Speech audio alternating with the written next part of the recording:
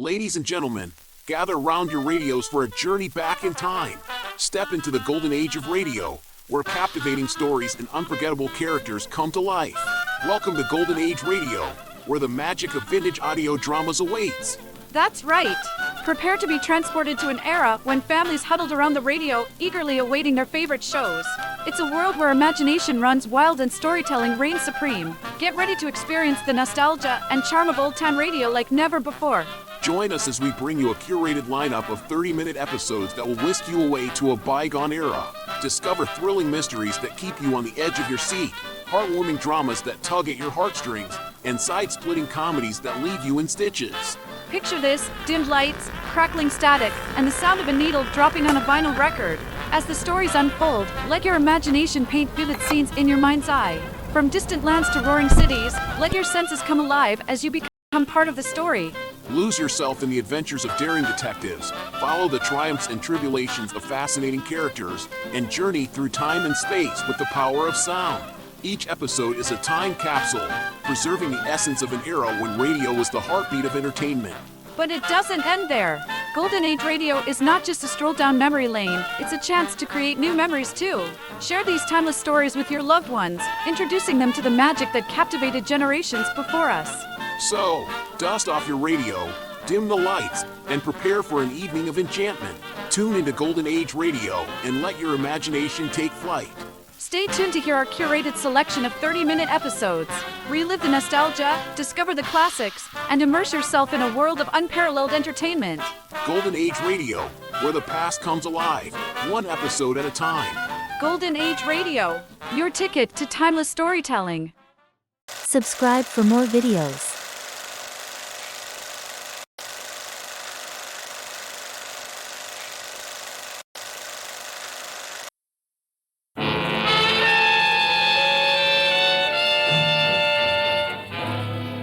Dangerous Assignment, starring Brian Donlevy as Steve Mitchell.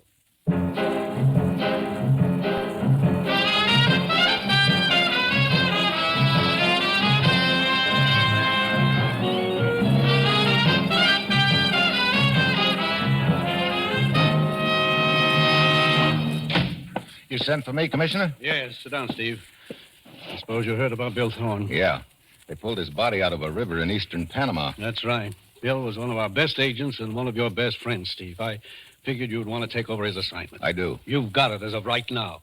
And I'll give you the background quickly. Ruth, how about Steve's credentials? I've got them all ready, Commissioner. Steve can pick them up at my desk. Good. Here's the setup, Steve.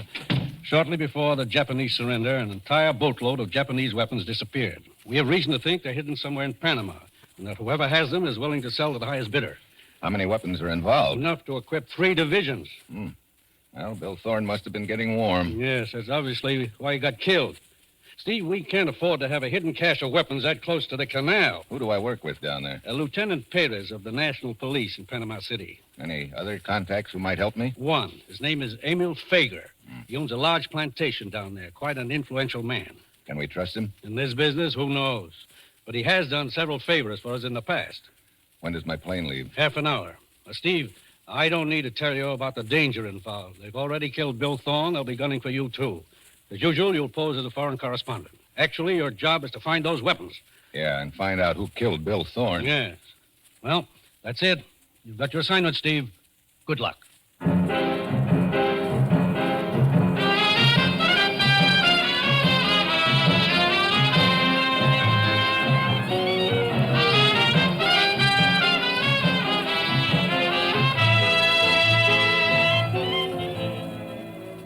The National Broadcasting Company welcomes back to the air Dangerous Assignment, starring Brian Donlevy as Steve Mitchell, colorful, two-fisted government agent.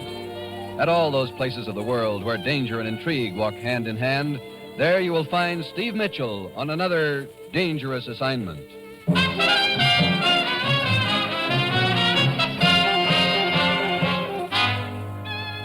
Steve Mitchell is en route to Panama City by plane.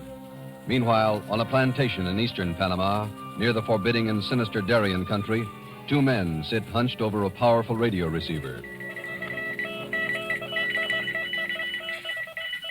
Steve Mitchell departed United States for Panama City.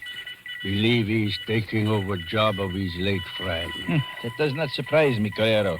I did not think they would let the matter of their weapons drop. We will try to give Mitchell the same reception here in Panama that we gave his friend Bill Thorne. Yes. You know what to do, Carrero. At the first opportunity.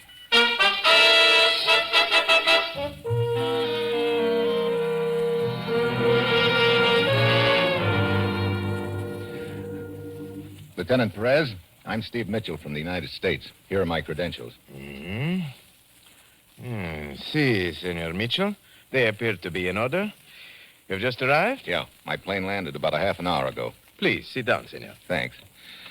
Say, is it always this hot in Panama? Oh, no, senor. It gets much hotter than this. Great. I presume you wish information about Senor Bill Thorne? That's right. Well, I'm afraid there is very little I can tell you, senor. Thorne's body was recovered from a river in the Darien country in eastern Panama. Was he already dead when he was pulled out of the river? No, not quite, but he lasted only a few seconds more. Look, was he able to say anything at all about what had happened? No, senor. He only mumbled something about San Miguel. Then he died. San Miguel? What did he mean? Well, I do not know, senor. It is very mystifying. However, there is an Indian village called San Miguel inland in the Darien region. Here, it is at this point on the map. Well, how would I go about getting to San Miguel? Oh, senor, that is very bad country. What do you mean? The Darien country to the east, it is very wild. One can travel only by train or boat. And the Indians are very savage. Many people who enter that country are never seen again. It wasn't an Indian who killed Bill Thorne. But you still haven't told me how to get to San Miguel. Then you are determined to go? Of course. In that case, I will accompany you.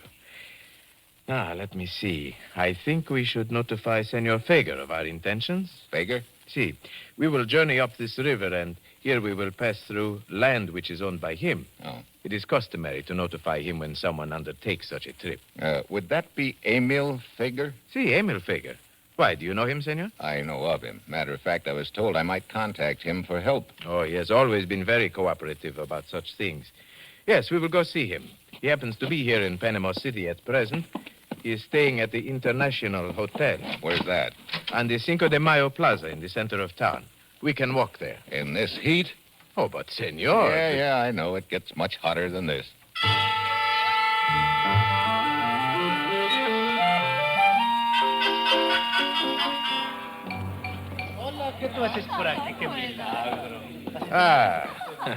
I thought we would find Senor Fager here in the lobby. That is he, the fat gentleman sitting in that chair by the window. Oh, he believes in service. I wish I had a guy to fan me. See, that is Senor Fager. Good afternoon, senor. Lieutenant Perez. But I fail to see anything good about the afternoon, sir.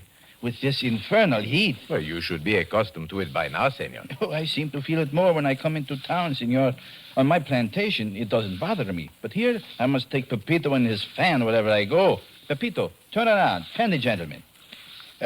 Senor, I would like to introduce Senor Steve Mitchell, a correspondent from the United States. Delighted to make your acquaintance, sir. Mr. Fager? Well, what can I do for you, gentlemen? Senor Mitchell desires to see some of the Darien country. I have offered to take him up the river with me. The Darien country? Oh, you're an adventurous man, Mr. Mitchell. That region is not generally considered to be suitable for an outing. So I'm told.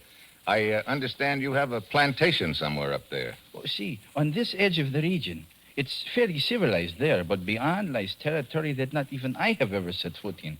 Pepito, you are lagging. Faster, faster. You know, this is the closest thing to a breeze I've felt since I left home. As we will be passing through your land part of the way, I thought I should ask your permission, Senor Fager. Granted, of course. Glad to have you, gentlemen. At least that portion of your journey will be safe.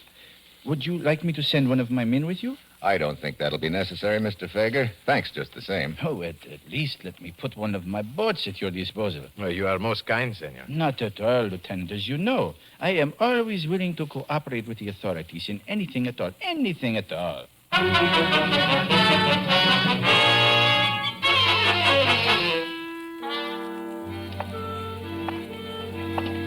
Wow. This isn't getting any cooler, Perez. No, senor. As you see, the streets are nearly deserted this time of day. Everyone seeks refuge from the heat. Yeah. I noticed that this street wasn't exactly crowded. Hey, here's a doorway. Let's get out of the sun a minute, huh? Of course, senor. What do you know? What is it, senor? Wouldn't you know it? 10 degrees hotter than a turkey's bath, and some joker builds a chimney on his house. Chimney? Oh, but, senor, there are no chimneys in Panama City. No. Look out in the middle of the street. See the shadow of that building across the way? Oh, that is no chimney, senor. Chimneys do not move. Hey, that's a man up there on the roof. See, he's got a knife. Get down, get down. It hit the door right over your head. Yeah. 2 inches lower, and I'd have gotten a haircut the hard way. Yeah. Did you get a look at him? Just a glimpse of his face. Ah, the roofs are close together in this part of the city. He could be a block away by now. Yeah. Well, senor, it would appear someone objects to your presence in Panama City. That doesn't surprise me much. Well, come on, Perez. Let's get outfitted and start that trip up the river to San Miguel.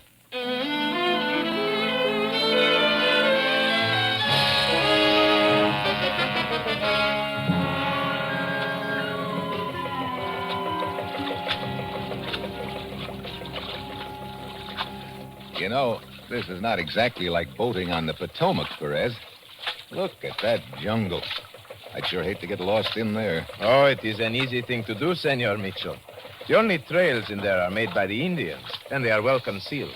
You say the Indians in this area are hostile? Most of them. There isn't any intrusion on what they consider their country. And, of course, the Indians are not the only danger in there. No? There are always the snakes. Snakes? Oh, yes, senor. This jungle is full of them. Many varieties, but most of them are quite deadly. Oh, fine. Well, we should be getting close to San Miguel. We have but a few more hours of daylight, and because of the rocks, it is very dangerous to navigate the river at night. Well, I'm not hankering to be out in this stuff at night. These mosquitoes don't help things either. Mitchell, someone is shooting at us from the jungle. Get down in the boat.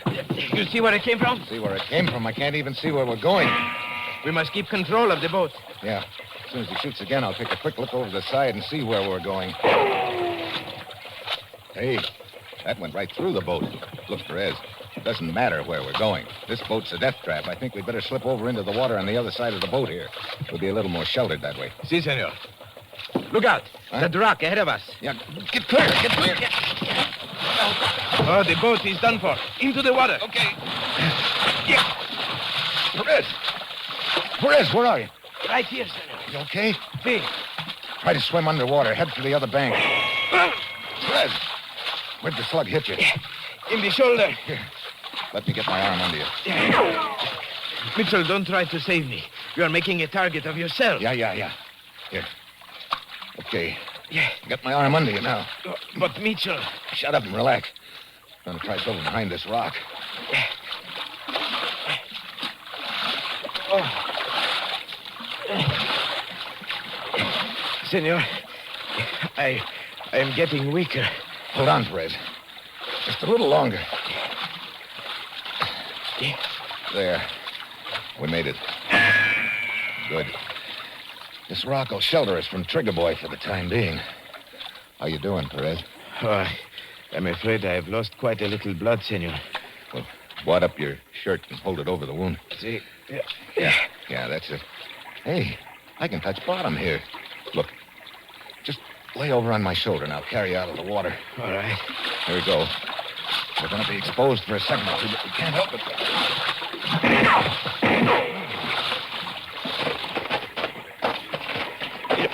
There. I don't think he can spot us in this underbrush. How far do you think we are from this village of San Miguel? Oh, it can only be a mile or two. Good. Okay. Come on, get up on my back now. Oh, no, senor. Please do not try to carry me. Leave me here and send help for me. Oh, fine. I'm sure the snakes around here would love to see you. But you cannot carry me all that way. Well, I'll admit playing piggyback with a sniper after us isn't my idea of fun. But at least we've got the river between us. Come on now. Here, up you go. Yeah.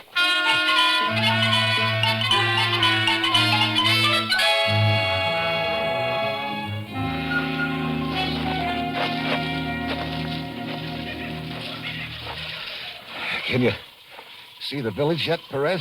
See, it is in that clearing just ahead. Good. This is sure the longest mile I've ever walked in my life. Yeah, I see it now. Hey, all the huts are up on stilts. Uh-oh. Looks like we've got a reception committee coming towards us. The man in front, I think he is their chief. We had better stop here at the edge of the clearing. Okay. I'll put you down here. Yeah. There. Can you stand all right? Yes. Senor Mitchell. Yeah? For bringing me to safety, I... Gracias, senor. Yeah. Here they come.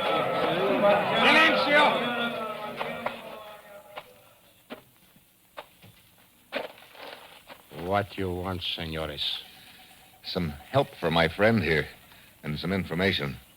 You come as friends? Yes. Believe me, Chief, we're in no position to do harm to anyone right now. Blas! Si. Have that one's wound cared for? Si. Can you walk, senor? See. Come with me. I'll check with you in a couple of minutes, Perez. Si, senor. Thank you, Chief. What you want to ask me, senor? Chief, a friend of mine was killed near here a few days ago. His name was Thorne, Bill Thorne. I remember him. Well, he came to see you? Si, senor. Why? He wanted to ask me about mystery of San Miguel. Mystery of San Miguel? Well, I guess he got killed trying to find out what that mystery was. I've taken over for him. Now, what can you tell me about it? 2, 3 years ago, 20 my best men walk into jungle. Disappear. Never see again. They disappeared without a trace? Si, senor. Oh, why did they go into the jungle? White man offer them job working for him in mine in jungle. A mine? You know who the white man was? No, senor. Is the mine around here anywhere? Si. It's down river not far from here. But mine is deserted. Look, would you furnish me a guide who could take me to that mine? Si. I will send Blas. He is best man I have. Thanks, Chief. I'd like to start right now.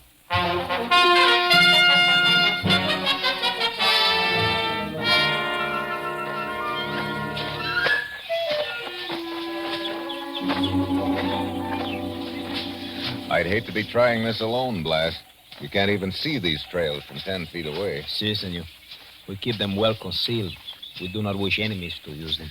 You have any idea what kind of work these men from your village were doing at this mine we're heading for? No, senor. Once I saw some of them going down river on a large boat. Could you see what was on the boat? Big boxes. Big boxes, huh? Yeah, that could have been the weapons. Aye, here we are, senor. What? Here's the mine. Where? I don't see anything. Right over there, senor. Is that it? See? No wonder I couldn't see it.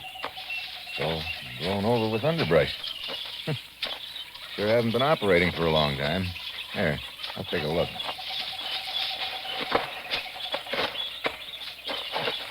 Hey, the shaft's completely caved in. No chance of finding out what's down there now, I guess.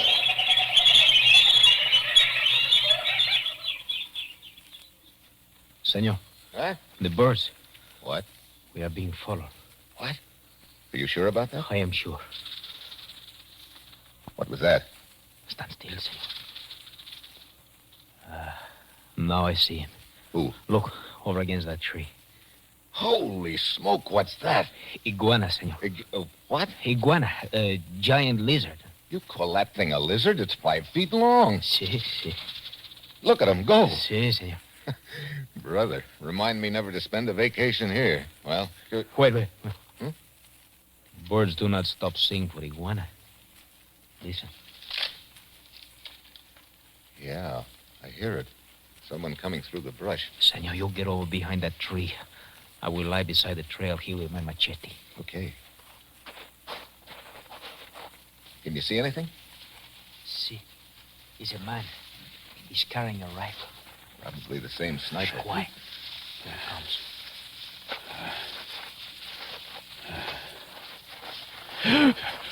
No!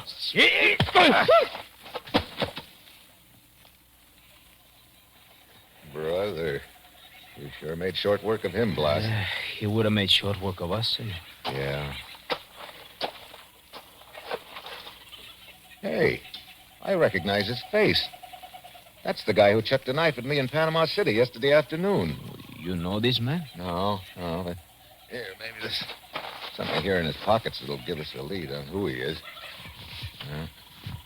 Just this picture. Picture of himself? Yeah. That girl he's with isn't bad either. Well, come on, Blas. Let's get back to the village. Look, I'm going to ask the chief if I can keep you with me to help me take Perez back to Panama City. I've got to get back there and make out my report.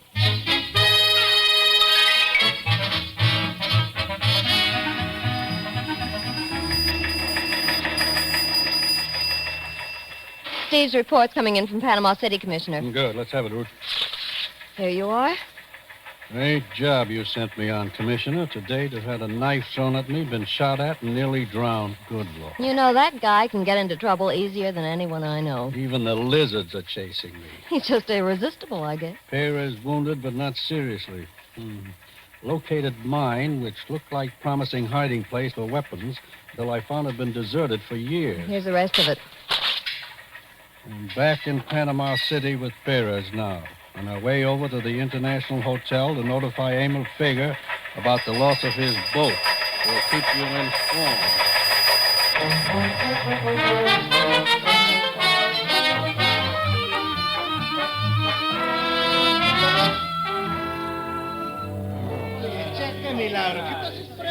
We are very sorry about the loss of your boat, Senor Fager. Nonsense. It was unavoidable, Lieutenant. And I have other boats.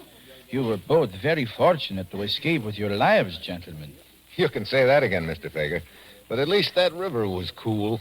Where did you say this incident occurred, Senor Perez? Oh, about 20 miles past your plantation, Senor. Yes. That's bad country up there. Makes a perfect hiding place for outlaws and cutthroats. Any idea why that sniper should be shooting at the two of you, sir? No, none. Must have been a nasty wound you got, Senor Perez. See, my shoulder still pains, but it is much better now. Come on, Perez. We better be going. I'll see you later, Fager. And thanks again for the use of the boat. Oh, you're quite welcome, sir. It is just unfortunate your adventure had such a disastrous ending. But do not hesitate to call on me again if you need anything. Thank you. I looked up the registration papers on the deserted mine as you requested, Senor Mitchell. What'd you find out? Well, it was owned by Manuel Carrero, and the foreman was Eduardo Avila. Either of those names mean anything to you? No, not that of Manuel Carrero, but I do know Avila. He has been arrested several times this last year on charges of drunkenness. He frequents the bars on the Avenida Central. Good. Let's go over there and see if we can run him down.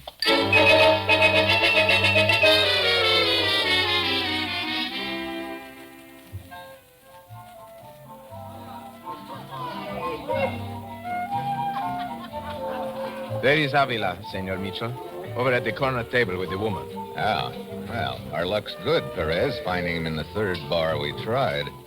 Hey, who's that girl he's with? I do not know, Senor. She is just a Blue Moon Queen. A what? Blue Moon Queen. That is what we call them here. Girls who frequent these bars and get men to buy drinks for them. Why do you ask, Senor? Because she happens to be in the picture I took out of the dead sniper's pocket. What? Are you sure of that? Take a look at it. Here. See, you are right. Come on. Eduardo Avila? What do you want? As you know, I am Lieutenant Perez of the police. What has Eduardo done? I will ask the questions, Senorita. I've done nothing. Were you not once the foreman of a mine up the river near the edge of the Darien country? That mine has not been operated for years. What kind of a mine was it? Why don't you leave me alone? All the time the police, they arrest me, lock me up. Why don't you leave me alone? All I want is to be left alone. Avila, come back here. Let him go for now, Perez. I want to talk to the little lady here. What you want with me? Take a look at this picture. Who's that man with you? I do not know. Come on, quit stalling. I tell you, I do not know. Senorita, allow me to point out, if you do not tell us, I will have to arrest you. I believe you are acquainted with our jail. I'm certain you would not like to return. Now, who is the man in that picture with you? Torero. What? Let's have that again. Manuel Carrero. Mitchell. Yeah. Thanks, senorita. Come on, Perez. Senor Mitchell, Manuel Carrero was the man who was listed as the owner of that mine. Yeah, the same guy who threw a knife at me and was shooting at us in the river. I wish he'd lived long enough to fill in a few details. After you, senor. Thanks. What do you think of this foreman we just talked to, Avila? He impresses me as a man who knows something he is drinking to forget. Yeah. I wonder if he's trying to forget those 20 natives who disappeared from San Miguel. You know, all of this seems to tie into that mine. Have you still got those registration papers on it? See, in my office. Good. I want to take a look at them.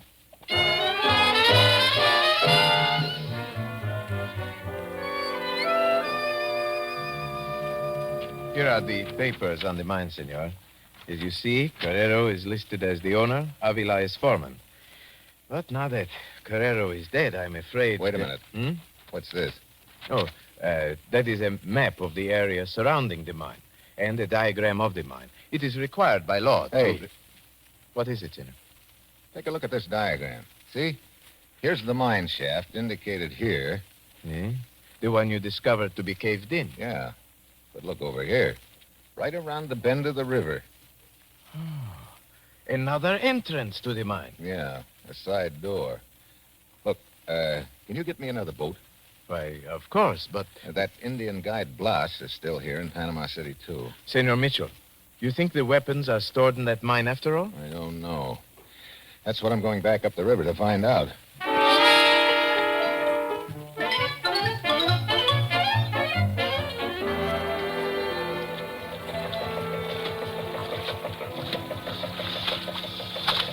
We are very near to the shore, senor. Yeah, Blas. I'm keeping the boat in as close as I can. I don't want to miss that mine entrance. We should be getting warm, according to this map. Look, there's the bend in the river just ahead. Yes, senor, I see the entrance. What? Right over there. In the side of the river bank. Oh, yeah. Brother, you'd never spot that in a million years unless you knew right where it is. It's all covered with underbrush. See. Okay. Tie up to that branch. We'll take a look. See. There. Okay, come on.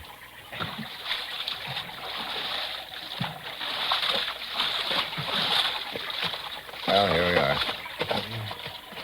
It's very dark in town. Yeah. I got a flashlight. I'll go first.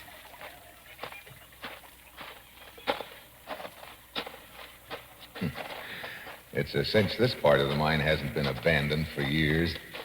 Look at the footprints in the dirt. Wait a minute. The tunnel takes a turn to the left here.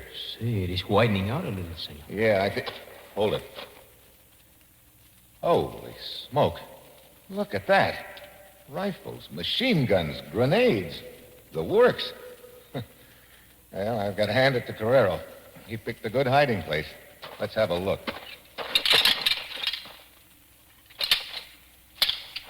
Senor, look. Huh? Look on the ground there. The bones, they're all around us. Yeah. Skeletons. A lot of them. Yeah, I guess that solves the mystery of San Miguel, Blas. 20 men from your village walked into the jungle and disappeared. 20 men who were hired to bring the weapons here and then were killed to shut their mouths. One of those skeletons, senor, once was my brother. I didn't know that, Blas. I'm sorry. Senor, Hmm? somebody is in this mine with us. Well, I'll douse the light. Your light is not necessary. I will furnish the illumination. No. Stand quite still, both of you. Well, Emil Fager, complete with gun. At your service, Mitchell. Or should I say, you are at mine. So you're the big boy in the deal, huh? I knew it was only a question of time until you discovered this entrance to the mine, Mitchell. So I thought it expedient to await you here and give you the reception you so richly deserve. Manuel Carrera was just fronting for you with the mine, huh? He was an employee of mine, and a very inefficient one, as it turns out. Stay close together. I want to keep you both in the beam of my flashlight. This man, senor, Yes, boss? he is the one who killed the men of my village and my brother. That's right. He's the one, Blas. Wait, you. Stay where you are. Stand back, I say. Watch out, Blas. He'll shoot. What happens to me does not matter. Get back. Drop that machete. I avenge my dead brother! Throw your machete. Throw it. You knocked the gun out of his hand. I've got it. Oh, let go of me, Mitchell. You sure. Let go of your right. Now. You okay, Blas? See, this one is nothing. Just my leg. Yeah. This is the second time you've saved my life, Blas. I hope it's the last time. Believe me, I don't want to make a habit of it. Senor, this man Fager, it would give me great pleasure to kill him. Yes, I know how you feel. But at least he's going to be out of circulation from now on. He's out of the weapon-selling business for good. Well, I guess this puts a new twist on an old saying. What is that, senor? He who lives by the sword shall perish by the machete. Oh, come on, Blas. Let's get out of here.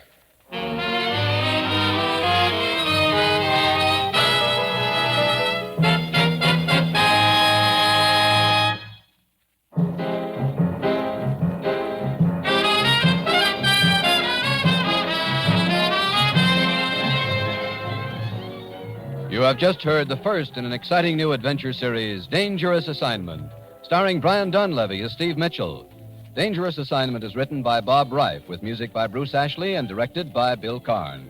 Be with us next week at this time when Brian Dunleavy, starring as Steve Mitchell, will embark on another Dangerous Assignment. Fred Allen visits Bob Hope. Be sure to hear them tomorrow on NBC.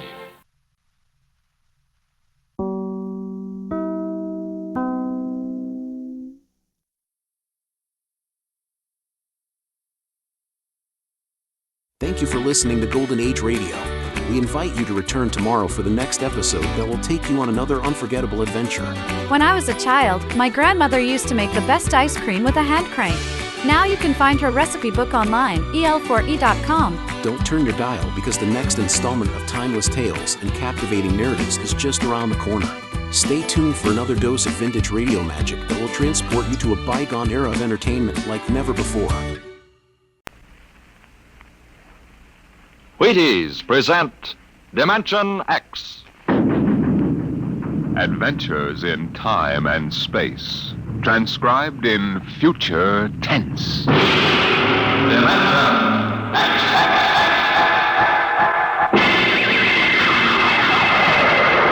On stage tonight, Dimension X, another in the Wheaties' big parade of exciting half-hour presentations. I don't mean to be too personal, mind you, but have you found out how Wheaties at 7 can help at 11? It's really very easy to find out, you know, and it's mighty worthwhile. Now, what you do is this. Come breakfast time some morning real soon. Dish yourself up a bowl of Wheaties. Crisp, golden flakes, 100% whole wheat. Add some fruit, add milk, and you'll be getting some real nourishment. And at 11 a.m., I think you'll begin to understand why. Because Wheaties have it. The whole wheat energy that makes such a difference come mid-morning. Wheaties have it, and it's for you. Now, see if you don't look better, feel better, smile easier every day that breakfast begins with Wheaties. I know, I do. See for yourself how Wheaties at 7 can help at 11. It's amazing, really.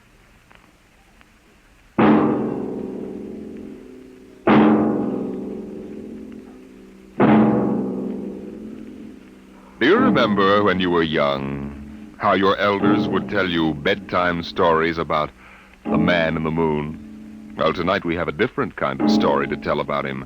A story of suspense in the unknown world of the future, where anything can happen.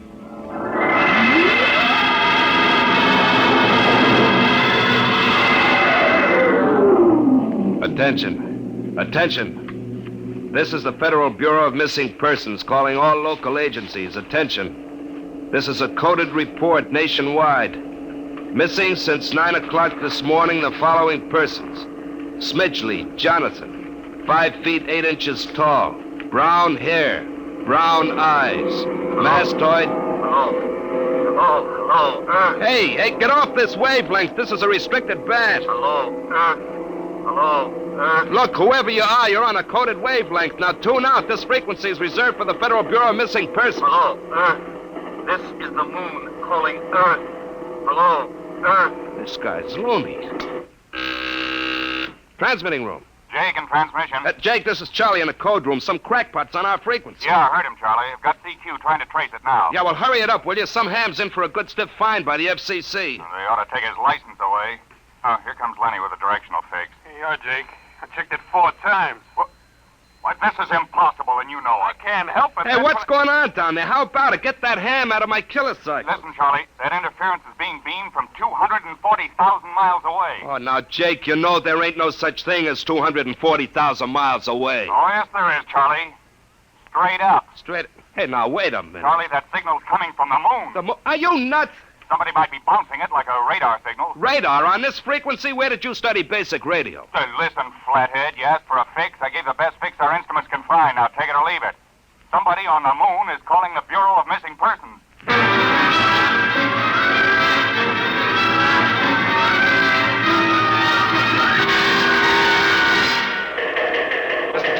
Mr. Timken. What's the sweat, Charlie? Shouldn't you be broadcasting? Now, listen, Mr. Timken, you know I'm a sober citizen, right? Never once have I broadcast with the smell of alcohol on my breath, right? In all your 12 years here at the Bureau, did I once... What's the matter, Charlie?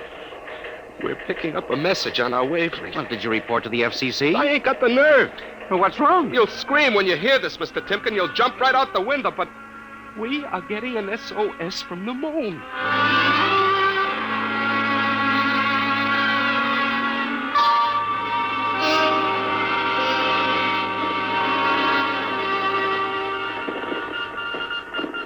That's got it.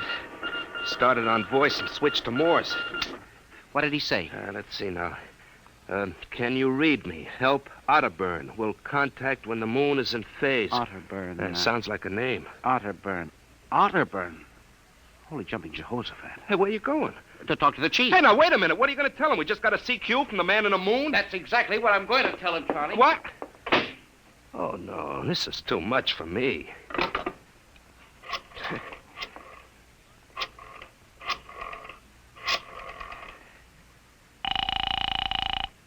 Washington Star-Ledger. Let me have O'Brien on the city desk, huh? One moment. O'Brien speaking. Seamus?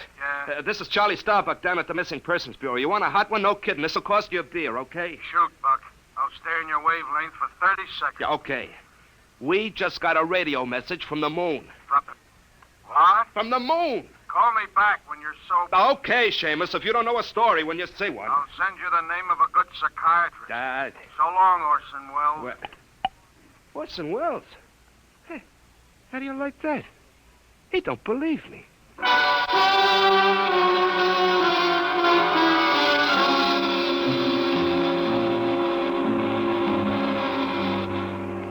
Otterburn, Mr. Wade. Does that name ring a bell? You're the man with the photographic memory, Henry. What about Otterburn? Cornelius Otterburn, atomic physicist, reported missing from his home in Baltimore on June 5th, 1945, just 5 years ago. Vanished completely. Are you trying to tell me you really think there's something to this man in the moon business? Henry, I'm surprised at you. This is some crackpot trying to jam the airwaves. But the name Otterburn is so unusual. So are a lot of names. But, Mr. Wade, I have a theory. Henry, you always have a theory. But, Mr. Wade. Out, Henry. Mr. Wade. Out. I'm busy. Yes, sir. I'm sorry, Henry. Oh, here, take this folder of reports for the death file. Oh, yes, sir. And no more nonsense, eh, Henry? I appreciate that you have a very dull job filing old missing person reports, and I appreciate that you take an active interest in the affairs of the Bureau. But, no more nonsense, hmm? No, sir, Chief. No more nonsense. Oh! Pardon me. Hmm? Are you Mr. Henry Timken? That's my name. Permit me, Jefferson Philo, scientific feature writer. May I have a moment of your time? Certainly. Just sit down at my desk right over here. Thank you. My, that's quite a stack of papers. Filing. I'm the records custodian of the Bureau. 12 years and never misplaced a record. Magnificent. Now, Mr. Timken. Yes? Mr. O'Brien, the editor of the Star-Ledger, said I might drop by and investigate a rumor. Only a rumor, mind you, that a message from the, moon? Well, we aren't certain it's from the moon. It may be a bounce. They have bounced radar waves off the moon, you know. Yes, I know. I wrote the first newspaper article on it. Oh, really? Well, I'd be interested to read it. I must have a copy in my briefcase. Well, don't bother. Oh, but I insist. There you are. I'll leave it on your desk. Well, thank you very much. Now, about this message from the moon, Mr. Timken. Well, we don't know for sure, as I said, but I believe that this message, wherever it originates, is from Cornelius Otterburn. The physicist? Oh, you know him. I once wrote an article on his contribution to nuclear mechanics. A brilliant man, Otterburn, years ahead of his contemporaries. Well, whoever is sending those signals, if he isn't on the moon, is at least using the moon as a sounding board, bouncing the signal. But why, Mr. Timken? Why? Look here, Mr. Philo. If you will come here tomorrow night at 8, we may learn the answer to that question. I have arranged with Charlie, our radio man, to let me use the equipment. May I consider this an invitation? You certainly may. Very well, sir. Until tomorrow night, then. Goodbye, sir. Goodbye, Mr. Philo. Goodbye. Lack-a-day. Now, let me see now. Well, that's funny. Where did this list of names come from? Paul Aarons, astromathematician. Robert Simons, electronic engineer. Carl Parker, mining specialist. Oh, this must have got mixed up with the papers on my desk by accident. It's a peculiar list of names. Most peculiar.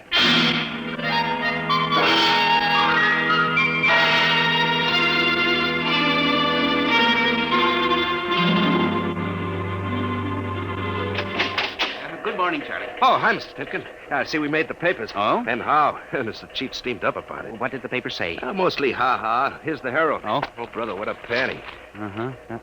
Oh, dear. Oh, my. No wonder Mr. Wade is hopping. About tonight, Mr. Timken, I don't know. Now, you promised you'd give me a key to the radio room, Charlie. Yeah, but I didn't expect this. Listen, Charlie, we've got to find out if there's something to that message. If Otterburn is alive somewhere and radioing for help, it is... Hold it. Time for the morning broadcast. We've got quite a list today. Well, do you mind if I listen a while? We may hear Otterburn. Oh, I ain't so conscious. Stick around. Attention. Attention, this is the Federal Bureau of Missing Persons calling all local agencies nationwide. This is a coded broadcast. The following persons are missing. Aarons, Dr. Paul, 5'5", brown hair, brown eyes, scar on left side of chin. Aarons? Thick glasses, occupation astromathematician. Missing since 6 o'clock this morning. Being sought by Bel Air police. Charlie. Repeat, Dr. Paul Aarons. Charlie, shut it off a second. Oh, now, listen, Mr. Timken. It's okay to stay, but you can't interrupt. This is important. Now, what time was Dr. Aarons reported missing?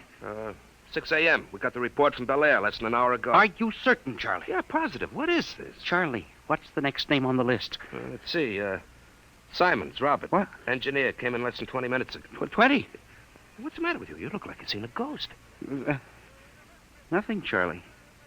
Except that last night, quite by accident, someone left a list of names on my desk, and that list included the names of those 2 men who weren't reported missing until an hour ago. What? Yeah, that don't sound right to me. It isn't right, Charlie. Which raises a question. Who would make up a list of missing persons before they were missing, not after?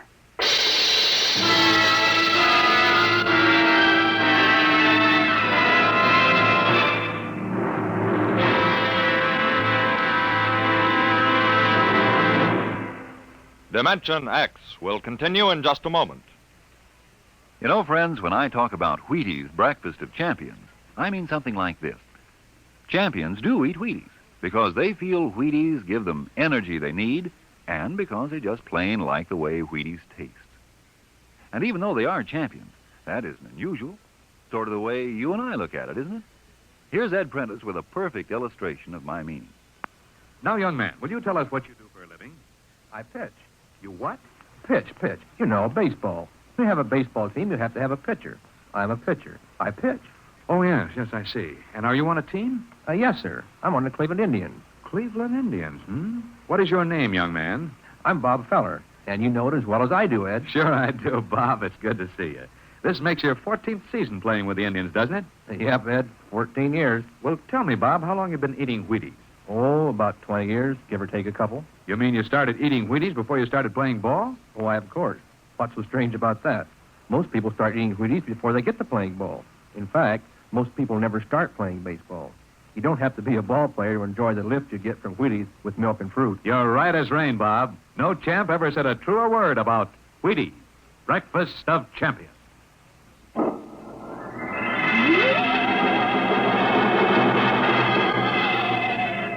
And you say this list of names was left on your desk accidentally? I believe so, Mr. Wade. Do you have any ideas?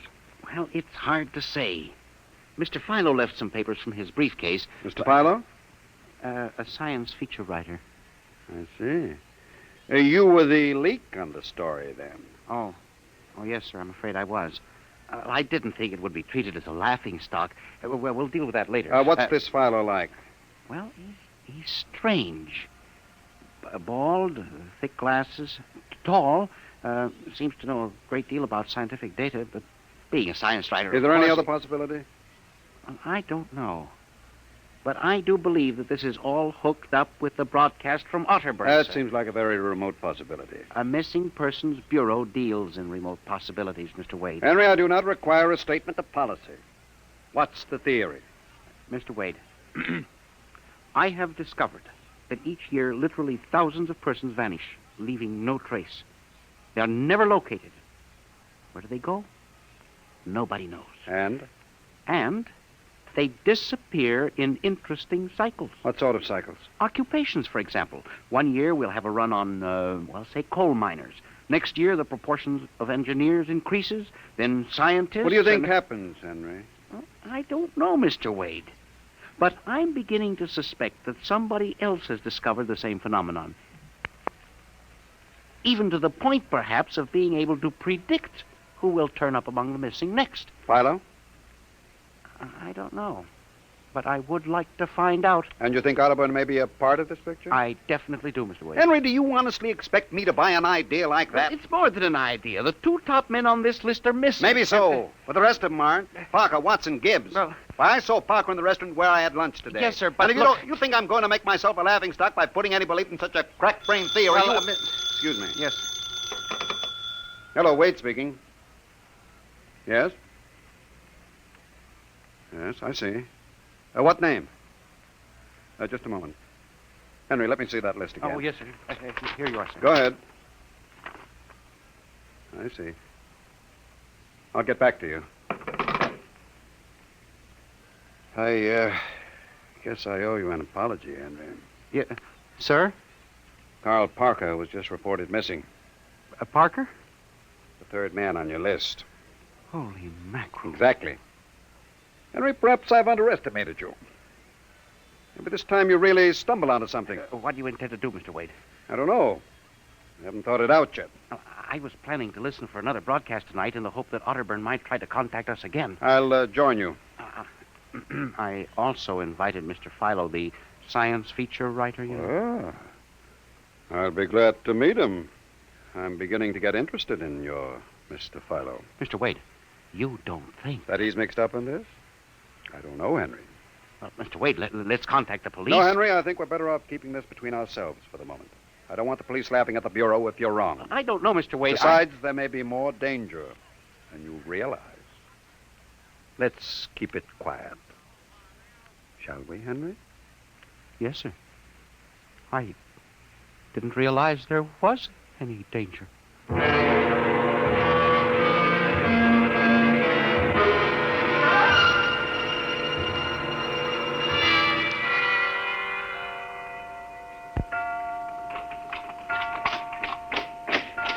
8 o'clock. Friend Mr. Philo was late. He said he'd be here, sir. Moon is almost in direct phase. You can't wait much longer. You'd better switch on the set. Yes, sir. I'll have to light in the hall for Mr. Philo when he comes. Are you getting anything? Just some foreign stuff. Programming from Johannesburg, South Africa. We continue in Africa. Oh, no, dear me. That's a very peculiar transmission sound. That sounds like something. See if I can work the selector here. The moon is in phase. Yes, sir. Hello? Earth, can you hear me? I'll try to return. Hello? Hello? Hello, Earth. Hello, do you hear me? I get you now. Thank God. Who are you? Can you hear me? Who are you? This is Professor Cornelius Otterburn. Hello? Go on, I hear you. Not much time. They're on to me. They've located my sending point. You hear me? Go ahead, keep talking. I've only enough oxygen for a few minutes more. Well, where are you? I'm on the Earth side of the moon. You get that? The Earth side of the moon. A volcanic crater. Good Lord. Start that recorder, Mr. Wade. Go on, explain, please. Explain, please. Closely. There's an Earth colony on the moon. There is an Earth colony on the far side of the moon. Made up of renegade scientists and criminals. Professor Ernst Holtzman. Holtzman, he died in an insane asylum in 1938. Professor Ernst Holtzman discovered nuclear rocket power in 1935. Turned his plans over to escaped inmates of the asylum. They took off and set up a colony on the far side of the moon in 1938. Go ahead. We're recording you. Each year, they recruit new colonists from Earth. Slave labor mostly. Some women, scientists. The oxygen problem is a big one. I was kidnapped in 1945. Yes, we know. Keep talking. They wanted me to work on atomic drive with their flying discs. Hello? We're still getting you. Go on. 6 others and I escaped. Speak louder. But my charges left, getting weaker. We pulled what little oxygen we had. The others, dead now. Thank God I reached you. You've got to stop them. Stop them. Stop who? The moon colony, planning to take over the Earth. Listen, they have agents on Earth. Hear me? Agents on Earth? Where? Who? Hello? Hello? Agents in... Henry, look out. The light. Someone at the window. Get down. Henry, are you all right? I think so. Oh, his shot smashed the transmitter. Strike a match. Careful. Whew, that was close. I got a look at him. From the description, it was your Mr. Philo. Well, we got a recording anyway, but not the most important part of the message. Henry, we've got to get you out of here. You said they had agents. Philo's probably one of them. He'd be looking for you now, trying to kill you. The police, You Mr. think the Wade. police would believe a fantastic story like this? People being kidnapped to the moon as slave labor? Moon colony planning an invasion of the Earth? Henry, believe me, they'd clap us into straitjackets before we could finish. We've got to do We something. need time to get proof. But we can't walk out of here. Philo's probably I waiting. can only figure some way. Wait, I know. How? Listen, there's a service elevator that leads to the basement garage. My car is there. Mr. Wade, By let's the call time the the police get here, we'll be dead. You think Philo will wait outside all night? Come on.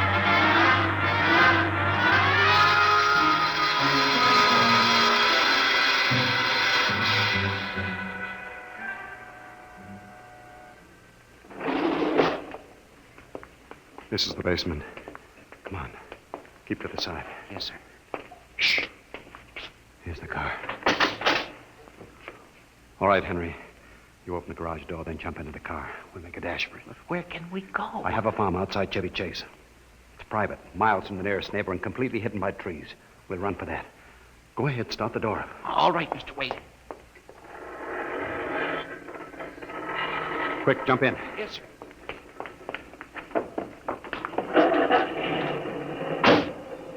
All right, here we go. Cross your fingers, Henry.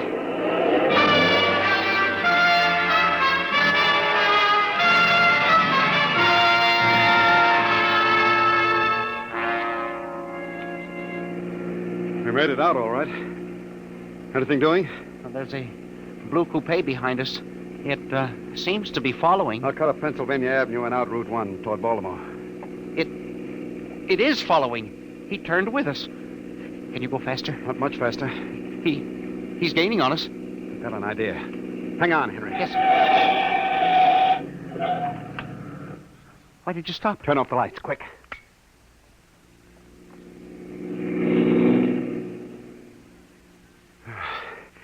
It worked. He shot right past us. Now we'll double back and go out another route. I think everything's going to be all right now. We can be at my farm in less than an hour.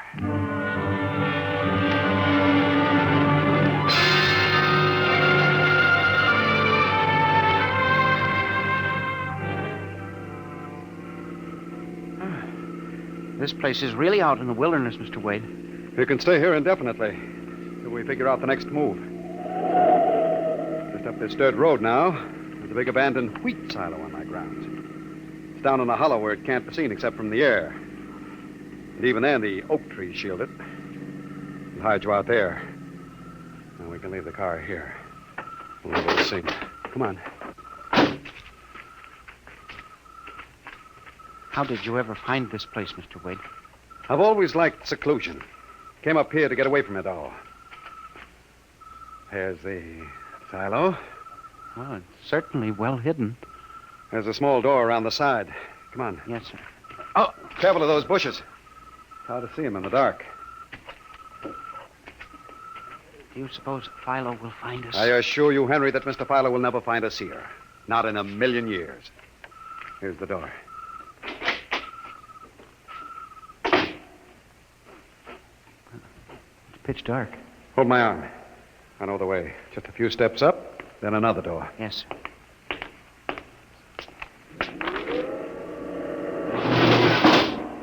Steel.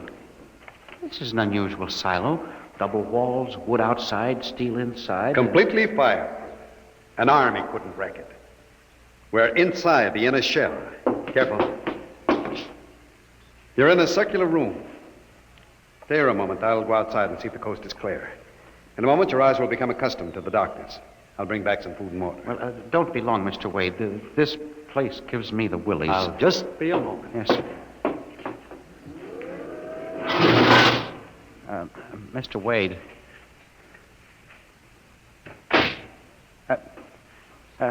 Mr. Wade. I swear I hear something. Mr. Wade! What's that? There is something. Good Lord. There's someone in here. It's locked. Oh, no. Oh, this must be a light switch. Oh, thank God. Oh, no. People. 10, 15, 20 of them. Mr. Wade! Help! Help! Will do you no good to shout, Henry. Mr. Wade, where are you? Outside, speaking over the intercom. Mr. Wade, there are people in here. 15 or 20 of them. They're sitting like statues just staring at me. They won't hurt you, Henry. They've all been drugged. They're even more helpless than you. Yes, but who are they? Permit me to introduce them, Henry, since they're currently unable to introduce themselves. The gentleman seated before you is Dr. Paul Ahrens, the astromathematician. Ahrens? Next to him is Mr. Robert Simons, electronic engineer. Names on the list? Yes. They've all been recruited for work with Professor Halsman's group on the moon. On the moon? Then you're one of them? Of course. You'll turn around, Henry. You'll recognize the drugged form of your old friend, Mr. Philo. Philo? But I thought... That he was part of the conspiracy? No, on the contrary. His snooping made it necessary for me to include him. Yes, but the man in the window, the one who fired the shots. An agent of mine, the pilot of the ship. Ship? What ship? This silo is a camouflage for a rocket launching platform. In a moment, the roof will slide back for the rocket's takeoff. A rocket ship? In exactly 70 hours, you and your companion will join Professor Otterburn on the moon. But you can't do this to me. We have done it, Henry. No! You see, there was another name omited from that list, which I carelessly mixed up with your papers. That of Henry Timken. No! Bon voyage. I won't let you do this! You can't! Please let me out! Let me out, please! This can't happen! Let me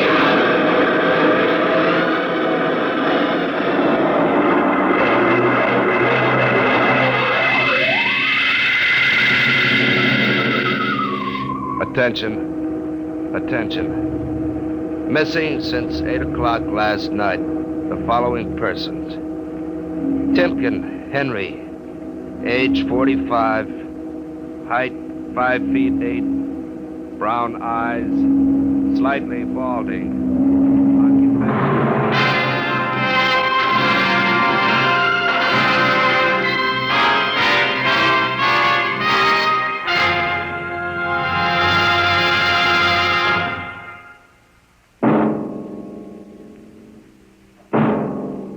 Tonight, Dimension X has presented The Man in the Moon, an original story by George Lefferts. Featured players were Louis Van Rooten as Henry Timken and Santos Ortega as Wade. Your narrator was Norman Rose. Music by Albert Berman, engineer Bill Chambers.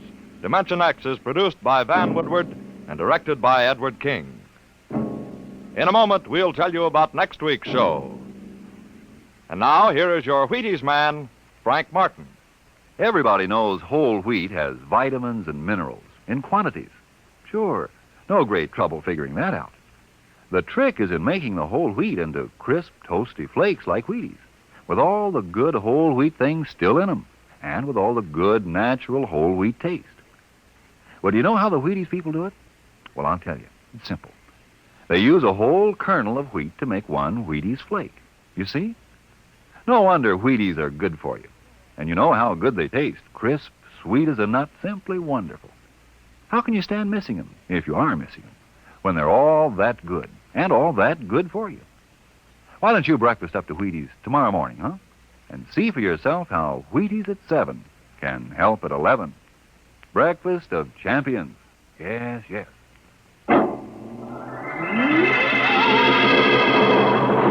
Next week, a strange and thrilling story of the foreign underground, of a brilliant young scientist and his wife whose only chance for escape from the secret police lay in a world that is beyond infinity, the world of...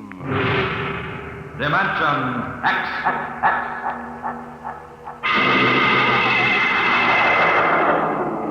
And this is the Wheaties man, Frank Martin, inviting you to listen tomorrow night to Joel McRae in Tales of the Texas Rangers on the Wheaties Big Parade. See you then. This program was transcribed. Jack Blake tells the story of the underworld next on NBC.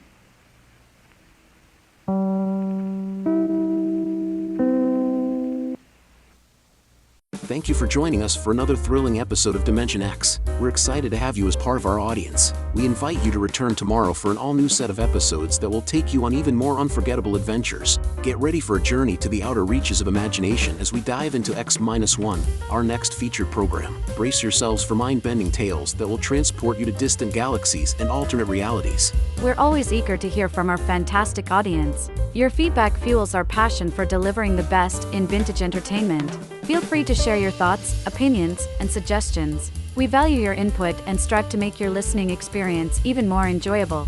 If you're looking to enhance your Microsoft Access skills, look no further. Reach out to them at 615-420-2040 and ask for Mark. Once again, thank you for being a part of our Golden Age radio community. Get ready for more riveting stories, captivating characters, and timeless entertainment. Until next time, stay tuned and keep the nostalgia alive.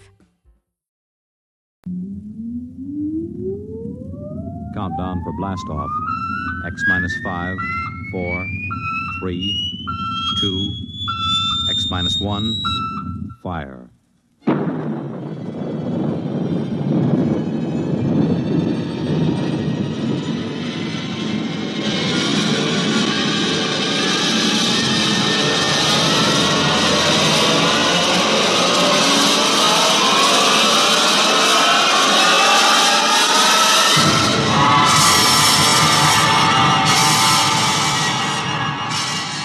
From the far horizons of the unknown come transcribed tales of new dimensions in time and space. These are stories of the future, adventures in which you'll live in a million, could be years, on 1,000 maybe worlds.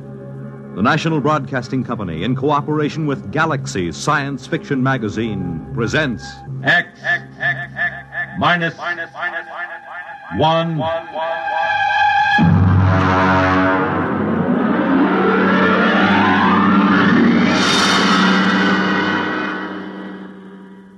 Tonight, La Longamina by Gordon R. Dixon.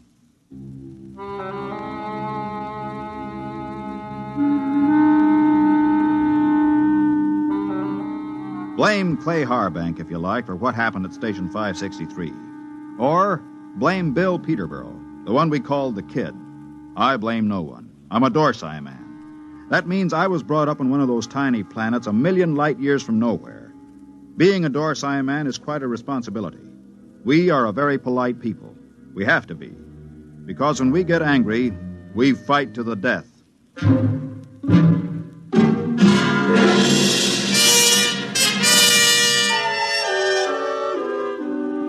It all began that evening that Clay Harbank began reminiscing about his home planet, Lulungamina. We were sitting around the recreation room of 563. There was a card game going on in one corner. Lulungamina. The very name sounds like music, doesn't it, Mort? You know me, Clay. I'm a Dorsai man. I've been in the Dorsai planets. I've seen them all knocking around this universe for 35 years. But when it comes to sheer beauty, Lulungomina. How long since you've been home, Clay? Home? 20 years, Mort. 20 stinking, miserable years. Well, that'll be over soon. Another 10 days. You gonna miss old 563? Miss this godforsaken little asteroid? Not for a minute. We'll miss your ugly face around here. At least I will. I'm gonna miss your gloomy dorsipus, too. Mort, why don't you get out of it? You've had more years in space service than any of us.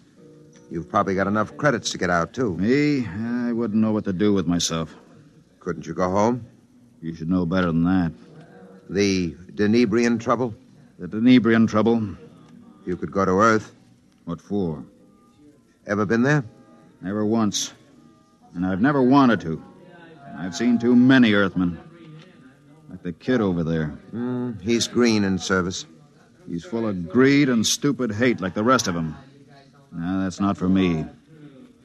Looks as if the game's breaking up. Here he comes. Well, if it isn't the big gambler from the windy planet. What's its name? Lulungomina. Yeah. How's the piggy bank coming, Dad? The piggy's a gentleman, kid. He never overeats, so he won't ever get indigestion. Sour grapes. You see this wad of credits? 500. How long you have to work for 500 credits, Dad? How many trips you have to make around this asteroid? How much closer to fall in your grave you have to come? You look as if you made a killing. I always make a killing. I'm a natural-born gambler. And I don't just talk about it like some. I think I'll go out and take a turn around the station, Mort. Fine, I'll go with you. It's, stuffy in here. Don't bother. I'd rather be alone. Big shot. Knocked around the planets for 35 years. Used to have a reputation as the hottest gambler in the systems. Comes from the most beautiful planet in the universe. Bull. Why don't you lay off him? Kid, let me give you a piece of sound advice. Go ahead. Lay off Clay Harbank. He's been around the systems a lot longer than you have. He may not be any chicken, but he's a tough baby when the situation calls for it. You trying to scare me, Mort? I thought you Dorsai guys were smarter than that. I'm beginning... No, look, kid. No, look. No offense, Morty. I mean, I wasn't trying to insult the Dorsai people or anything. I gotta go do a flight check. I'll see you.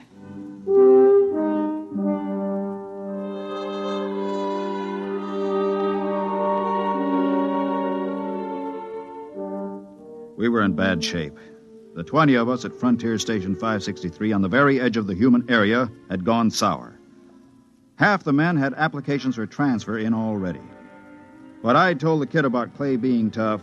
Well, that was a bluff to keep him off. Nobody knew better than I did that Clay was burned out inside like a used-up rocket. I put on a spacesuit and went out to join him. Oh, hi, Mort. Hi. Beautiful night, huh? Nice. Back on Lulungomina, on a night like this, the rakish flowers open up, and you can hear them singing. There are 6 moons, and every one of them is like a yellow lantern. My mom and dad and I used to live on the edge of a lotus pool. Here I go talking about home again. Figures. A guy who's been saving up for 10 years to get home is bound to start thinking about it when the time comes. I wish you could come with me, Mort. Clay, tell me something. Yes? Do you ever get the urge to gamble again? Do I get the urge to gamble? Mort, you ever watch a man who's been on PON for a while? When he's broken the habit, you can't get him near the stuff. He despises it. And yet, the same man is liable to go back on with no provocation. Well, that's the way it is when you've gambled all your life. I figured. Maybe that's why I keep talking about home. Every time I hear the kid flipping those cards in the recreation room, I start talking about home. Have you noticed? I've noticed. But this time I'm going to make it, Mort. I tried 3 times before. This time I've got the dough, and I know I'm going to make it. I think you will, Clay. You know what did it? No. Lulungomina. That's what saved me this time. The thought of that beautiful planet. Well, when you get there, you can send me a photo tape. At the rate we get visitors, it should reach me in 5 or 6 years.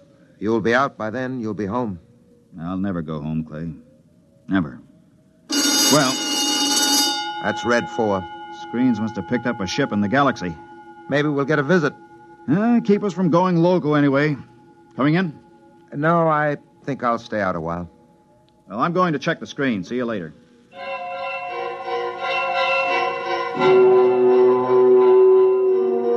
Red 4 meant simply that a ship was entering the galaxy. The chances of it touching down on 563 were pretty remote, unless it happened to need a clearance for Earth or Mars. The screen was black by the time I got there, but the kid was filing a report. Oh, hiya, Mort.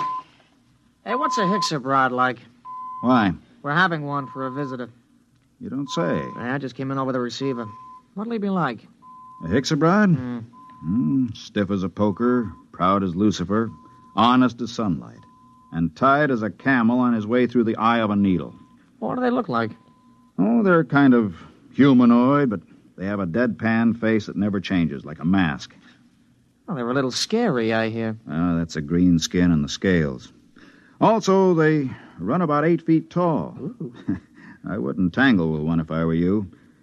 Back on Denebria once, I saw a Hixabrod rip a man to ribbons with its claws. Why?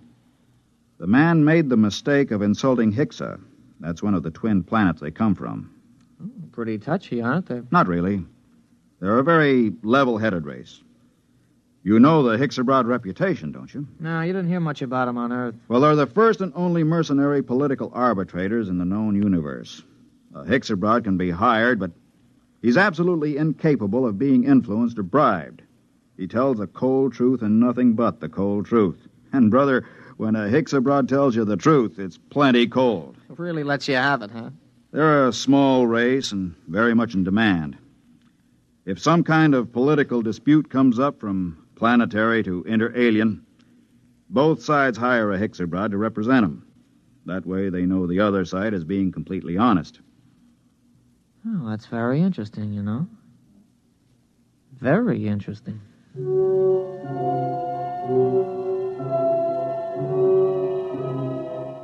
I could tell there was something on the kid's mind, but of course I didn't know what it was. Most of the talk in the recreation room that night centered around the arrival of the Hixabrod. Landing beacons were turned on, and we waited for another radio communication. Hey, anybody want to sit in on this next hand? Mort? No, thanks. Well, I know better than to ask the galaxy's foremost gambler here. That's right, kid. Well, maybe when this Hixabrod gets here, we'll be able to work up a decent game. Do Hixabrods gamble? No, kid, they don't gamble. That's too bad.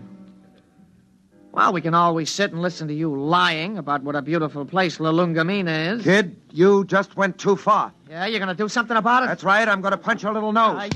Hey, break it up! Break it up! Clay, you all right? Yeah, I'm okay. Well, you better get to the infirmary. Have your mouth taken care of. Kid, you get to your quarters. Since when are you giving orders? I'm telling you to get to your quarters. You better do what he says, kid. He's a Dorsai man. That's all I've been hearing since I got here. What big gamblers come from La Lungamina and how Dorsai men are killers. So far, I've seen nothing, but I heard a lot of talk. You're gonna get to your quarters? I'll give you 5 seconds to start moving. You better go ahead, kid. Okay, Mort. I'm letting you bluff me out of the game this time. Just remember, there's going to be other games. Next time, I won't be bluffed.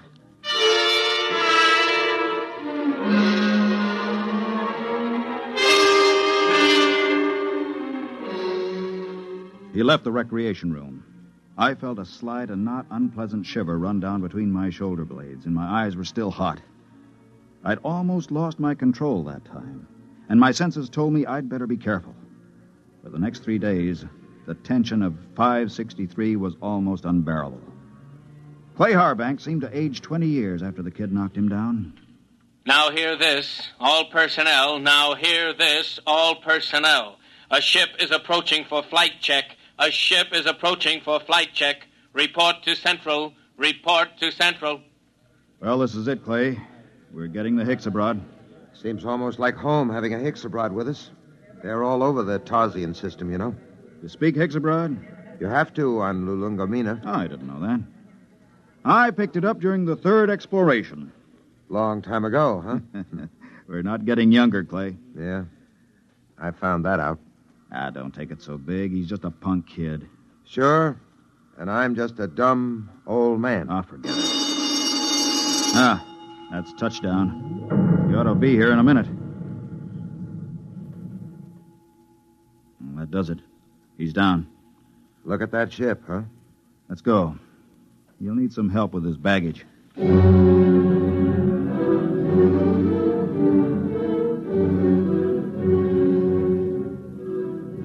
The ship was a silvery one-man job, the kind that have taken the Hexabrods all over the universe.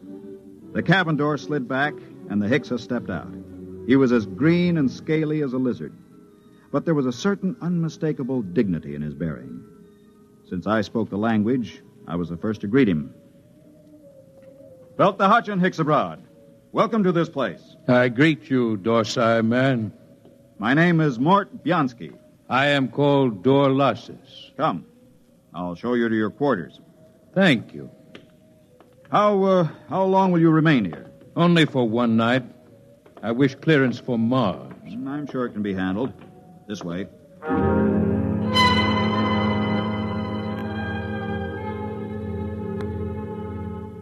I wondered how he knew I was a Dorsai man. And then it seemed obvious. My broken nose, the scars, the lined face. Nobody could mistake a human from the Dorsai planets. Still, it scared me a little. I kept wondering if he had anything to do with interplanetary police. I tried to put it out of my mind. It was no use.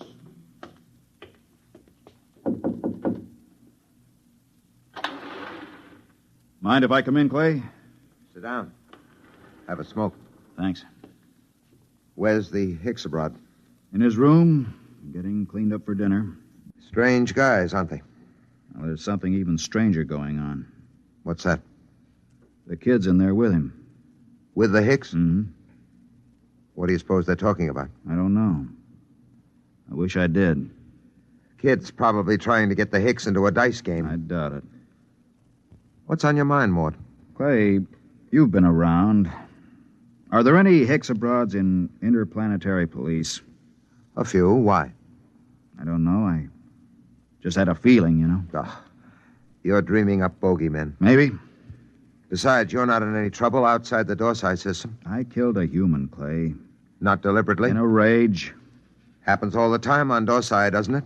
Not to an officer of Intergalactic. Besides, that was 25 years ago. There's no statute of limitations in the systems. Nobody knows but me, right? You don't have to be clairvoyant to wonder why a man hasn't been back to his home planet for 25 years. You, think the kid... I don't know. He's got no love for me. Still, he doesn't know anything. How would he know this Hexabrod is an agent, if he is? Couldn't say. Where are you going? Well, I think I'll take a look at that message the kid filed. The one we got when we first picked up the Hexabrod on the screens. Let me know what you find, if anything.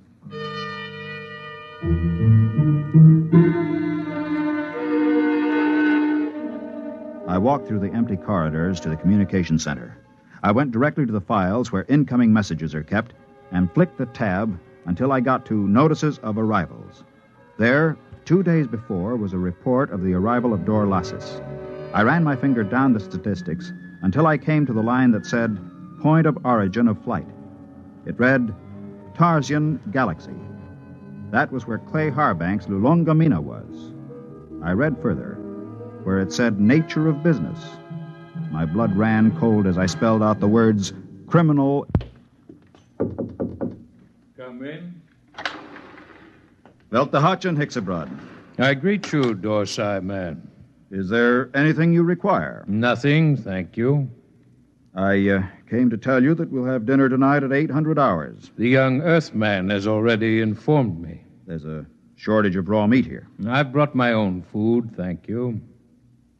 I see you came in from the Tarsian planets. Yes.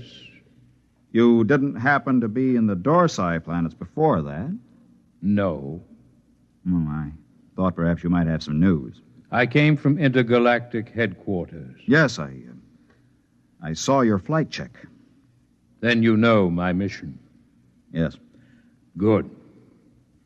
How long do I have to pack? I will be leaving at 700 hours tomorrow morning. Can you be ready by then? Yes, I guess so. Good. I don't suppose there's any point in appealing to you. Ixabrods are supposed to be totally without emotion. There is no point in appealing. Funny thing. I've been running away from this moment for 25 years, and now that it's come, I'm glad. We'll be going back to the Dorsites? Yes, to intergalactic headquarters. After all these years. Home. I don't suppose a Hixabrod knows what that feeling is like. I will expect you at 700 hours. Now, if you don't mind, I wish to prepare my food. One thing. Yes? Did the young Earthman tip you off about me? No. Funny. I could have sworn it was him.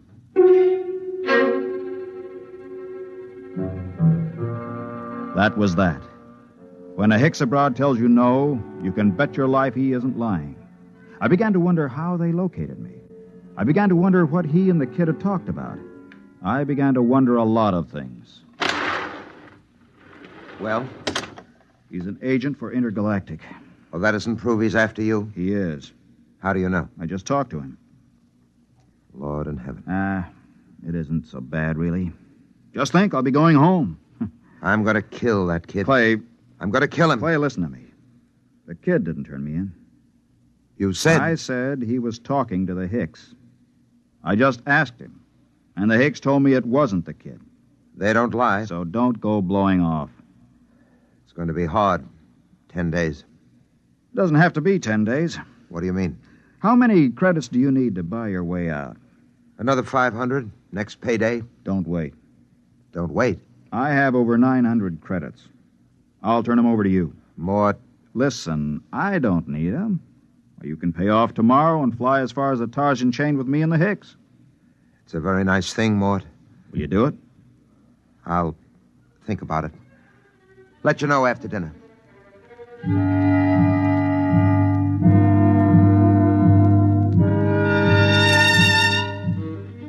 I thought of running away, but there was really no place to run once they tracked you down. And the Hixabrowds were utterly relentless once they'd agreed to bring a man in. Since they had no feelings, they made no judgments. They were absolutely certain that a man would get a fair trial. I packed my stuff and went in to dinner. The Hixabrod was at the head of the table eating his raw chinsu meat. Pass the gravy, please. Dorlasis. Yes? They tell me that the Hixabrod home planet is a very beautiful place. It is true. Well, I'm from Earth myself. Yes. I'm curious to know what this beautiful planet of yours looks like. The kid's pretty talkative tonight. What's cooking? I don't know, but I don't trust it. The flora and fauna are maintained in excellent natural balance. No local surplus has exceeded 1% of the normal population for the last 60,000 years. Life on Hixa is predictable. The weather is controlled within the greatest limits of feasibility. The symmetry of the landscape is without parallel in the universe. Very pretty picture. Very attractive home world. But I regret to inform you, Dorlasis, that I've been given to understand that it pales into insignificance when compared with another beauty spot in our universe. Your Earth? I wish I could say yes. No. This place is so wonderful, I doubt if an Earthman like me could get in. In fact, I've never seen it. But I've been hearing about it for some months now. And either it's the most wonderful place in the universe, or the man who's been telling me about it is a rotten liar. Get your gun, kid. Get your gun. Why guns? You call me a liar. Why use guns when it's possible to prove the thing one way or another with complete certainty? For months now, you've been telling me two things. One, that you used to be a gambler. Two, your precious Lulungamina is the most wonderful place in the universe. The question is either statement true? They're both true. You'll back them up? With my life. I'm not asking you to back them with your life. Just back them with that nice little hoard you've been accumulating all these years. Clay, don't. Well, you said you were a gambler. Bet with me and prove it. Suppose I do. How do we prove my statement about Lulungomina? It's easy. We have with us at this table a Hixabrod. In a conversation with him, I found out that he's just visited every planet in the Tarsian chain. Now, as everyone knows, a Hexabrod never lies. Do you think you could judge this point, Dorlasis? The point can be judged. Well, gambler. Clay, it's a trick. Don't bet. How much will you bet, kid? All I got. The equivalent of 10 years' pay. Well? You're on. Dorlasis, okay if I question you? Proceed. You've been to the planet in the Tarsian chain, which this man calls his home? I must ascertain the position of the planet. The fourth planet. Ah, yes. The one with 6 moons. That's it. I've been there recently. As you well know, since we spoke of it only this afternoon. We did speak of it, that's true. Now, will you tell me, you know the planet? Yes. You know its geography? I do not repeat myself. Is it a large planet? No. Is it a rich planet?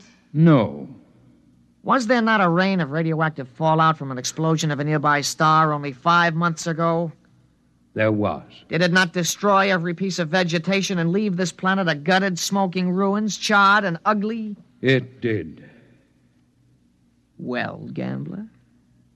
You haven't asked him the main question yet, kid. Would you like to ask him? All right.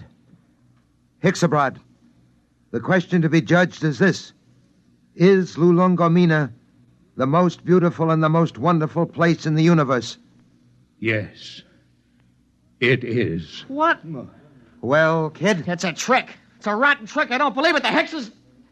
The eyes of the Hexabrod were narrow and baleful as he pushed back his chair. You could almost feel them burning as he dragged his scaly feet over toward the kid. He stopped about 6 inches from the kid and held both his hands up, palms near the kid's eyes. There was a clicking sound, and we watched 11 sets of gleaming razor-like claws shoot up from the tips of the Hexabrod's fingers. Their points were almost against the kid's eyes. Look at my hands, Earthman. Are they not clean? Yes. Do you doubt that I have told the truth? No. Then there is nothing further to discuss.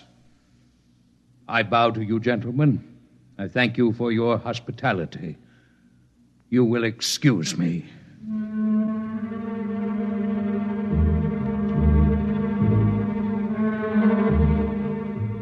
We stood around and watched that proud, frightening figure drag itself out of the room. The kid was trembling like a leaf as he drew a bank draft for 10 years' pay and handed it to Clay Harbank. The next morning, Clay and I boarded the Hexabrod ship, and 4 days later, we touched down at the outer planet of the Tarsian chain. Well, this is where I get off, Mort. I don't know what to say, really. I guess you know how I feel. Think I do, Clay? Let's just say so long. There will be no need for goodbyes. What? Both of you are leaving the ship here. But I thought I intend to return to intergalactic headquarters empty-handed. Empty-handed? But they'll question you. What will you tell them? The truth, of course. But you have told me nothing. But I assumed... I am not interested in your assumption. You asked me my mission. I told you it was a criminal investigation. You said you assumed you would go back with me, and I told you when my ship was departing. There is nothing more to be said. But surely you know... Mort, don't say anything. The Hexabrod deals only with facts, what is absolutely known. They're the most literal beings in the universe. Let it go at that. Goodbye, gentlemen. I am grateful for the pleasure of your company.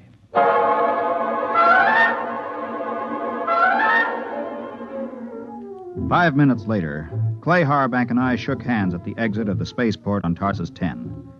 But before we parted, there was one thing I had to know. Clay, one thing before you go. Yes? How did you know the Hexabrod would lie about Lulongamina? He didn't lie, Mort. The Hexabrod never lies. But Lulongamina... Mort, let me tell you something. Lulongamina is a word in use throughout the Tarsian planets. Actually, it's a Hexabrod word.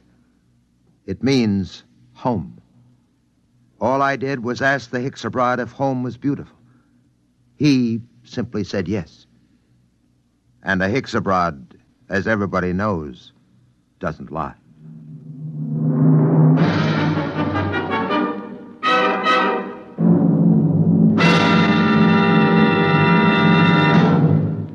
You have just heard X-1, presented by the National Broadcasting Company in cooperation with Galaxy's science fiction magazine, which this month features the Finn O'Donovan novelette Bad Medicine, the story of a robot therapist that never failed to effect a cure, even if it had to convert itself into a typhoid Mary to do so. Galaxy magazine, on your newsstand today. Tonight, by transcription, X-1 has brought you Lulungamina, a story from the pages of Galaxy written by Gordon R. Dixon and adapted for radio by George Lefferts. Featured in the cast were Ralph Camargo, Ned Weaver, Jack Grimes, Bob Hastings, and Kermit Murdoch. Your announcer, Fred Collins. X-1 was directed by Daniel Sutter and is an NBC Radio Network production.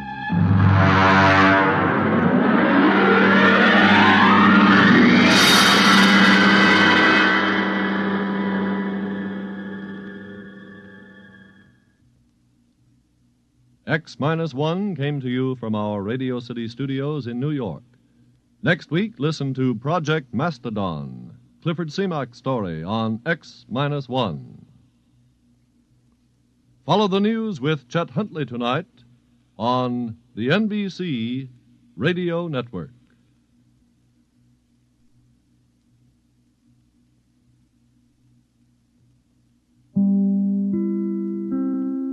Thank you for joining us for another thrilling episode of X-1. We're excited to have you as part of our audience. We invite you to return tomorrow for an all-new set of episodes that will take you on even more unforgettable adventures. Get ready for a journey to the outer reaches of imagination as we dive into Space Patrol, our next featured program. Brace yourselves for a combination of sci-fi and law enforcement. We're always eager to hear from our fantastic audience. Your feedback fuels our passion for delivering the best in vintage entertainment. Feel free to share your thoughts, opinions, and suggestions. We value your input and strive to make your listening experience even more enjoyable. If you're looking to enhance your Microsoft Access skills, look no further. Reach out to them at 615-420-2040 and ask for Mark. Once again, thank you for being a part of our Golden Age radio community. Get ready for more riveting stories, captivating characters, and timeless entertainment. Until next time, stay tuned and keep the nostalgia alive.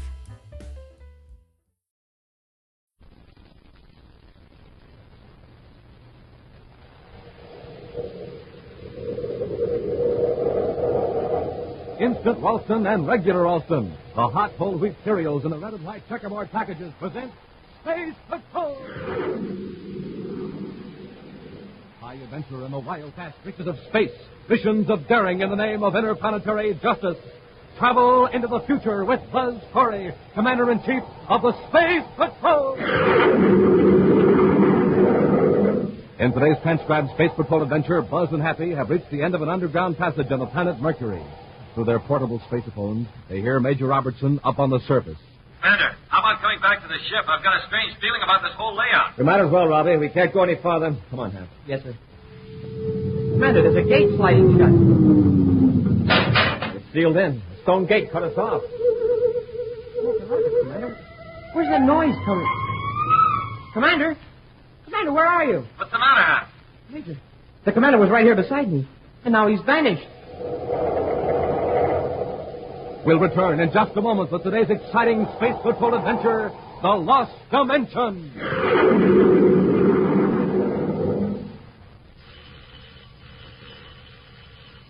Hi, this is Captain Dick Tufeld, Space Patrollers, ringing your doorbell today with an extra special message from Commander Corey for all you Space Patrollers about the brand new, sensational Monoview Outer Space Helmet. The terrific space helmet the Commander wants all of you to have for your very own. Now, just wait till you see it. And wait till you try it on. A whole foot high. It fits anybody, looks like a robot head. And it has a swell one-way mirror stratoviewer. You can see out, but nobody can see in. It sure is a neat disguise. Nobody can tell who you are. It comes in glowing space colors, red, yellow, green, and black, with two real-for-sure-looking oxygen tanks fitted on, and a gleaming lightning flash hood. Now, here's how to get yours. Buy a package of good hot Ralston.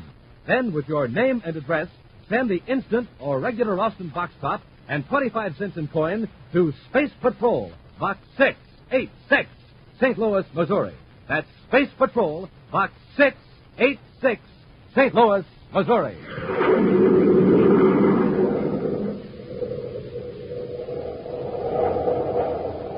And now, today's Space Patrol adventure, The Lost Dimension.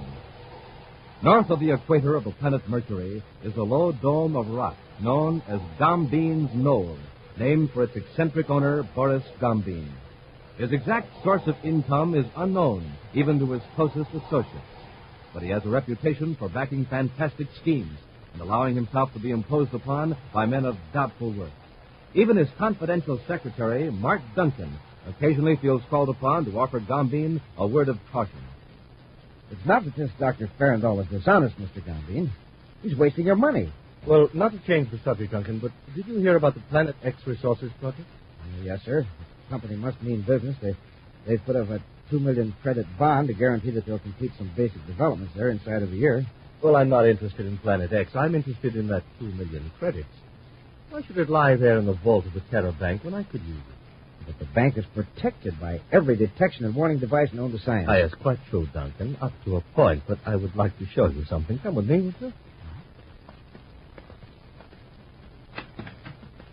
There. Why, this machine used to be in Farandol's lab. Yes, his N-ray machine. Stand back a moment, Duncan. I'm going to turn the machine on.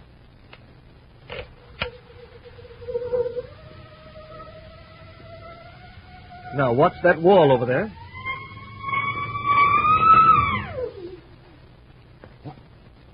Dr. Farandol.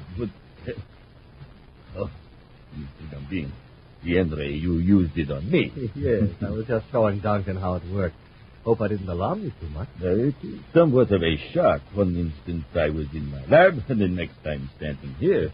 You came right through solid walls and floors without being hurt? Exactly. And now, Duncan, do you see the enormous possibilities of the N-ray? It's overwhelming. I don't know what to think. This experimental model has a limited range, a few hundred yards at most. However, a more powerful N-ray generator can move objects from one planet to another. How much money would be needed to construct such a generator? A prohibitive amount for any private person. About 2 million credits. 2 million, huh? Perhaps that amount is not so far beyond reach as it seems. Not nearly so far. Several days later, on the man-made planet Terra, Commander Corey and Cadet Happy are in a storeroom in the security lab in Space Patrol headquarters. Suspended on racks are several new type spacesuits, which Happy is seeing for the first time. Notice the helmet particularly, Happy. It is especially designed for Space Patrol use. Officially, it's called the Monoview Outer Space Helmet. It looks great, sir, except, well, what about the facepiece? Why, something wrong? Well, it's got solid metal over it. How can you see where you're going or what you're doing? Maybe you'd better test it. Here, try on the helmet. The facepiece sure is metal, but well, what is it? Silver or polished endurium? Neither. It's a new plastic. Oh, a facepiece you can't see through. That doesn't seem like a very practical... Smoking rockets, I can see through it after all. Then it's all right? Hey, it's wonderful. I can see you in the lab just as clearly, and... Hey, you must have made an adjustment on the helmet when I put it on. I have. Take it off and see for yourself. Okay. Hey, it looks like solid metal again. That's the Mystic Strataviewer hat. That eyepiece is a unique feature of the Monoview Outer Space Helmet. The wearer can see out, but no one can see in. Hey, that's terrific. That would sure be an advantage on a secret patrol. You better be. In outer space, the Mystic Strataviewer lens cuts out harmful ultraviolet rays. And this new helmet is going to be regular issue to all space patrols? Right, Ham. I suppose Major Robertson has tested the helmets already. Yes, he thinks they're great. Oh, Robbie, I was just showing Happy the new Monoview Outer Space Helmet. Commander, I've just learned 2 million credits have disappeared from the vault of the Terra Bank. Huh? Disappeared? How? Yeah, that's a mystery. No alarms were tripped. There's no trace of a forced entry. An inside job. It's got to be. Only 3 bank officials know the combination of the vault. Not one of them could have opened the vault without the knowledge and cooperation of the other 2. This morning, the 3 bank officers entered the vault in presence of witnesses to look for a missing document. They found the document, all right, exactly where one of the officers had put it by mistake, in the Planet X Resources project vault. But the money was gone. 2 million credits can't disappear without at least one clue, and we're going to find it. Elsewhere, back on Mercury, Boris Gombine places a stack of credits in his private safe. He locks it and then turns to his assistant. Well, there we are, Duncan. Thanks to the N-ray, we've 2 million credits. I'm glad it's over. I could never go through that again. Oh, there was nothing to it. Not for you, maybe.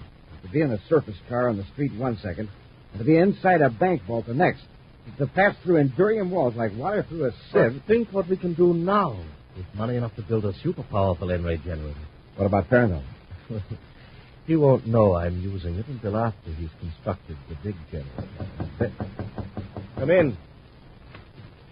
Oh, yes, Dr. Farrell, what is it? I've been doing considerable thinking about further financing of my N-ray, Mr. Cole. But that is my department, Doctor. All you need do is work on a technical area. I know, but it occurs to me that the United Planets government might be glad to help out, now that we have a working model. For the time being, it's best that I handle the financing my own way. The government doesn't need to know about your invention.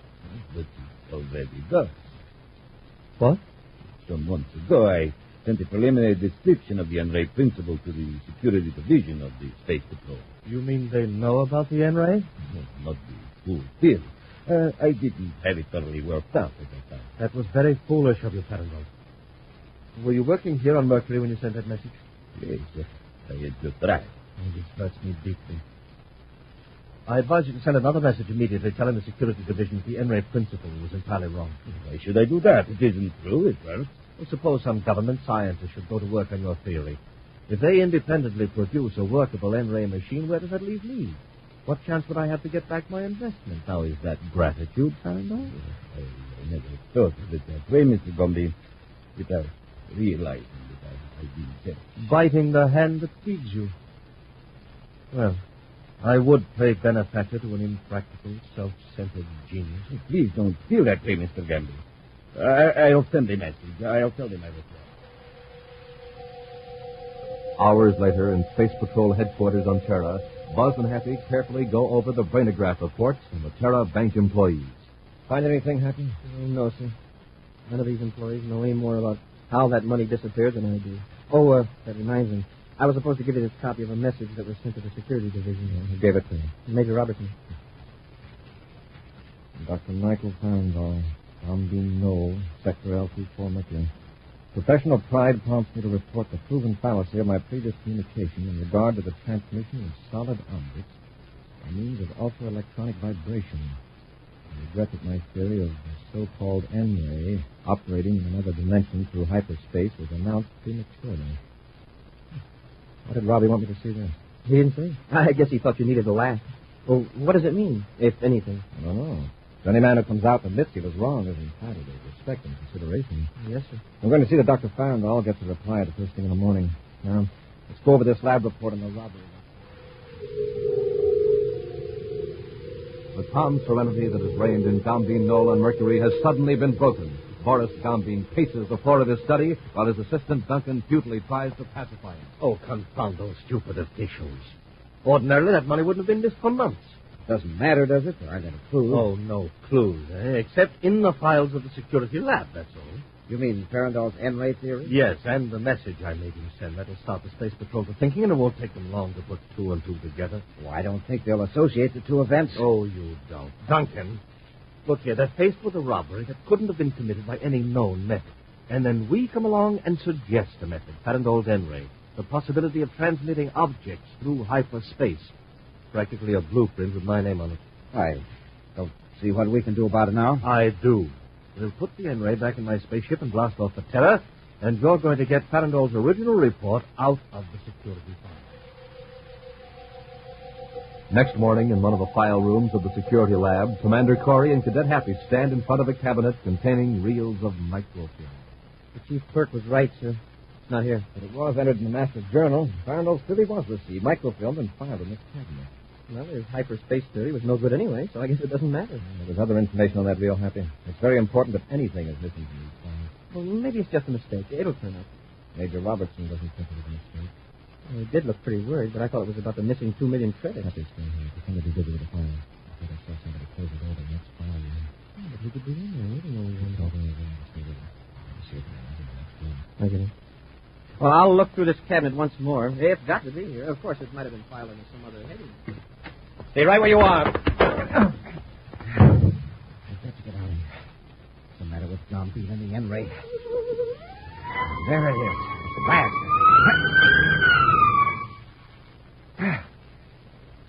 Gambin, what happened? What happened? Take it easy, Duncan. You're safely back in the ship. What took you so long? You left me in that fire room for an hour. I had trouble with the resonator control. Now, did you get the microphone? Yes, I got it. Well, then what's the matter? You're white as moon dust. Commander Corey talking. Just before you cut the N-ray on. Yes? I hit him with my gun. Hard. Well, if you've finished him, so much the better. And now get hold of yourself, Duncan. We're blasting off back to Mercury. We'll return to Space Patrol in just a moment. A man from the moon, a Martian monster, or a citizen of Saturn. That's you, Space Patrollers. Yes, sir, that's you when you put on your new Monoview Outer Space helmet. Now, when you get it on, take a look in the mirror. Wow, you won't even recognize yourself. And nobody else will know you either because you can see out, but nobody can see in. Yes, sir, gang, that one-way mirror stratoviewer is real magic. Space magic. Oh, think of the fun you'll have playing Space Patrol, equipped with Commander Corey's own official Monoview Outer Space helmet. Just like a real spaceman, you're ready to go any place in space because your helmet comes complete with two real-looking oxygen tanks fitted on and a swell lightning flash hood. It's colored red, yellow, green, and black. Real space colors. And a whole foot high, and it fits anybody. Now, Space Patrollers, send for yours today. Buy a package of good hot Ralston. Then, with your name and address, send the instant or regular Ralston box top and 25 cents in coin to Space Patrol, Box 686, St. Louis, Missouri. That's Space Patrol, Box 686, St. Louis, Missouri.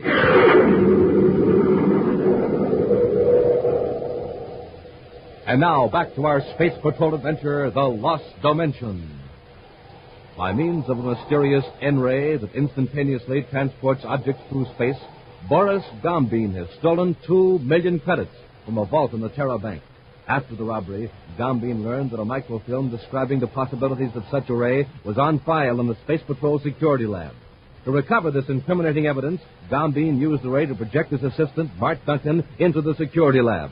Discovered in a file room by Commander Corey, Duncan dealt Buzz a severe blow with the butt of his gun, and then the thief was whisked out of the lab back to Gambin's spaceship at the Terra spaceport.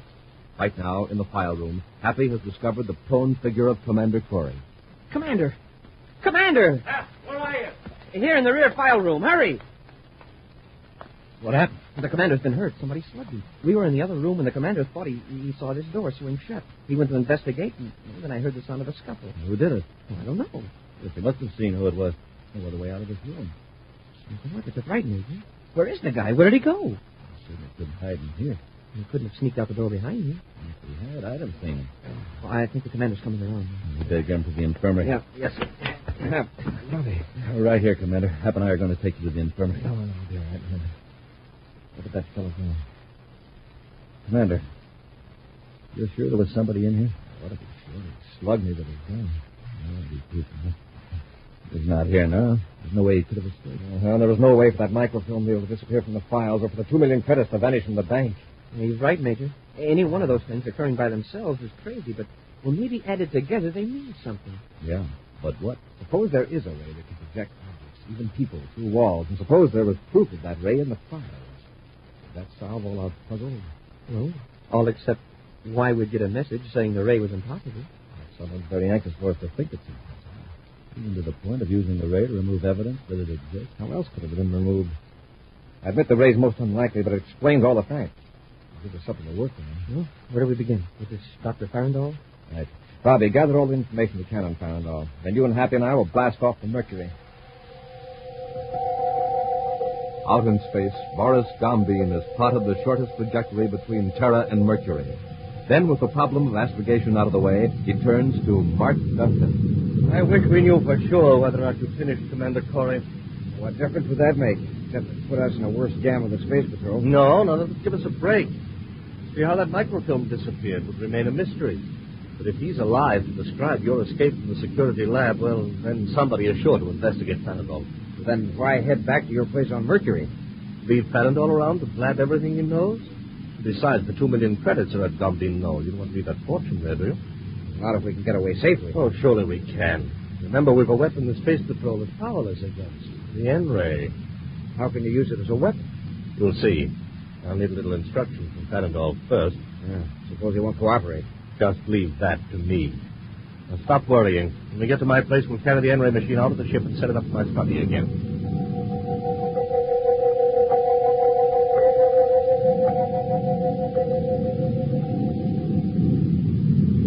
Altitude 42 DUs above Mercury, sir. And we're right over the latitude of Gambine Knoll. All right, Happy. Maintain the rate of descent. Yes, sir. Robbie, what's the setup at Gambine Knoll? Well, there's no atmosphere cell, Commander.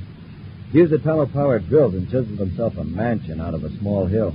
Passages can be entered on foot through the airlocks if we're lucky. Get out of spacesuit, Happy. With the new helmet? Right, the rendezvous out of space job.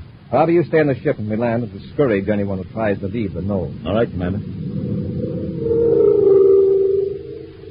Meantime, in Gambine's study under the knoll, Gambine and Duncan struggle to set up the N-ray machine as Dr. Farandall lies bound to the floor, helpless beside them. A viewscope screen reveals a Space Patrol ship setting down at the foot of the knoll. Now, look, Duncan. 2 men in spacesuits getting out of the ship. Isn't that machine ready yet? I think so. Here, I'll try it. Something's wrong. All right, what's the trouble, Farandall? What are we doing wrong? You'd better tell us quickly if you know what's good for you. Yeah, you're in the jam with the Space Patrol, too, you know. We're right up to the passage airlock. Now, come on, Farandall. Tell us how to work this ray. What are you going to do with them? We'll lift them up as high as the ray will take them and then cut off the power. Shut up, Duncan. Farandall, listen. I'm running this show. All we want is a chance to escape. Tell us how to start the N-ray, and I promise you...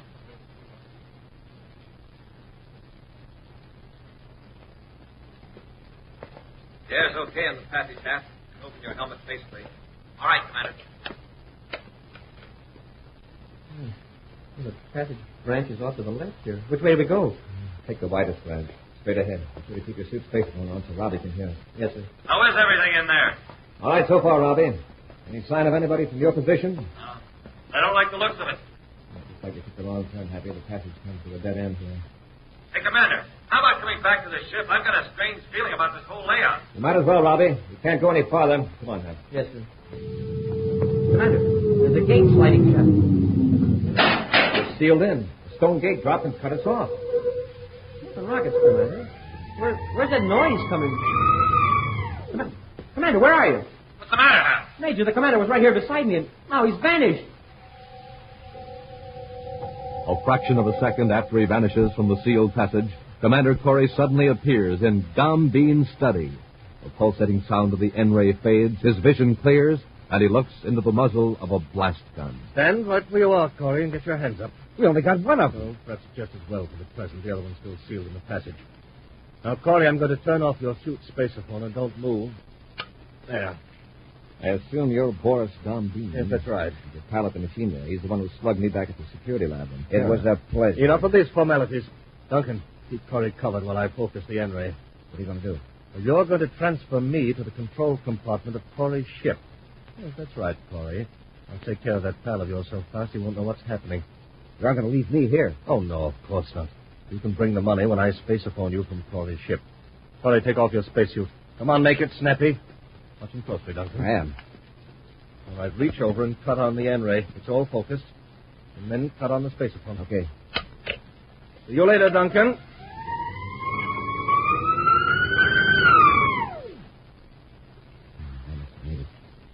I'm watching you, Corey. Then he's taking off that spacesuit. Duncan, why don't you quit before you get in any deeper? Yes, Duncan, listen to Shut up, Farandall. Gambine and I are running this. Commander, believe me, I had no knowledge of how they were using my N-ray until just a short time ago. I said shut up. It isn't going to do you any good to spill your insides to Corey. Gambine to Duncan. Gambine to Duncan. Come in. There you see, he made it. Duncan here. Nice work, Duncan. The N-ray bunked me down right behind this pager, and I had him cold on the deck before he turned around. What's next? Now listen carefully. Bring the other space patroller up where you are. You know how to focus the N-ray down the sealed passage, don't you? Yes, Gambine. Now, when you get Corey and his pal out of their spacesuits, blast them. Then you and Farandall put on their suits and come to Corey's ship. What about the N-ray? Leave it there. With Farandall in our hands, we can have an N-ray that can really shove things into line the way we want. All right, you know what to do. And when you come, don't forget the money. All right, Gambine. Give me about 10 minutes. Nothing out. Now, Corey, keep your hands raised. And if I see one move out of you while I'm focusing this ray machine, I'll let you have it with this blaster. And remember, if I make a slip with the ray, something will happen to your partner down in the passage.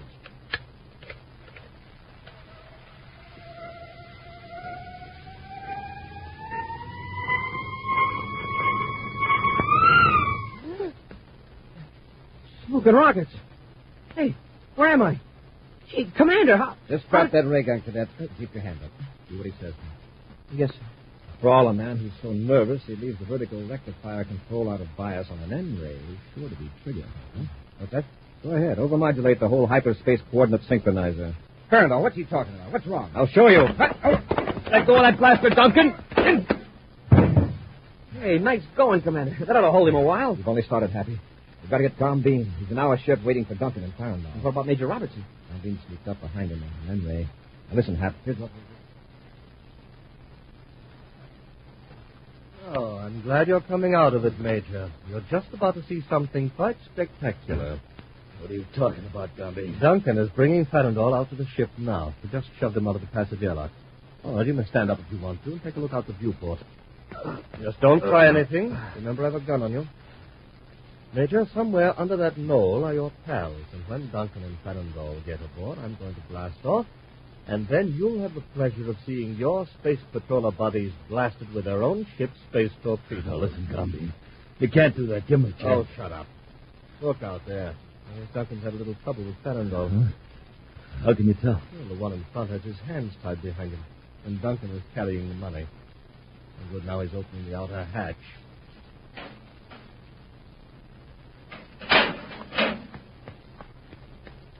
Nice work, Duncan. Put the money down and then take off your helmet and enjoy the show.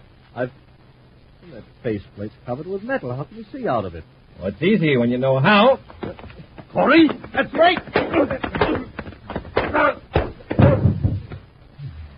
Man, for a while there, I thought all three of us were done for. He was nearly right. Open Happy's helmet. Help me untie his hands. I added the rope to make it look legitimate. Ooh, me too. Those Montague outer space helmets on. I didn't know who was in those suits. Thanks, Major. You'll lock down Bean back aft. When it happened, I'll go back to Duncan and Farrandall. Yeah, when we left, Farrandall was begging us to destroy his engine. He was? Why? It occurred to him that somebody might get hurt. You know, something tells me he may be right.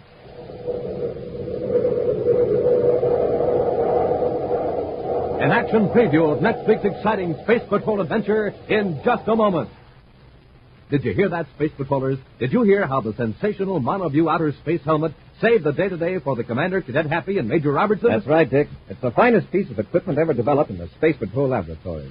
And that's why I want all you Space Patrollers to have a helmet just like mine.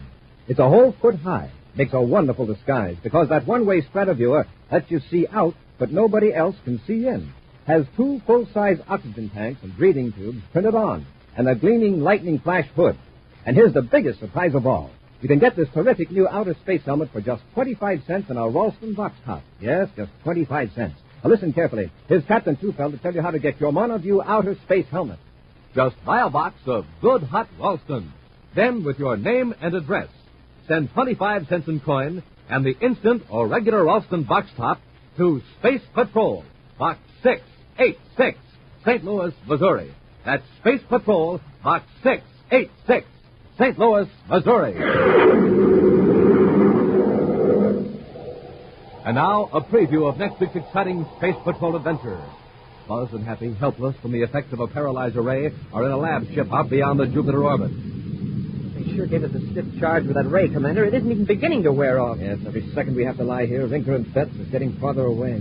What's that? That equipment over there, Happy. Equipment? But I disconnected it. Vinker must have hooked it up again. When that electrical charge builds up, this whole lab ship will be blown to pieces. Be sure to join us next week for the thrilling story, The Wistful Wizard of Neptune's Moon, when Instant Ralston and Regular Ralston again present Space Patrol! Space Patrol, created by Mike Moser, starring Ed Kemmer as Commander Corey and Lynn Osborne as Cadet Happy, was written by Lou Houston, produced and directed by Larry Robertson, executive producer Mike Dever.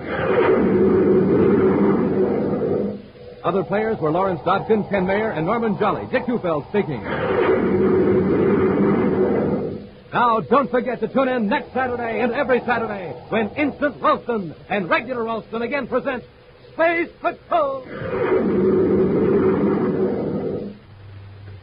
This is Dick Hufeld in Los Angeles, reporting on America's most heavily armed fighter interceptor, the Northrop Air Force Scorpion F-89Z. In a moment, we'll hear from the test pilot on this plane, Bob Love, Korean jet ace, with a record of 6 MiGs in 6 weeks. primary job of the Scorpion is to protect our country from invading aircraft. Speed more than 600 miles an hour. Weight 20 tons. Now, Bob Love, recorded at Edwards Air Force Base. You know, a fella has to be in top condition to test fly a fast aircraft such as the Scorpion. That's why I always make it a rule to sleep well and eat well. So, for breakfast, I pick a cereal like Rice Chex or Wheat Chex. They're chock full of energy and really taste good. You'll like them. No other cereal, puffed or flaked, contains so much nourishment in such concentrated bite-sized form. So take a tip from Bob Love, Philhausen, and other top test pilots. Make your cereals Rice Chex and Wheat Chex. And here's big news. Inside a Chex, you now get a thrilling new Space Patrol trading card. Flip 'em, trade 'em, collect the whole set of 40. Free Space Patrol trading cards inside of Rice Chex and Wheat Chex.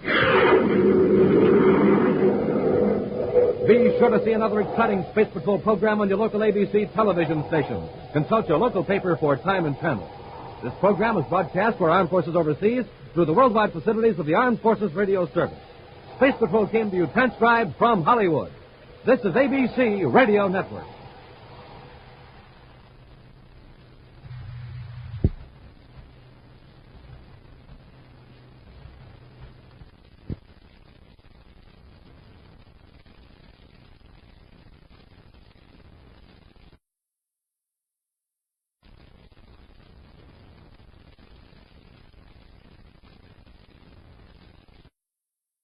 Thank you for joining us for another thrilling episode of Space Patrol. We're excited to have you as part of our audience. We invite you to return tomorrow for an all-new set of episodes that will take you on even more unforgettable adventures. Get ready for a journey to the outer reaches of imagination as we dive into Inner Sanctum, our next featured program. Get ready for chilling suspense as you delve into a tale of psychological intrigue and spine-tingling horror that keeps you on the edge of your seat. We're always eager to hear from our fantastic audience. Your feedback fuels our passion for delivering the best in vintage entertainment. Feel free to share your thoughts, opinions, and suggestions. We value your input and strive to make your listening experience even more enjoyable. If you're looking to enhance your Microsoft Access skills, look no further. Reach out to them at 615-420-2040 and ask for Mark. Once again, thank you for being a part of our Golden Age radio community. Get ready for more riveting stories, captivating characters, and timeless entertainment. Until next time, stay tuned and keep the nostalgia alive.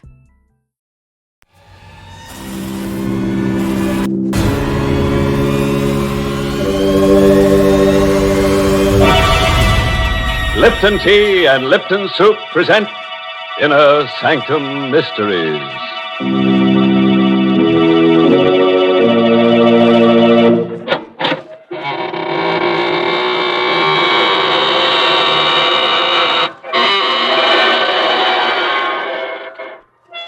Good evening, friends of the Inner Sanctum.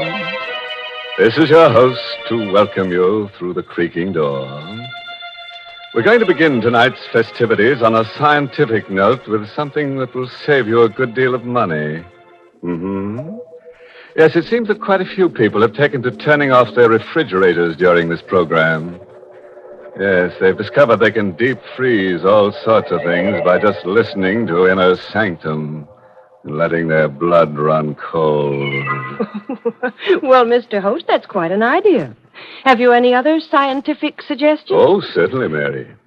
For instance, here's a way to cut down on your laundry bills. Instead of having the laundry starch your clothes, just put them on top of your radio Tuesday nights.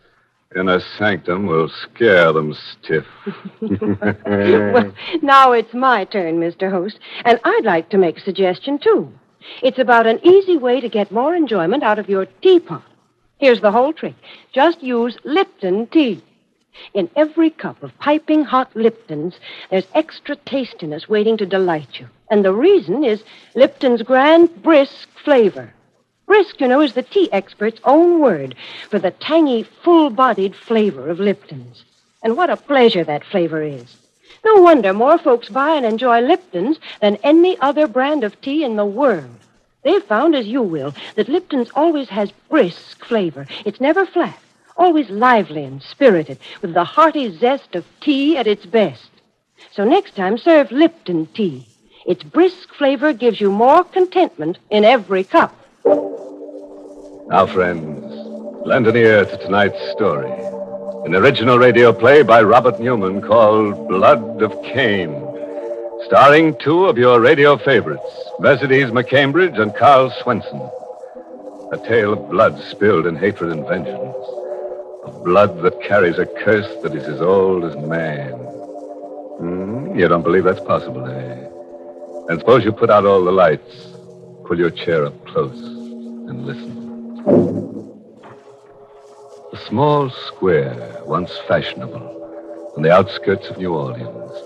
The iron balconies where elegant ladies once sat are now rusty and sagging. The paint on the rambling houses is cracked and peeling, and grass grows between the cobblestones. The bayous and the jungle have crept close to it, and at night the cries of strange birds, the croaking of giant frogs can be heard. What was formerly a living portion of the old world has become a place of decay and death. More pigeons died this evening. I saw them towering up and up into the darkening sky, as if to escape the pain gnawing at their vitals, and then fall into the square and into the garden. I still didn't believe, couldn't let myself believe. And then I saw her, standing in the shrubbery, the bag from which she had been feeding them still in her hand. I knew then that I could wait no longer, that I had to find out. Louise. Eugene, the pigeons. There's something wrong with them. They're... Dying. Yes. How? And why? I'm no chemist, but I'd say it was poison. Poison? But who would do that? Louise. Now listen to me, dear. Please listen. I love you. I've loved you since I first came down here. First met you. You know that. And you know that I'll understand. Now tell me, why have you been doing it? I? You're the only one who feeds them. The only one who could do it. Oh, no, I didn't. Louise, where are you? Grandfather! Grandfather! Oh, my dear child, what is it? The pigeons. They're dying. It's the second day now. And Eugene said... He said what? Have you looked at any of them, Dr. Philippe? Examined them? Will you go into the house, my dear? I'll be along in just a minute. But, Grandfather... Please, dear. Yes, Grandfather. Of course. I'm very sorry you did this, Owen. Mentioned it to her. Did you examine any of the pigeons? I did. Poison. Probably from my laboratory. But then you know... I know a great deal, Mr. Owen. I'm her grandfather. And I think it would be very wise if you kept away from Louise. Did not see her again. What? Well, that's ridiculous. I love her. I'm sure you do. But perhaps I did not make myself clear. If you continue to see her, it might prove dangerous for you.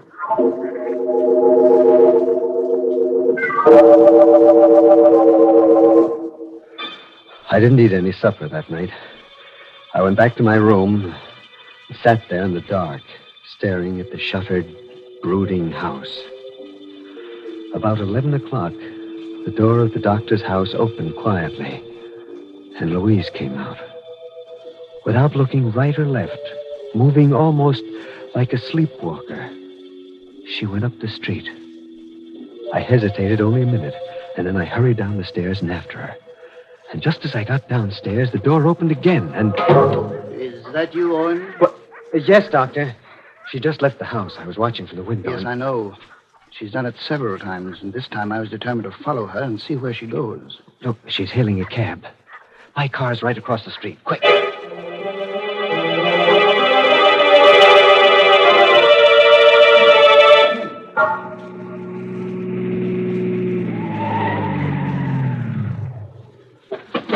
Louise went in there. What kind of a place is that? Oh, dear, that smell. There's the smell of death. From the noise, I would say it was an abattoir. A slaughterhouse? Good Lord. But why? Why would she come down here in the dead of night? I like you, Owen. I think you know that. And it was for your own sake that I warned you to keep away from her. There are things that you do not, that you cannot know about her. No? Well, we'll see. I'm going in and get her and find out from her. Just a moment. There she is, just inside the gate, talking to the watchman. No sense arguing about it, lady. I just can't let you in. But you must. You've got to. You always did before. That's just it. Now, once was all right, even twice. But, well, if you want to know the truth, the men have been complaining. Nobody exactly likes killing steers, but they say that the way you stand there watching them, well, it makes them nervous. You've got to let me in. I'll make it worth your while. Watching the killing? I've just got orders from the That's awful. It's horrible. I'm going in and get her. No. In the state she's in, having you come on her suddenly would have a very bad effect. But you wait here. I'll go. Now, look, don't hit me, no! Louise! What in it? Here. What happened to Watchman? This stone here on the temple. Louise! Why did you do this? I don't know. I had to get in here. He wouldn't let me in. Take her out to the car, and come on, let's go. You can't go now. Leave him lying there like that. He's hurt. He may be dying. No, it's not serious. He's just stunned. We can phone for an ambulance as soon as we get home. But we've got to get her away from here immediately.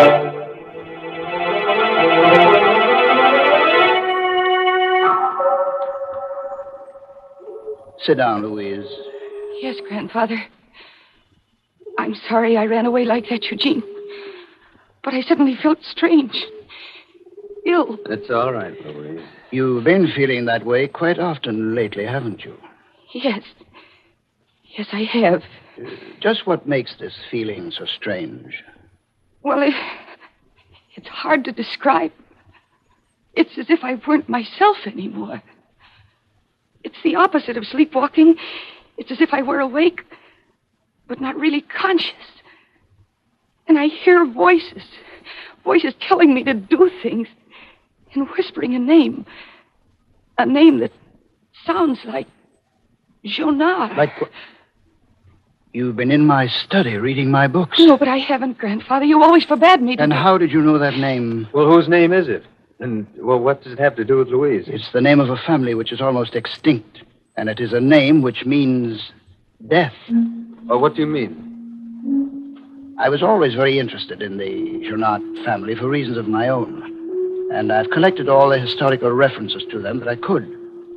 These references start with the 13th and 14th century. But by the 15th century, they had become the traditional executioners of France. Executioners? And in those days, you know what that meant. It was a Jonat who put the torch to Jeanne d'Arc. A Jonat received a handsome bequest from Louis XI for services rendered. A Jonat operated the guillotine during the French Revolution. Perhaps that's why the family migrated here after the fall of the Republic. They came here? Yes.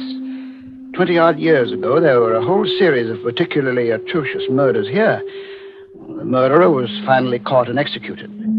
His name was Max Jonat. Why do you tell me all this? And why should I constantly seem to hear that name? Well, even when you were little, my dear, you used to have those strange fits, spells when you would do unpleasant things. Afterward, you could never remember them. Oh. Now, do you remember poisoning the pigeons and going to the slaughterhouse? What? Oh, no, Well, no. I've never discussed the matter with you because I thought it might actually implant the idea in your mind. I'd hoped that if you were left alone, you'd outgrow it, but... But what? You still haven't told me what all this about the Jonars has to do with me. It has a great deal to do with you, my dear. You see, Max Jonat was your father.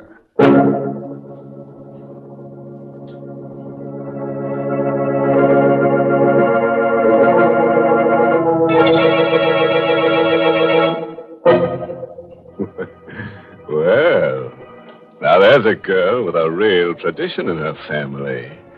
A murderer for a father and a long line of ancestors who were real killer-dillers.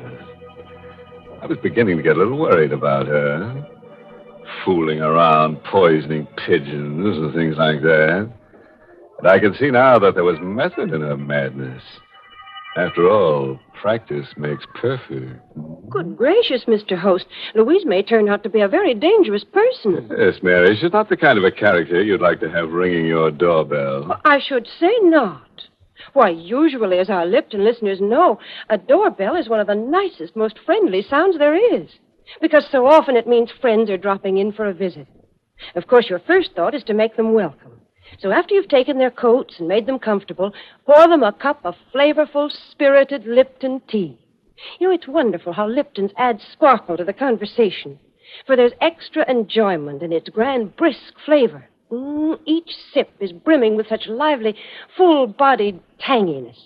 Yes, serve your friends Liptons when they call, and when you say goodbye to them at the door, you can be sure they'll come back for another visit and another cup of Lipton tea. That's a friendly suggestion, all right, Mary. And now, are we ready to get down to business again? The kind of business that Louise's family has specialized in for a good many years. Murder. Oh, I know that what she's been interested in so far is small fry, but I think from now on she'll really be cooking with gas.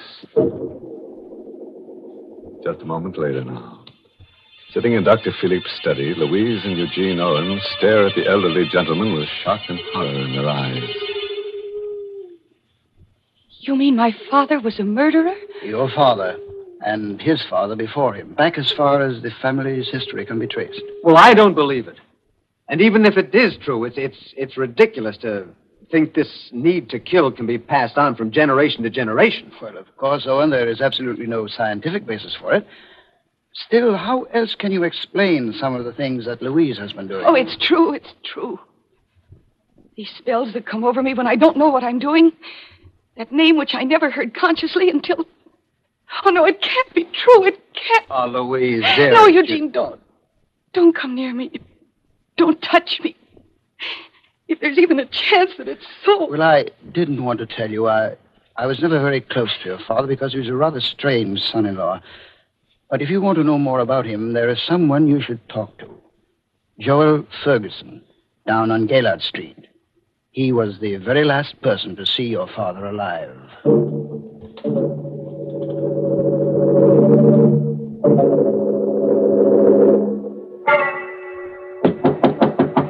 Yes, who is it?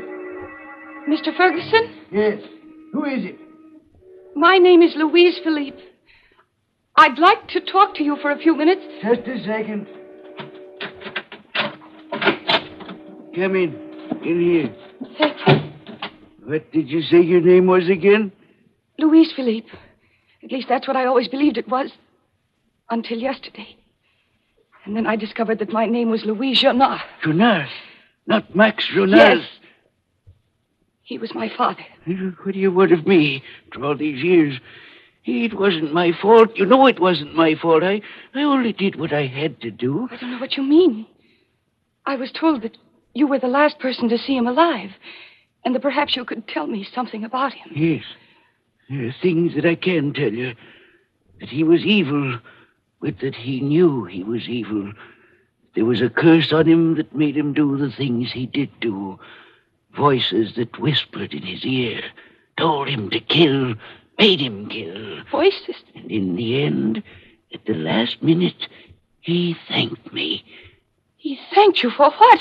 For stopping him from doing any more killing in the only way he could be stopped. And when I put the rope around his neck... The rope? I was the state executioner. It was I who hanged him. You killed my father. I only carried out the sentence that was passed on him. And why are you looking at me that way? I didn't know. I only came here to see you because... You're lying. If you were his daughter, then you were like him. And you came down here to kill me. Kill you? That knife there in your bag. Huh? I didn't even know it was there. You're lying. Keep away from me. Keep away. But I didn't come down here to kill you. Then stop staring at me like that. Put that knife away. No, don't come near me. Don't.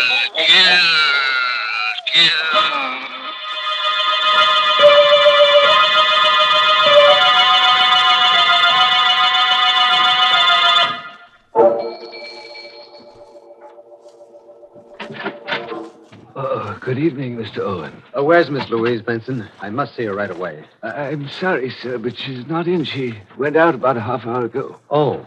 Well, where did she go? I'm afraid I don't know, sir. She didn't say. Well, what about Dr. Philippe? He's not in either, sir. He left right after Miss Louise as soon as he heard that she'd gone out. Oh? It seemed to me, sir, he looked rather worried. He said something about Mr. Ferguson. Ferguson?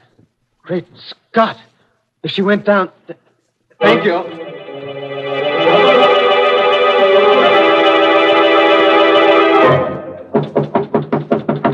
Who's that? I'm looking for Miss Louise Philippe. I was told that she... Is that you, Dr. Philippe? Yes, Eugene. Is she here? Yes, she's here. But you're too late, just as I was too late. What do you mean? Inside there. See for yourself. Oh, don't tell me that anything's happened. Good Lord. Louise. She won't answer you. That's the way I found her when I got here. Sitting there with a knife in her hand and Ferguson lying across the table, dead. Eugene. Louise. Eugene. Oh, Louise, Eugene. darling. Oh, why did you do it? Do what? Ferguson. Dead? Yes, dear. Didn't you do it? I don't know. I didn't even know who he was when I came down here. And I found out that it was he who executed my father. Then I started to hear those voices. Voices telling me to kill, that I had to kill. Then there was a knife in my hand. Oh, I can't remember. Voices. That's what Max said at the trial. It was the only defense he offered, but that he heard voices telling him to kill. It didn't save him. But in your case, a woman... What are you saying? Well, there's no sense even trying to escape. That would only make things worse, you know that? Yes, Grandfather. Except that there is only one way that things could be made worse. That is if I were allowed to live. But Louise, don't say that. You must... Oh, it's true, Eugene. For centuries, to be a Jonard meant to bear the mark of Cain. Well, I'm the last of the Jonards, and there must never be another. Well, I had not gone quite that far, my dear, but perhaps you're right. I am right. Goodbye, Grandfather. Eugene. Louise, come back. Wait. No, let her go, Eugene. She's my own flesh and blood. But I think that may be the best way after all. Yes? Well, we'll see. Louise! Wait, please! It's no use, Eugene. It's all very clear. Clear as witch's brew. Yes, it is. Yes, it is. Maybe it's because of our love that I understand. Maybe that was what was wrong with the Jonards. They never knew love, only hatred. But there is a cure. It lies there, in the river. Louise. No, please, dear. There's a curse on me. On all the Jonards that ever were. You're right. There is a curse, but not the kind that you think, dear. Listen, I was at the library all afternoon reading, and I think I understand now, for the first time. You understand what? The nature of the curse, and how it can be ended. Because it can be ended in only one way.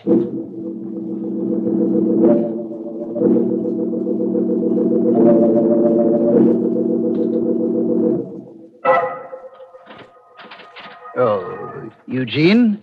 Is that you? Eugene? No, Grandfather. It's not Eugene.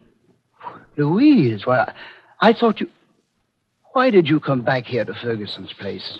I don't know, Grandfather. The voices, the call in my blood, it's too strong. I tried. I wanted to end it finally and completely, either in the river or with the police.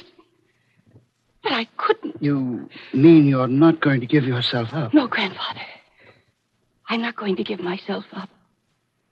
But that's not all I mean. Louise, you still got that knife. Yes, Grandfather. Walking up the street, realizing that I was still holding it, that it was red with blood. I think it was then that I knew for the first time what it meant to be a Jonard. Oh, look, Louise, you're completely distraught. That's only natural. But now, look, you put that knife down and let me take you home. I'll give you something that'll help you sleep, and then No, tomorrow... Grandfather, you won't give me anything. Ever again. Well, Louise, you're not going to kill me. Yes, Grandfather, that's just what I'm going to do. No, please. No, don't try to get away. I'm younger and quicker than you. Just one quick No, Louise, no, listen to me. Listen carefully. You can't kill me. There's nothing driving you to do it. You see, you're not a Jonat. What are you saying? It's true. I am a Jonat. Max Jonat was my son. But you're not evenly, distantly related to us. You're lying. You're lying. You're just saying that. No. I swear it's true. I changed my name when I studied medicine to avoid the stigma. But Max kept it. Your father was Louis Martin, the judge. You're lying. How is that possible? Because I adopted you after your father's death for a reason. It was your father who condemned Max to death. He didn't know Max was my son, and I didn't tell him until later. Your mother died when you were born, and I was your father's physician. And when he was desperately ill, I offered to adopt you and take care of you. And then when the papers were signed, I told him who I was, what I was going to do, that I was going to destroy you to avenge my son. And that's what killed him. But all those horrible things I've been doing, poisoning the pigeons, killing Ferguson... You haven't been doing them. It was I who did them, using drugs and suggestion to make you believe that it was you, so that you would either destroy yourself or... Oh, thank heaven, Eugene! Eugene, did you hear? Yes, dearest, I heard. And I told you, didn't I? Eugene! So it was a trick. A trick to trap me. Yes, Doctor, it was. I was at the library and at City Hall all day looking up the records. Here, drop that knife. No, Owen. This won't be as poetic a death as the one I'd planned for her, but... The lights! Louise, put the lights out! Oh, that won't help you. Either of you. You won't get away. I'll find you in the light or in the darkness. And... there you are. Die, then. Now you'll die. Die! Die! Louise! It's not I. It's not you. What did... Then who did... Let go of me! Let go of me! Lights! Louise, quickly. Eugene, what happened? Who did he... Ferguson. Yes. He stumbled into him in the darkness, thought it was one of us. Then he must have tripped. The knife. He must have fallen on the knife. Well, somehow it seems only right that the last of the Jonals, who killed so many, should be destroyed by the dead.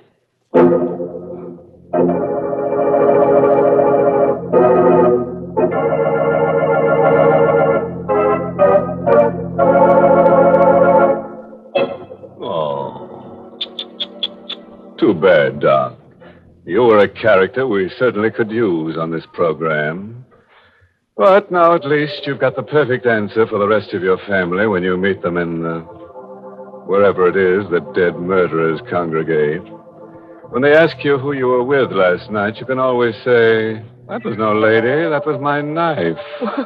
Well, I'm glad you could put a new point on that old joke, Mr. Host. Oh, I like to sharpen up an old saw now and then, Mary. Well, let me see what I can do along those lines. How about the best things in life are tea? Mary. I'm afraid your enthusiasm for Lipton's has got the best of you. Well, maybe you're right, Mr. Host. But it's so easy to be enthusiastic about Lipton's. Once you taste that marvelous brisk flavor, you can't help being a real Lipton fan. And that lively, zestful taste is something you folks should start to enjoy right now. Next time you visit the grocer's, get a package of Lipton tea. Try it. I know you'll enjoy it.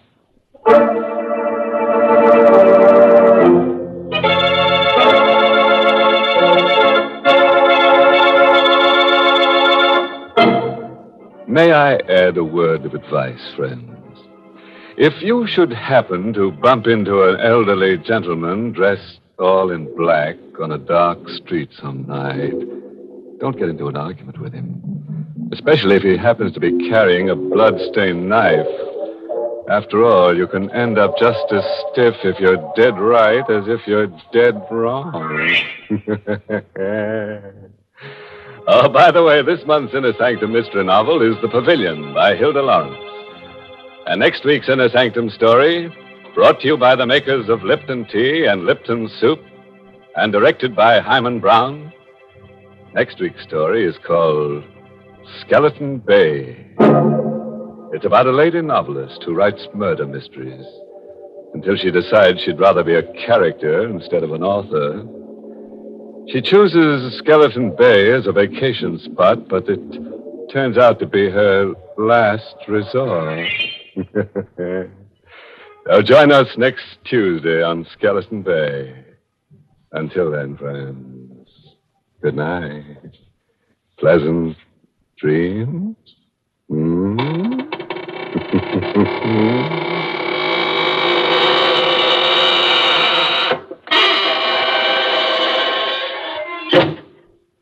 Ready in a jiffy and as tasty as can be. That's Lipton's Noodle Soup. It's a grand chickeny tasting broth full of tender golden noodles. You'll love its fresh cooked, homemade flavor. And Lipton's Noodle Soup is ready to serve in a few quick minutes. It's economical, too. It costs less and makes lots more than canned soups. Ask your grocer for Lipton's Noodle Soup Mix tomorrow. And don't forget to tune in next Tuesday night for another Inner Sanctum Mystery.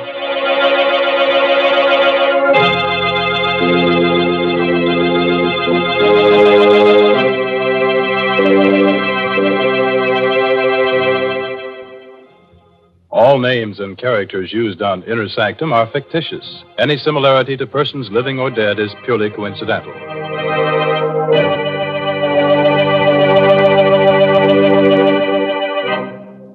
This is CBS, the Columbia Broadcasting System.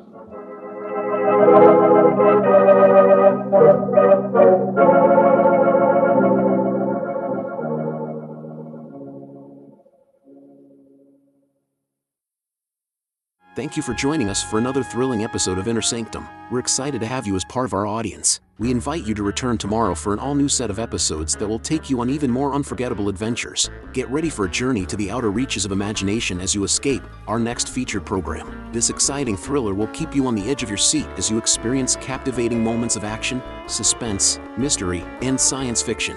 We're always eager to hear from our fantastic audience. Your feedback fuels our passion for delivering the best in vintage entertainment. Feel free to share your thoughts, opinions, and suggestions. We value your input and strive to make your listening experience even more enjoyable. If you're looking to enhance your Microsoft Access skills, look no further. Reach out to them at 615-420-2040 and ask for Mark. Once again, thank you for being a part of our Golden Age radio community. Get ready for more riveting stories, captivating characters, and timeless entertainment. Until next time, stay tuned and keep the nostalgia alive. Fed up with the everyday grind? Tired out from the summer heat? Want to get away from it all? We offer you Escape. Escape, designed to free you from the four walls of today for a half hour of high adventure. You're deep in a fabulous mountain cavern, surrounded by a horde of menacing natives from a lost civilization, held at the mercy of the most beautiful woman in the world, the terrible queen called She.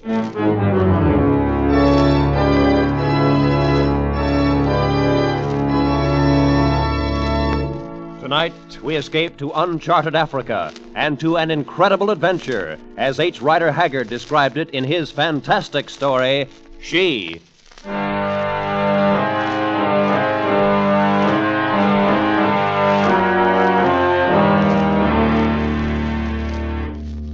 In those days, I was a professor of archaeology at Oxford. And though this may account for my being able to understand some of those strange events which occurred later, it was in no respect the reason for my becoming involved in them. No, the real reason was unbelievably simple. I walked through the caves of the dead in the terrible and ancient city of Kor, crossed the awful abyss and looked upon the flame of life, only because I was one of the ugliest men in England. Because of my appearance, I had made few acquaintances and only two close friends. Roger Vinci first, and following his death, his son, Leo, whom he left behind. And it was that friendship which brought Leo Vinci to my chambers off the quadrangle, late in the evening of the day he became 25 years old. Today was the first I knew of Ed Holly, when the attorneys called me in. Yes? They said Father instructed them the week before he died to give me the letter and this little bronze chest on my 25th birthday. It's strange. I mean, the chest. Designs on the lid show Egyptian influence. It must be very old. Well, according to Father's letter, it contains something over 2,000 years old. Really? Must have considered it rather important. He's closed the cover with a lead seal. Yes, so I see. At any rate, Holly, the letter doesn't tell us much. Suppose we see what's inside. All right. I have a geology hammer here somewhere, my boy. Here we are. And a chisel. Now, you hold it in place on the table here. Uh-huh. Go ahead. Ah, there, it's pulling loose. Yes. I did it. Well, here goes. Oh, what the devil is that? Why, it's a clay tile, an old Egyptian writing tablet. Yes, it's the kind used about the time of Nectanebes, around 340 B.C. But the writing on it, it's not Egyptian. It's Greek. Yes, and parts of it are broken away. Oh, it'll take some time to translate this, Leo. Well, Father apparently did it, Holly, according to this paper. Listen, here's his translation. Read it. I, Amenartes, wife of Callicrates, say this to you, my son. Forced to escape the wrath of the great Nectanebes, I thought so. your father and I fled southward across the waters and wandered for twice 12 moons upon the coast of Libya. That's the old name for Africa, you know. That faces the rising sun. And there by the mouth of a river where stands facing the sea a great mountain carved like the head of an Ethiopian. What is it? Nothing, Holly. Huh? It goes on.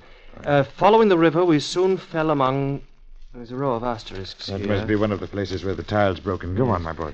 To a hollow mountain where a great city once stood, and to the terrible caves of which no man had seen the end, and to she who must be obeyed. She who must be... What's wrong, Leo? I don't know, Holly. There's something familiar about that name, but I've never heard it before. Strange. Well, come on, get on with it. She who must be obeyed, who did lead us by awesome ways to the place where the great pit is, whose voice is like thunder. And she did show to us the rolling pillar of life, and did stand in the flames. And she spake unto and there's a large fragment missing here. Oh, for heaven's sake. There isn't very much more. Picks up, carried far away on the ships where I gave birth to thee, and came hither to Athens at last. So I say to thee, by these things which I have told, seek out this place, nor stay thy will until thou hast the secret of life for thyself. Sit then on the throne with the Pharaoh. And that's all, Holly. Now, what's it all about? Leo, if your father knew, he kept it to himself. I don't know. It's all very strange. Yes. Oh, well, we'll know as soon as we reach the place. I was hoping you'd say that. Now, if you decided not to, I think I should have had a try at finding it alone. Oh, I can't do anything else, Holly.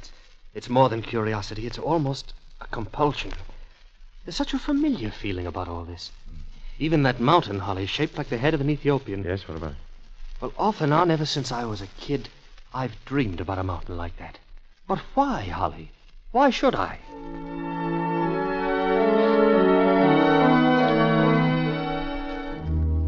That was the beginning. And some 3 months later, we drifted down the east coast of Africa, south of Zanzibar, searching the miles of jungled shores for the mountain carved like a head.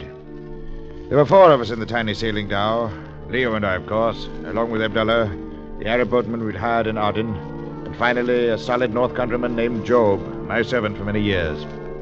We'd caught no sight of our landmarkers yet, but a native had told us of seeing it once years before, somewhere to the south. So our hopes held high, and we were confident luck was with us. And so it was, until one evening just at dark. That's a pretty stiff wind, Holly. Yes. You think Abdullah knows what he's doing? We're rather close inshore, all right, Leo. I doubt if there's any danger, unless a squall hits. Hey, by gauzy, we're strangers here in a heathen land and all. Anything could happen. It could, Joe, but let's assume that it won't, huh? How's the dory making out back there? Oh, trailing along all right behind us. Be in a bad spot if we lost it with our guns, food, equipment, and everything in it. Yes, I know, Joe. Leo, perhaps we shouldn't have packed the stuff that way, Leo. I should have kept it on board with us. No, Holly. We want to be ready to shove off up the river as soon as we sight that head.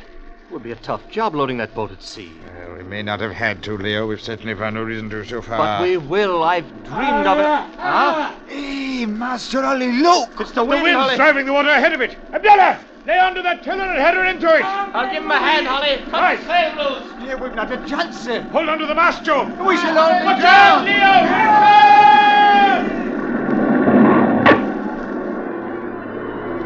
Leo! The great wave plunged over us, tore away the dory, swamped the dhow beneath our feet, and hurled us headlong into the foaming sea. Half smothered, fighting to stay afloat, borne shoreward by the drive of the tempest, we were tossed at last, one by one, up onto the rain-swept beach.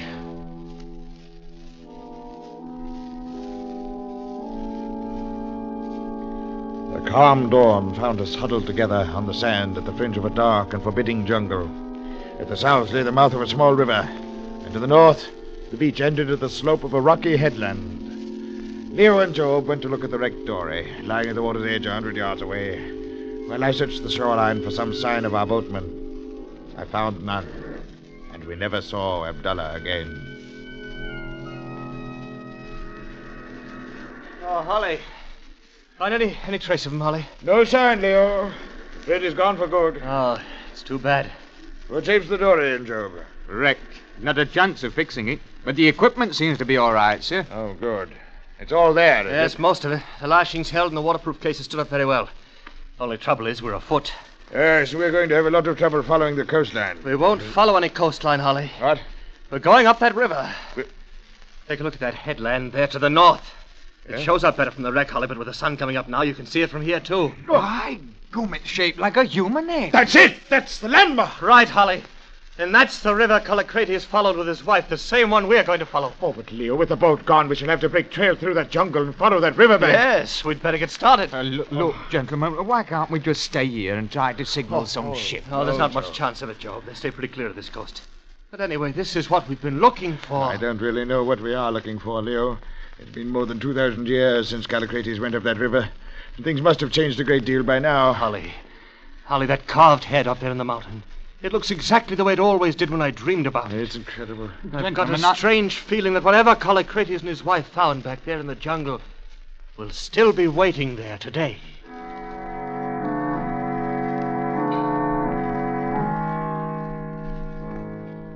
For 5 hot, steaming days, we pushed inland through the jungle, following the banks of the muddy river. Mile by mile, the creeping undergrowth became more dense.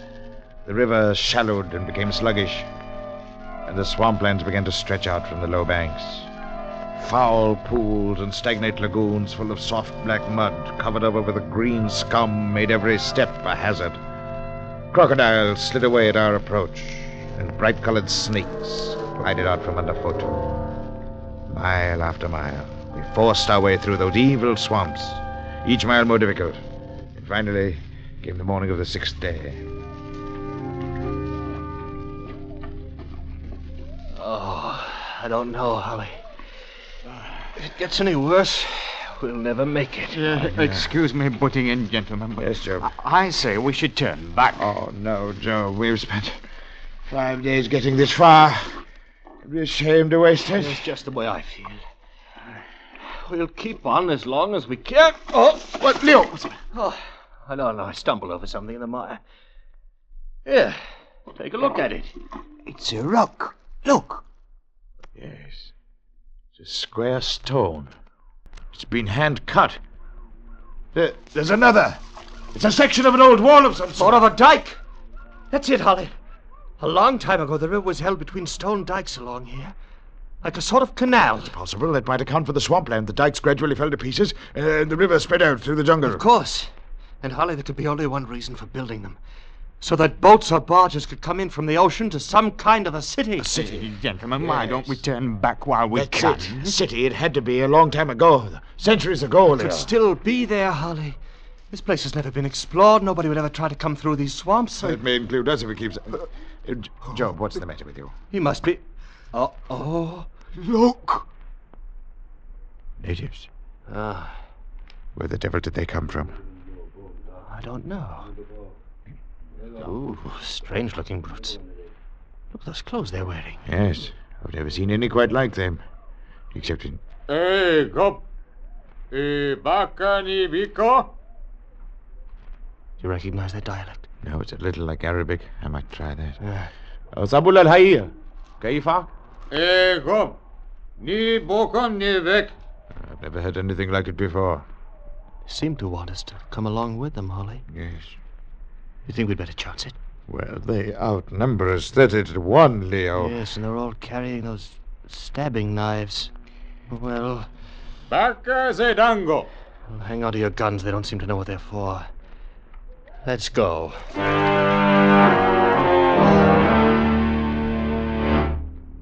Our strange escort moved rapidly ahead, twisting and turning as they followed some well-remembered trail of their own. We rested during the night on a hummock of dry ground and then struck out again at dawn. It was late afternoon when we left the swamp and climbed up a long slope to the foot of the rock-walled mountain. Reaching its base, we entered the mouth of a great cavern, and a short way inside were led into a small side chamber, carved from the living rock and lighted by a reed wick floating in a jug of oil. And then the strange natives went away and left us, and we sat about on the floor, trying to plan some course of action.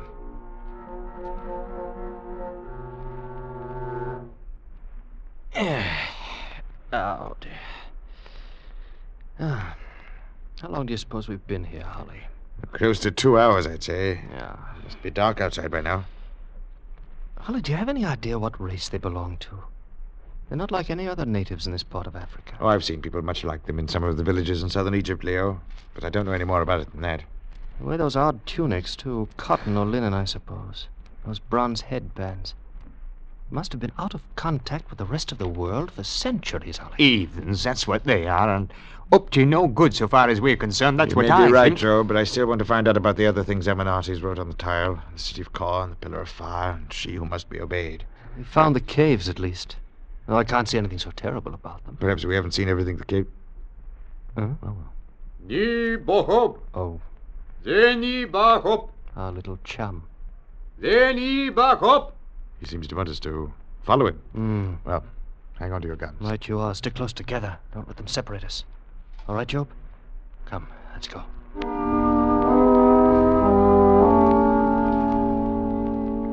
Our strange guide led us along the twisting, branching passageways, lighting our way with a flaming torch that threw weird shadows on the walls of solid rock. Now and then we passed side chambers lined with long rows of stone slabs. And then I saw that each slab held the sheeted figure of a human body. And I realized these caves were one vast crypt filled with the mummified bodies of some vanished race. Gradually, as we moved on, a most remarkable sound began to grow louder, made up of the guttural voices of a crowd, the throbbing of drums, and the moan of some strange musical instrument.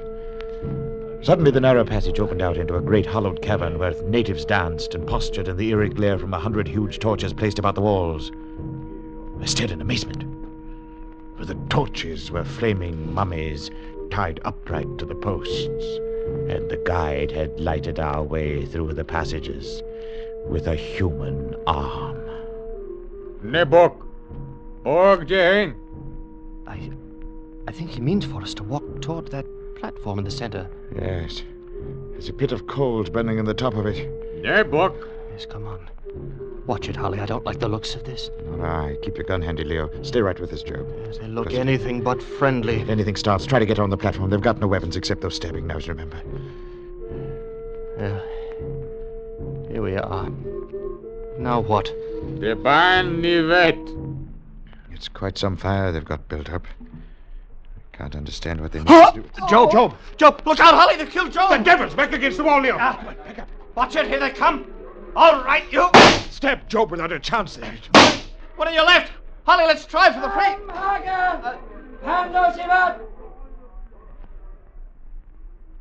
What the deuce is this? Old man in a long white robe. Hold your gun ready, Leo. We'll see what happens. Well, they're scared to death of him, whoever he is. Wait, he's coming our way. I presume you speak English, gentlemen? Yes, but you do. Occasionally, natives from the south have come through the swamps, and we have captured them. I have learned many of the languages of the outside world. I am Bilali. Leo Vinci, and this is Mr. Holly. I am most sorrowful for the death of your companion. Oh, yes, poor Joe. My children had no excuse. They know the law. From now on, you will be allowed to complete freedom. no white man is ever to be eaten. Eaten? That is what would have been done to you. But rest assured, her law is just, and their punishment will be swift. Whose law? That of she who must be obeyed. Holly! This is it, Holly. We're still on the right trail. She has demanded your presence. I have come to take you to the place where she is. Tell me, Bilali, who or what is this she who must be obeyed? A goddess? A queen? A white woman? I could not say, my son. I have never seen she. Come along.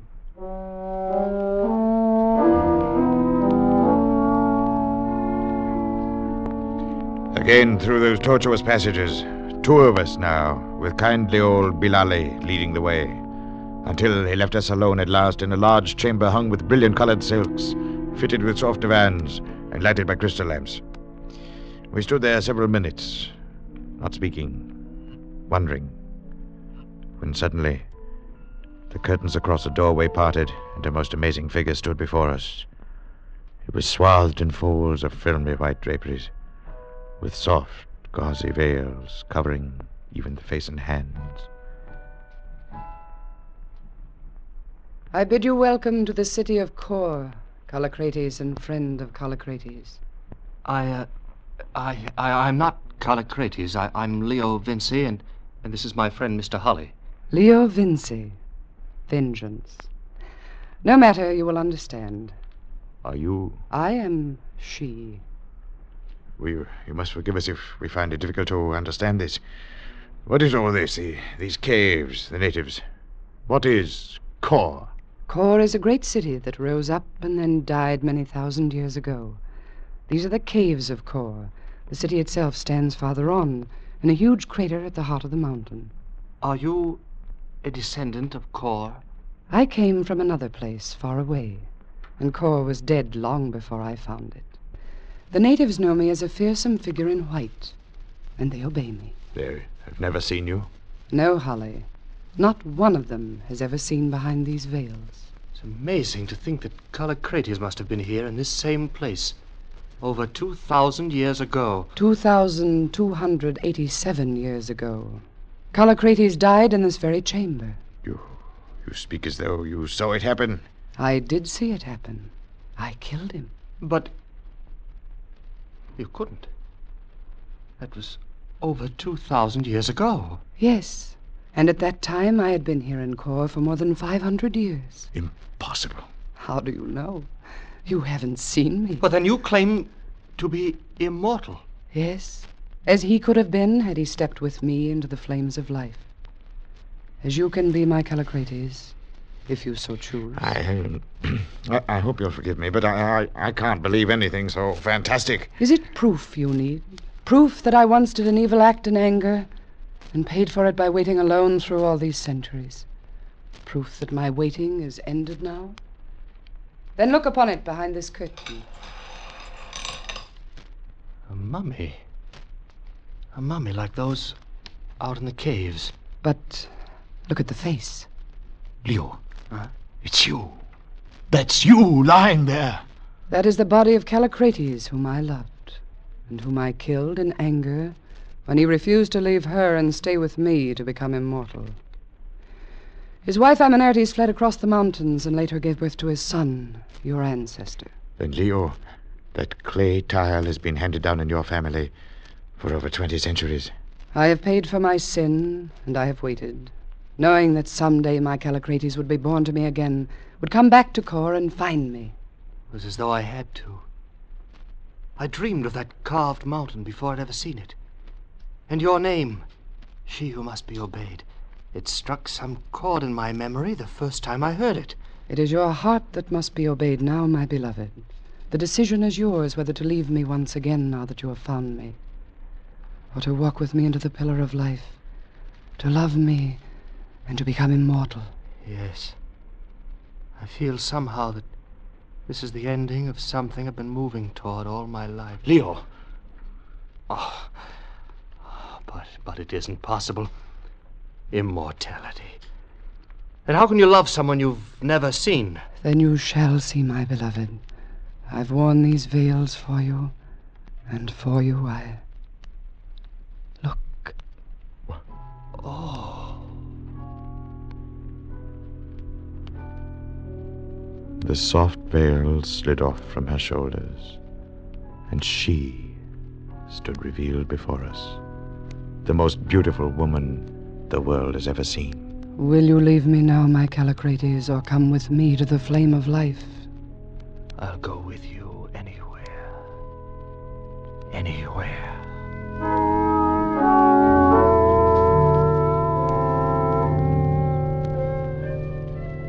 We talked the night away in that chamber, Leo and I fascinated by every word that fell from those lovely lips. She talked of the hidden knowledge of ancient lands, sang softly of her thoughts in rhyme, and spoke once again the words of long-dead poets, forgotten by the world. She made us believe in her own immortality, and in ours to come. And before dawn, Bilhali with us, we followed her madly and joyously through the dim and dusty passage that led to the flame of life. We came to a great abyss, with a narrow ledge crossing over it like a rainbow of rock. There Bilhali waited, and we three went on alone. At the sight of the awful depths beneath us, Leo and I shuddered, in spite of ourselves, and moved carefully, step by step. She never hesitated, but swayed along gaily before us like a feather borne on a breeze. Finally, we stood in a vast circular chamber, a great bubble in the earth's crust, whose walls were shining black basalt. Ollie. Yes? I see there by the wall. It looks like the body of a man. An old philosopher, my beloved, who came here many centuries ago. He sat and watched the flame and could not decide whether he should become immortal. Finally, he died. And you? Have you never regretted becoming immortal? I could not have waited for Callicrates, Holly, had I not been immortal. But you, Leo, perhaps you have doubts. Immortality will not even be long enough with you. Where is the flame? Listen. Even now it approaches. It advances and then retreats, a never-ending cycle of life. It has moved along its path through this cavern since the beginning of time. Holly, look! Do not fear it, beloved. See, this time I will step into the flame alone. And when it comes again, you may join me. It's like the fire of the sun and the dust of 1,000,000 diamonds. As the great and terrible pillar of flame approached, she threw off her veils and opened her arms to it, and the eternal fire flowed over her.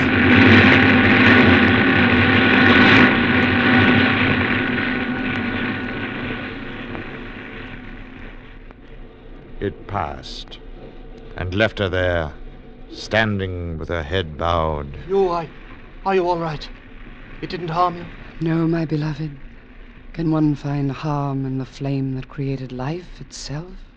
Do you believe that... What's wrong? Tell me what's wrong. The flame was different somehow.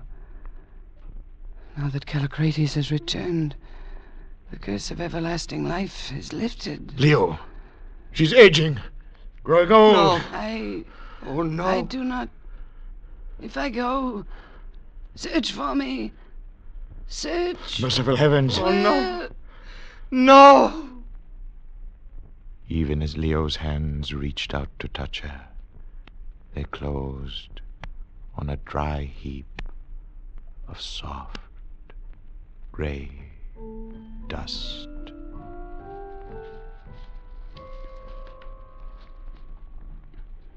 I knew now that neither of us would step into the flame, and I knew we would spend our lives searching through the world for she. I seemed to hear in my mind once again words she had spoken in those glorious hours the night before. I knew that Leo was hearing them too, and that neither of us, so long as we lived, could ever forget that lovely voice. Nay, not in Kor, but in whatever spot, in town or field, or by the insatiate sea, Men brood on buried loves, or unforgot, or break themselves on some divine decree, or would o'erleap the limits of their lot. There, in the tombs and deathless, dwelleth she.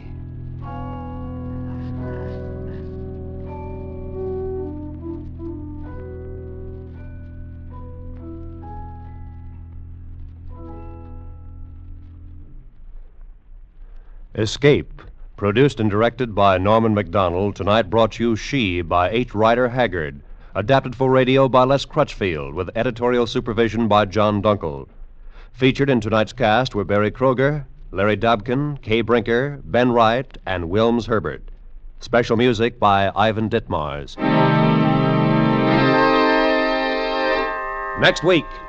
You are clinging precariously to a diving, pitching longboat, lashed by mountainous seas in the center of a hurricane. And at the helm, driving you on, is a man bent on revenge and willing to kill for it.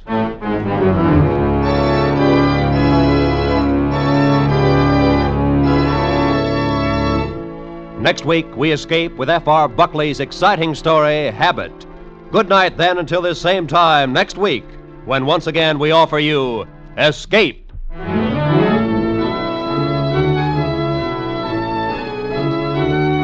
This is CBS, the Columbia Broadcasting System.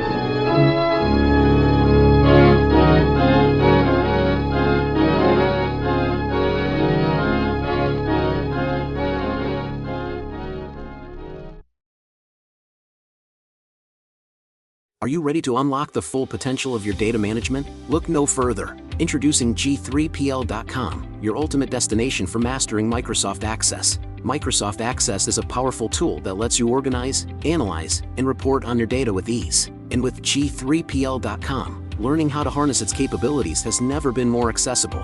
At G3PL.com, we believe that knowledge is the key to success. Our expert instructors will guide you step by step, whether you're a beginner or looking to enhance your skills. You'll learn how to create databases, design user-friendly forms, and generate insightful reports, all using Microsoft Access. Call us now at 615-420-2040 to enroll in our Microsoft Access courses. Don't miss out on this opportunity to become a Microsoft Access guru.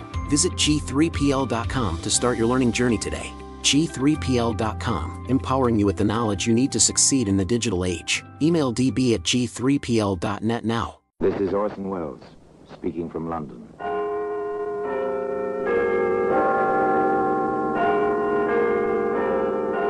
The Black Museum, a repository of death. Here in the grim stone structure on the Thames which houses Scotland Yard is a warehouse of homicide, where everyday objects, a package of cigarettes, a length of string, a linen napkin, all are touched by murder.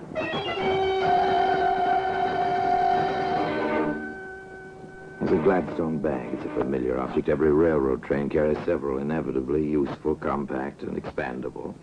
They always hold more than they seem. Perfect for vacation. Perfect also for... If you look inside, Inspector, just pry the two halves apart at one end, as I did. Yes, I see. Odd objects to have in a valise. Not if one had every intention of disposing of them, Inspector. Today, that Gladstone bag can be seen in the Black Museum.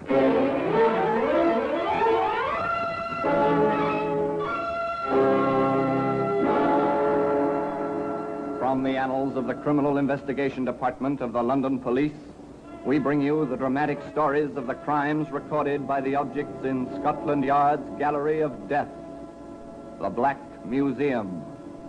In just a moment, you will hear The Black Museum, starring Orson Welles.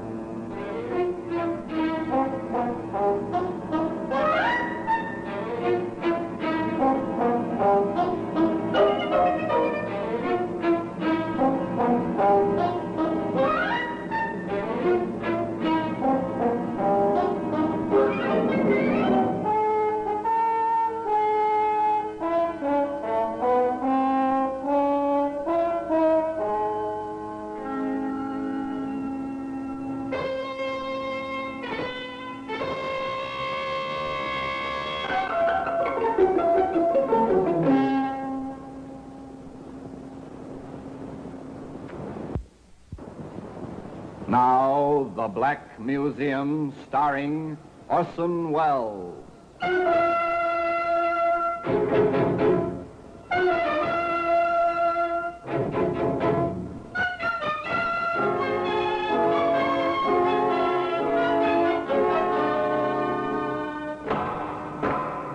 here we are, in the Black Museum, Scotland Yard's mausoleum of murder. There are times, as I open this door, that I feel the old familiar inscription should be carved on the lintel. Abandon hope, all ye who enter here. Yes, abandon hope of peaceful, quiet, dreamless sleep, for within this room is almost every instrument which ever has been used for the commission of the foul deed called murder. Yes, here lies death. No doubt about it. You feel it in the dull, oppressive atmosphere. You see it first marked calmly on the neatly lettered cards. So-and-so died by this instrument at the hands of so-and-so, dated, and so forth. Your glance passes to the thing itself. You almost feel the blood. There's a camera. So, you think Ordinary tourist snapshot-taking camera. Yet within the blackness of this box, the film registered two faces. A third person saw a print. And from that recognition, 3 people died. One by a hangman's rope. Here's a briar pipe, well smoked, thoroughly discolored, a pleasure to a pipe smoker, but no pleasure to the man who inhaled hydrocyanic gas with his tobacco. Nor to the killer, trapped by the pipe itself. Ah, here we are, the Gladstone bag. Piece of luggage for a man. It looked so commonplace, so much as if it belonged to a traveling salesman, not to Jim Hudson. Of course, in a way, Jim was a traveling salesman. He certainly had a sales talk. And he was quite successful at it. Sally, I've never seen you looking lovelier. Oh, Jimmy, you always do that. Do what, sweetheart? Say things like that just when I want to pick a fight with you. That's one of the reasons I love you so much. Despite your wife and everything else. Everything else? That's what I wanted to fight with you about. We just can't go on like this, Jimmy, darling. Why not? We're as happy as circumstances. Don't you see, Jimmy? A woman wants at least a snatch of domesticity, not just clandestine meetings with the clock ticking away her happiness in the background. It'll come, darling. It'll come. The girl was right, of course, from her point of view. Granted that the relationship between her and the man she loved was, well, outside the recognized bounds. Granted that they found each other when it seemed too late. Still, the girl was right. She wanted a certain sense of security, which can come to a woman only through the small things of making coffee in the morning while a man was shaving within earshot. And Sally James was the kind of girl who took action when she wanted something badly enough. Jim, what about the week we planned together for this spring? I probably could get away, darling, if we had a place to go. I have the place. Anyway, the ad about it. You are something, aren't you? Here, darling. I found this in the Sunday paper. Go on, read it. For rent. Bungalow. The Beaches. Pevensey Bay, Eastbourne. Reasonable by the week. You've got your heart set on this, haven't you, sweet? Can we do it? The week of April 12th. All right? All right. Oh, Jimmy, it'll be heaven down there by the sea.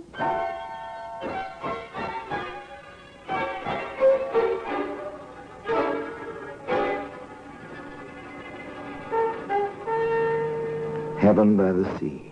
Poor girl, one of those human beings who believes with all her heart that dreams can become reality. Perhaps it was just as well that Sally didn't see her Jim some 2 evenings later in a quiet little restaurant not more than 3 blocks from the place she'd given Jim her precious clippings. Rhoda, my darling, I've never seen you looking lovelier. Oh, come off it, Jimmy. That kind of romancing just isn't in my style. You're a woman, aren't you? Well, you ought to know, Jimmy boy. And how? Thanks. Look, Rhoda, I've taken a cottage at Pevensey Bay. Oh, how inconvenient to have to travel all that distance. Not for weekends, it isn't. Inconvenient. Well, the daring young man on the flying trapeze. Would you like Weekends by the sea, Rhoda? Why not? Think it'd be fun. Nice place. Called the Beaches. Old garden, private bathing beach. Sounds marvelous. I thought you'd like it. Well, I can't make it this weekend. Neither can I. How about the weekend of the 16th? We'd go down Friday afternoon, come back early Monday morning. There's a very early train. It's a deal, Jimmy. It really is a deal. A clever rascal, Jim Hudson, without a doubt. Knows his way with the ladies. But he cuts his margins rather close, doesn't he? Note the dates. April 12th, the week, with Sally. Friday the 16th, with Rhoda. Well, that's hardly a full week with Sally. But, of course, Sally doesn't know about this on Friday noon the 9th as she stands in the doorway of the railway carriage in Waterloo Station. You will be down by Monday, won't you, Jimmy, dear? Sooner than that, if I can. You know that, darling. I guess I feel like a little girl on her first trip home. I'm sorry it has to be this way. Oh, I don't mind, really. I'll have a chance to put the cottage in shape. Have it all clean and comfortable for my man. When I saw it, there weren't any tools there. And there's always something to fix. I'd better add tools to my shopping list. Oh, and don't forget the traveling iron I asked you for, dear. And please hurry to get down. And... oh, kiss me. Quick, Jimmy, the train's leaving. Oh, Jimmy, dearest. Bye, darling. See you Monday. Monday it'll be. Take care, darling. Take care.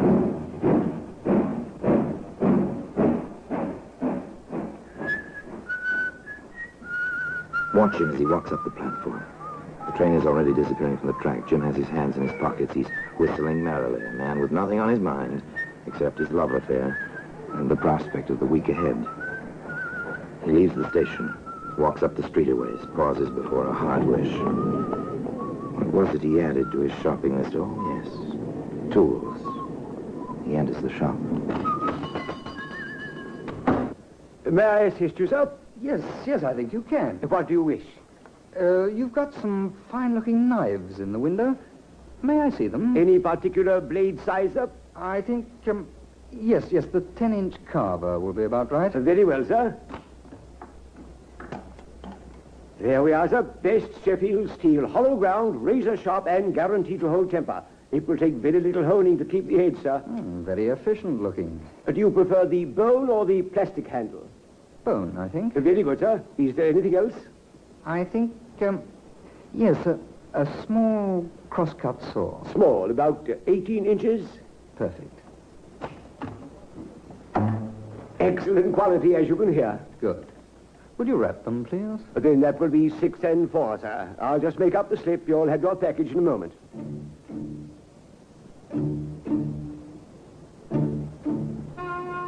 Jim Hudson took his package on the train with him on Monday morning. And tea time at the Beaches, Bevan's Eve, promised to be exciting and wonderful.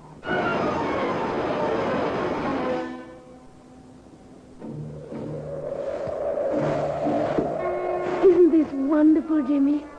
I discovered the pastures at the top of the cliff on Sunday. Oh, Jimmy, it's paradise. It is a nice view. And so alone, so private. This is our private view, darling. It's like a honeymoon. You are a sweet little thing, Sally. Very sweet. I know. When you call me sweet, you think of me as a child. But I love you as a woman, Jimmy. I know. Shall we go back now? It looks like it may kick up a storm. If you want to, darling.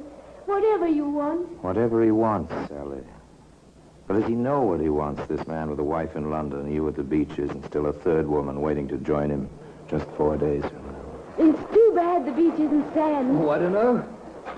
Shale isn't bad. Funny about this place. Funny? How, darling? Do you remember the Doris Clark case? Who was she? She's the reason the Beaches was available. I don't understand. She lived here. 2 men she knew came down. She was beaten, buried alive in the shale. The men hung. How horrible. They made a lot of mistakes, so they mightn't have been caught. People shy away from a house with that kind of a story. I don't care. We'll change its reputation then, with our love. let's go inside, dear. It's getting chilly with the sun gone and the storm coming up. The storm came, the rain pounded on the roof, the wind lashed at the sea. And within the cottage called the Beaches, all was snug and warm. I love a fire in a fireplace. Don't you, Jimmy, darling? Yes, I suppose I do. Oh, Jim. Am I being too sticky? Sentimental? Trifle. What's wrong, Jimmy? You've been, well, far away today. Sally, let's face it. Things like this never go on for long. Jim! Jimmy, I don't believe you said that. I did say it. I mean it. Then why did you bring me down here? It was your idea. I went along with it, hoping we could work something out. Work it out? It's past it. You never loved me. Stop crying. I can't stand crying. I ruined my life for you. Now you want to just forget about me. Stop it. Grow up. You can't be infantile forever. You want your cake and to have it too. You want your wife and other women. You won't. I won't let you. Stop it, Sally. I told you to stop it. Jim, no. No, I didn't mean it. I'll do whatever you want. I'll go away and never see you again. Jim, don't touch me. Jim, please. Jim.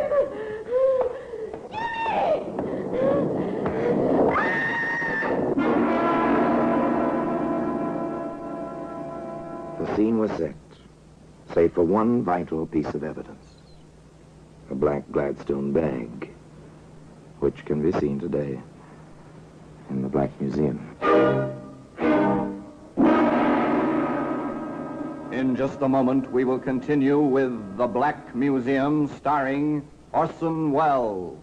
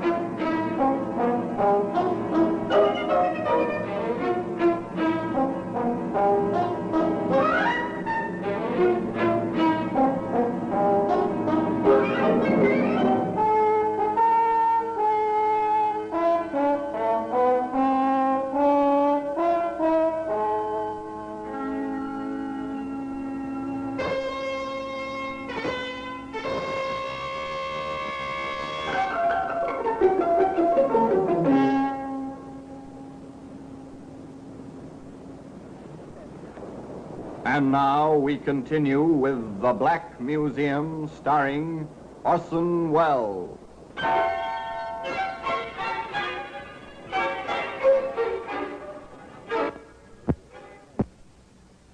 Friday, the 16th of April, dawned fine and clear.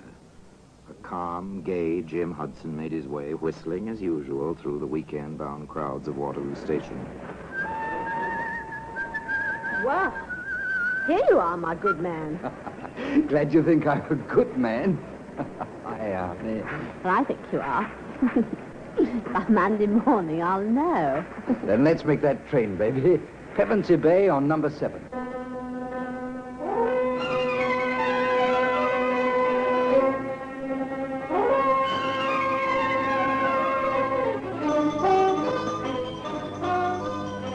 The train to Pevensey Bay was none too fast for Jim and Rhoda. It was a fine spring day. It was a beautiful spring evening. Moonlight made the rollers on the beach gleam with a lovely phosphorescence. On the porch of the cottage, known as the Beaches. Know something, Jimmy boy? I know lots of things, old girl. What, for instance? Oh, this. If I were the romantic type, this place would make me go, oh, gooey. But you're not? No, I'm not. All your misconceptions of women notwithstanding. And you want to waste all this moonlight and romance? Oh, come, darling. If you must whisper sweet nothings, come and whisper them. Why not out here? because I don't feel comfortable on the shale. Come on now.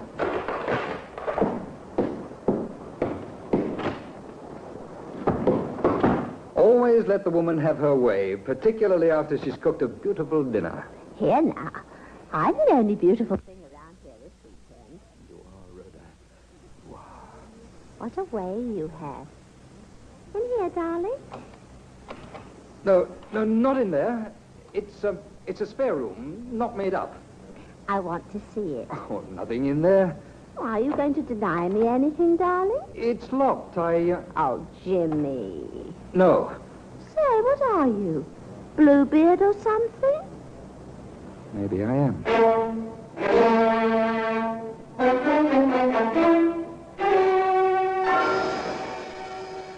The door stayed locked. The weekend at Pevensey Bay was quite successful.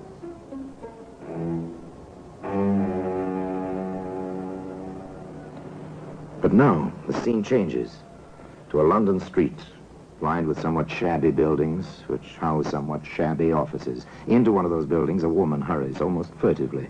She climbs the stairs, one flight, walks into an office, door of which announces in gold lettering, Cross Detective Agency. You are Mr. Cross?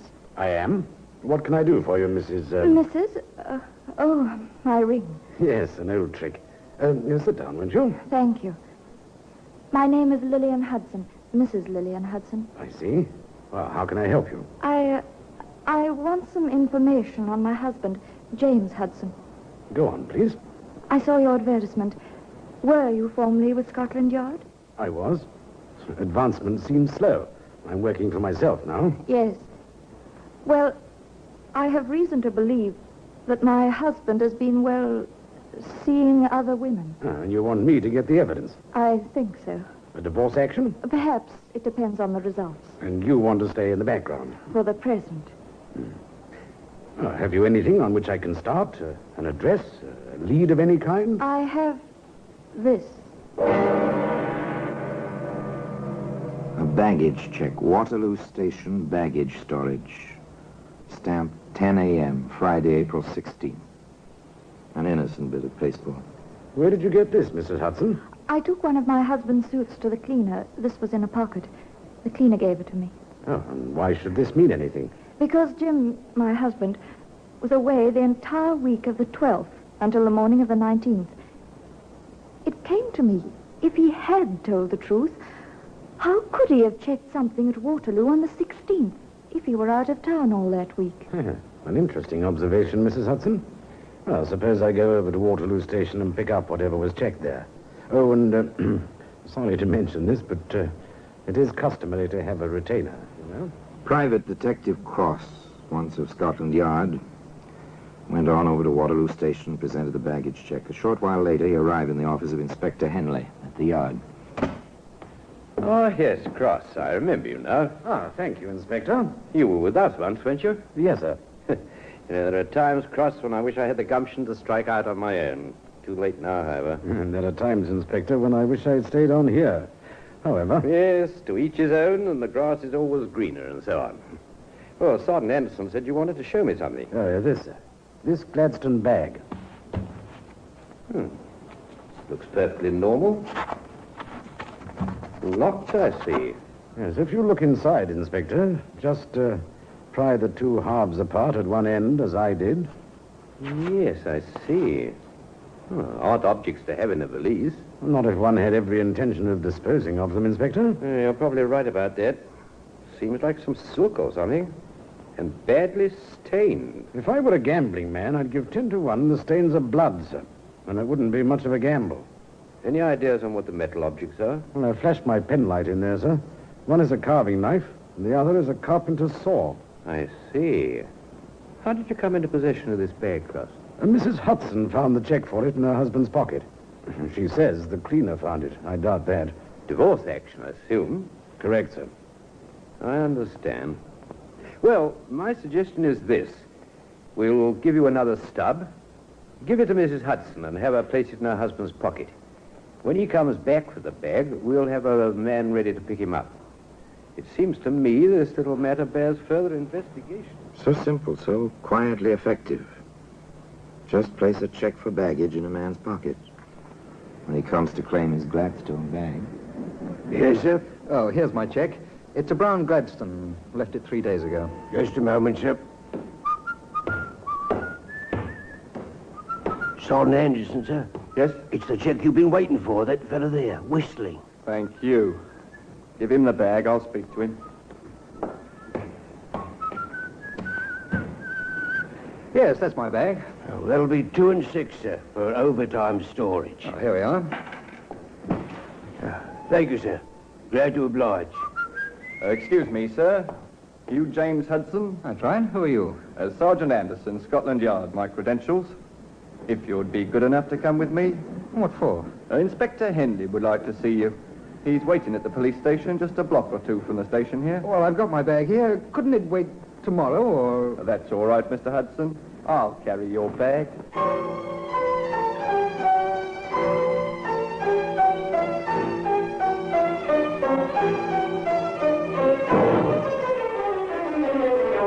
The squad room at the police station near Waterloo was very quiet. Inspector Henley sat behind a battered desk. On the desk rested the Gladstone bag, open now, and next to it a file. A familiar dossier from the Criminal Records Office. We have your file, as you see, Hudson. I see. Theft, burglary, 5 years for criminal assault. Does your wife know about these things, Hudson? No, she doesn't. I see. Hudson, how do you account for the contents of this bag? I was butchering half a steer for a friend of mine in the country. He has a deep freeze. Oh, that's rather thin, Hudson. Did you wear a silk dress size 10 to butcher the steer in? It was his wife's. I'm having it cleaned at a special place I know of. Yes, yes, of course.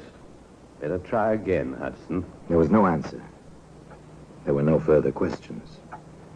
Inspector Henley knew his man. Time ticked away. The clock was quite loud. For an hour it ticked in the silence. Finally, the perspiration beginning to bead his forehead. Jim Hudson began to talk. All right, Inspector. I'll tell you. I guess I lost my head when she flew at me. Oh, size 10 and she flew at you, Hudson. I told her we were through, that I was going back to my wife. She heaved the coal scuttle. Then it was at the beaches at Pevensey Bay on April 13th, sir. She grabbed the poker. I defended myself. We had a devil of a struggle. She fell, struck her head on the andiron. She was dead. I must have gone completely crazy. I went into town, but that knife and the saw, I was afraid to tell anyone. I mean, my record and... Sergeant, I've got something here, Inspector. In this biscuit tin. Yes, you have. Neat packing job, I must say. Not much left of the poor girl, is there? I want a check of every hardware store in the neighborhood where Hudson lives. Oh, yes, near the railway station. Got that, Sergeant? I want the sales slip on those implements and the clerk who sold them, if possible. Yes, Inspector, I remember the incident perfectly. The fellow came in whistling, asked about the knives in the window. He bought one, then asked for a small saw. Here's the slip, sir. Well, this says April the 9th. Hudson claims he didn't buy these things until the 13th. It was the 9th, Inspector. I'll stake my life on that. It's no good, Hudson. You bought that knife and that saw on Friday the 9th. You went to Pevensey Bay prepared to do exactly what you did do. If we ever had evidence of premeditation, we've got it now. You're under arrest, charged with willful murder. And I must warn you that anything you say may be used in evidence. Each clue in its place. The case was complete. Closed as tightly as that same Gladstone bag, which can be found today in the Black Museum. Orson Welles will be back with you in just a moment.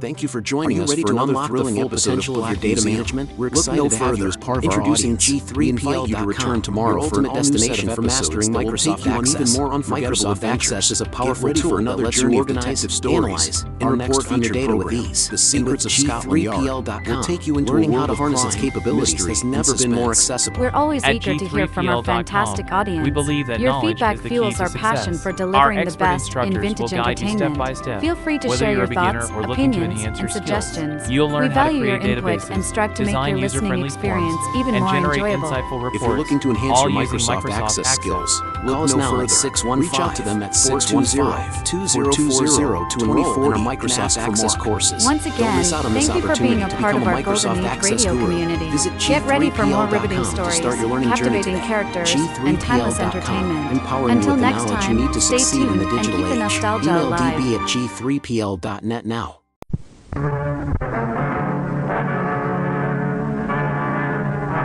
From the Longhorn Radio Network, Adventure and Mystery, classic series from radio's golden past.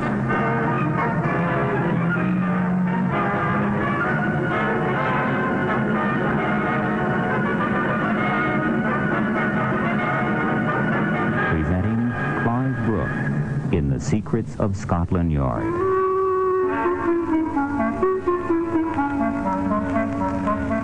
How do you do? This is Clive Brooke. Clarence Darrow, the American lawyer and writer, once said that everybody was a potential murderer, and that although he himself had never killed anyone, he frequently got great satisfaction in reading the obituary notices. Mr. Darrow perhaps goes further than most of us, but the fact remains that we are all intrigued by a murder trial. The reasons may very well be that subconsciously we put ourselves in the position of the accused.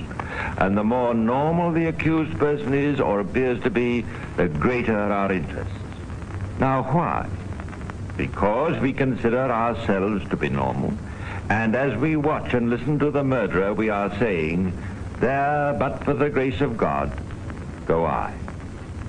Nothing so stimulates the imagination of the public as the trial of a man who, to all appearances, has led a respectable, normal life, and who suddenly has that life splashed across the front page of every newspaper in the land because he has been accused of murder. The man or the woman. And the case I'm going to tell you about today is that of a woman, Mrs. Florence Elizabeth Maybrick.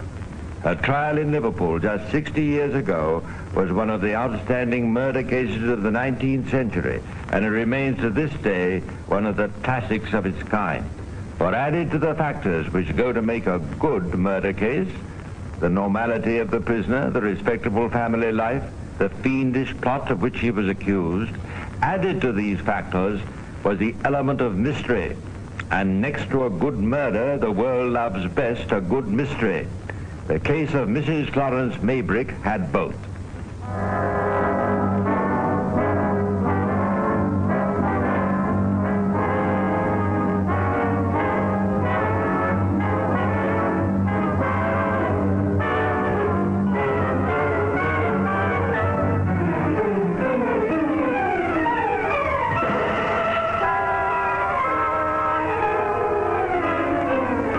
It was March in the year 1889.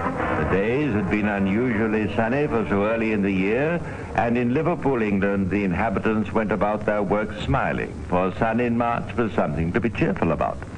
In Liverpool was the home of Mr. and Mrs. James Maybrick. Mr. Maybrick was a wealthy cotton merchant. He was a native of Liverpool, and it was natural that he should live in that city, for it was the principal port in England for ships westward bound. And it was in America that Mr. Maybrick sold his cotton. It was also in America that Mr. Maybrick found his wife. But let us hear him recall that occasion to his wife and his brother on this sunny day in March at his home in Liverpool.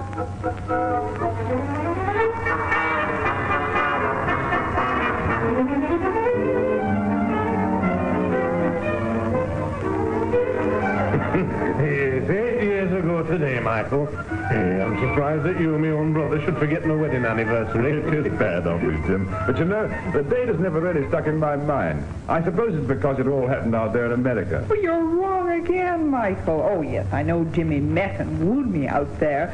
And how he wooed. But we were married in London while you were in America. There you are. You see, I knew someone was in America at the time.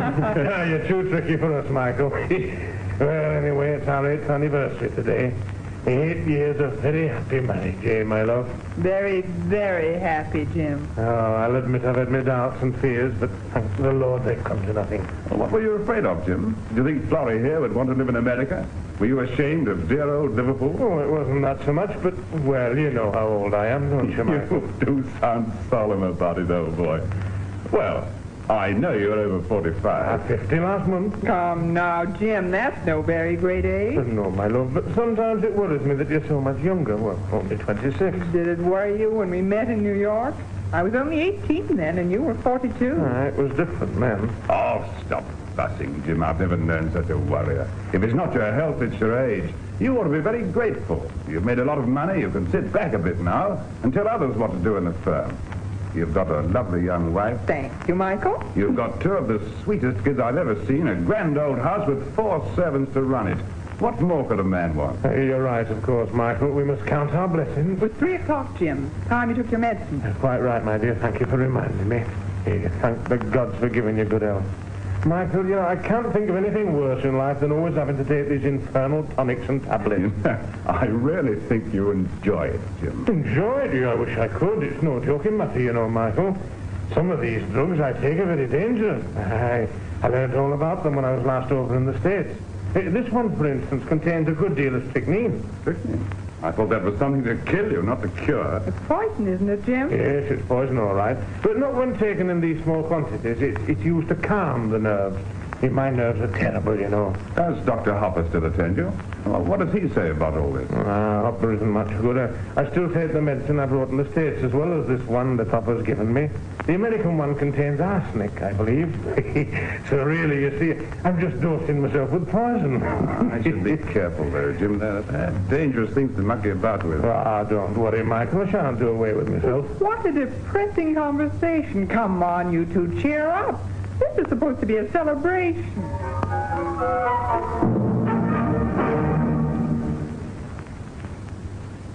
On the whole, a happy little group. There was nothing to indicate to Michael Maybrick that his brother and his sister-in-law were not completely in harmony. But then Florence Maybrick was good at acting the part of the loving and considerate wife. Even Jim, her husband, did not suspect her of disloyalty. But Florence had recently met a Mr. Brierley, a good-looking cotton broker from London who had been most attentive and complimentary to her.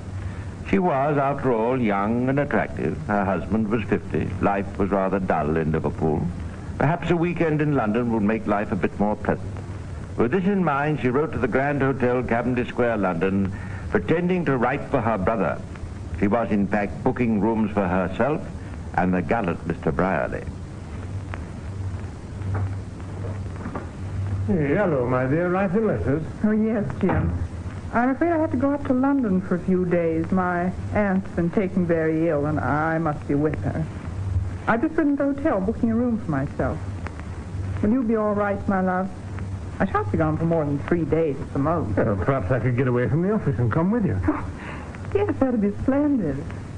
Oh, I don't know, Jim. I'll be spending most of my time with my aunt, and you'd be awfully bored. Maybe you're right. Some other time, then. You'll be back for the Grand National. Oh, as if I'd miss it. Have you ever known me miss a horse race if I could possibly help it? Of course I'll be back. Yes? What is it? Begging your pardon, Mum, but the doctor's come to see the master. Dr. Hopper. Oh, yes, of course, it's Wednesday, isn't it? I'll see him in the next room. You show him in there, will you? Very good, Mr. Maybrick. Darling. Darling, I don't think that doctor's doing you much good, is he? No, I'm going to change. I shall probably consult a specialist if I don't get better soon. You know, I suddenly came over completely numb in the legs and arms. You poor darling. I hate the idea of leaving you even for 3 days. Oh, I'll be all right, Florrie. Anyway, your aunt needs you more than I do at present. And so Mrs. Maybrick and Mr. Brierley discreetly visited London. And as far as we know, Mr. Maybrick suspected nothing. But after being so discreet, Florence was just the opposite when she accompanied her husband to the Grand National on her return from London. For it was there that she happened to run across Mr. Brierley once more. And her behavior with him in public was enough to put Mr. Maybrick in a very bad temper indeed. In fact, to make him leave the racecourse and return home to wait for his erring wife. The housemaid with the curious name of Yap was surprised to see her master home so early.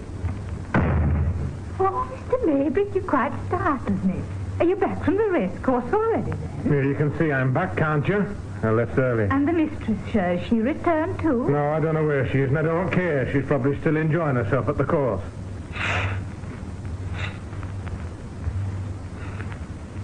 Begging your pardon, sir, it's Mrs. Maybrick coming up the pathway now. She must have come on just behind you. Oh, there you are, Jane. Well, that's a fine way to treat your wife, I must say, walking off and leaving me like that. Hey, how dare you, making a fool of me in front of all those people. It's such a scandal, it'll be all over the town tomorrow. How could you, with that Brierley man, too? And what, may I ask, is wrong with that Brierley man, as you call him? What's wrong with him? Tell me something that's right about Well, him. he's certainly a great deal more fun than you in your present mood. Why, you little... You deserve to be beaten black and blue for this. It's the end, Jane. You realize it's the end. I'm leaving this house. I leave it by all means. And remember that once you cross the threshold, you'll never enter it again. Madam, please. Yes, what is it? Your son, madam. Billy? What of him? He's not ill? Oh, bless you. No, madam. He's just asking for you. That's all. Would you come up and see him? Oh, yes, of course. Jim. Yes, Florrie? What is it? Jim, I'm sorry. I'm really sorry I upset you. Will you forgive me? I'll never do it again, never. All right, Florrie, let's say no more about it. 6 o'clock. Time for my tonic. I'll fetch it for you, dear. I'm going upstairs anyway. Well, thank you, Florrie. It was during the next month, April, that James Maybrick made a journey to London, but not for pleasure. He went to see a specialist about his liver, his nerves. He was given a new prescription which he had made up in London and sent on to him. While he was giving his instructions to the chemist in London, his wife was visiting her chemist in Liverpool. Oh, good morning, Mrs. Maybrick. Lovely day, isn't it? It surely is. When the weather's like this, I don't miss the States one little bit. What can I do for you? Oh, well, I've made out a list for you. There are quite a few things, so perhaps you'll send them round the house. May I see the list, please? Oh, yes, just the usual household articles. Certainly, Mrs. Maybrick. I'll have these sent round this evening. Oh, well, I forgot to put down fly papers. Do you have some? Yes. Are these the type you wanted? Well, have they got arsenic on them? I want them real strong. Oh, I think you'll find these quite strong enough, madam. All right, send me around a couple of dozen, will you? Very good, madam. I'll add that to the list. Florence Maybrick did not use the fly papers to kill flies. She soaked them in water and thus composed a weak solution of arsenic. She did this quite openly as she had bought the fly papers from the chemist. And when the maid Yap asked her what she was doing, she explained that a chemist in America had taught her that an arsenic solution was excellent for the complexion. This idea was held by quite a number of women at the time, and there was nothing odd about Mrs. Maybrick's explanation. Perhaps it was also just a coincidence that on that particular evening, after taking some of his medicine, James Maybrick was violently ill. A new doctor, Dr. Humphreys, was called in. He attributed the sickness to the new medicine from London, which contains strychnine. This was discontinued, but still Mr. Maybrick got worse. What was the cause of the illness? Why was it that everything Mr. Maybrick ate made him sick? Was he being slowly poisoned to death?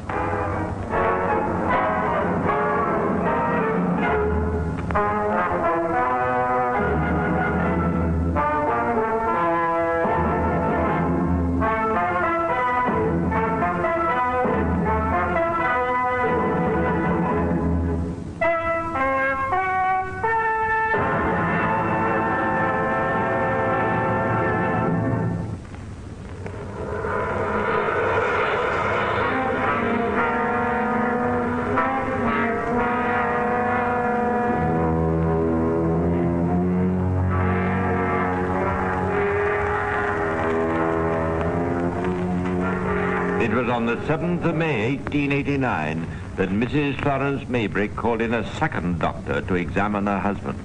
This new man, Dr. Carter, was perplexed at what the attending Dr. Humphreys told him. Carter, these vomiting fits that Maybrick has, they have all the symptoms of arsenical poisoning. But there's only a minute quantity of arsenic in the medicine he's been given. Couldn't that be responsible? I don't think so. I've spoken with Maybrick, and he tells me that he's been taking nerve tonics for years, and that they've all contained arsenic or strychnine. He hasn't suffered like this before. Then if you're right and the cause of the vomiting is arsenic, it would appear that the poison has been given him without his knowing it. Yes, but who would do such a thing? Who is there staying at the house at present? Besides Maybrick, there's his wife, his brother Michael, he just arrived this morning, and 4 servants. And I suppose Mrs. Maybrick is taking care of her husband? Yes.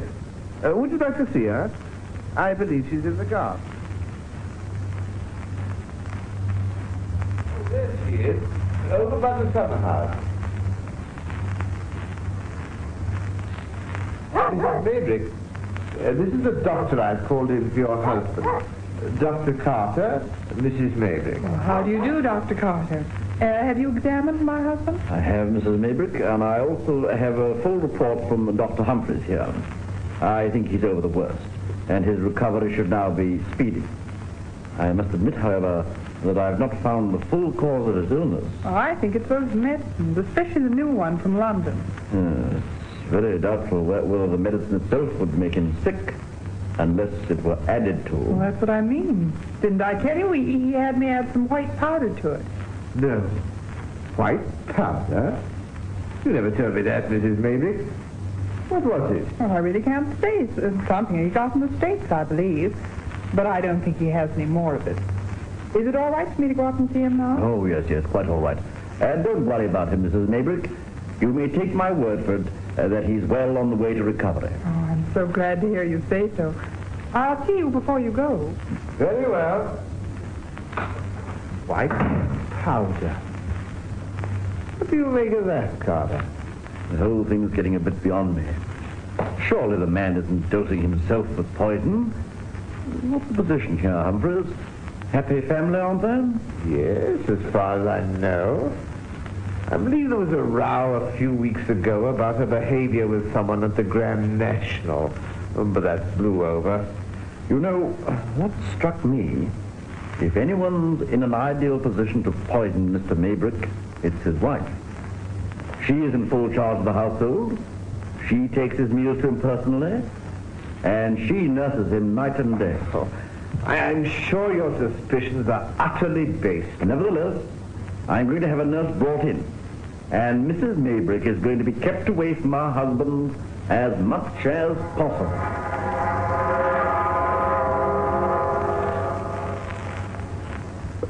The nurse arrived that afternoon, and from then on was in constant attendance.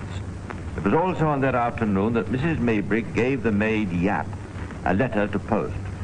Now, Yap was a suspicious little creature, and when she saw the name Brierly on the envelope, she remembered the scene between her master and mistress over someone of that name, and decided to open the letter. First, she dropped the envelope in the mud so as to have an excuse for putting the letter in a clean one. What she read was enough to send her straight to Michael Maybrick, the brother who was staying in the house.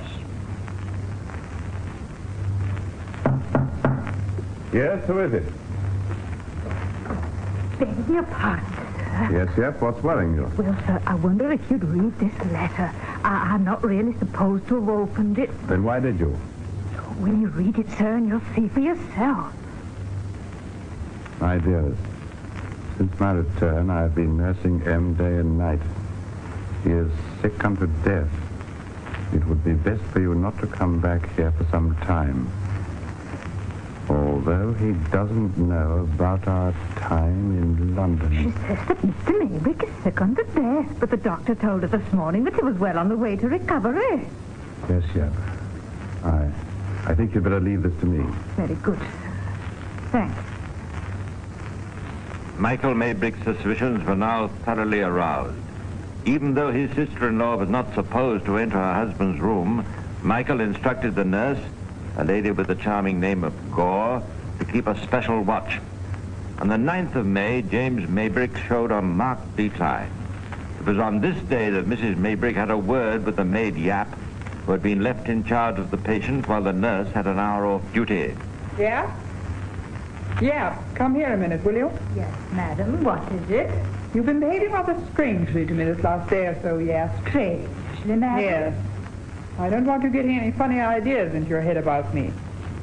What's the doctor been telling you? The doctor, madam? Why, nothing at all. Why should the doctor be talking to me? He suspects me, yeah. He suspects that I'm trying to do away with my poor husband. Oh, I'm sure you're wrong, madam. You're not going in to see Mr. Maybrick now, madam, are you? He's resting. I don't think it's your position to tell me when and when not to see my own husband.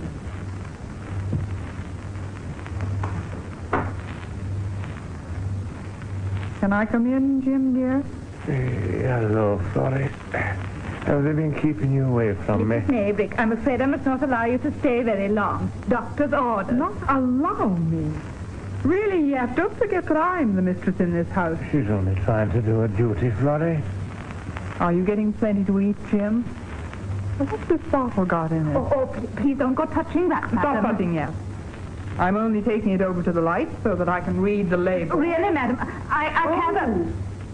Meat juice. Well, smells quite nice.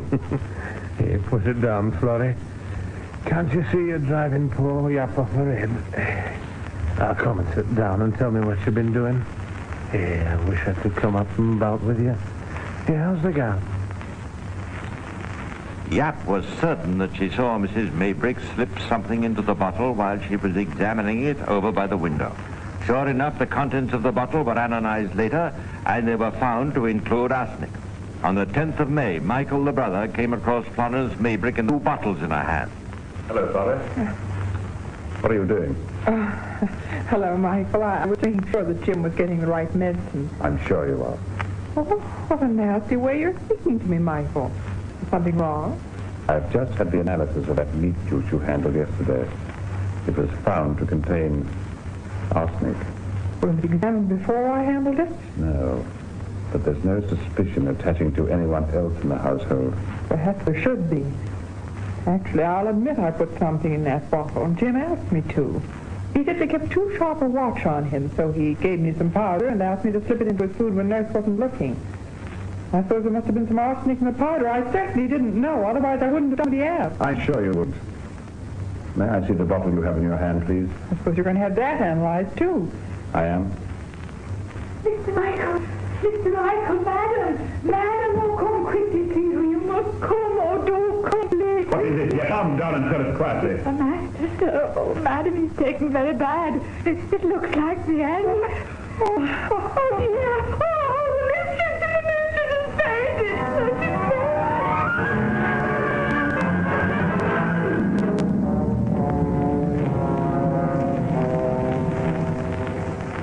By the time Yap brought Mrs. Maybrick round, her husband was dead. The post-mortem showed inflammation of the stomach and intestines, and rather less than half a grain of arsenic was found in the body. A search was immediately made of the house. Arsenic was found in many places.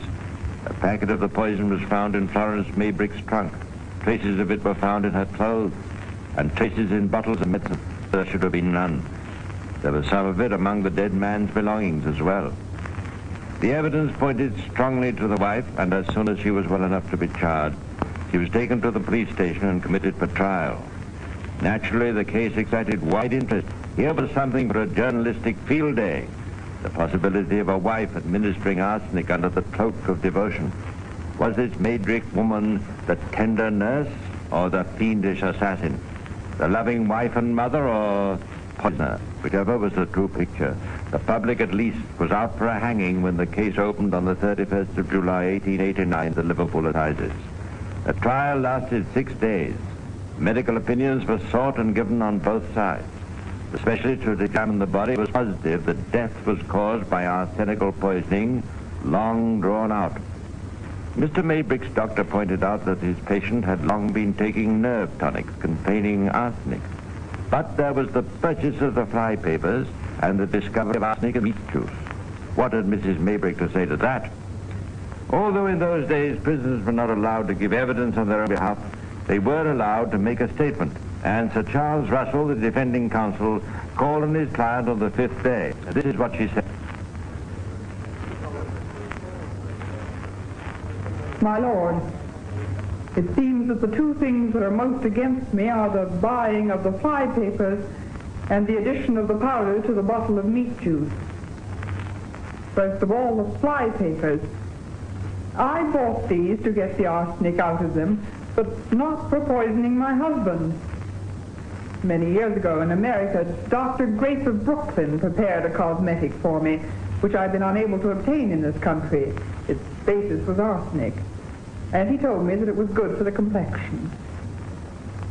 As for the powder I put in the meat juice, my husband had many times asked me to give him some of his old medicine, which he thought did him more good than the stuff he got from London.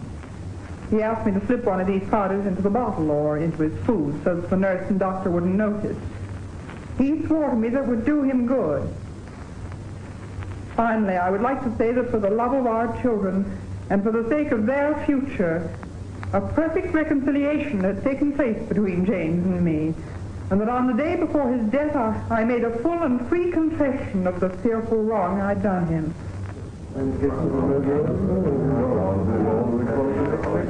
Perhaps it was her open association with Brierley that made Florence Maybrick so unpopular.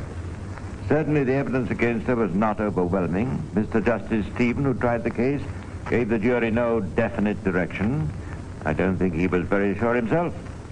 After going through all the evidence that had been given in court, he admitted that there were still two great difficulties. Not simply questions, difficulties.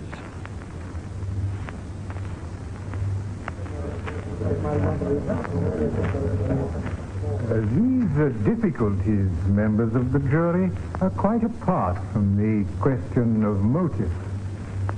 The motive would seem to be that of the infidelity, at least so the prosecution makes out.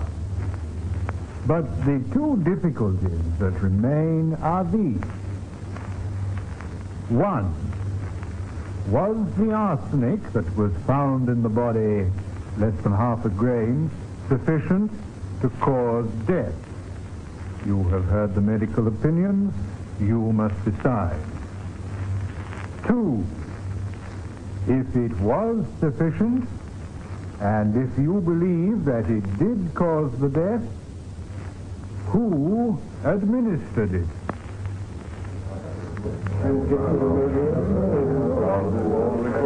The jury believed that the arsenic in the body was sufficient, and they found Florence Maybrick guilty of administering it. She was sentenced to death. But strangely enough, popular opinion, ever fickle, had swung round. Whereas the prisoner had been hissed as he entered the court, it was the judge who was booed as he left it. And immediately many influential groups went to battle to save Mrs. Maybrick from the gallows. Committees met on the Liverpool poisoning case. Demands for reprieve were signed and sent to the Home Secretary. Numerous letters were written to the Times, and the reprieve was granted. After many years of imprisonment, Mrs. Maybrick went back to America. There, not long afterwards, she died. And with her died the secrets of her husband's death. What do you think? Could that small amount of arsenic be sufficient to kill a man who had been accustomed to the poison through taking it in medicinal form for years? And which was the true Mrs. Maybrick? Now, a long time afterwards, the judge who tried the case was sitting at dinner when his neighbor turned to him and said, "I've never heard you express an opinion as to the guilt or innocence of Mrs. Maybrick." "I never did express an opinion," replied the judge. And he would say no more. And I will say no more, but I shall be back again soon to tell you some more of the secrets of Scotland Yard. Meanwhile, this is Clive Brooks saying goodbye and pleasant dreams.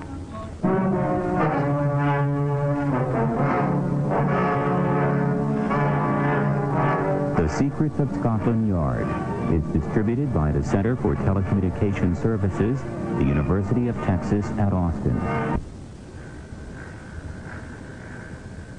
Thank you for joining us for another thrilling episode of Secrets of Scotland Yard. We're excited to have you as part of our audience. We invite you to return tomorrow for an all-new set of episodes that will take you on even more unforgettable adventures. Get ready for a journey to Los Angeles. For our next featured program, Dragnet. The stories you are about to hear are true.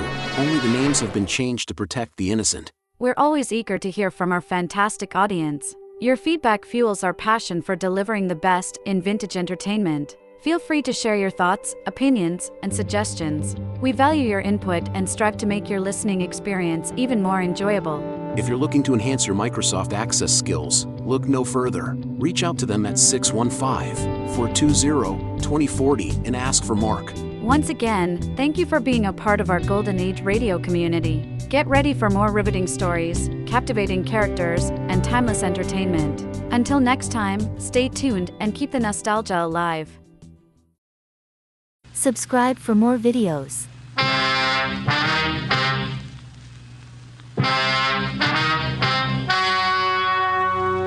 story you are about to hear is true.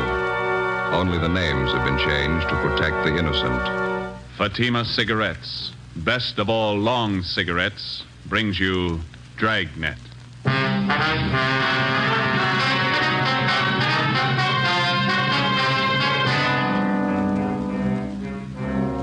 You're a detective sergeant. You're assigned to homicide detail. The owner of a fur store has been shot and killed. Your only lead, a missing fur coat. The killer is at large.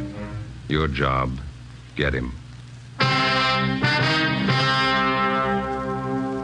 If you want a long cigarette, smoke the best of all long cigarettes. Smoke extra mild Fatima. Yes, Fatima is the king-size cigarette which contains the finest Turkish and domestic tobaccos superbly blended to make it extra mild, to give Fatima a much different, much better flavor and aroma than any other long cigarette. That's why Fatima has more than doubled its smokers coast to coast.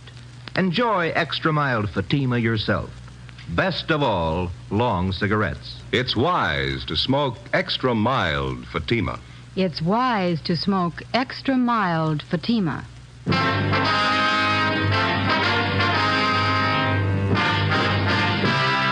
Dragnet, the documented drama of an actual crime.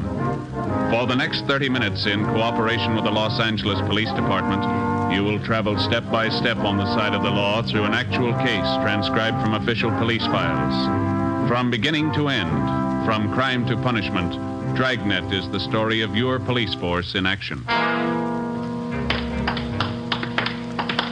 It was Saturday, November 23rd. It was warm in Los Angeles. We were working the night watch out of homicide detail. My partner's Ben Romero. Boss is Blaine Steed, captain of homicide. My name's Friday. It was 6:35 p.m. and we got to the corner of Western and Lexington, a Western fur shop. Hi, Brennan. Hi. What happened, Frank? The owner's been shot. His name's Albert Kreiber. Yeah? Who is that? Mrs. Kreiber. Haven't been able to get anything out of her. Where's the body? In the back. Munkers is back there. Did you call the lab? Yeah.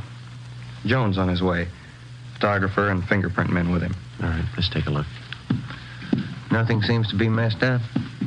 Back room is. It was a small shop. A couple of fur coats on dummies on one side of the store, and on the other, a tall glass case holding about 15 more. Mrs. Kreiber sat on a straight-back chair staring at the floor. We went through the curtains into the back room of the store. Sprawled out on the floor at the far end of the room was the body of a man. He had a fur coat gripped in one hand. Sergeant Moncrief from Hollywood Division was standing by. What do you figure, Monk? Looks like a couple of hours. Did you call the coroner? Yeah. How long you been here, Monk? Just a couple of minutes. You think Ms. Kreiber moved anything here? I don't think so. She was sitting in that chair when we got here. I don't think she's moved except to call in. Did she put in the call? Yeah. Empty shells here on the floor. Oh, you got a pencil? Yeah. Yeah, 32. Yeah. You think robbery? I don't know. Let's talk to the wife. Wait a minute. Bottle here. Yeah, Sierra Valley Wine Company. World's finest muscatel. 27 cents a pint. Nobody touched this, did they? No, well, I've been here, no. Okay, let's get out front. Anything in the customer files, Brennan? Not so far. Have you tried to talk to Miss Kreiber again? No, pretty bad. No, let's give it a try. Miss Kreiber? I'm Sergeant Friday. This is Sergeant Romero. We'd like to talk to you if we could. We know how you must feel, but there are a few questions that we have to ask you. Did you telephone the police? We have to know how it happened, Miss Kreiber. Miss Kreiber? Uh, Can you tell us what happened? Who is it? What do you want? We're police officers. Oh, Albert. Albert's dead. Albert! Albert! Someone call the police? Miss Kreiber, we are the police. My husband's been murdered. He's dead. Albert. We better leave her.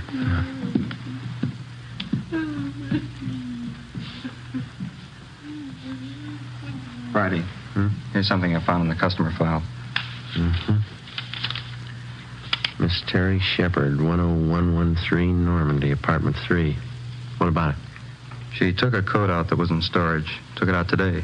Well, we'll check her out when we're finished here. Thanks. Looks like the only hot receipt in the file. Hi, Lee. Joe, Ben? In the back room. What is it? Killing. Moncrief will show you. Okay, let's look. Think we ought to try the wife again?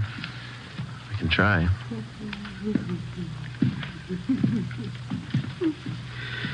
Miss Kreiber, can we do anything for you? Oh, I'm a little better. I'll try to tell you what I can. All right. When did you get here? It must have been about 6 o'clock, a few minutes after. I came to take him home. Any customers around? No, the store was empty. I stood here for a few minutes waiting, and then I went in the back and... Yes, I... Was the front door open? No. Yes, the front door? Yes, ma'am, the front. Yes, open. Did you telephone the police? I think I did. Did you come here to pick him up? No. No, usually he drives home himself. I came down on the streetcar to ride home with him. What kind of a car do you have? An Oldsmobile. 1939 or 40, I guess it is. Where does he usually park? In the rear of the store. This little place back. I'll take a look. All right. Where is your home? 3412 Northwestern. I thought there was something wrong when I got a telegram from him. He said not to come down tonight. He said he'd be home late. What time was that? About 4 o'clock. Well, I'm all mixed up. I haven't told it to you as I remember it. First I telephoned here to the shop. That was this afternoon? Yes, 3:30. I'm sure of that because I made some other calls. I spoke to Albert. He didn't say he was going to be late. Then at 4 o'clock, I received the telegram. Do you have that with you? Yes, it's in my purse somewhere. Somewhere. Oh, here it is. Thank you. Don't come down. I won't be home until late after see a customer, Albert. Can I keep this? We'll return it to you. Yes. What'd you do after you got this wire, Miss Kreiber? Well, nothing. I thought it was strange, but I didn't think too much about it. Then I started wondering why he didn't say anything over the telephone about being late, so... Well, I came down here on the streetcar. Did you phone the store just before you left your house? Yes, but there was no answer. Parking lot's empty. Better get out an APB on the car, huh? Miss Kreiber, you said your car was a 1939 or 40 Oldsmobile, didn't you? 1940. I remember now. What model is that? Oh, sedan, light blue. Do you remember the license number? Well, I have it on this chain with the extra keys. Yes. Here it is, on this little tag. The veterans make these. Thank you. Joe, can I see him now? Sure. Excuse me, Miss Schreiber. Do you want me to wait? I'd like to go home. We'd like you to wait for a little while, yes. Do you have any relatives living here? A niece and a nephew in Beverly Hills. Jerome Reed. They live on Cannon Drive. All right, we'll call them for you. Thank you. Lee, is this phone out here all right to handle? Yeah, it's been dusted. Okay. Joe, you coming in? Yeah, right away. Pretty clear, easy to trace. Mm-hmm. I'd say he was standing over here by the curtains when he was shot. That's where the stains begin. Mm-hmm. Then he must have stumbled along this glass case. You can see the smears here in the glass where he tried to grab hold of something. Yeah. And I guess he caught hold of that fur coat and pulled it down with him. Mm-hmm. And he stumbled and bumped up against this coat rack, fell through that and up against the safe. How many times was he hit? 6 empty casings on the floor. Looks like 4 through-and-through wounds. 32, huh? That's right. The wife know if anything's missing? Yeah, she's in pretty bad shape. It looks to me like somebody took his wristwatch and a ring from his left hand. If he had a billfold, that's gone. No coat. All the trouser pockets are turned inside out. And what about that wine bottle? It's smeared. Can't lift a thing. Okay, thanks. Ben? I'm still on the phone. Okay. No. License 15 Boston.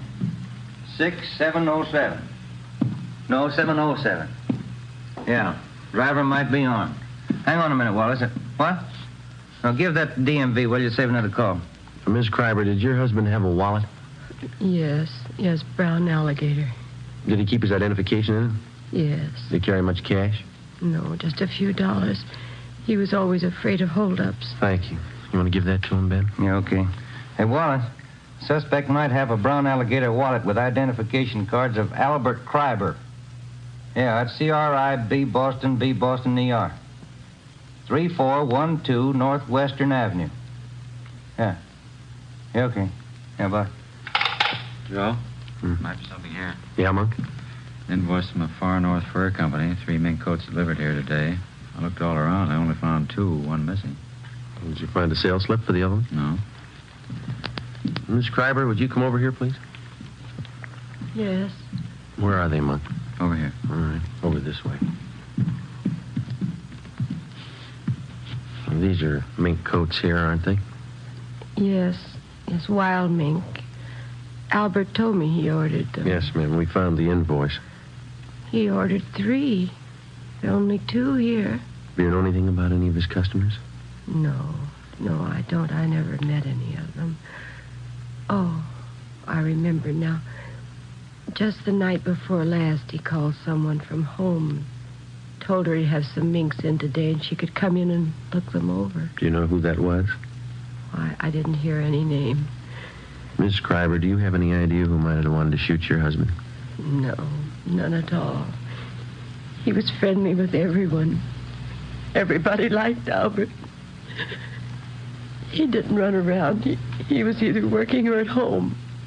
Did he drink? Not at all. No, I mean beer, a little wine maybe? No, he never touched anything. All right, thank you. Brennan, will you see that Miss Kreiber gets to her nephews? Right away. Thank you. Might as well go, Ben. Yeah. We can talk to some of the neighbors. 6 shots fired. Wonder why nobody heard him. Pretty heavy traffic outside, huh? Somebody wanted a mink coat pretty bad. Coat like that costs quite a bit, doesn't it? This one's going to come a little high, yeah.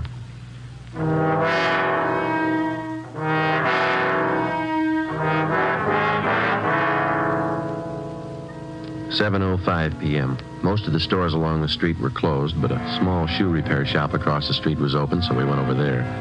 On the window was one word, Pete's, and a picture of a shoe. Sitting in the window was a small, dark man wearing a leather apron. He was working on a pair of shoes. Hello. We're police officers. I see you drive up across the street. Are you Pete? Sure. What happens to Mr. Kreiber? He's robbed? No, he was killed. No. Shot? I do not hear anything. Have you been sitting in your window all afternoon? Oh, Most all the time. You see, I have machinery here. I advertise that way. People watch me. Mm-hmm. Do you remember seeing anybody going into Mr. Kreiber's this afternoon? This afternoon, the foreman. 2, 3 long black cars. Uh-huh. Anybody else? Some. Were they women?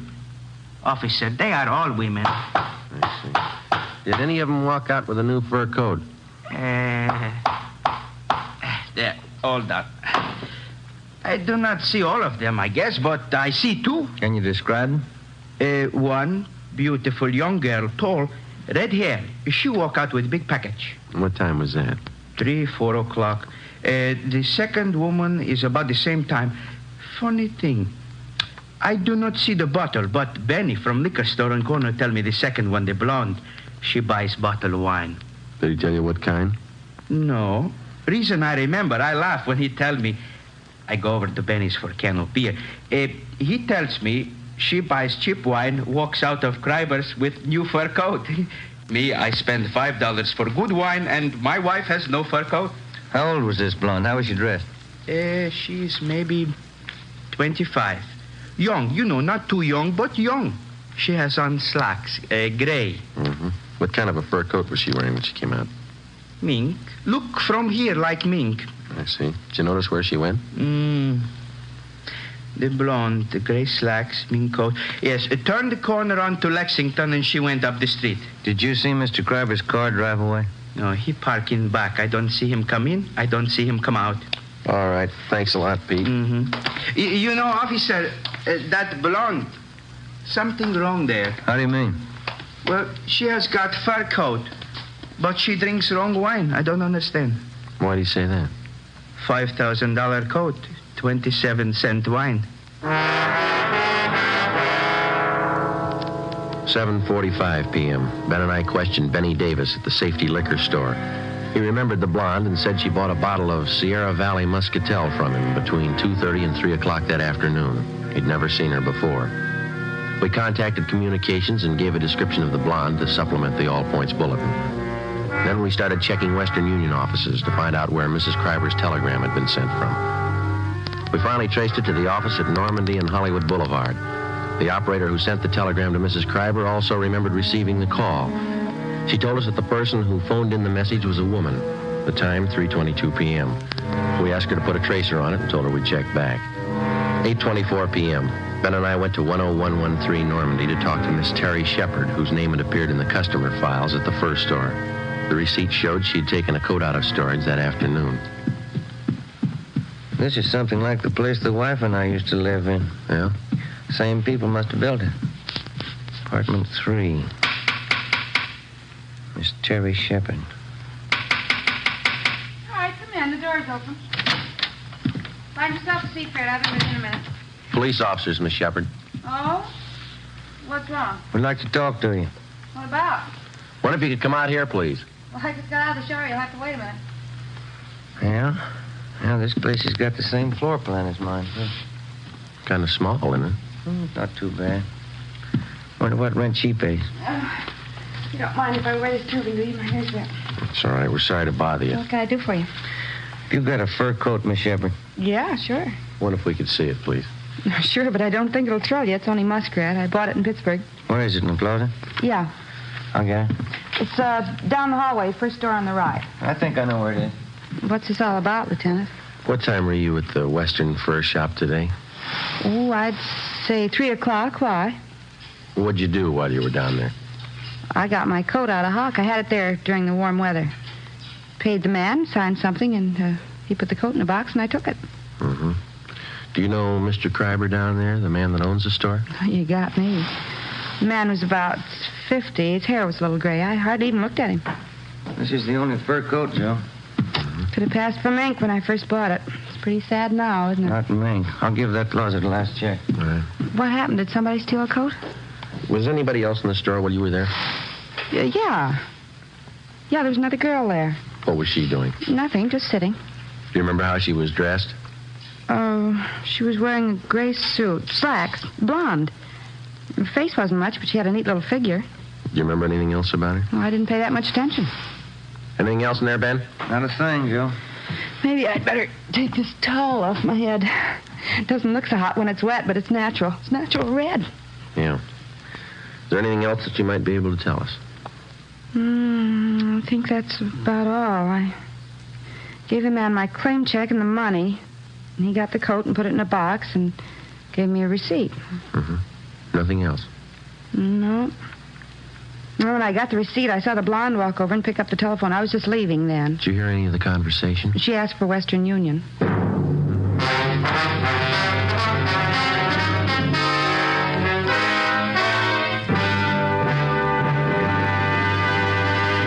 You are listening to Dragnet, the case history of a police investigation presented in the public interest by Fatima Cigarettes. If you smoke a long cigarette, it will be in your interest to listen to a typical case history of a Fatima smoker. It's the case of Edith Gwynn, well-known Los Angeles columnist. This is her actual signed statement. It's my job to keep up with what's going on around town. And here's one thing I've noticed lately. More and more people smoking Fatima. You certainly can tell why once you smoke them. I found them milder than any other king-size cigarette, and that's important to me. Yes, I agree. It's wise to smoke extra mild Fatima. And so do more and more smokers every day. Actual figures show extra mild Fatima has more than doubled its smokers coast to coast. So enjoy extra mild Fatima yourself. The king-size cigarette, which contains the finest Turkish and domestic tobaccos, superbly blended to make it extra mild. You will prefer Fatima's much different, much better flavor. You will agree. It's wise to smoke extra mild Fatima. It's wise to smoke extra mild Fatima. The best of all long cigarettes.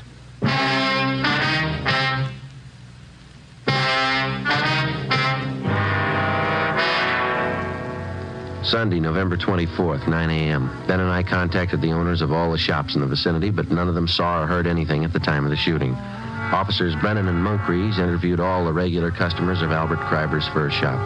Only 3 had been in the store on Saturday, but none of them had noticed anything wrong. 11:35 a.m. We spoke to Mrs. Kreiber again, but she could add nothing to her story.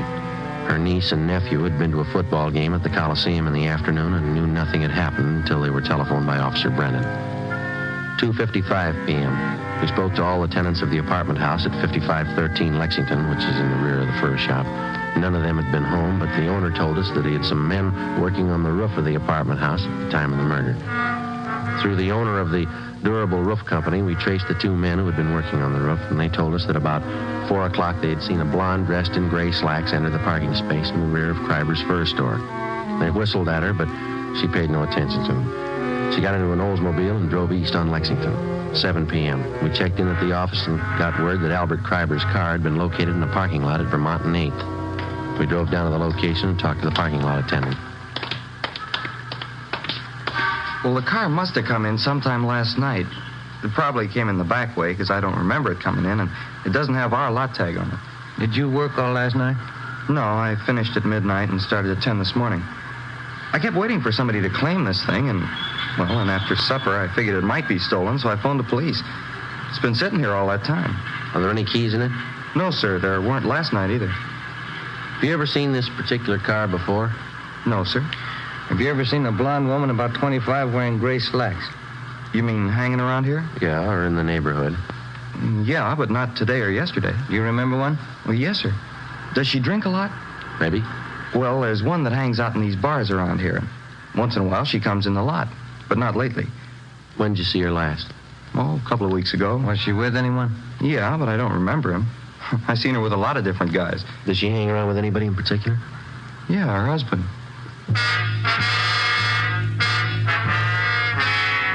Before leaving the parking lot, we pulled the rotor out of the distributor so that nobody could drive the car away.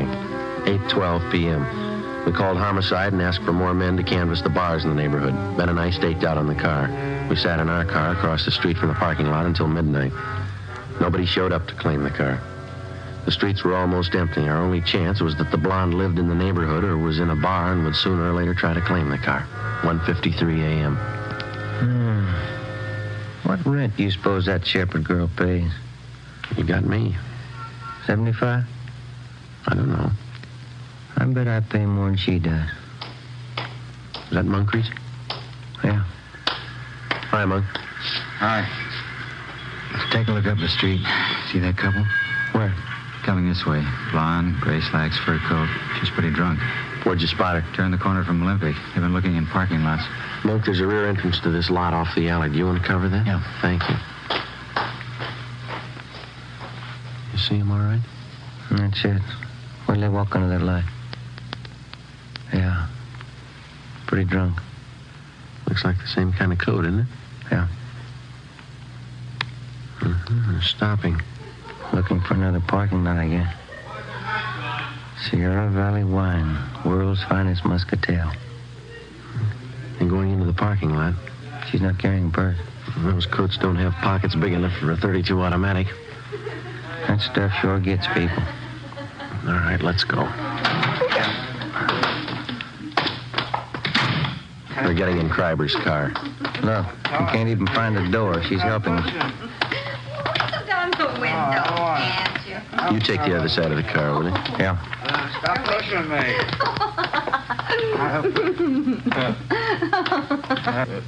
Who are you? Police officers. Can I see your driver's license, please? I ain't got a driver's license. What's going on? What's your name? Betty Moore. What's it to you? The registration slip on the steering column says Albert Kreiber. What's the matter with this car, anyway?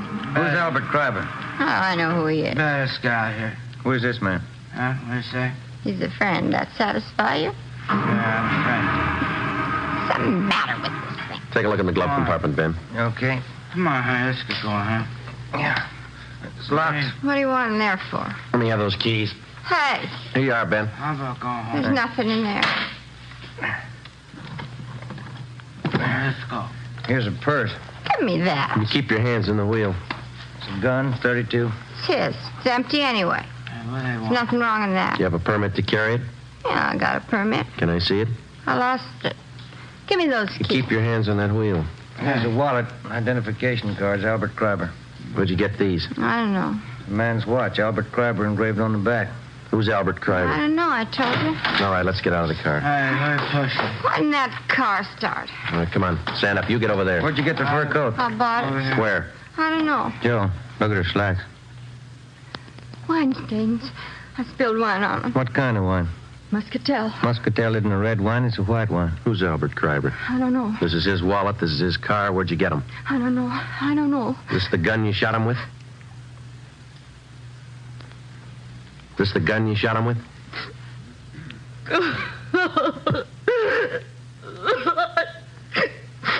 I was going out with him.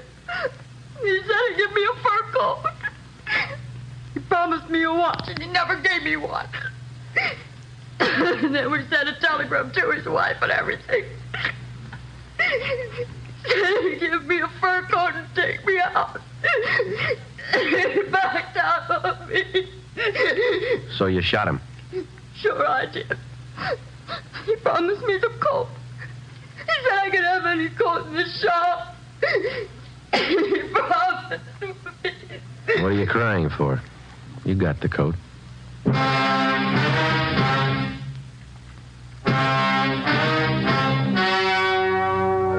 The story you have just heard was true.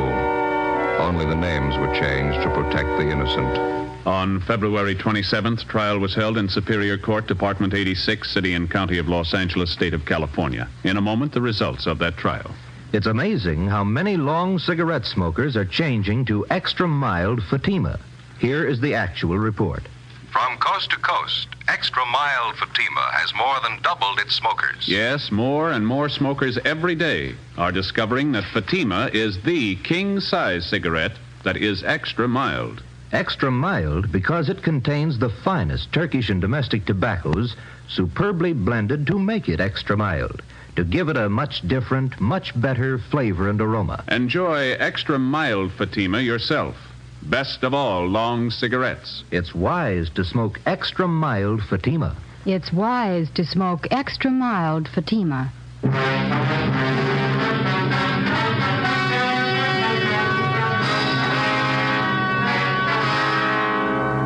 Betty Moore was tried and convicted of second-degree murder and received sentence as prescribed by law. She is now serving her term in the state penitentiary at Tehachapi.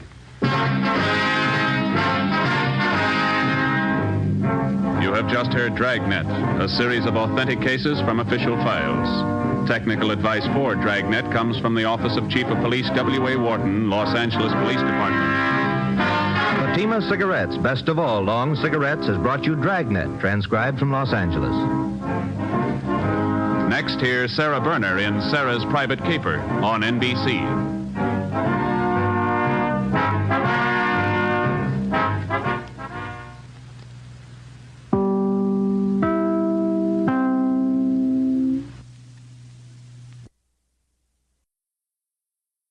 Thank you for listening to Golden Age Radio.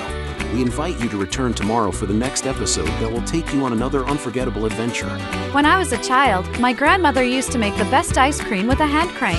Now you can find her recipe book online, el4e.com. Don't turn your dial because the next installment of timeless tales and captivating narratives is just around the corner.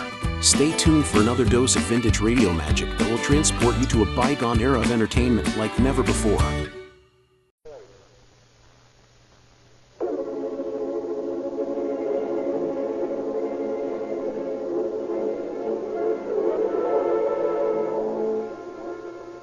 Calling all cars, the presentation of the Rio Grande Oil Company. Los Angeles Police calling all cars, attention all cars, broadcast 47, regarding a murder. The body of an unidentified man found on the coast highway near Oxnard. That's all. Rose and Chris.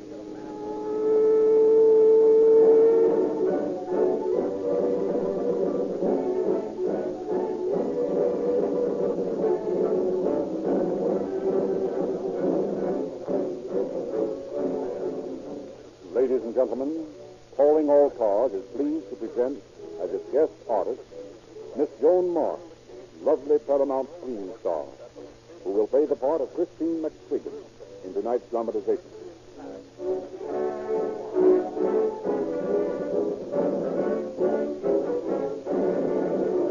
And we are also pleased to welcome back to Calling All Cars microphone Chief James E. Davis of the Los Angeles Police Department.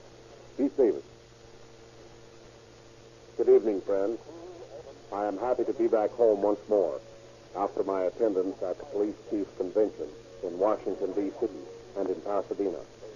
Tonight, I am bringing you the story of a type of crime which we peace officers hope is fast becoming never to be repeated history.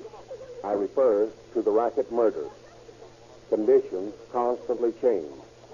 Fortunately, the conditions under which racketeers and gangsters flourish are now unprofitable.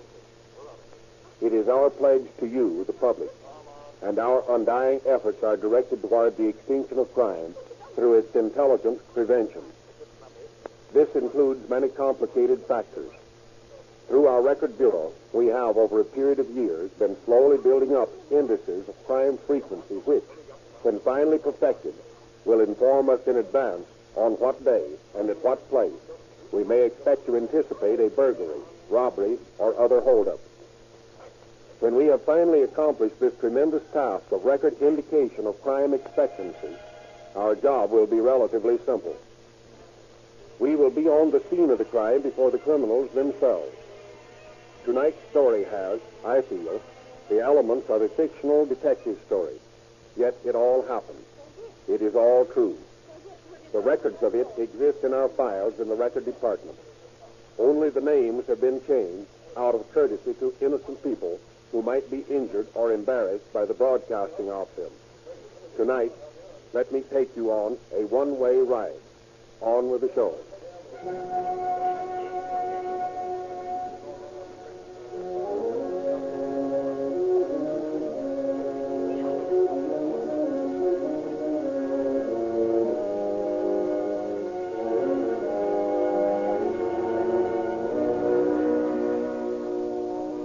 It is several hours past midnight.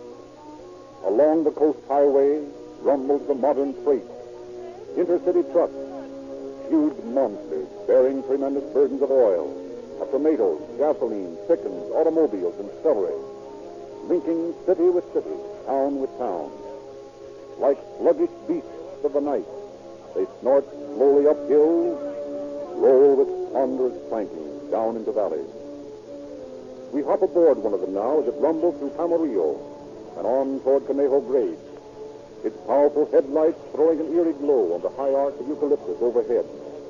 The relief driver, striving to keep his partner awake, chats with him as he faces the road ahead, his face patterned into hard creases by fatigue, his body bouncing stiffly on the hard seat of the truck cab. Hey, is this load of gasoline leaking, Joe? No, it's just bum gasoline. Nothing to find that. You can smell the crude oil on it yet. I get paid for hauling it, but they couldn't pay me to use it. Yeah? What kind of gas do you use in this truck, Joe? Listen, I own this truck, and I got to pay the repair bills. I ain't taking no chances. I'm buying the best gasoline I can get.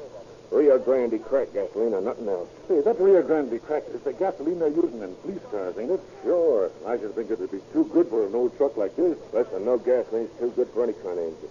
I use Rio Grande crack in my old Ford, the Model T, and you think it'd run on kerosene. Well, it will. But by gosh, when I feed it crack gasoline, it runs like a new streamlined Chrysler. Say, look at that guy coming toward us. I guess he's using that crack gasoline all right. Must be doing 80. Hey, Joe, what's the matter with you? You nearly ran over that guy. I couldn't help it. I gave him the lights, and he left his full on. There ought to be a law against these automobiles cluttering up the road. What's the matter? You getting sleepy? Yeah, sort of. This is a tough run. First load of loss in one jump. Yeah, especially when you're stirring enough gasoline to float a battleship.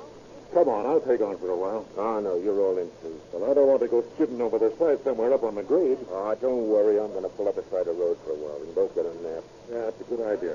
Sure, what's the difference if we're half an hour late getting in? Tell them we had tire trouble. Okay. Well, this looks like a good place here. Say, Joe, look. There's a guy laying in the ditch. Where? Right up the road there. Oh, yeah. Hey, do you suppose this is a hold-up decoy? Maybe. Let's get out of here. Wait a minute. We got a gun with us, haven't we? Yeah. Oh, come on, break it out. And if it's a hold-up gag, well, we'll let them have it quick enough. Yeah, but... Now, listen now. Maybe this guy's hurt. Maybe he needs help. Okay, then. Here's the gun. You carry it. All right, let's get a look at it. Hey, you need any help? He doesn't answer, Joe. I just suppose I know that. Hey, buddy, what's the matter? Hey, Joe, he's hurt. Look. Hurt? I'll say he's hurt. He's dead. He's been shot twice through the head. Yeah, and he's been jumped out of a car. Hey, I wonder if that car that ran past almost ran into us. Oh, come on. We'll scram right now. This don't look very good to me. Let's go. Hey, we're scrambling all right to the first police station.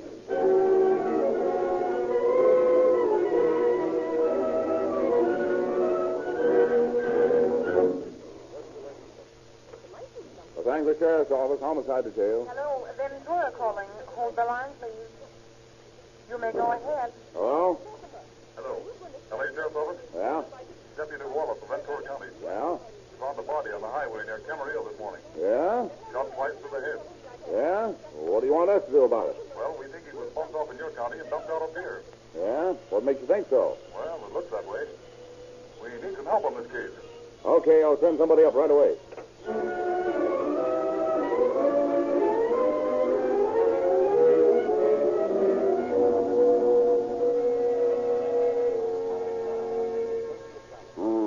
Looks like an Italian. They sure got him right, didn't they? I'll say they didn't. About 30 years old, huh? Yeah, that'd be my guess. 6 feet about. Brown eyes. 3-inch scar on the forehead. Dave. Yes, sir? Go through his clothes? Yeah. What'd you find? Some money? Much? Yeah, about $20. No robbery, then. What else? A gold watch. That proves it. A pack of matches from a buffet in Venice and some Pall cigarettes and this. What's that? Search me. Piece of paper. It says Mildred, and then there's some numbers. Might be a telephone number. Yeah, but there are no exchange letters. Yeah, but maybe those first two numbers, 4-5, stand for the exchange letters on the dial. Oh. Sure, look, the numbers are 451551. That might mean, let me see, ABCD. Sure, that might be Gladstone 1551. Yeah, it might. Get to the office's phone and tell them to trace down those numbers right away. Yes, sir.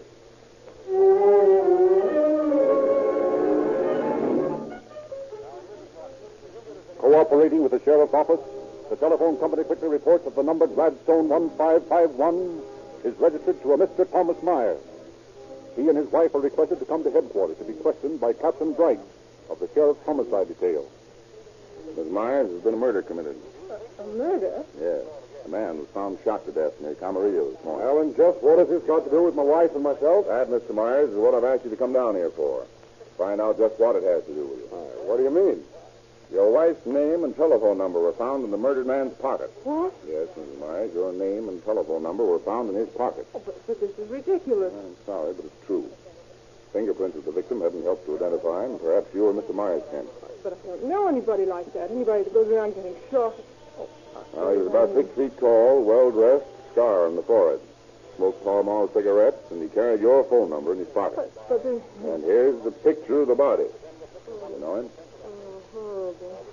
You, Mr. Myers? No, I never saw him before in my life. And furthermore... Wait a minute, Mr. Myers. No shadow of suspicion is directed against you or Mrs. Myers. We're trying to get an identification. Yes, but you've heard my wife and I both tell you we never saw the man. Then how does it happen your phone number was in his pocket? How should I know? And your wife's name? Do you mean to infer that I want an identification of this body. Wait a minute. Wait a minute. Tom, Yes, sir. maybe Christine.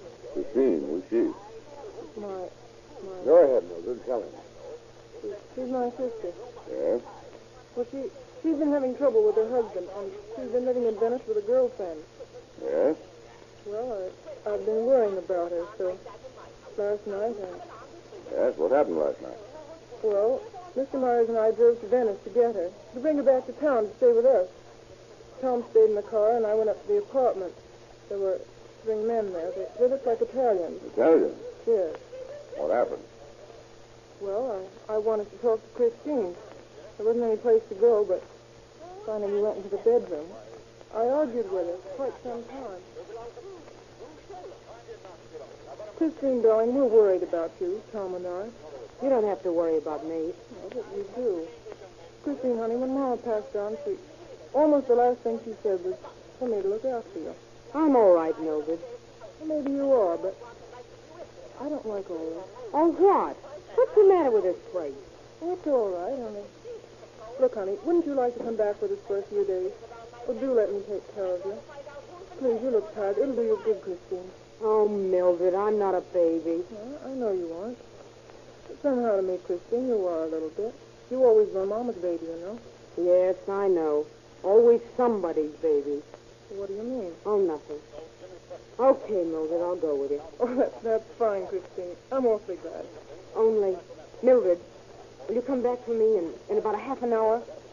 Well, why? After all, Stella and the boys have been pretty nice to me. I want to say goodbye in my own way. All right, honey. I'll be waiting outside in half an hour. Okay, I'll be there. We drove around for about half an hour, and then we came back and we parked outside. And just before Christine came out, those 3 fellows left the place and got into a Gray Packard Roadster and drove away. Gray Packard Roadster, got that? Yes, sir. Go ahead, Miss Myers. Well, on the way back to town, Chris didn't seem a bit like herself. She didn't talk at all. She was sort of blue. And when we got to the house, she suddenly demanded that Tom take her back to Venice. Did he? Did I? Yes, I did. Didn't get back until 2 in the morning. What was the big idea? I don't know. Only she said again that they'd all been so nice to her down there that she couldn't walk out on them. Only what? Only this morning she came back to town and went straight up to my aunt's. Oh, I can't make head nor tail out of the whole thing. What's your sister's full name? Christine McSwiggan. And what's the name of this estranged husband of hers? Well, I don't know if Oh, go ahead. Tell them, Mildred. Well, she's married to Ted McSwiggan. Ted McSwiggan. Oh, the big shot Hollywood bootlegger, huh? Yes. And she's been playing around with some smooth Italian boys, huh? Well, that makes the picture a little different. Sergeant. Yes, sir. Tell the boys to bring in Ted McSwiggan. I've got a few questions that I think he's got the answers to. While one detail of men search for Ted McSwiggan, another combs the town for his estranged wife, Christine. She is the first to be apprehended and brought into Captain Bright's office. Mrs. McSwiggan, there was a murder committed last night. What do you know about it? Only what my sister told me she'd learned from you. What's the name of the girl you've been living with? Stella. Stella Passetta.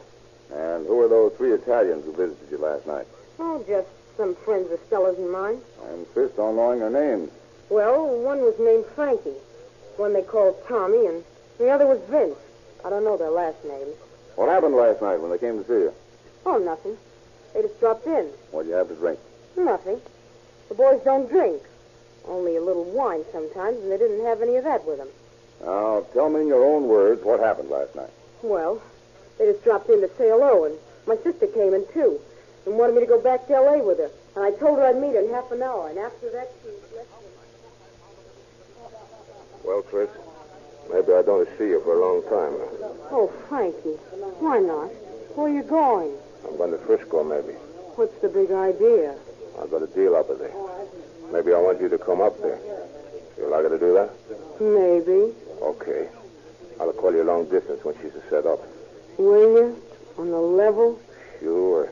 Frankie Moretta, he never go back on his word. And I'll call you here the first chance I get. Oh, no, not here. Why not? I'm going up to town for a while with my sister. Oh, okay. What's your number? Her number's Gladstone 1551. Now, wait till I write it down. Now, first, tell me, what's your name? Her name's Mildred. Oh, Mildred, huh? All right, what's the number? Gladstone. Gladstone. How do you spell it out? Oh, just put it down in numbers like you dial it. Oh, sure. That's better. Now, what's the numbers? 451551. Oh, she's a pipe. Now, you call me. Don't forget. Forget? How could I forget the Bambina Christina? Oh, Frank. Oh, so you gave him your sister's phone number, eh? Yes. Mrs. McSwiggan, I have a picture here. I'd like you to see it. You recognize this body? Oh, it's Frankie. It's Frankie. I thought so. What's left of him. Tough seeing your sweetie look like that, huh? He isn't. He wasn't my sweetie. He was just a friend of mine. Oh, yeah? Well, who killed him? How should I know? You ought to know, Mrs. McSwiggan. You ought to have a pretty good idea, for instance, whether Mr. McSwiggan killed him or not. Ted! Why, you're crazy. Ted wouldn't. Yeah? Well, maybe he wouldn't. But we're going to make sure of that by placing him under arrest on suspicion of murder. From all I gather, he had the best motive of any suspect I've seen so far.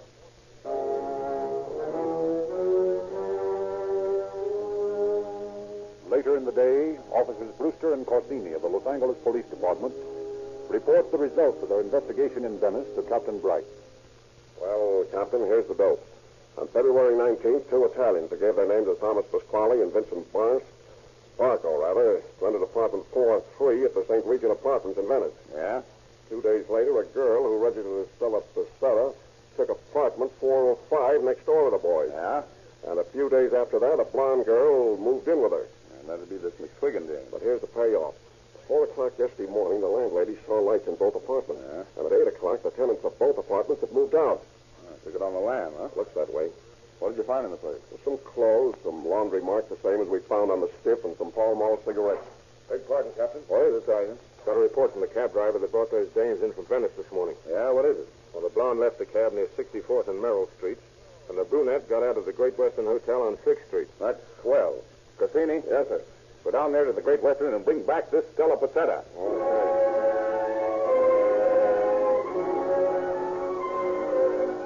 Corsini and Brewster discover that although no one is registered at the Great Western by the name of Pissetta, a woman answering the description given by the cab driver came into the hotel that morning and gave her name as Mrs. Troncalli. The two detectives lose no time in getting to her room. Just a minute, honey. Miss Pissetta? What? You are Miss Pissetta? Oh, well, no, you made a mistake. I'm Mrs. Troncalli. I was expecting somebody else. Mrs. Troncalli, eh? Alias Miss Pissetta, or is it the other way around? You made a mistake. Now go away and stop bothering me. We're police officers. Will you come with us quietly? I certainly will not. You're mistaken. I'm Mrs. Troncalli. Well, in that case, we'll only detain you for a few minutes, just long enough for you to prove to us that you are Mrs. Troncalli. Oh, all right. I'll go with you. That's more like it. Well, can I phone a friend of mine first? No, I'm afraid we can't let you do that. Well, can I leave a note in the lobby? Note? Why, yes, I guess there's no objection to that, is there, Captain? None that I can think of. Excuse me just a minute while I write it. Sure, go ahead. All right. There. Now, are you gentlemen ready? Ready and waiting. Let's go. Now, perhaps you can tell me what is the occasion for this charming visit. The captain wants to ask you a few questions. A few questions about what? Better let him tell you. Our orders are to bring you in. Well, I don't see why. I haven't parked near any fire plugs or disturbed the peace or broken the speed limit. Why do the police want to talk to me? Well, just hold your horses and you'll find out. Well, it's all a mystery to me. Oh, just a minute. I want to leave this note. Yeah, go right ahead. Yes, Mrs. Brown Kelly, what can I do for you? Hey, give this note to my friend when he comes in. Oh, certainly. Thanks. All right, gentlemen. I'm your guest for the rest of the evening. Charming. Let's go out this way. Oh, Corsini. Yes? You go on out to the car. I just thought I've got to call into the station. Okay. Hurry up. Hey, you. Yes, is there something you wish? Yeah, give me the note that dame just left. Oh, I can't do that, you know. You're not the gentleman for whom it was intended. Yeah? You see this buzzer? Oh, detective. Yeah, well, now hand it over. Yes, here. Honey, they are taking me to jail. Stay away until you hear from me. I'll take care of this, buddy, and don't deliver any messages to anyone. We'll be back.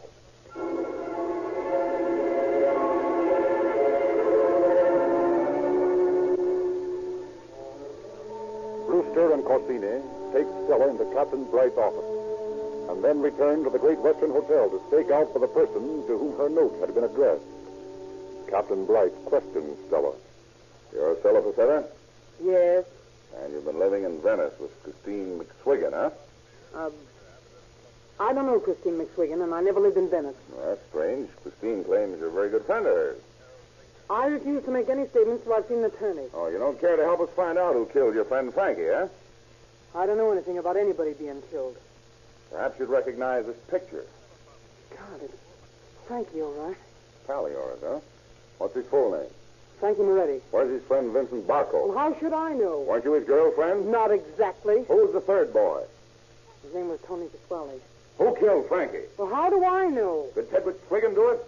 He might have. Or did Tom and Vince take their pal Frankie for a one-way ride? They wouldn't do that. They were good friends. Oh, well, then how do you account for them coming back to the apartment in the middle of the night without Frankie, packing up their things and leaving? Why did you girls follow right after him? Well, I'm not going to talk till I've seen an attorney. Why? Because you have a guilty knowledge of the murder? You can't make me talk, and I won't. Pardon me, Captain. We got Vince Barco out here. Good. Shall I bring him in? Oh, wait a minute. I'm going to detain you, Mr. Facetta. You know more about this thing than you're willing to tell. Take this woman out to the booking clerk, Cassini. Okay.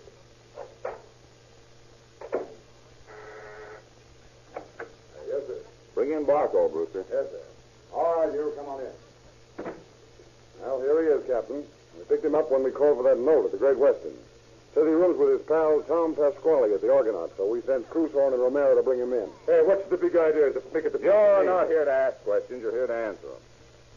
Now, what do you know about that murder last night? I don't know nothing. Recognize this picture? No. You know Stella Facetta? No. You know Christine McSwiggan? No. We found this on him, Captain. Very interesting. How about this, Barco?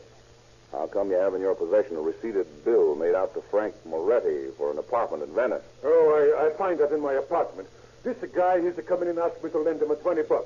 I don't know him so good, so I figure, what's the $20 to Vince Barco? So I let him have it. What are you lying for, Barco? Why don't you admit you killed him? Me, I don't kill nobody. Beg pardon, Captain. Crusoe just came in with the other fellow, Pasquale. That's fine. Tell him to wait outside until I'm through this. Yes, sir. Sergeant. Yes. What's the report on McSwiggan? Nothing, sir. No one seems to be able to locate him. Seems to drop right out of sight. Well, you tell those guys to keep after him and don't come back without him.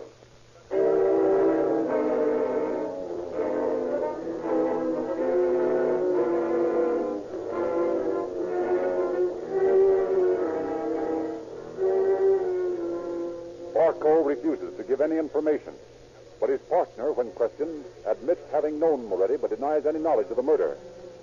From him, Bright learns that Moretti was a native of New York. He sends New York police photographs of the body and fingerprints of the dead man and asks for further identification.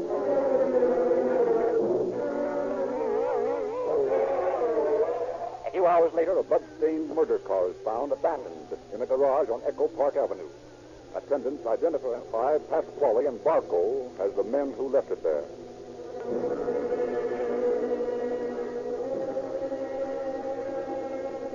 The search for McSwiggan continues, but at noon the next day, he has not been apprehended. Captain Bright is furious. Wheaties, Brewster. Yes, sir. What about this guy McSwiggin? Well, the boys say they can't find him anyplace. I don't know. Look here, I want that man brought in here if I have to send every policeman in Los Angeles. Do you understand? Yes, sir, but I don't see why... Don't give me any excuses. Go get him. Beg pardon, sir. Here's the lake sheet for today. Thanks, Sergeant. And Cassini, don't come back without him. Yes, sir. Well, I'll be a... Cassini. Yes, sir. Come here. What is it, Captain? I think I can give you a line on where you can find McSwiggin. You can, sir? According to this make sheet, he was picked up night before last with suspicion of robbery. You mean he's been in the can all through this thing? Looks like it. They can find him at Lincoln Heights Jail. Bring him over here anyway. I might as well talk to him. All right, then.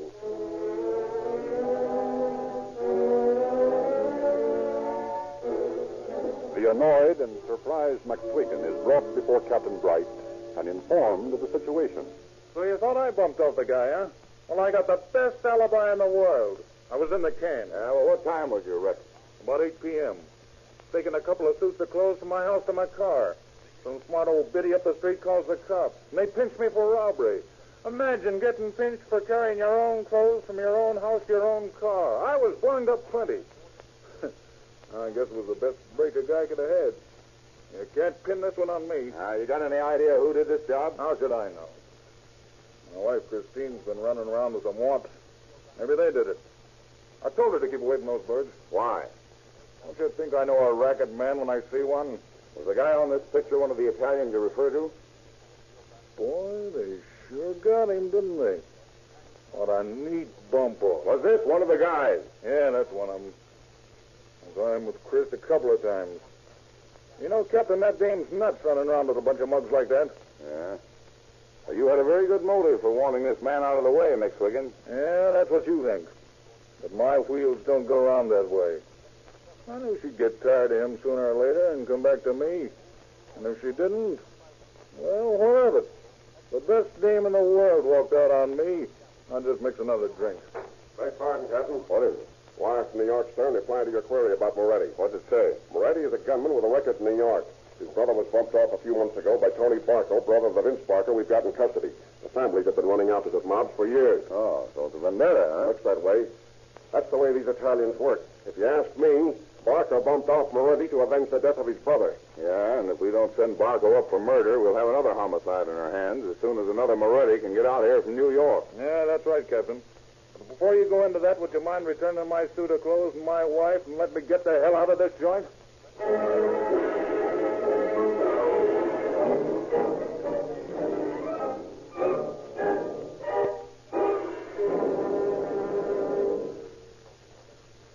On March 26, 1929, Pasquale and Barco went on trial in Ventura County for first-degree murder. On April 5th, Barco was found guilty of murder in the first degree, while Pasquale was found not guilty, due principally to an alibi established for him by many friends who rallied to his defense and convinced the jury of his innocence. There was not a shadow of doubt in the minds of the officers who worked on the case that Pasquale, too, was guilty, but the jury felt otherwise and so permitted a man who is unquestionably a murderer to have his liberty. Thank you, Chief Davis. And now, ladies and gentlemen, I want you to meet our guest artist for the evening, Miss Joan Marsh, whom you have just heard in the part of Christine McSwiggin. Miss Marsh. Thank you. I'm glad to get out of character and to meet you, Mr. and Mrs. Audience. But I'm also anxious for you to meet the sponsor of this program, Rio Grande Cracked Gasoline. If I can bring you together, I know I'm doing a good turn for both of you. If you enjoy hearing Calling All Cars as much as I enjoy acting in it, we both owe the Rio Grande Oil Company a vote of thanks.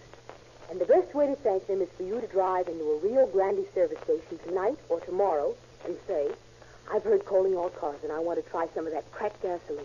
And while you're at it, get a can of Sinclair oil, too. You'll be doing yourself a favor. I know, because I use Rio Grande cracked gasoline myself. And I get better performance out of my old bus now than I ever did before. Thank you, Joan Marsh. We've enjoyed your performance tonight, and we'll look forward to having you back on Calling All Cars soon again. And now, boys and girls, over 50,000 of you have joined the Junior Police Department. We want 100,000 members. We want you. You get absolutely free a genuine metal police badge like policemen wear. The rules and regulations of the Junior Police Department tell you how to save lives, how to prevent traffic accidents. It costs you absolutely nothing to join the Junior Police Department.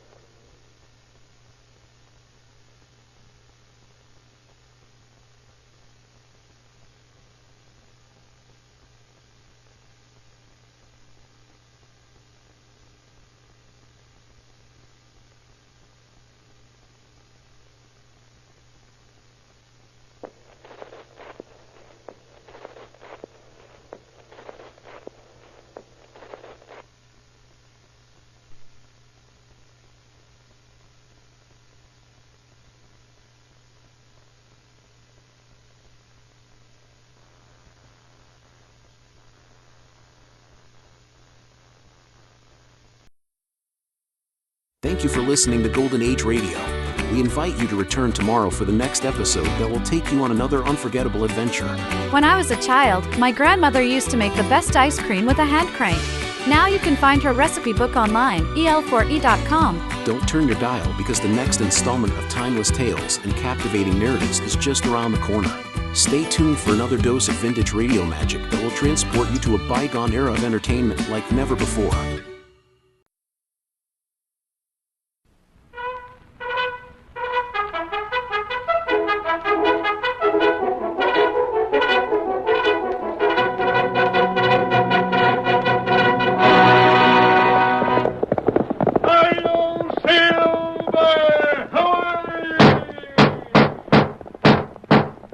Horse with the speed of light, a cloud of dust, and a hearty hi-yo silver, the Lone Ranger.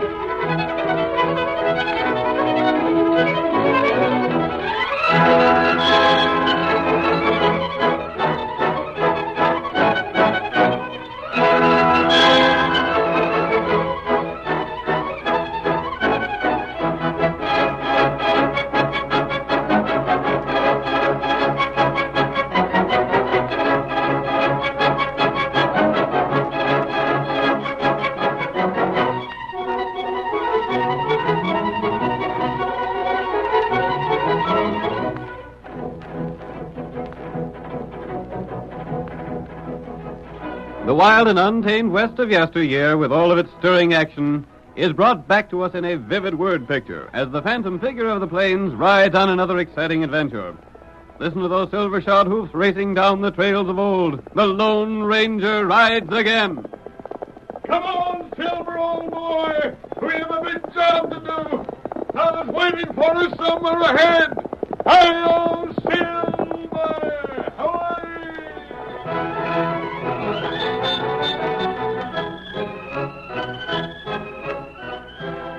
Jim Burton had made himself absolute master of a large district in the Southwest.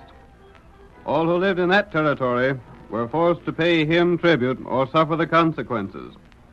His men, outlaws and hired gunmen, openly punished those who refused to pay.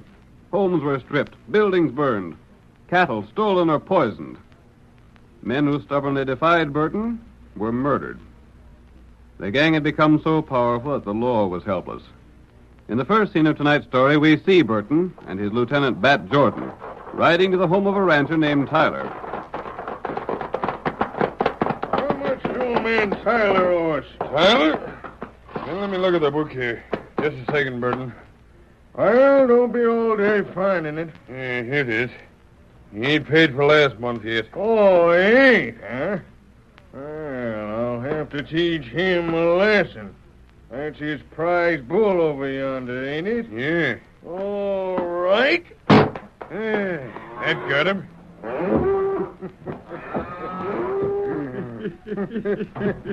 Hey, what? Stop it! Burton, look at what you done. Ain't that a downright shame? I rid over here to have a talk with you, Tyler. Why, you... Just an accident, that's all. I'm mighty sorry. I was just looking at my gun and went off and got that bull. Accident, my eye. Accidents do happen, Tyler. Yep, that's why it's smart to keep signed up with my company. Now, if only you'd paid up your fee last month, I'd have stood the loss of that bull. And because I didn't pay you, you shot the critter. I wouldn't be so quick to say things like that, Tyler. Especially when they can't be proved in court. Court? Everyone's afraid of you. You run the court the same as you run the sheriff and everything else in this part of the country. You'd be smart to pay up your dues and button up your lip, Tyler. You know, I think that just the fact that a man has signed up with me is enough to keep thieves and troublemakers away. Now look at how all my clients have been let alone. And look at how thieves have troubled them that ain't been registered with me. I know. When Bob Frisbee refused to pay you, he lost 100 head of cattle from Poison Pool. Then when he still held out, his house catch fire. Bad accident. I was sorry to see Bob wiped out like that. Yes, you was. And then there was Hank Fenton. My, but he had a streak of tough luck.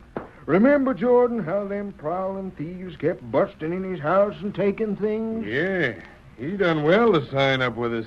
His house is likely to catch fire easy. Yeah. Well, enough of that. Mr. Tyler, you owe just $50. That'll bring your payments right up to date. I ain't got no $50. No? Seems to me you sold some cattle last month. Ain't you been paid for it? I sent the cash to my niece at Red Bluff. That's bad. That's mighty bad. You should have thought of your own protection. Look here, Burton. I ain't a man to ask favors, but I've got to. My niece Betsy lost her paw, and she's coming here to live with me. So you sent her all your money, huh? Her paw had some debts that she wanted to clean up before she left there. Now, look here, Burton. Just leave me alone, and I'll pay you. I'll pay up in time if you just let me be. Tyler, I wouldn't do anything to you. You seem to think that I'm behind all the trouble around here. You ain't fooling me, Burton. Everyone knows about your gang and how you tell them to go to work on anyone that won't pay you. When do you look for this niece of yours to get here? As soon as you can. Might be tomorrow, or next week, or next month. Well, we'll be on our way. I sure hope you'll be able to pay up what you owe, Tyler. Been quite a long dry spell. There ain't no telling when a man's house might catch fire. Yep. Come on, gentlemen. We'll go call on Mrs. Simmons. She's behind in the payments, too. Yeah, come on. Get up here. Get up here. Tad rabbit. That poor bull. He ain't dead. I gotta take care of him. I'll go get my gun.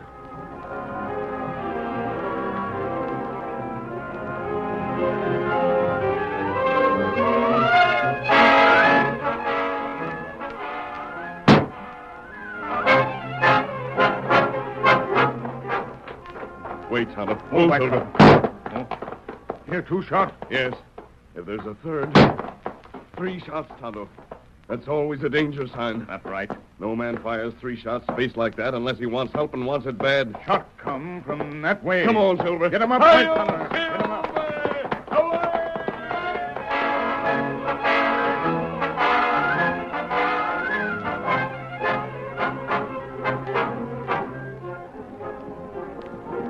The Lone Ranger and his faithful Indian companion Tonto were riding along the trail when they heard the 3 shots. Throughout the West, 3 spaced shots were known as the signal of distress. The masked rider lost no time answering what he believed to be a call for help, and soon he and Tonto pulled their horses to a stop alongside of old Tyler, who stood beside the dead bull. What's the trouble here? Trouble?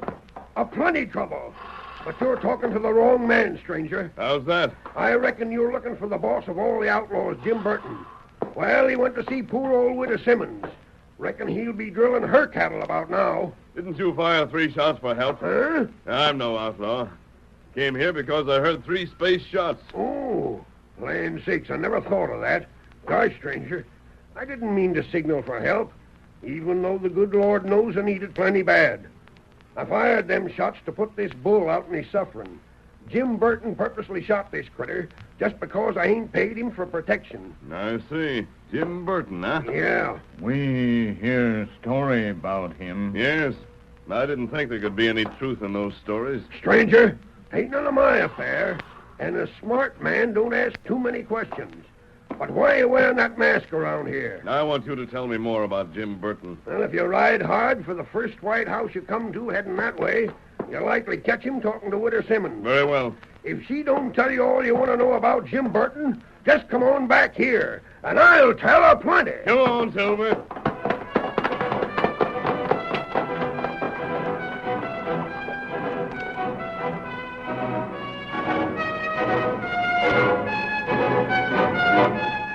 And there ain't nothing that crook won't stoop to, stranger. I had to give him my last penny, or the chances are my house would have catched fire tonight. Doesn't the sheriff do anything to stop that sort of thing? The sheriff, he can't do anything. No one can ever prove that Burton's the one that does all these things. Not even the United States Marshal can do anything about it. Why don't all of you band together and refuse to pay him? There ain't no one with spunk enough to even speak again him, except an old man Tyler and me. I tell you, stranger, just to tell everyone I get the chance to tell. Jim Burton's the orneriest skunk that ever breathed. You go ask Tyler to tell you a few things that he's done. I'm going to.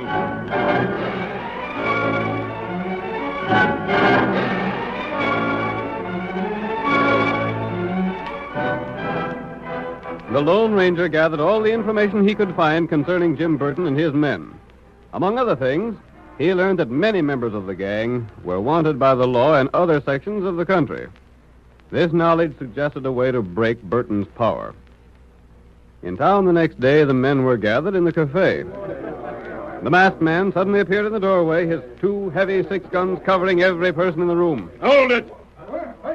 Every one of you stand still. It's a stick-up. It's no robbery. The man I want is Scar Lewis. Hold on there, mister. Grab him. Take his mask off. Don't try it. I'll show. My hand. Leave your guns alone. Come on, Lewis. You're wanted for murder and Pecos. Burton! You ain't gonna let him get me? Burton has nothing to say. Come on. No, let me go. Let me go. I'm covering the rest of you with 1 gun. Stay where you are. I'll be back, Burton, for some more of the crooks that you're shielding in this town. No, let me go. Jim! Come on! Help me! Help me!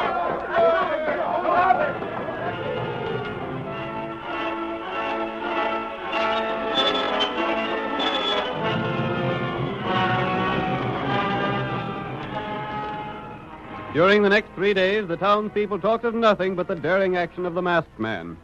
We hear Burton and Jordan, with 2 of their men, discussing the matter on the porch of the general store. He must have taken Scar all the way to Pecos. I reckon he must have. Just who's he think he is, Burton? He ain't no right to drag a man across the county line that way. And wearing a mask, too. If he comes back here, Butch, you better duck for cover. You're wanted in Red Bluff. That's where he's going. Huh? What? Why, you? He come from the side of the building. You won't get me. Burton, keep back. You too, Jordan. See here, stranger. Hey, Silver. They say you're pretty slippery, Butch. I'll put a rope on you. Stop him, Burton. Jordan, stop him. And more of your gang that I want, Burton. I'll be back. Let me down. You can't let me on your horse like this. You're going to Red Bluff, Butch. Hip. Hi-yo, Silver! Jordan, get him. Come on, boy. After him.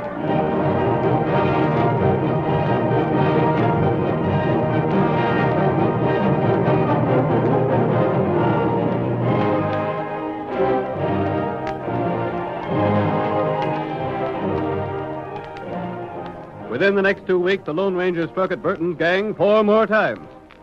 He appeared when least expected, forced an outlaw to go with him, and made his escape before his surprised victims could defend themselves. In all, he had taken 6 of Burton's men, and the gang leader was furious. We see Burton with Jordan, considering a method to get rid of the Lone Ranger. If that man is the Lone Ranger, he wouldn't touch you unless he had proof of something against you. I don't know about that. Maybe we've seen the last of him. I hope not. Jordan, I ain't gonna rest till I see that man shot, unmasked, and planted 6 foot deep. As for me, I'm willing to let well enough alone. Well, I ain't. I'll get him, Jordan, if it's the last thing I do. Mr. Burton. Huh? Oh, it's you, huh, Tyler? You're about due to pay me some money. I know. Did you bring it with you? I ain't no money. Well, I ain't waiting no longer. No, Mr. Burton. You pay up or there might be some accidents happen on the trail to Red Bluff. An accident that might affect this niece you're expecting. Wait.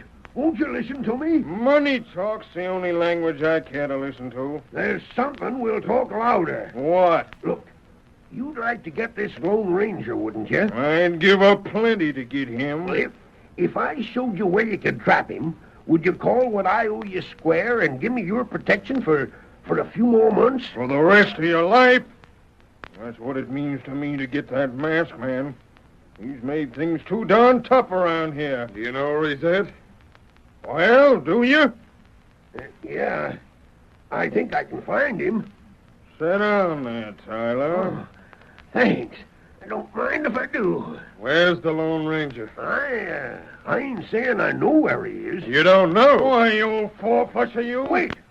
I know where he will be. Ain't that something? Where? Come on, speak up. Where? Now, let me tell it my own way. I got a scheme all worked out so's you can get him. Let's hear. You promised me that you won't make me no trouble. I told you I wouldn't. And you won't make no trouble for my niece Betsy? No, of course not. All right, then, it's a deal. Listen close, gents, and I'll tell you how to get the Lone Ranger.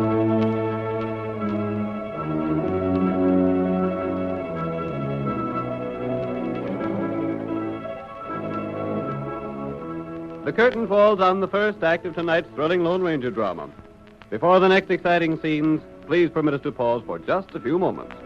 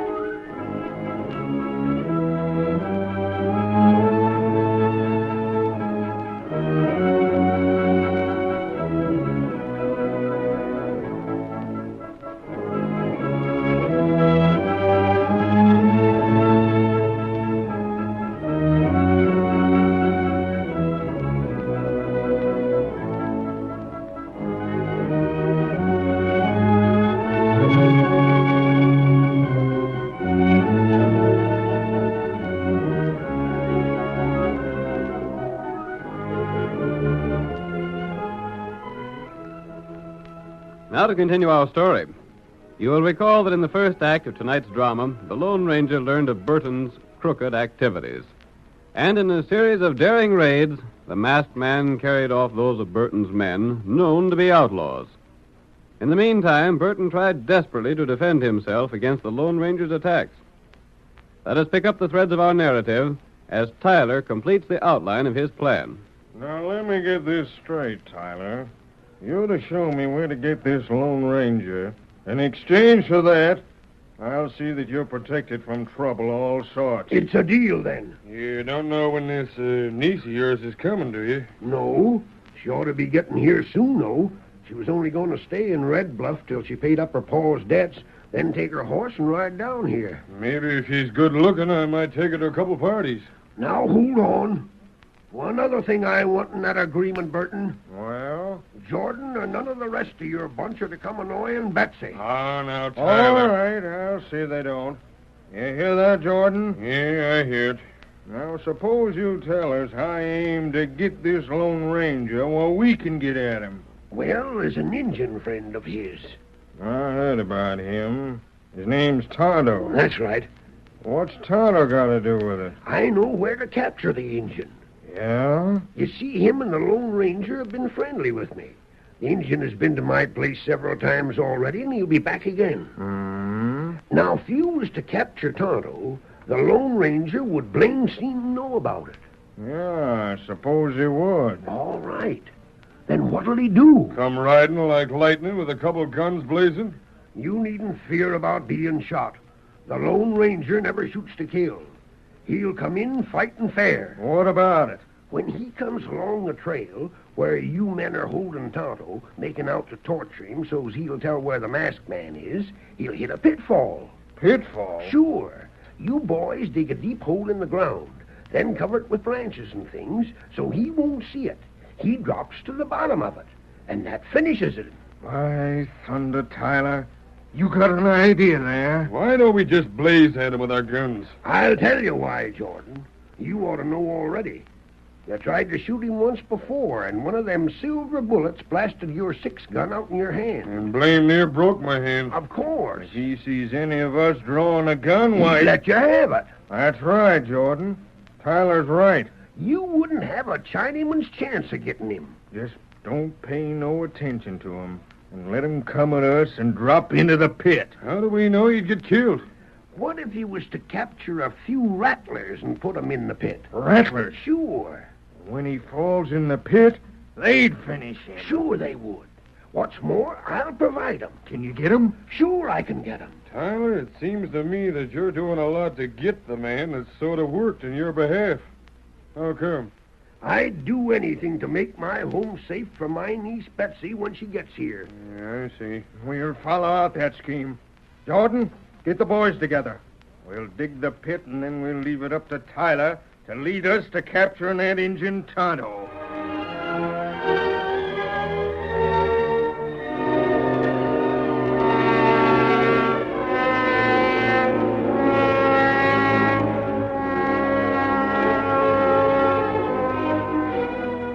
The Lone Ranger had captured all of Burton's men who had criminal records, but Burton himself was still free. Our next scene opens in the masked man's hidden camp. He and Tonto are speaking of the gang leader. We can't put another one of them in jail, Tonto. The rest have no crimes chalked against them. That's bad. And even if they had, the one man we must get is Jim Burton. That's right. None of the others count. We can replace them as fast as we can capture them. Burton is the man who must be jailed. What jail him for? That's the problem. There's not a thing that can be proved against him. You know sheriff here? I've talked to the sheriff. He's honest, and he'd like to see Jim Burton's power broken just as much as we would. But his hands are tied. Oh. Here, white feller. You're leaving now? Time, Tonto, go see old man. Very well. Maybe someday we get Burton feller. Here's hoping, Kimosabe. See you by and by. Yes, Tonto. Get him up, white feller.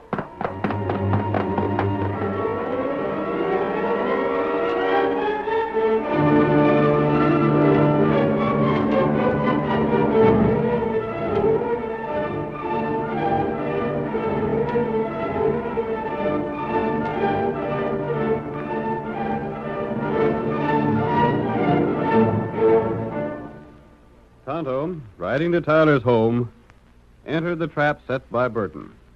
The faithful Indian drew his horse to a stop before the ranch house, prepared to dismount, and was immediately surrounded by the outlaws who advanced upon him with drawn guns. All right, Indian, just be quiet. Oh, what's this? Ice your hands there, Redskin. You're captured. You got him. Make a move and we shoot. Watch him. We're watching him. Rope him tight. You double-crossed friend. Sorry, Injun, but I had to do it. Pull those ropes tight. You won't get loose. You double-crossed. It was you or me, Injun. No, Redskin. It's you or the Lone Ranger. Yeah, you got just one chance to save your neck. What you mean? Tell us where to find the Lone Ranger, and we let you go free. Not Tyler, feller. Him double-crossed. It was you or me. You better do the same thing and lead us to the Lone Ranger if you know what's good for you. Me not double-cross. Oh. So you figure you won't tell us, huh? Not right. We got ways of making any man talk. Tonto not talk. We'll see about that. Take him to the post, boys. Yeah. Here's where we see just how much pain an Injun can stand. Keep a close watch on him. Don't give him a chance to get free. Jordan, you ride ahead with Tonto and them others. Me and Tyler will follow you. Come on. Come on. Get up, boy. Get up. Well, it was easier than I figured. Yeah. He didn't put up no fight at all. No, he seen there wasn't no use against such odds. I wonder if the Lone Ranger will come after him. I'm betting on it. Just look at the ground around here, how it's trampled. The Lone Ranger will see that Tonto don't get back to the camp. Then he'll come, see the signs, and follow the trail. I hope so. All you have to do is keep the engine at that post just beyond the pit until the Lone Ranger comes. Good. Unless he spots our trail and sees where we went around the pit. Shucks, he won't do that. When he gets that close, he'll see his Indian friend being tortured and come riding hard with eyes on us instead of on the trail. That's reasonable, I suppose. How about the rattlers? Well, Burton, I had to change that part some. What? Yeah. You see, I managed to trap a mountain lion alive. I figured on trying to get bounty for it. When I seen how vicious the critter was, I thought it'd be better to put that in the bottom of the pit instead of the rattlers. It's all the same. Don't matter none. That's the way I figured.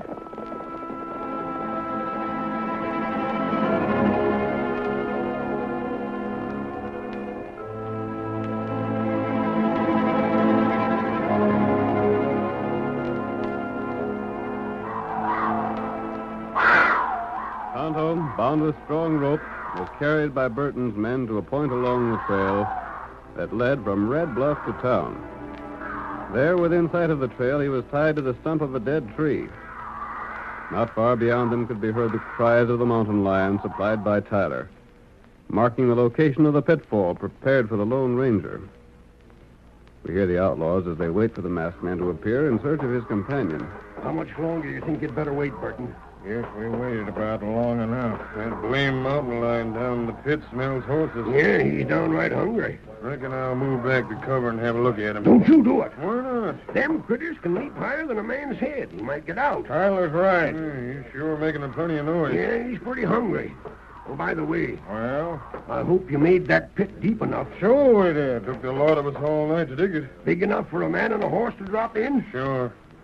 Well, Burton, why don't you start on the redskin? We maybe should wait till we see the Lone Ranger coming along the trail. Oh, what's the sense in that? Well, you seem mighty anxious for things to get hot for the redskin, Tyler. Well, taking part in murder don't appeal to me. I want to get it over with. Murder? This is your first murder, too, ain't it, Burton? Mine? Sure. I figure you never would take the risk of killing a man. Listen to him, Jordan. That's a good one. Well, have you? Tell him about the Parker affair, Burton. Yeah, the law ain't never found out about who done for Jack Parker. Did you? Well, I wouldn't admit it to the law, but of course... You covered your tracks pretty slick on that job, boss. And you must have been the one that knifed Hank Green. Listen to him. Oh, but I don't reckon you was. Green was a pretty tough hombre. It takes a sight of nerve for a man to fight him. Well, I done it. You did? Sure. Someone coming. Take a look. Stand ready with them lashes to handle Tonto with. That ain't the Lone Ranger. That's my niece. Your niece? Yeah. She's heading down the trail. She'll fall into that hole. Stop her! Right ahead and stop her! We can't. There ain't none of us near to our horses. If she drops into that, we'll miss getting the Lone Ranger. Get for the horses. Hurry. They're behind them trees. We can't get to them in time. There's the Lone Ranger. He was behind them trees with the horses. How'd you get there? Ride! Ride, mister! Save Betsy! Come on! He's getting to her. Thank the good Lord he'll get her. Look at him travel. He's got her. He saved Betsy. All right, Tyler. Now, suppose you tell how he happened to be where he was. All right, Burton, I will tell. I can tell you now because you talked all you needed to. What? The whole thing was staged just to get you to show your hand. What's that? Keep your gun on, Tyler. There's something funny here. You won't think it's so funny. We wanted you to show yourself and all your men as murderers. You done that by setting this death trap. Well? Then I got you to talking about other murders you done. You see, Burton? Now there's enough on you to hang you. Yeah, well, ain't that interesting? Thought I'd double-cross the Lone Ranger, huh? Well, it was him and Tonto and me that staged the whole thing for your benefit. I had the Lone Ranger behind them trees to hear what we said. There ain't no one else back there, boss. No. And when Tonto and Tyler are done for, there ain't no one but the masked man to know what was said there. And we're shooting him as soon as he gets in gun range. Get ready, boys. Oh, no, you won't. Why? Because after you gents finished with that pitfall, the sheriff took it over. And now he's got plenty of evidence again you. With deputies to back my hand. What? They've been hid down there to hear the whole thing, with ladders to climb out on. All the rest of that brush aside, boys. We got all we need. It's a frame-up. We've got to shoot our way out. Come on. Don't stand steady. Cover them from behind. And I've got guns on you from here. Mask, friend, cut rope. Give Tonto guns. You want to... How'd anyone else try to use a gun? You see, Burton, it's downright foolish to try and beat the Lone Ranger's gun. Thank you for joining us for a thrilling episode of Golden Age Radio. We're excited to have you as part of our audience. We invite you to return tomorrow for an all-new set of episodes that will take you on even more unforgettable adventures. Don't touch that dial, because the next installment of timeless tales and captivating narratives is just around the corner. Stay tuned for another dose of vintage radio magic that will transport you to a bygone era of entertainment like never before. We're always eager to hear from our fantastic audience. Your feedback fuels our passion for delivering the best in vintage entertainment. Feel free to share your thoughts, opinions, and suggestions. We value your input and strive to make your listening experience even more enjoyable. If you're looking to enhance your Microsoft Access skills, look no further. Reach out to them at 615-420-2040 and ask for Mark. Once again, thank you for being a part of our Golden Age radio community. Get ready for more riveting stories, captivating characters, and timeless entertainment. Until next time, stay tuned and keep the nostalgia alive. The National Broadcasting Company presents Joel McCrea in Tales of the Texas Rangers. Tonight, transcribed from Hollywood, another authentic reenactment of a case from the files of the Texas Rangers.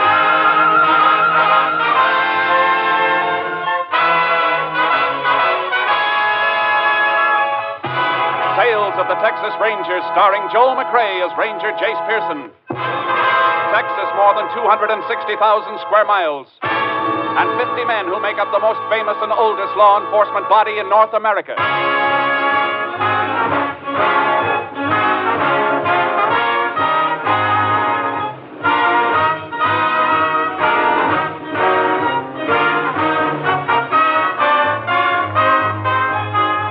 Now, from the files of the Texas Rangers come these stories based on fact.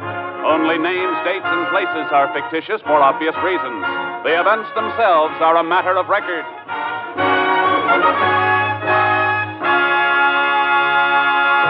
Case for tonight, Loggers' Larceny.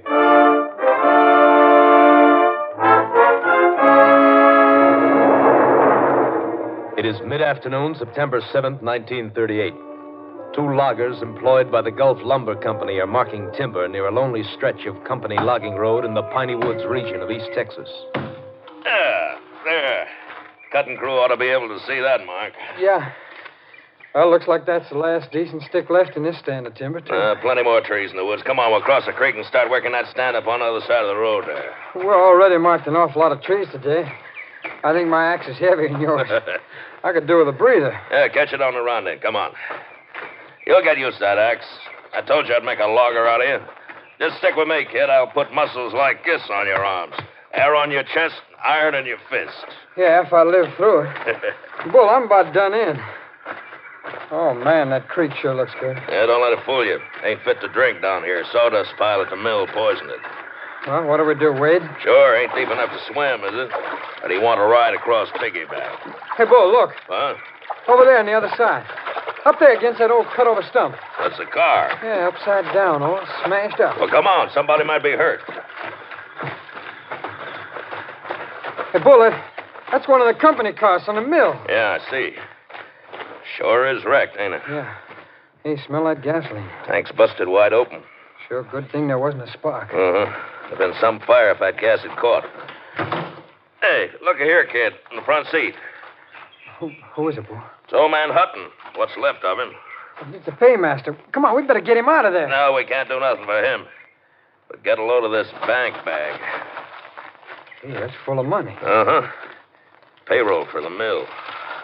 Bull, what are you doing? What are you stuffing that money in your shirt for? Look, kid, we ain't been around here, understand? You've got no right to that money. Who's got a better one?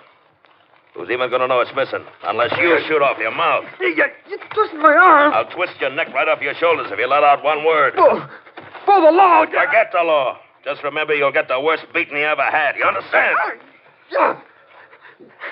Yeah, I understand. Yeah, that's being smart. Here, throw this sack back in the car while I get my shirt buttoned. There's still some money left in it. Sure, all the coins and a few bills. No use being a hog, is there? Besides, this is going to look right. Throw it back in the car, I said. Sure, boy. Sure. You got a match? Crazy bull, a match with all that gasoline spilled around here? Wait and see how crazy. Give me a match. Okay. Here. There's only one left in the box. That's all you got? Yeah. Well, we'll make us some counting. Now, get back out of the way.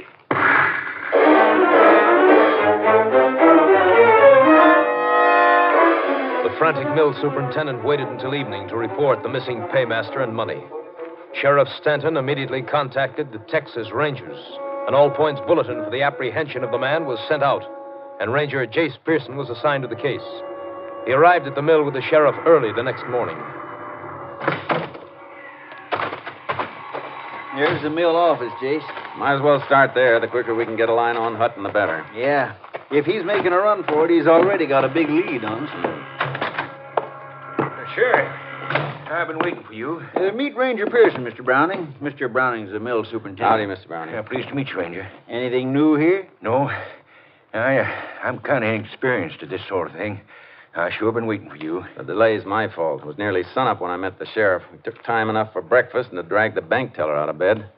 He says your man Hutton left the bank about a half hour after closing time yesterday. Yeah, they waited until the street doors were closed before they started making up Hutton's orders for mixed currency. They usually work it that way at the bank on paydays. $18,000 is a lot of money to count out, you know. Well, we not only know how much money we're looking for, but how much of each denomination. I've got Hutton's list. The bank teller gave me a copy of it. He sure must have slipped out quiet. Not a soul in town saw him after he left the bank. No telling which direction he headed. Would you have a picture of him by any chance, Mr. Browning, to sort of amplify the description we've already sent out? Well, there may be one among his belongings in his shack. You know, Sheriff, I still can't believe Bob absconded with that money. $18,000 is a lot of temptation, Mr. Browning. I know it, but Bob Hutton's been with us for years. I'd have trusted him with every asset the company owns. I just don't know what to think now. We won't rule out any possibility. Before we go through Hutton's things, I'd like to talk to any of your crew who might have been working near the road yesterday afternoon. Well, foreman Bull Evans and his helper were marking a stand of timber over by Pine Creek. They're down in the drying yard this morning. The rest of the crew's out in the woods. How do they feel about Hutton not showing up? Quite a few of them wanted to dig up a rope and go hunting for him. But Bull Evans talked them out of that. Let's go find this foreman of yours. He sounds like some talker. Maybe he can tell us something.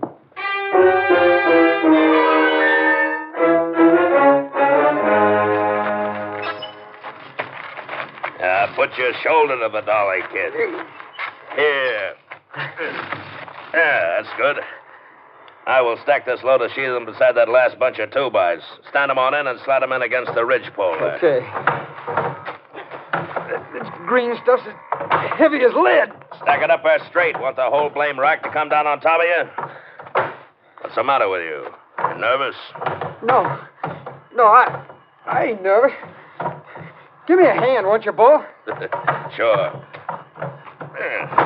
There. Like I told you, keep your mouth shut and nothing will happen to you. Okay. Get that next stick now. Like that? Maybe we'll make a logger out of you yet. Bull, look, here comes the boss and a ranger. Yeah, and the sheriff.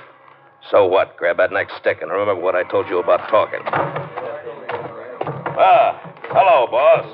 Sheriff, find old man Hutton in the payroll yet? Well, this is Ranger Pearson. Oh, howdy, Ranger. Ranger and the sheriff want to ask you and the boy some questions. Well, sure. Glad to help. Hey, kid, hold it a minute there, will you? Yeah, sure. I understand you were working somewhere near the road from town yesterday afternoon. No, we're working a stand over on Pine Creek. Sometimes it was near the road, sometimes it wasn't. Did you see anything of Hutton or the company car he was driving? We didn't see any car, did we, kid? No. Did you hear a car going either way on the road? Yeah, we didn't hear nothing. We didn't see nothing. I'm afraid you're barking up a wrong tree, Ranger. How's that, Bull? Old man Hutton wasn't crazy. He'd seen a chance at a lot of money, and he took it. He never headed back this way from town. You'll pick him up someplace long gone from here. All right, Bull. That's all. Yeah, come on, kid. Let's get back to work. Wait a minute. I haven't talked to your helper yet. Well, Bull told you. We didn't see nothing. I don't know nothing about that money. We're looking for a man right now, son. Not the money he was carrying. Are you as convinced as Bull here that he ran off with the company payroll? Well, Well, are you or aren't you? I don't know nothing about it, I tell you. What are you so nervous about? Well, nothing. I just don't know nothing about it. Look, son, maybe you don't know it, but there's a severe penalty for withholding information from the law in this state. If you do know anything about this case, anything at all, it's your duty to tell the ranger and me now. Well, Yeah? Well, there's a pretty bad turn over there on Pine Creek. Mr. Hutton might have had an accident when nobody was around. Say, that is a possibility, Ranger. That's the worst stretch along the road. And one of those turns is a bad one. Old Bob Hutton could drive that road backwards and blindfolded. He's been doing it for years. Besides, me and the kid come in by the road last night. There wasn't no wreck along it then. Did you see anything, son? No, there wasn't nothing along the road when we went by. We came out that way this morning, Jace. Wasn't anything inside then either. Well, the area along the creek is an old cutover. Brush has come back thick in spots. The car down in there could be completely hidden from the road. Well, we're going to have to search every inch of the way out from town to eliminate accident as a possibility in this case anyway, Jace. This bad turn out by the creek sounds like as good a place as any to begin with. Yeah, let's get out there and take a look. You mind showing us that cutover, Mr. Browning? Well, not at all, Ranger. I'll get my car and you can follow me. Bull, if anything comes up here while I'm going, you take care of it for me, will you? Oh, sure, boss. Sure. I'll take care of everything. Hey, don't you want me to go with you? No, thanks, son. You better stay here. Yeah, kid, you stay here. There's going to be plenty to keep you busy.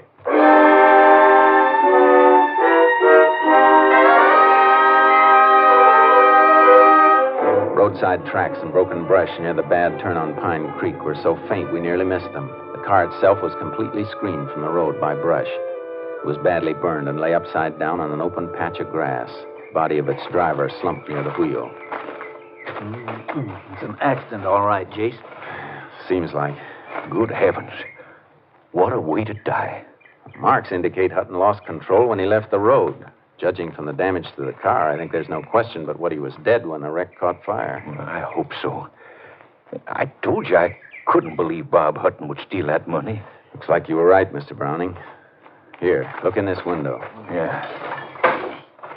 What a mess. There's your money, what's left of it. There beside the springs of that burned seat cushion. Oh, yeah. I see some corn rolls with the wrappers burned off. And that fluff of ash on top of them is what's left of the paper money. It's hard to believe it would burn that much. It was a mighty hot fire while it lasted. Even the body metal's warped all out of shape. Well, Jace, looks like it's back to town for us. I got to get an undertaker's wagon out here to pick up his body. Yeah, I'll have to kill that all-points wanted bulletin on Hutton, too. Guess that'll about wind this up, huh? I'm not so sure, Sheriff. What do you mean? Well, this just doesn't feel quite right. What doesn't? Finding this car like this. We might have looked for a day before we found it down here in this brush. Well, don't you have more to go on than that, Ranger? Nope, nothing more. Just a hunch. It seems like working on hunches would be kind of dangerous in your business. It usually is, for somebody. Come on, I want to get back to the mill. Well, what do you want to go back there for? You don't need a phone. You can use your car radio. Yeah, I know. But there's something funny about this. I want to get it cleared up. Hey, Sheriff, look out. Huh? Watch where you're stepping. What is it? That matchbox. Oh. Hey, wait a minute. What's so important about a matchbox? It could be plenty important. Here, look where it's lying. I don't get you, Jace. All right, look up there, Sheriff. That's where Hutton's car turned over. It slid down from there on its roof. The matchbox is right in the track, and it hasn't been crushed. Meaning it was dropped after the wreck. What? That's right, Sheriff. Let's see. It's empty. The last match was used and the box thrown away. Well, used for what, Ranger? What's a matchbox got to do with Bob Hutton's death? Maybe nothing. But even when a car's as badly damaged as this one was, even when it's drenched with gasoline, it doesn't always catch fire. Let's go back a minute. Do you know what you're saying? I think so. You mean somebody could have deliberately set this car afire after the accident? If this was an accident. Oh, but look, Jace, the only possible reason for arson in a case like this would be to cover taking the money Hutton had with him. And it's still there. What's left of it, anyway. I know, Sheriff. There we are. Give me a hand, will you, Sheriff? Sure, Jace. What do you want to do? And see if we can't get what's left of that money out without disturbing the ash around it. I want to send it into the lab. What'll that get you? If any of it's missing, they may be able to tell us.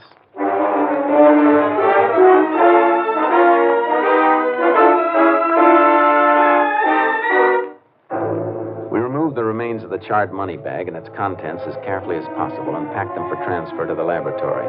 When we drove back to the mill yard, Bull Evans was just coming out of the office. Hi.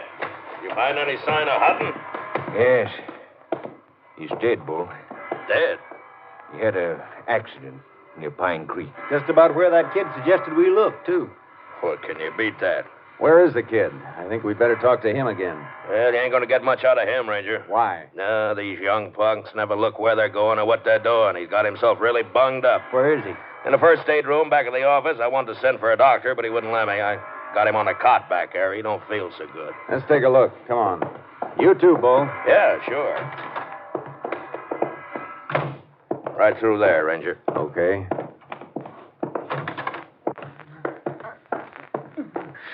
Easy, kid. Let's have a look at you. No. Leave me be. Why, his face is beat to a pulp.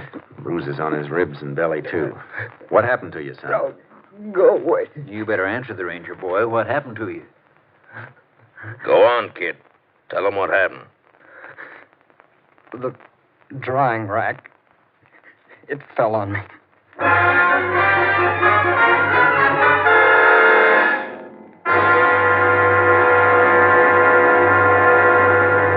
You are listening to Tales of the Texas Rangers, starring Joel McCrea as Ranger Jace Pearson. We continue now with tonight's case, Loggers' Larceny, an authentic story from the files of the Texas Rangers.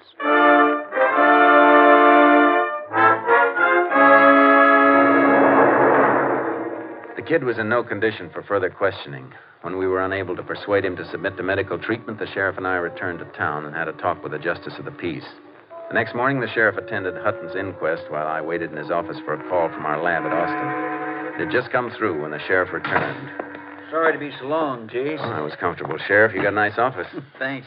Inquest over? Yeah. Death by natural causes, I suppose. Yeah, failure of the heart. Doc says Hutton was dead when his car left the road. An out-and-out accident. Oh, look, Jace, it's like the JP told you last night. That matchbox don't mean anything. It could have blown in on those tracks. I guess this isn't my week for hunches, Sheriff. Now, the lab report came in, too. How did it add up? Coins in the bank sack tallied exactly with the withdrawal slip the teller gave us. Oh, how about the bills, the paper money? There were traces of them in the ash. The quantity was small and might indicate some paper money was missing, but it burned so completely the lab couldn't be sure. Yeah, looks like that's that. Yeah. Well, Sheriff, guess I better get started. So long, Jason. Thanks. See you again on another case. Yeah. Call us anytime you need us. You know, Sheriff, it still doesn't feel right. You know, Jace, it doesn't to me either. There's that matchbox. Sure, it could have blown in there, but that kid at the mill. Yeah? What about the kid? If he had a hunch Hutton's car was wrecked and where it might be, why didn't he tell his boss that as soon as he and Bull came in from the timber? Yeah, that's right. As it was, he didn't tell us till we dragged it out of it. That turn out there didn't have anything to do with Hutton's death. His heart quit. He could have gone over the edge anywhere along the road. Yeah, but Jace, he did go over at that turn. Sure he did. And that's why the kid couldn't have known the car was there unless he'd seen it. Then Bull Evans and the kid were lying. But why? That's what we're going to find out.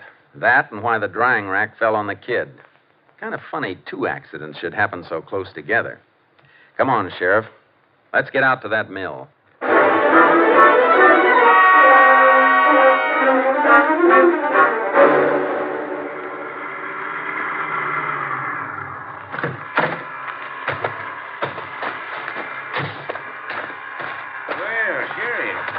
I didn't look for you and Ranger Pearson back. Something new come up? Not exactly, Mr. Browning. Just a few loose ends. I want to talk to that kid who was hurt yesterday. How is he? Oh, apparently a lot better than he looks. How's that? He was up for breakfast this morning. Insisted he was in shape to work. In shape to work? That's what he claimed. That kid was in shape for a hospital. Oh, Bull banked him up. He'd been taking care of him. I guess he ought to know. They around the yard here? Well, Bull didn't figure the kid was quite up to yard work. They went out with a felon crew. Together? Sure. Bull said he'd watch after the kid. Oh, he did, huh? Where are they? Up in the northeast quarter of Section 3 someplace, about 4 miles out. Come on, Sheriff. We better get out there. That kid was in no condition to work. Well, you can't make it in a car. We haven't got our access road to that section finished yet. You got any horses here? Yeah, the one I use for making my rounds of the cruise is saddled up out back. Bring it around for the sheriff. I'll get my horse unloaded from the trailer. Right away, Ranger. Come on, Sheriff. Get on the other side of that end gate, will you? Sure. You think that kid's in any danger, Chase? What do you think? I'm beginning to think so. So am I. Oh, back out, Sharky. Steady, boy. Easy, boy. Here you are, Sheriff. Stirrups ought to be about right. Thanks, Mr. Browning. Now, you take that work road at the corner of the yard. You begin to hit some of the crew out at the end of it. They can tell you just where Bull and his helper is. Thanks. Let's go, Sheriff. Up, Charlie. Come on, pick him up, boys.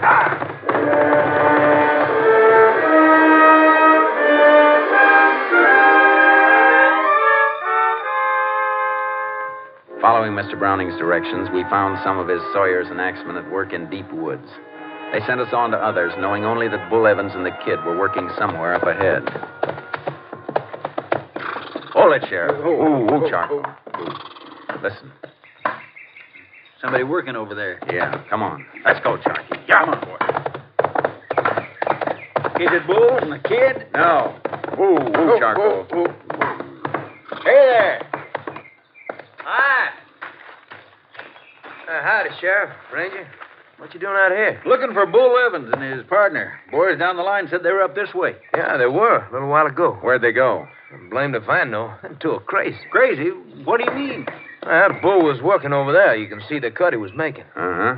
The kid wasn't worth much, bunged up where he was, so he was just fooling around, kind of grubbing out a little brush. Well, Bull come over to bum a smoke off of me, and when he turned around, the kid was gone. Gone? Yeah. Slipped off in the brush.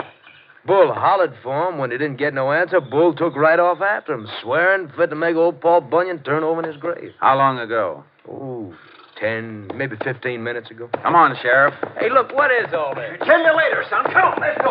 Lift him, Charlie.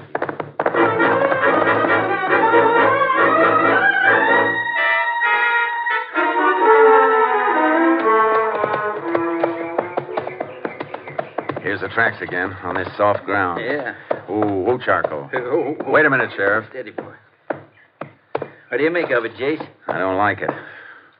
Where do you suppose that kid's heading? Yeah, beats me. Wherever it is, he's sure heading there in a straight line and hard as he can go. Yeah, with Bull apparently right behind him. Makes about as little sense as that drying rack falling on him yesterday or Bull talking him into reporting for work this morning. What's between the two of them? That's what we got to find out. Tracking us too slow. We're losing too much time. That's pretty thick timber ahead. It ought to slow him up some.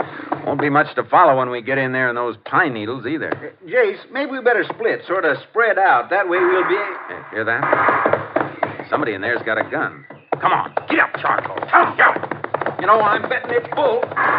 Sounds like the shots are in the middle of that timber stand. It's a bad place to work blind, Jace. Yeah. You might miss him complete in there. Possible. Look, Sheriff, you cut around the timber the other edge in case somebody breaks out in the clear in that direction. I'll head straight for the sound of those shots. Try to box them in, huh? It's worth a try. Come on, Charcoal. Come on, timber horse, let's go.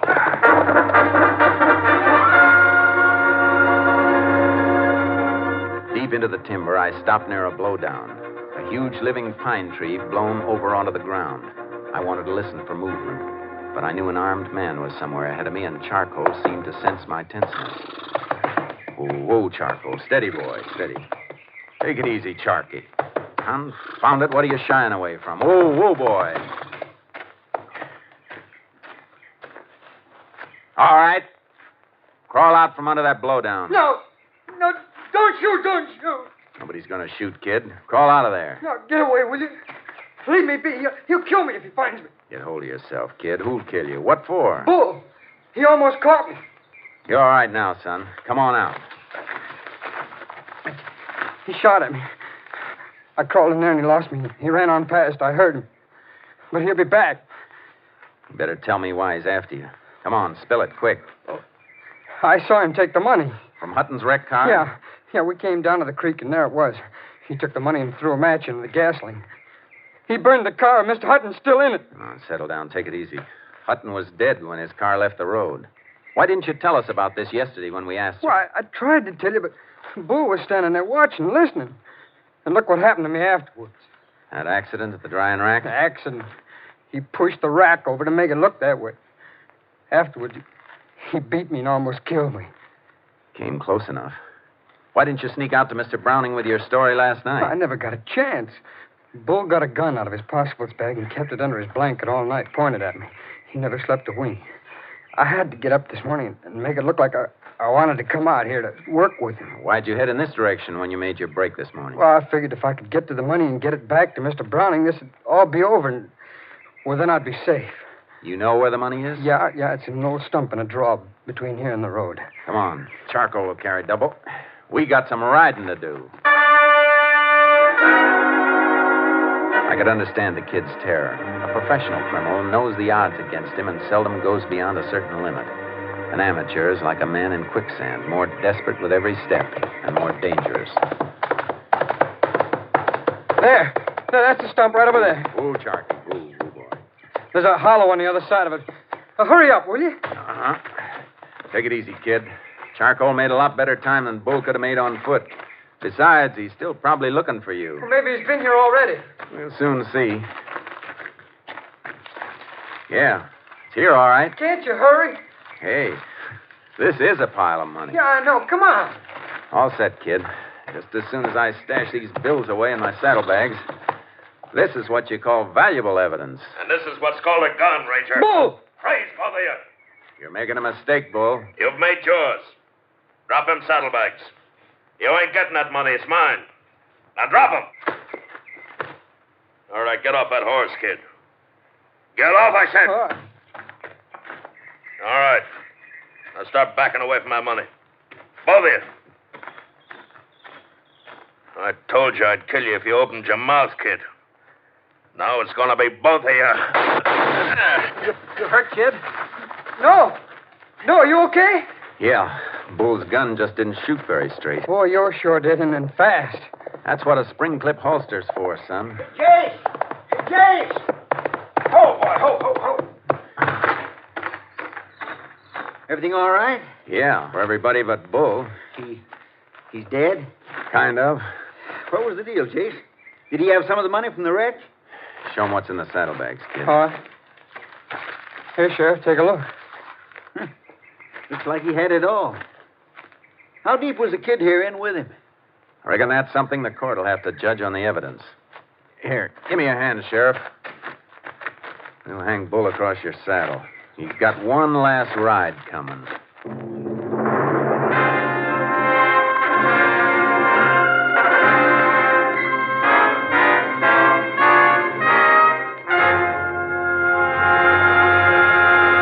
On November 12th, 1938, the kid was arraigned before the county court and found innocent of willful complicity in the theft from the paymaster's wrecked car. He was returned to society with a deeper appreciation and understanding of the duties of a citizen in the face of crime.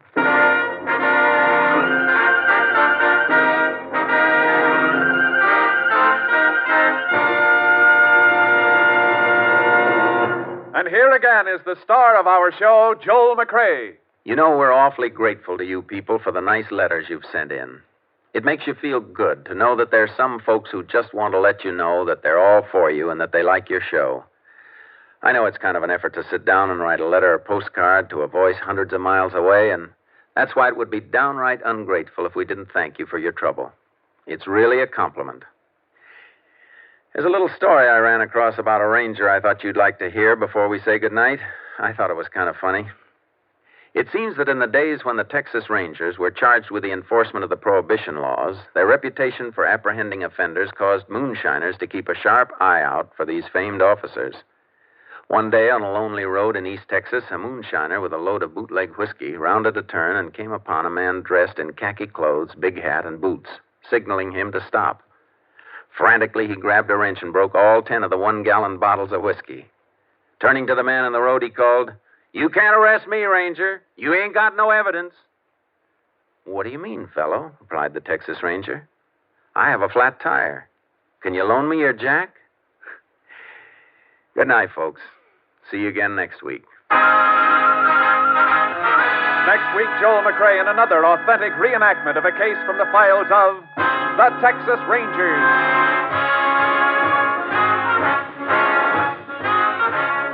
Joel McCrea is currently lively scene starring in the Universal International Technicolor production Frenchie. Tonight's cast included Tony Barrett, Bill Conrad, Stacey Harris, Parley Bear, and Bill Johnstone. This story was transcribed and adapted by Tom W. Blackburn, and the program was produced and directed by Stacy Keach. Hal Gibney speaking.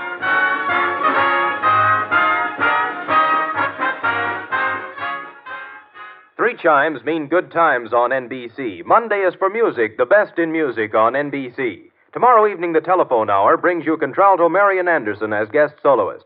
And for a melodic blend of light classical and classical music, you're invited to the second concert in a new Monday evening series by the Boston Pops under the baton of Arthur Fiedler. Now, Jack Parr with the $64 question for more good times on NBC.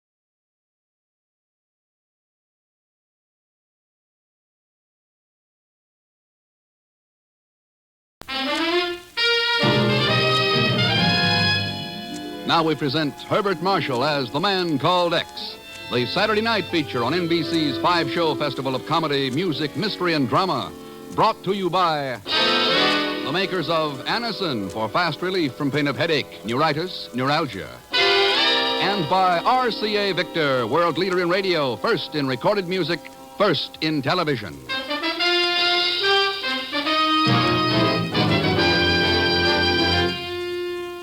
Herbert Marshall as The Man Called X. Wherever there is mystery, intrigue, romance, in all the strange and dangerous places of the world, there you will find The Man Called X.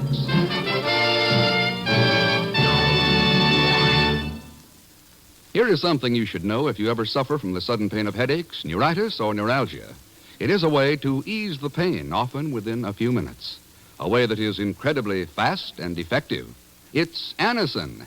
Anacin is like a doctor's prescription. That is, Anacin contains not just one, but a combination of medically proven active ingredients in easy-to-take tablet form.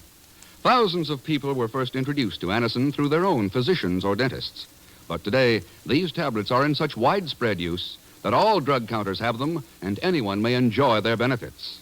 Next time you suffer from the pains of a headache, neuritis, or neuralgia, by all means try Anacin. You like the convenience of Anacin tablets, and you will be delighted with Anacin's incredibly fast action. Anacin. Anacin. Ask for Anacin by name today at your druggist's.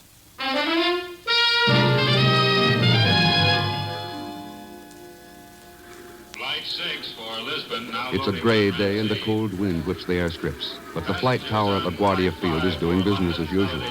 At 12:04, it brings in the liner from Dublin and lands it safely. The wheels chopped and the doors opened. Ken Thurston comes down the steps and hurries across the ramp. Yes, it's a gray day, all right, dark and cold. But the voice that greets Ken is bright with the warmth and innocence of springtime. Hello, Mr. Thurston. Fager. What a happy coincidence, eh? Imagine meeting you here. Yeah, just imagine. How did you get hold of my schedule? Well, I just accidentally happened to see the cablegram on Miss Brooks' desk. And I mean, Coincidence, yeah. Well, I thought Welcome to New York, Mr. Thurston. Here, let me carry your bag. No, thanks. And no, I won't loan you $100. So long. Wait a minute, Mr. Thurston, wait. Now, how could you even think that I only came out here to borrow money? Besides, I need $300. Really broke, eh? Oh, flat as a flounder. I've only got $50 or $60 left, and of course, that's nothing. Nothing? Is inflation that bad? And I've only been away a week. How about it, Mr. Thurston, eh? After all, it's only money and... Hold it, Fager. Huh? You mean that guy there by the guardrail? Yes, he looks like, By George, it is. Is it? Yeah, I mean, is who, I mean? Pedro Andolera. Pedro! Must be him. He turned around. Pedro, wait a second. Hey, Hey, look, he's running away. Yeah, now what the devil... He crawled under that guardrail. He's on the ramp. I can't understand what he... Pedro! That plane! You don't see! Pedro, look out! Hey, oh, Mr. Thurston. Oh, Mr. Thurston. Yeah. He ran straight into that propeller.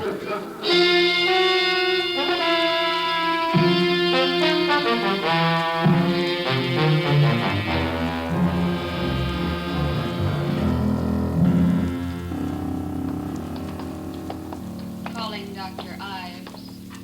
Will Dr. Ives please report to surgery? Well, what I did was make arrangements at the receiving desk, Ken. An intern is bringing the contents of his pockets up from the morgue. Okay, Chief. We can wait in here. I called police headquarters. They've got nothing on him. I still can't understand why he ran away from you. Nor can I, Chief. I hadn't seen or heard of Pedro since that sabotage case in Panama in 1944, yeah. He was mixed up in that, wasn't he? Probably. He was dismissed for lack of evidence, though. So that certainly couldn't be the reason he was terrified enough to run into a plane propeller. Well, here's the stuff.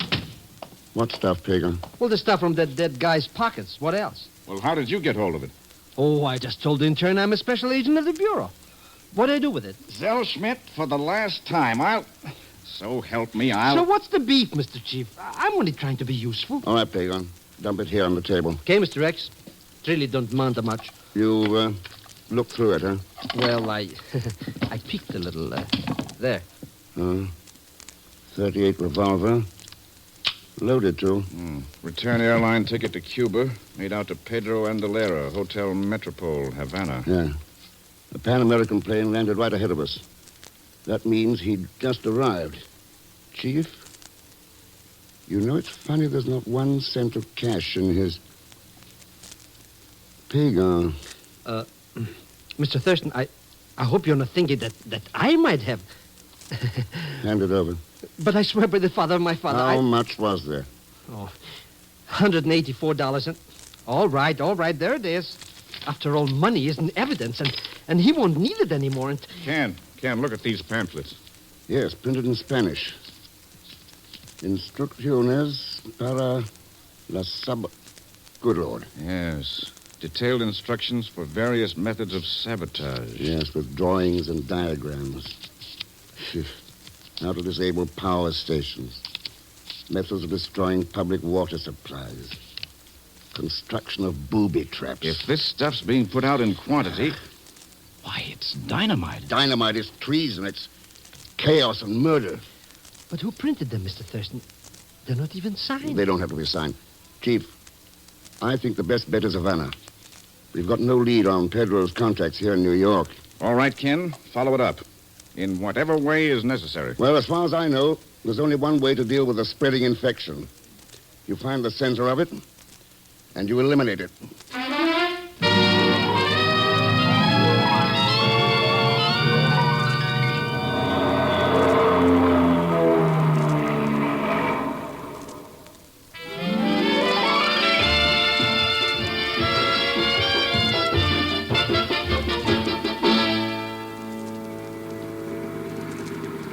Well, here we are, Mr. Thurston. And what a crummy-looking dump. Nobody asked you to come along, Pagan. You should have stayed in New York. With all my creditors? How could I afford it? Which reminds me... Sorry, no loans. Not even $10? I mean, just for tips? No, not even. This mucilarium is worse inside even than outside. I'll bet they never even heard of plumbing. This is the dirtiest joint Senores? Oh. Good morning, senorita. Senores, if the Hotel Metropole is too ordinary for your fastidious tastes, why don't you go somewhere else? But It's just Pagan's idea of humor, senorita. Are you the manager? I am not. Ring that bell there on the desk if you want the manager. Well, thanks. You're Americans, no? That's right. Americans. Why don't you go back where you came from? Why don't you stay there? Always running around the world, sneering, bragging. I hate all of you. Anka, Why don't you stay home? What's going on here? Seems the young lady doesn't quite like us. Anka, this is no way to talk. You must stop it at once. Americans. They don't even care to stay in the same room. What a flamethrower she is. My apologies, senores. I am Lovilla, the manager. May I help you? Yes, we'd like a couple of rooms. But of course. You sign here and I will have the boy show you. I should like Pedro Andalera's room. Pedro's? But he is not here now, of course, but he is coming back tonight. He won't be back. He's dead. Dead? What happened to him? Threw himself into the propeller of an airplane. But why, senor? I thought maybe you could tell me why. No, senor. I know nothing about it. What do you know about Pedro? Pues, nothing, senor. Well, he lived here, didn't he? See, he lived here for, maybe 2-3 months. But I know nothing about him. Well, did he have any friends, visitors? Quien sabe, in a hotel like this, people come and go all the time. Whether to see him, I do not know.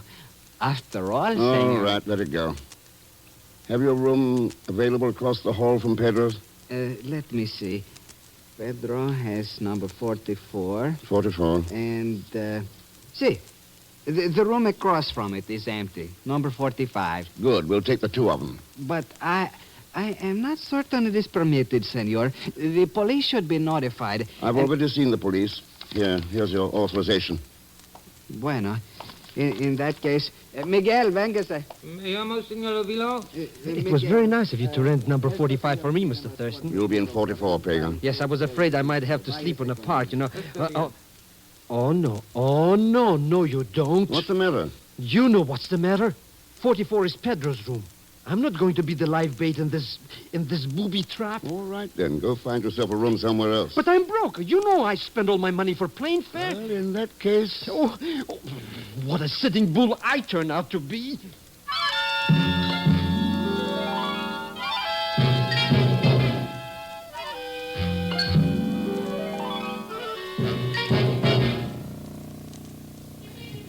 A clay pigeon. A clay pigeon, that's all I am. Alone in a room all afternoon. Any minute now it's getting dark. And then what? Oh, why don't Mr. Thurston come back? Why don't he... Maybe if I keep still, they'll go away. Pagan! They know my name. Who is it? Come on, Pagan, open up. Mr. Thurston, boy, am I glad to see your face. Just wait till I move this sofa and this lamp and this table and the chair and the bed. Now. Hello, Mr. Thurston. What the... You expecting an invasion? With sabotages all around, who knows what to expect? Oh, you weren't in any danger. Pedro wasn't due back from New York until half an hour ago. So why should anyone try to contact him? Now I find out. Now, pull down those blinds and turn on the lights.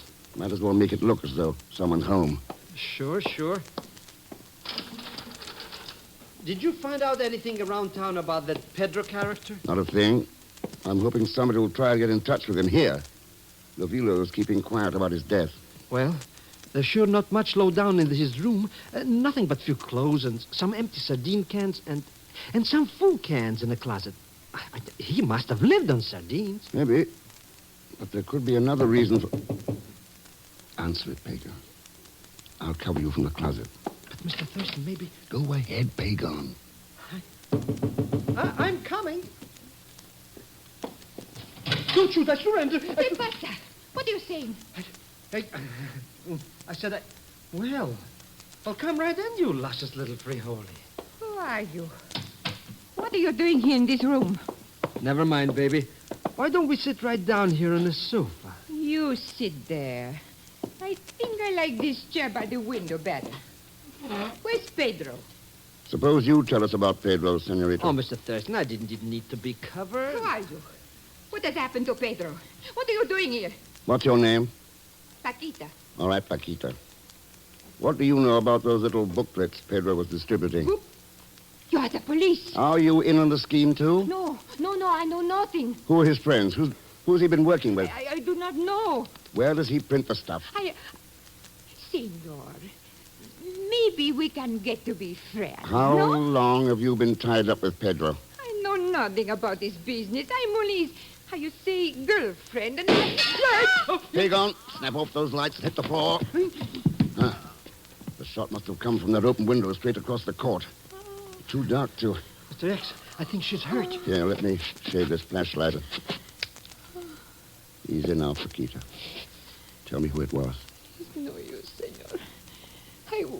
I wish to know Pedro. His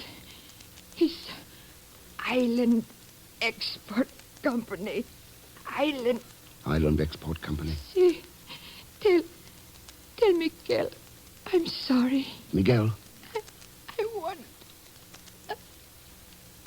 Mr. Thurston, is she... Yeah.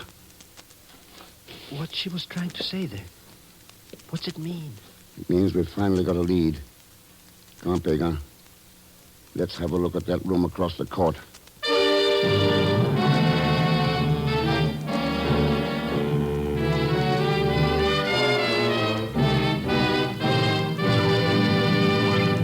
We will continue with The Man Called X in just a moment. Here's a word from RCA Victor. What's the television picture today? Well, one thing's for sure, the television picture today's a big one. More and more people are enjoying it every day and on bigger and bigger television screens. Why not start your family at the top with 19-inch television and start right with America's favorite television, RCA Victor Million Proof. That's the kind of television that well over 1 million families have chosen for their homes. Yes, you get a bigger value, too, with your 19-inch RCA Victor. You can watch those big million-proof pictures comfortably whether you're close up or clear across the average living room. And here's another thing that's important to you. Only RCA has a nationwide service company to install your set and to give you continued service wherever you live. Ask your television dealer about the RCA Victor Factory Service Contract. And remember, you can buy this contract only with RCA Victor television. It's one more big reason for making your choice a big 19-inch RCA Victor. Now, Act 2 of The Man Called X, starring Herbert Marshall, with Leon Velasco as Pagan Zellschmidt.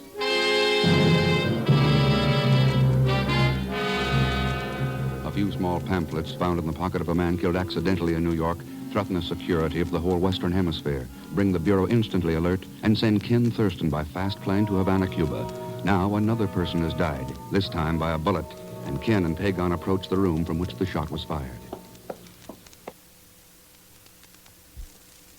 It's the next door ahead. Easy now, Pagan. Easy. I'm not even breathing. Maybe I should wait here. I don't care where you wait, but stay out of the way. I'll throw the door open and step in. Now, you stay to one side. It's empty. All right. Turn on the lights. Pagan, take your fingers out of your ears. Sorry, Mr. Thurston. I just can't stand the sound of shooting, especially if it's at me. Isn't going to be any shooting. Uh-huh. Somebody fired that one shot from here and then beat it. Hey, this room hasn't even been lived in. No, it was only used for the shooting because it's straight across from ours. It was an accident. They were really shooting at us. I doubt it. That table lamp would have thrown Paquita's shadow on the blind. No, they knew who they were after. Come on. Let's get back to the other room. Got any idea who done it, Mr. Thurston? Not exactly. Too bad. I just was getting acquainted with her. Oh, sure. Sacre santos del cielo, senores. Senores, what has happened? The girl's been shot. Over in Pedro's room, Lovilo. Shot? Who did it? I don't know. It was fired from a room down the hall. There's no one there now. See anybody on your way up? Nobody, senor, except Miguel, of course, who was on the elevator. Uh-huh. Well, you better call the police. Come on, Pagan. Right away, senor. I will inform them immediately. How could anybody get away so quick, Mr. X? Fire escape stairway. It wouldn't be difficult to... Pagan, I closed the door of Pedro's room when we left it. Well, it's open now. Hey, maybe she wasn't really killed. Of course she was. Come on. Nobody here. Looks just like it did before. Except for one thing. Somebody's taken those canned sardines that were lying around. Good riddance. Who cares? Seems odd, though, doesn't it? Sneaking into a murder room just to steal sardines. Oh, well, some people like them. Personally, I'm a gourmet myself. Yeah. One of those empty tins from the wastebasket. Smell it. I don't smell anything. That's just it. It's perfectly clean. So maybe it was washed. Ever tried to wash the odor from a sardine can? Oh, I don't get what's going on around here, Mr. X. I do. But the problem is how to stop it.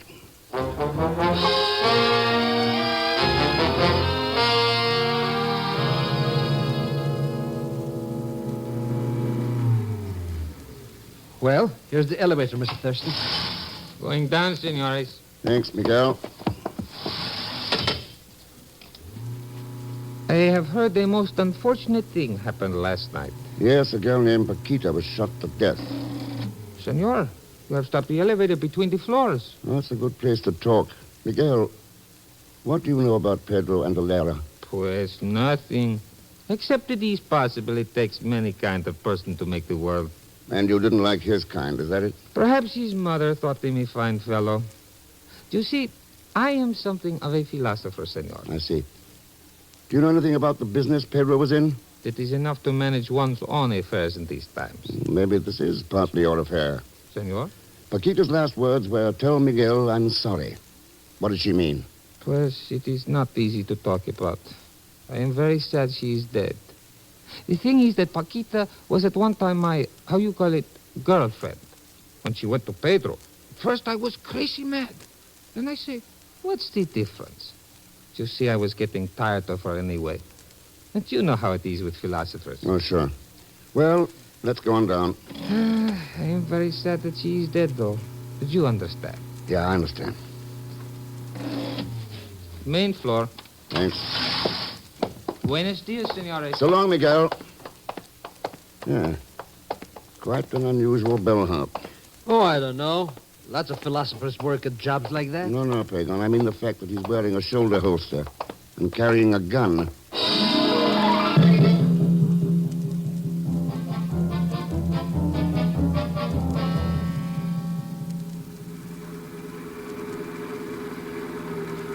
Well, Pagan, this looks like the place. Sure it is, Mr. Thurston.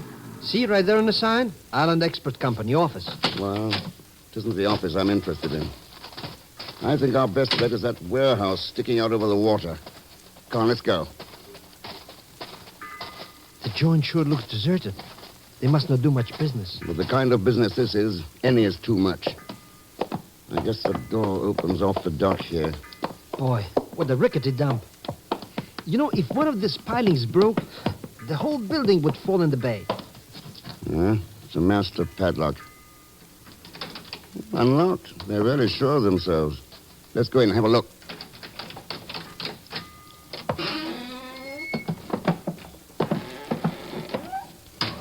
No windows. It's dark in here. Wait, there's a light switch here by the door. Sure don't look much like a warehouse. It's not intended to. Hey, look. That's a printing press. And what's this Rube Goldberg gadget? That is a canning machine, Pagan. What? Sure. Let's open up some of these sardines. You mean that's what is in all these boxes? That's right, all crated and ready for shipment to agents all over the Western Hemisphere. Here we are. You hungry, Mr. Thurston? Not for this kind of stuff. Here, Pagan, have a sardine. Have a sir. Look, it's full of little books.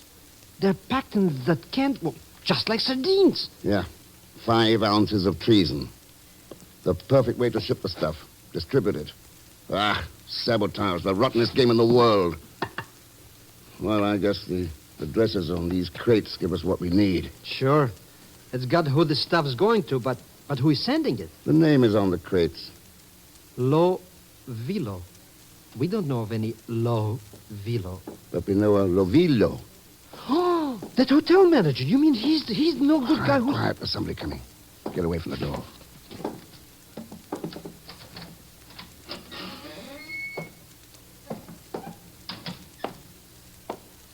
Good morning, Mr. Lovillo. Senor Thurston. Get your hands up. Si, senor, look, they are up.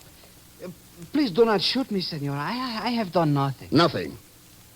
What you call the murder of Paquita last night. What about this layout here? These pamphlets and shipments to agents with your name on the crates. You call that nothing? But I am not the one, senor. It is my sister, Anga. Hey, that's the hard-boiled little chicken who insulted us, Mr. Thurston. Si, senor. She is the one. She is bitter and dangerous. Since she has come back from Europe, she has those ideas.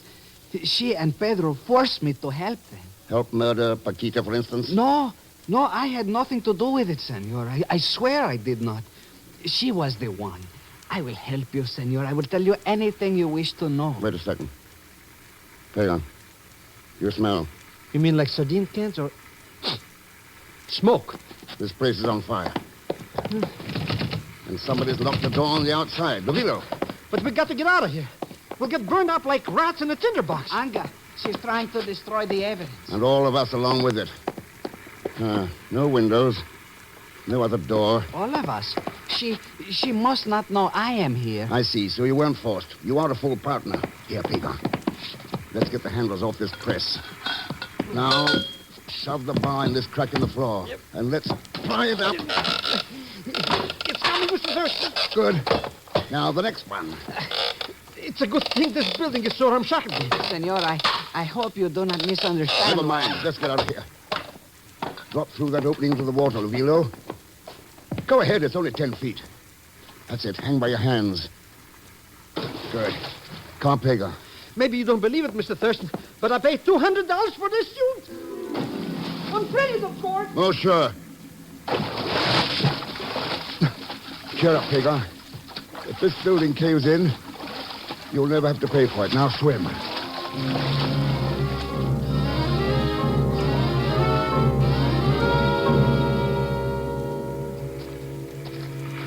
What are you planning to do, Senor Thurston? Use the phone here in the office and have the police pick up Anga. She evidently left after she started the fire. Look at that bird. Oh, we sure would be a couple of dead gooses inside there. Anga! Come in, Senor Thurston. And don't reach for a gun. Well, glad you waited, Anga. Saves us the trouble of looking for you. I knew you would be here, Anga. I knew you would think of Be something. quiet. You're almost as weak and silly as that doll-faced Paquita. But not as pretty. That's really why you killed her, wasn't it, Anga? Jealousy. I killed her because she was a fool. She would have told you everything, like my brother. Anga, you are mistaken. I have said nothing to them. Oh, come now, Lovilo. What about the signed confession that you said was here in the office? Confession? There is no confession. You told us there was. Hidden here under the end of the rug. It's a lie. Look, Anga, I will show you Stay there where is you nothing. are. Senor Thurston, suppose you turn back the rug and hand me this little evidence of my brother's cowardice. Sure, glad to. It should be about right here. Get a gun, Pagon. Got it, Mr. Rex. I got it. Stay where you are, Lovilo. Boy, what a dummy. Standing on a rug and letting somebody grab the other end of it. Ooh, she's out like 3 strikes. I perceived you are also a philosopher, Senor Thurston. Well, come and join the party. It takes a philosopher to realize there are certain times when a woman should be rendered unconscious. I guess so. Miguel, I'll take that gun of yours. This? But why, senor? It is not loaded. I only have it because of the tourists. Huh? See, I tell them I was once a bandit, and it gives them the big thrills. Look, someone has even filed off the pin. It won't work. Here. Yeah. That's Eustace. As useless as a plane or a gun or a power plant that's been wrecked by saboteurs. But what if you really needed that gun to protect your life or your freedom and didn't know the pin had been filed off by a saboteur?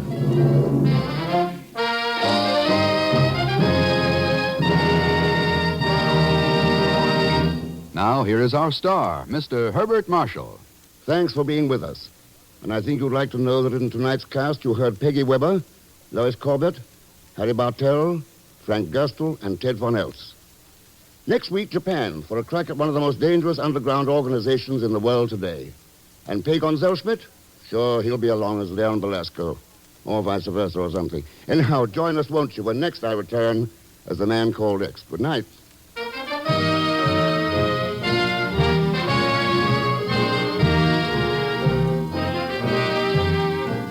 The Man Called X is a Saturday night feature on NBC's 5-show festival of comedy, music, mystery, and drama, brought to you by the makers of Anacin for fast relief from pain of headache, neuritis, neuralgia, and by RCA Victor, world leader in radio, first in recorded music, first in television.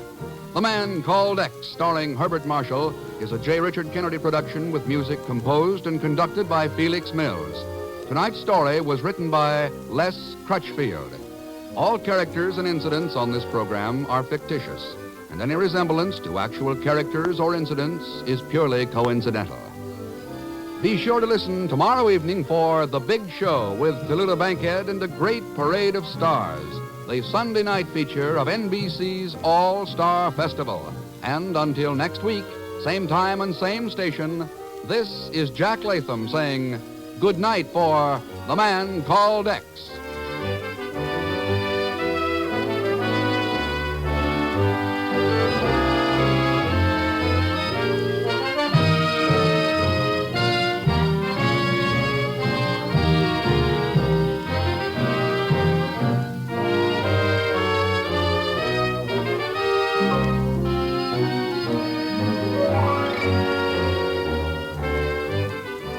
Now enjoy your hit parade.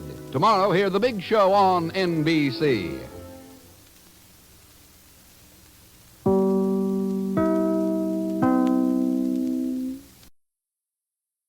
Thank you for listening to Golden Age Radio. We invite you to return tomorrow for the next episode that will take you on another unforgettable adventure. When I was a child, my grandmother used to make the best ice cream with a hand crank. Now you can find her recipe book online, el4e.com. Don't turn your dial because the next installment of timeless tales and captivating narratives is just around the corner. Stay tuned for another dose of vintage radio magic that will transport you to a bygone era of entertainment like never before. Subscribe for more videos. Many people have been confused with the phrase forgiveness of taxes. But remember this, there is no forgiveness of the second installment of your 1942 federal income tax. This installment must be paid by midnight tonight. So be sure to put your check in the mail before that time.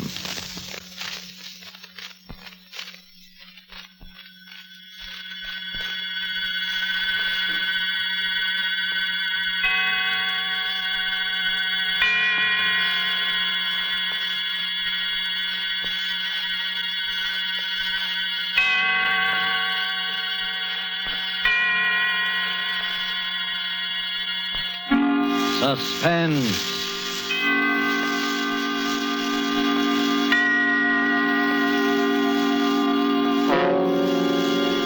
This is the Man in Black, here again to introduce Columbia's program, Suspense.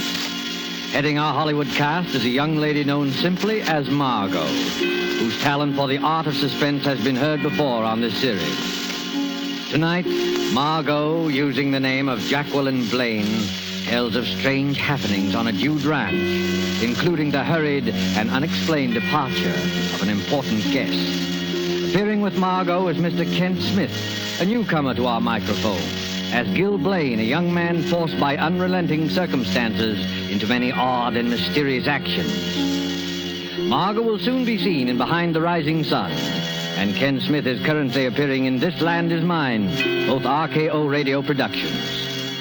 The story by Cornell Woolrich called Last Night is tonight's tale of suspense. If you have been with us on these Tuesday nights, you will know that suspense is compounded of mystery and suspicion and dangerous adventure. In this series are tales calculated to intrigue you, stir your nerves, to offer you a precarious situation, and then withhold the solution until the last possible moment. And so it is with The Last Night and the performances of Margot and Kent Smith. We again hope to keep you in suspense.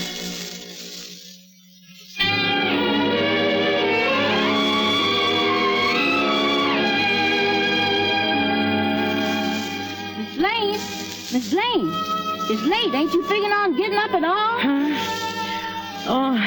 Oh, yes. I'll be down in a minute, Leona. Go away now. I lay there looking up at the ceiling. Strange, I hadn't slept well last night. All night I had tossed and turned. Worry. That's what it was. Worry. The weekend was over, and Gil and I hadn't raised the $2,500. We were right back where we started from. Stuck here in the Hudson Valley with our dude ranch that wasn't paying expenses, and the debts piling up like new snow.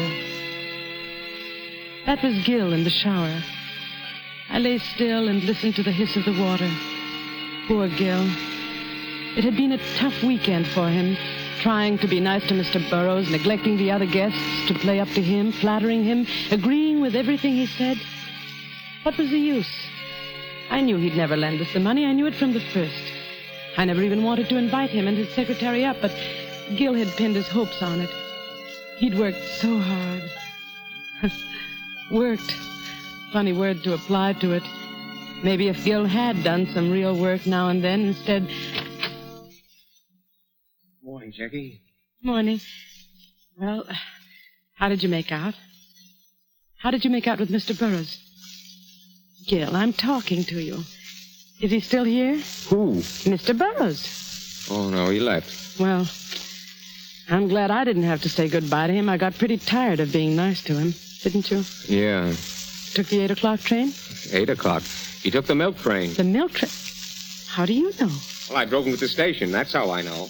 Well, what were you doing up at that hour? Well, I hadn't come to bed yet, that's all. But what got into him? The milk train, why, that hits here about 4:30 in the morning, doesn't it? About? Well, I can't get it into my head why they should bolt off like that. He went alone. His secretary's still here. You mean he left without Marsh? Yeah, Marsh was up in his room sleeping at the time. I guess Burroughs didn't want to wait for him. He went off and left his secretary behind? Well, now, that's the strangest thing I ever heard of. Why did he bring him in the first place? You had a row with him, Gil. He turned you down and you let it get the best of you. I did not. That's why he suddenly decided to leave like that. I did not, I tell you. Why should I say I didn't if I did? Oh, I don't know. Everything is so mixed up. Gil, dear, want to toss me my dressing gown? It's on the chair there. Oh, here you are, honey. Oh. Jackie? Yes? Jackie, I got it out of him. What? I got the $2,500. Gil! He finally gave in when I was driving him to the station. Well, you got all of it? The works. I didn't think he would. I mean, the way he was acting. Yes, I know, but he began to soften up after you'd gone to bed. When I asked him, he came through. But, Gil, you mean he carries that much cash around with him? Well, there it is, isn't it? That's funny. You know, he came to me only yesterday and asked me where he could cash a $25 check. Oh, yes, I know about that. I cashed it for him. But the $2,500? Well, he had that all ready for deposit when he got back to town Monday. Couldn't get it to the bank on time on Friday. Oh. He didn't want to touch it, but when I told him I'd rather have cash than the check, well, he just went the whole way and accommodated me. Well, if there wasn't any friction, why did he leave at such an unearthly hour? I don't know. But, Gil... And I don't care. Oh, look, baby. We got the money. Let's just be thankful. Well, of course I'm thankful. It's just that... Miss Blaine? Miss Blaine? Yes, Leona. Well, just about to give you two up. Miss Rose and Mr. Carmen's almost finished with the breakfast. Ain't you two coming? Yes, in a minute, Leona. Come on, Gil. Let's hurry. It's hard enough to get paying guests without neglecting the ones we have. Well, I done fixed up Mr. Burroughs' room while I was waiting for you. Mr. Burroughs' room, but... You didn't have to bother. He won't be using it anymore. You won't? No, he left. You done left? Why, yes. Leona, what's the matter? And what about all them suits and things he left hanging up in the closet? His clothes? Left in the closet? What about that, Gil? Well, he left in an awful hurry, that's all. Oh, leave me alone. Don't let's talk about it. All right. But somehow I feel that something very strange happened last night.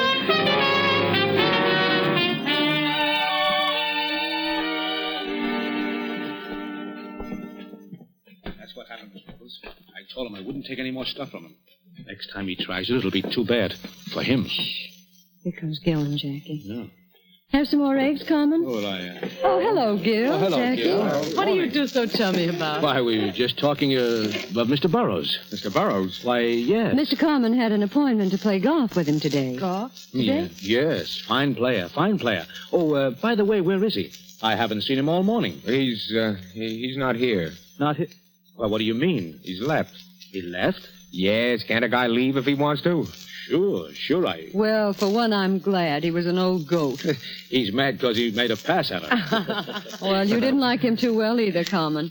You see, Carmen had a run-in with him back in the days of bootleg gin. Oh. Well, let's not talk about it. Gil's right. Mr. Burroughs is gone. Let's forget it. What's this? Oh, Mr. Marsh. What did you say about Mr. Burroughs leaving? Do we have to go through this again? Gil, please.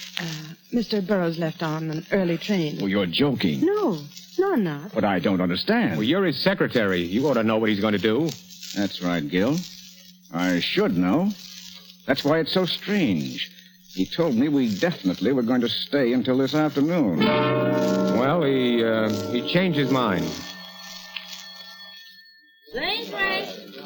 Oh, yes, and she's here. Just a minute. Miss Lane. Miss Lane, telephone. Coming.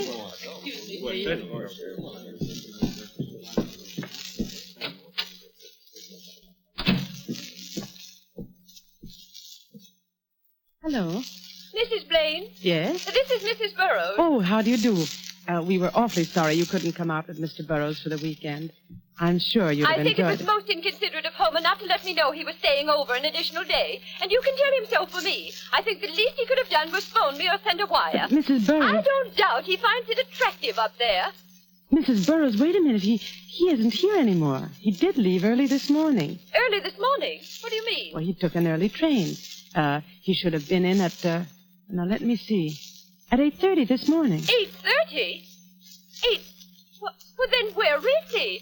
Why hasn't he come? Well, maybe he went directly to his office. Oh, no, I called his office. They haven't heard from him. You see, that's why I'm calling you. Oh, I don't understand all this. It does seem that Marsh would at least get in touch with Marsh? me.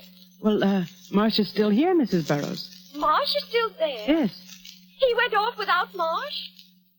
Oh, now I know there's something wrong. Why, he's never done that before. Please, Mrs. Burroughs, I'm sure there's nothing wrong. He's just... Well, I'd better let you talk to Marsh. Well, yes, please get him.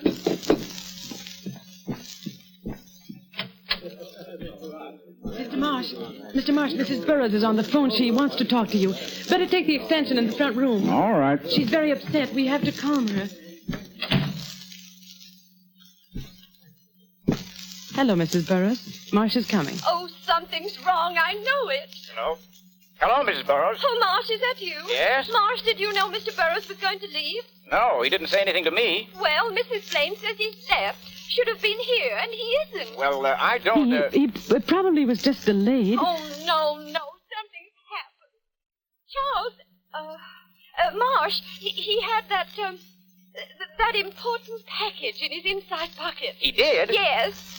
Oh, I don't know what to do. Shall I call the police? The police? Well, that's not necessary. Mrs. Blaine's right. Let me take care of it. I'll wait a few hours, and if he hasn't shown up by then... All right. Do what you think best. Hello?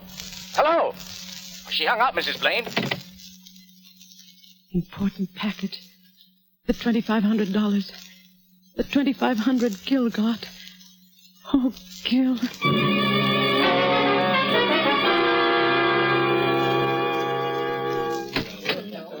That was Mrs. Burroughs. She was awfully upset. Well, Burroughs didn't show up. She wants me to call the police. The police? Oh, now, wait a minute. You don't have to call the police. Well, why shouldn't I call the police? After all, Mr. Burroughs is missing. Oh, he may show up yet. Certainly, he may show up yet. Carmen's right. You don't have to call the police now. And why don't you want the police? Well, why... There's something strange here, all right. Why didn't Mr. Burroughs say a word to me about leaving? Well, you were asleep. I guess he didn't want to waken you. Oh, I've never known him to be considerate in my life. I suppose he knew what he was doing. I'm not so sure. What do you mean? Well, if he knew what he was doing, why did he leave his return ticket on the dresser? A strange silence fell over the entire group. Marsh was suspicious. Soon he would call the police. And I had a strong feeling that Gil knew more about this than he let on. After breakfast, the group broke up, and I stayed to help Leona clear the table, and I saw Gil and Carmen walk out on the porch together. Cigarette, Gil? Yeah, thanks. Yeah. Here. Yeah, fine morning. Listen, you didn't ask me out here to speak about the weather. No, I didn't. I want the money you owe me. Yeah, that's what I thought. It was due long ago. With the interest, it adds up to $2,500. I can't pay you now. Why not? You said you'd pay it today. Well, it's not that I haven't got it. It's what? Well, it's... Well, everything's so mixed up now. You know. You mean Burroughs' disappearance? Look, give me another 24 hours. I'd like to, Gil, but... Gil! Here comes Jackie. All right, 24 hours and no more. I'm sorry if I'm interrupting something important. Oh, no. We were just talking about the weather. It is lovely, isn't it? Yeah. Well, I better get up to the golf course. Oh, say, Gil, could you lend me the car to drive up? It's pretty far, and I'll do plenty of walking when I get there. Well, as a matter of fact, Carmen, I'm going to use it myself. Oh. Well, in that case, I'd better start walking. So long. Goodbye. He was after the money, wasn't he? Yeah, but I didn't give it to him. Why not? Mr. Burroughs gave it to you, and we do owe it to Carmen. Can't you leave me alone for a minute? Say, you two, why the frown? Hello, Miss Robles. I don't want to interrupt a private fight, so I'll state my business quickly. How about lending me the car, Gil? I want to drive I'm sorry, Miss Robles, but I need it. I'm driving into town, and right now.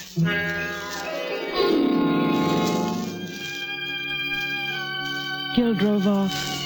The rest of the day went by in a haze. Gil didn't come back. He stayed away all day without even phoning me. He had never done that before. It almost seemed as though he avoided me intentionally. Toward evening, as I was putting the finishing touches on dinner, Leona came up to me. There's a man here to see you, Miss Blaine. Where is he? In the front room. Well, who is it? Somebody I ain't never seen before. All right, I'll talk to him. You look after things here, Leona. Yes, I will. Good evening. My name's Ward. I'm Mrs. Blaine. You wanted to see me? I wanted to have a few words with Mr. Blaine. Oh, I see. What was it about? You know what it's about. It's about Burroughs. His office sent me down. Mr. Burroughs? What about him? He was a guest here, wasn't he? Yes. When did he leave? Last night, my husband drove him to the station. Really? How interesting. What do you mean? We happen to know that he never got on that train. Oh. I thought maybe your husband could tell me a few things I'd like to know. I'll see if he's here. Just a moment. I'd also like to see some of the other guests. Well, I'm sorry, but nobody's here just now. Miss Robles is out walking, and Mr. Carmen hasn't... Carmen? Carmen? A short, fat Italian? Why, yes. How did you know? Mr. Burroughs always ran into him before. Now I'd like to see your husband. Please sit down. I'll see if I can find him. Thank you.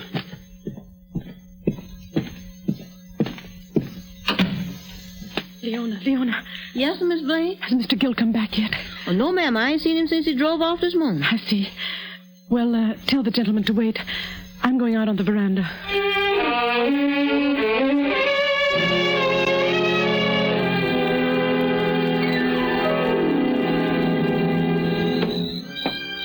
I went out on the veranda. Up and down the length of the porch and back again I walked, my eyes glued to the dark highway that ran past the house, hoping against hope that Gil would show up before the detective came looking for me. Gil had the $2,500 on him, Burroughs' cash, that important package Mrs. Burroughs spoke of to Marsh. I had to see Gil first, and suddenly I saw a car speeding down the road. Gil's car. I could tell by the one dim headlight. It tore through the dark at top speed. Then swerved through our gate and into the garage. I was about to run down the steps when another pair of headlights split the gloom of the highway. As the car came on, I recognized the taxi from town. A figure climbed out quickly. Gil! Jackie, did you see the car? Our car? Yes, Gil. It went toward the garage. Who was driving it? Well, I couldn't see. What is it, Gil? Are you in... No time to talk. No time to talk. Where are you going? The garage. I'm coming with you. The doors are closed.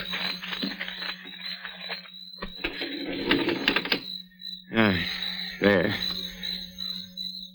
Nobody here. Anyone in the car? No. Whoever it was, beat it. Oh. I'd like to know who it was. Gil, I don't understand what this is all about. Well, frankly, I don't either. I was parked in front of the store in town. I came out and saw somebody hop in my car and drive off like mad. Well, that's odd. I don't know what he was after, but I don't think he got it. I chased the car all the way here in the taxi. I saw it coming down the road. I thought it was you. Well, let's go back to the house.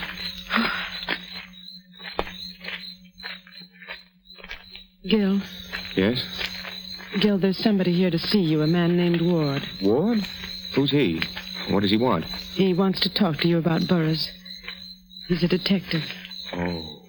And, you'd better let me have the wallet with the money, just to be on the safe side. Now, look, I don't want you mixed up in anything. Well, I'll be all right.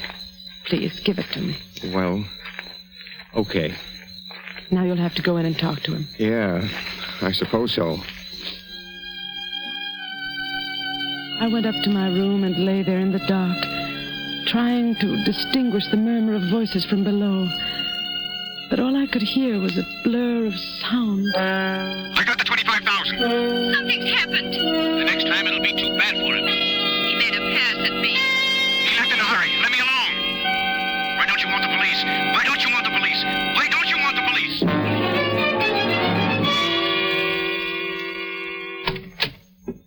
Jackie, you awake? Yes. Here, sit down, Gil. You look tired. Yeah, I am. Very. What did Ward say? Not much, but I know he's suspicious. He's going to stay tonight. Oh. Well, let's get to bed. I'm tired. Oh, by the way, did you see the key to the rumble seat? The key to the rumble seat? Oh, no. Must have lost it. Good night. Gil, you've never told me. You've never told me one way or the other. Gil, you've got to tell me. All right, Jackie, I will. Burroughs never gave me the 2,500. He refused me. We quarreled, and I was mad. I suppose he was afraid of me, afraid of what I might do to him. Anyway, that's why he left so suddenly.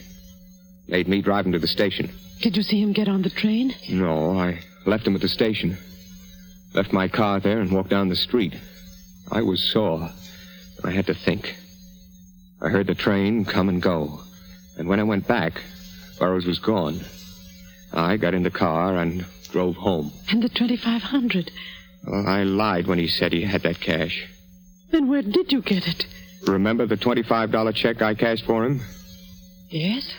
I added 2 zeros after the 25. Oh, Gil. I wrote in the word 100. There was a space for it made to order. Then I cashed it. Gil. Oh, I know I'm low, Jackie, but I didn't kill him. I didn't. Then what became of him? Where is he? I don't know. I wish I did. What's that? Somebody's out there. Whoever it is trying to open the garage door. I can't see who it is. It's not a woman, not Miss Robles. I can see that much. It could be Carmen.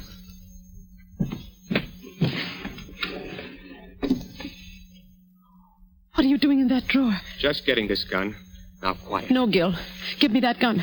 You can't shoot anybody in the dark like that. Please, Jackie. I'm going to turn on the lights. Don't, Jackie. Yes, Gil. Oh, he's running away. Gone. Who was it? I couldn't see. Could you? No, Gil. Well, now it just means waiting until the next time. Oh, Jackie, what am I going to do? I don't know, dear, but we'll get out of it somehow. How? I'm all mixed up. There's one clear thing. Somebody is awfully interested in that car.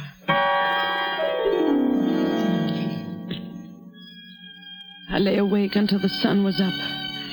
Then a shallow, feverish sleep came. And when I awoke, it was almost evening. Gil's bed was empty. There were the indistinct sounds of life in the house below. I rose, and as my mind cleared, my words of the night before broke through the edges of my consciousness.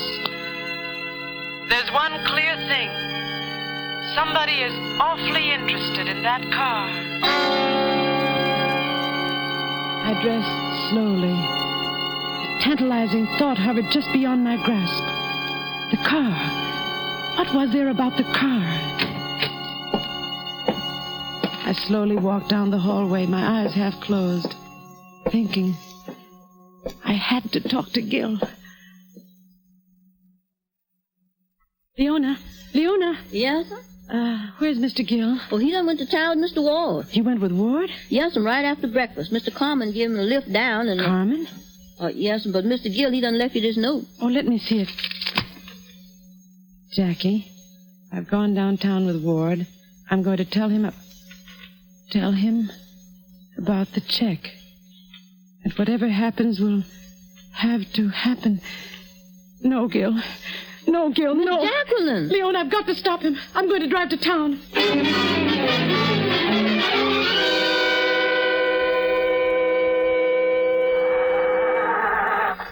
I've got to get there before Gil. Mrs. Blaine.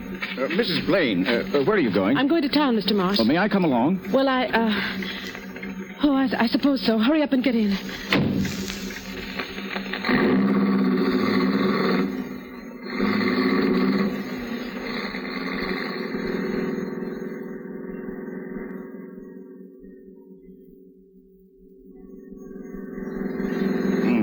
Getting dark. Yes.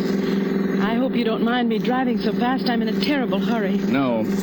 Pull down the next side road. What? I said pull down the next side road. A gun? Yes, a gun. Now do as I say. There's something in this car I want.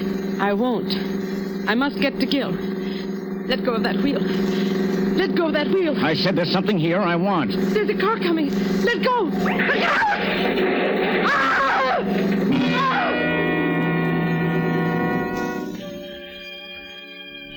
I tried to move. Miraculously, we were alive. The other car had careened beyond us up the road.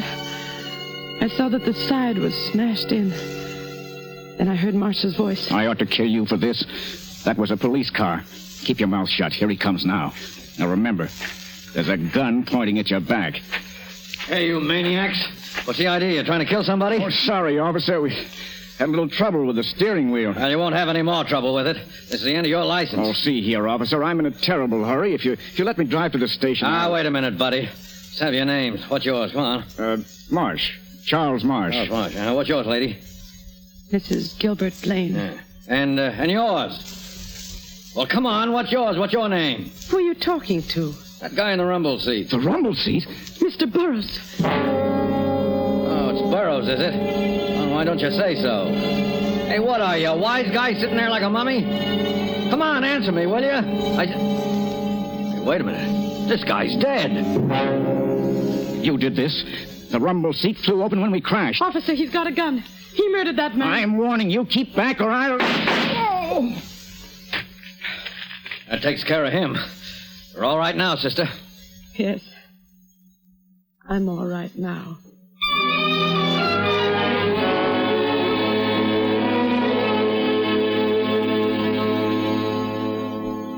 Well, that job's finished. Nothing left for me to do but go back to town. So it was Marsh after all. Yeah. I don't understand why. He was contemplating a change from secretary to husband. Naturally, with Mr. Burroughs dead, Mrs. Burroughs would inherit all the money. I see. Marsh followed Gil and Mr. Burroughs that night to the station. When Gil was gone, he killed Burroughs, stuffing him into the rumble seat, locked it, and kept the key. Well, the thing I don't understand is why Marsh kept fiddling with the car. What was it that he wanted? Seems to me he was in the clear if he left well enough alone. Uh-huh.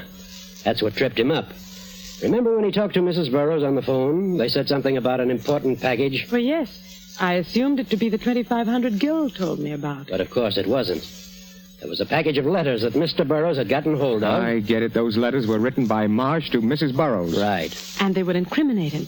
He found out about them after the murder. Right again. Oh. He had to get them to make it perfect. Well, I guess I'll shove off. So long, and thanks. Oh, by the way, you may want to deposit, say, $2,500 to Mr. Burroughs' account. Yeah, I see what you mean. Thanks. Goodbye. Bye. Jackie? Yes? Our debts, there's still $2,500 that have to come from somewhere. Mm-hmm. We went a long way around to get right back where we started from. We come through all that trouble and end up broke. Yes, darling. That's the way it ends.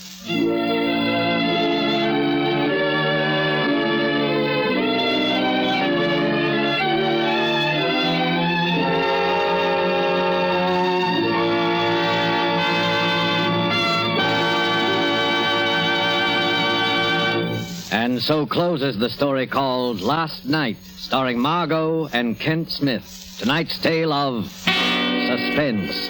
This is your narrator, the man in black, who conveys to you Columbia's invitation to spend this half hour in suspense with us again next Tuesday, when John Sutton and George Zucco will star in the suspense play by John Dixon Carr called The Man Without a Body.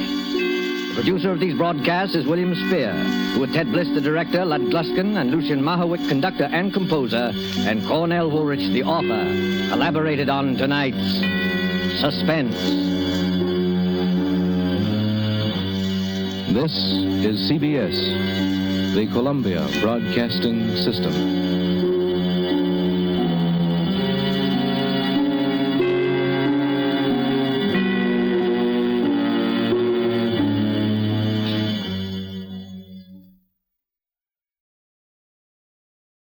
Are you ready to unlock the full potential of your data management? Look no further. Introducing G3PL.com, your ultimate destination for mastering Microsoft Access. Microsoft Access is a powerful tool that lets you organize, analyze, and report on your data with ease. And with G3PL.com, learning how to harness its capabilities has never been more accessible. At G3PL.com, we believe that knowledge is the key to success. Our expert instructors will guide you step by step, whether you're a beginner or looking to enhance your skills. You'll learn how to create databases, design user-friendly forms, and generate insightful reports, all using Microsoft Access. Call us now at 615-420-2040 to enroll in our Microsoft Access courses. Don't miss out on this opportunity to become a Microsoft Access guru. Visit G3PL.com to start your learning journey today. G3PL.com, empowering you with the knowledge you need to succeed in the digital age. Email db@g3pl.net now.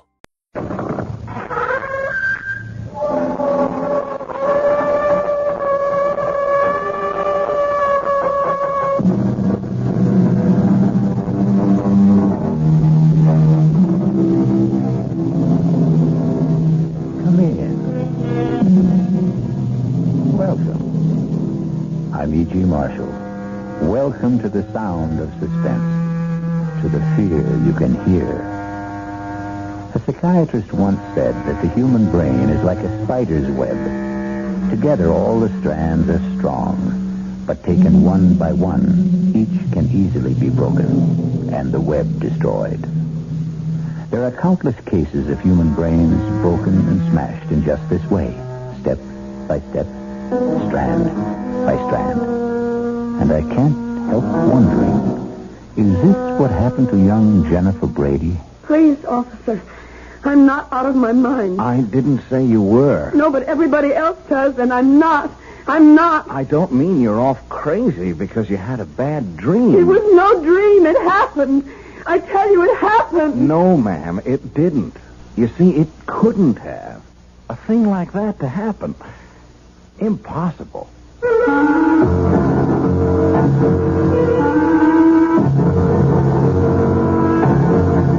Our mystery drama, Honeymoon with Death, was written especially for the Radio Mystery Theater by George Lothar and stars Lois Nettleton. It is sponsored in part by Anheuser-Busch Incorporated, brewers of Budweiser, and by the Kellogg Company, makers of Kellogg's Special K cereal.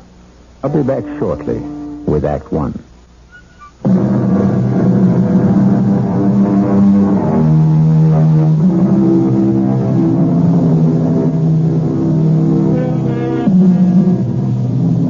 What makes Jennifer Brady think she's going out of her mind? What strange thing happened that couldn't have happened? Perhaps we can find out together. It was a wonderful honeymoon, Howard. I can't tell you how much I enjoyed it. Adored it. But you know something? Howard, you know something?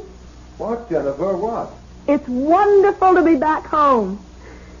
These last 10 days driving back from San Francisco, I kept thinking, when, oh, when will I be back in my own bedroom, in my own bed, in my own little old New York brownstone house? Oh, I shouldn't have said that, should I? What? Said what, Jennifer? Am I bothering you with all my chatter, Howard? Bothering me? How could you possibly bother me, sweetheart? I'm just trying to catch up with all that mail Margaret left on the living room table. Oh, hey, I haven't seen that negligee before. I saved it for a homecoming night. Like? I can see a whole month of honeymooning hasn't changed you a bit. When I've got a bride as beautiful and sexy as you, our whole life is going to be a honeymoon. Now, tell me, what was it you shouldn't have said? What? Oh, I've forgotten. Or something about your own little old New York brownstone house.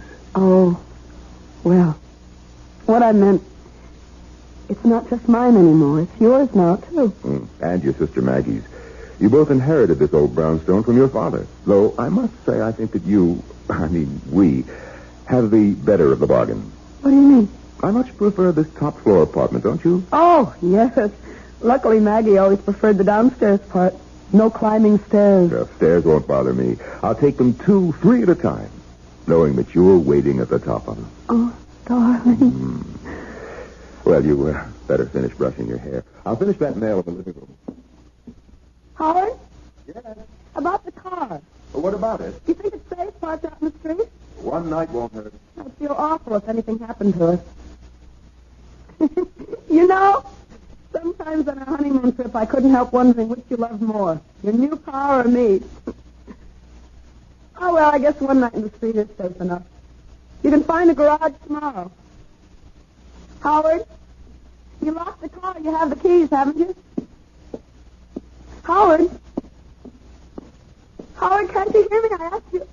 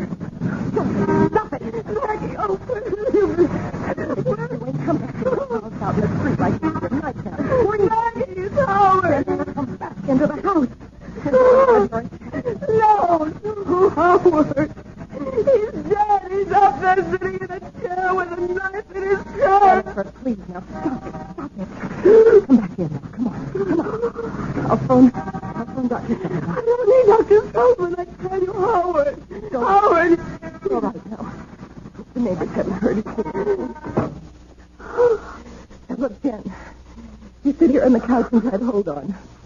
I'll phone Dr. Sullivan. Maggie!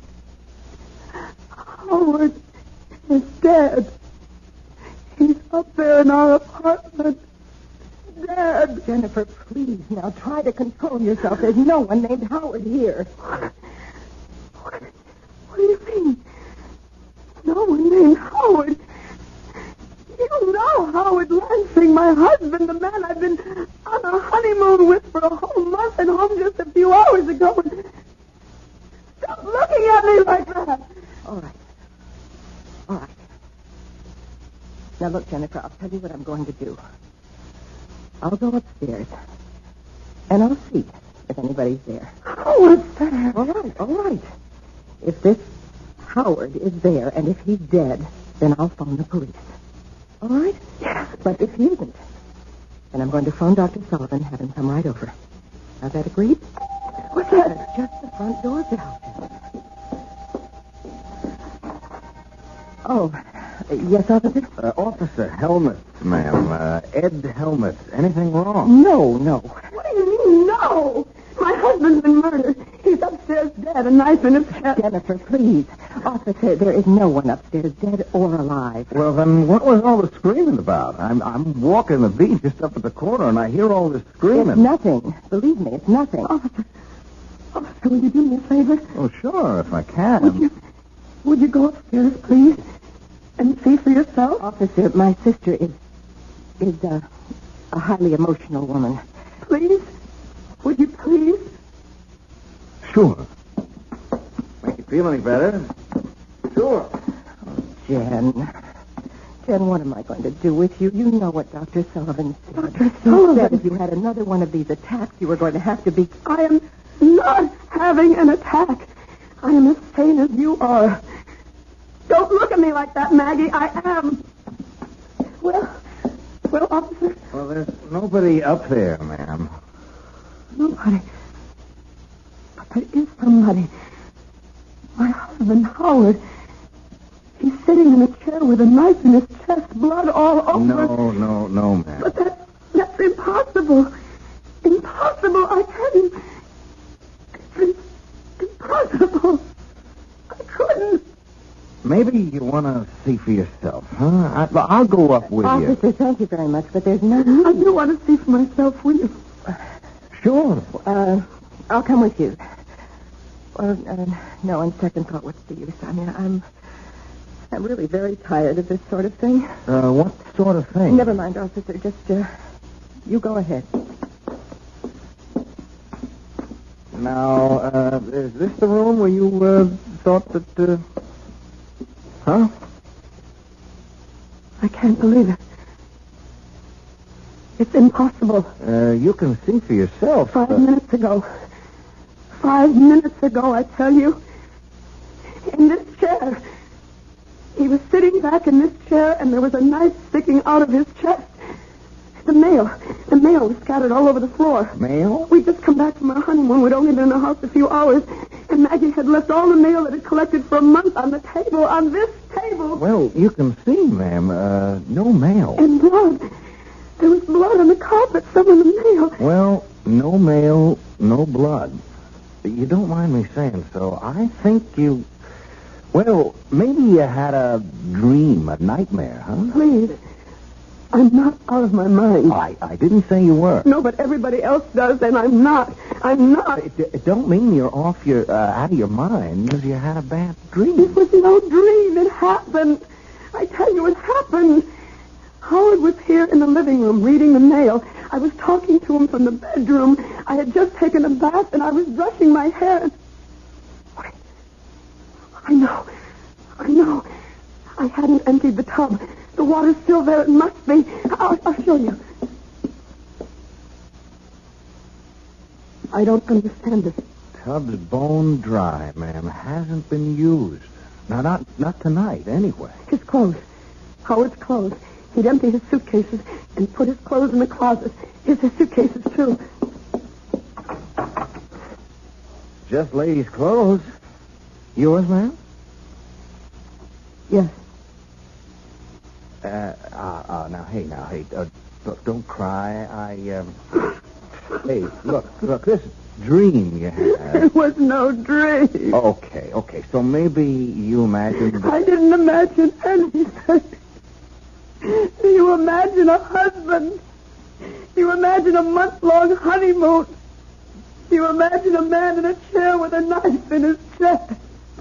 Oh, I got to admit, you'd have to have a darn strong imagination. But they tell me that's what artists got. Artists? Oh, you are an artist, aren't you? That painting there on the easel? Oh, that's just a hobby.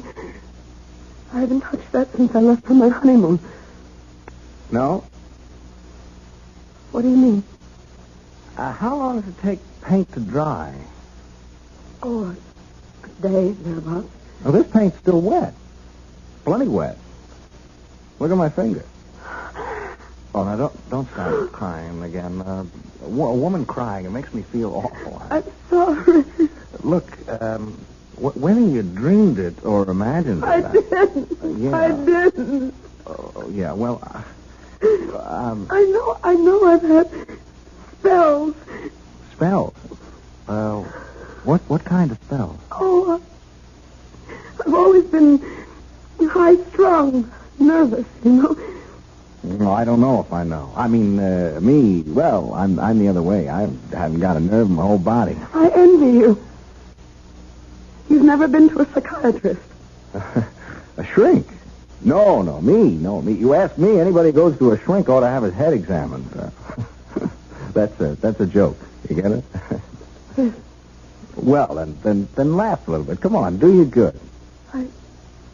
I can't. No, of course you can't. I'm sorry. I should have known better than to even try and make a joke. You go to a psychiatrist, huh? Yes. Regularly. Sometimes.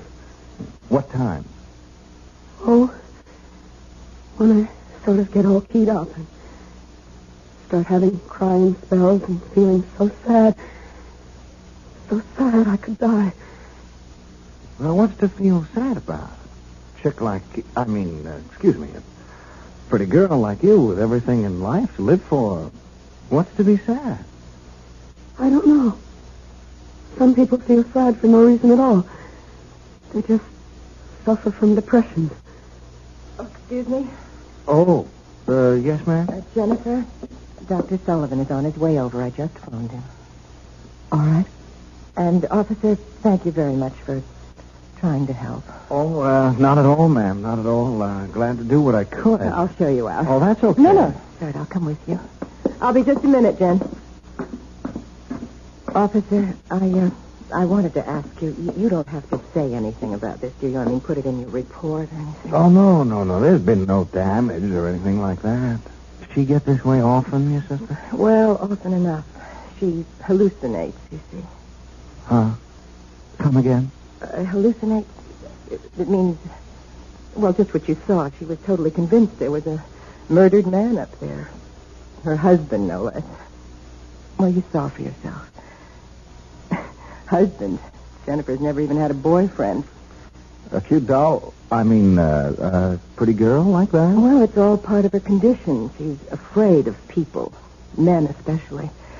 I wish she could become less afraid, more outgoing.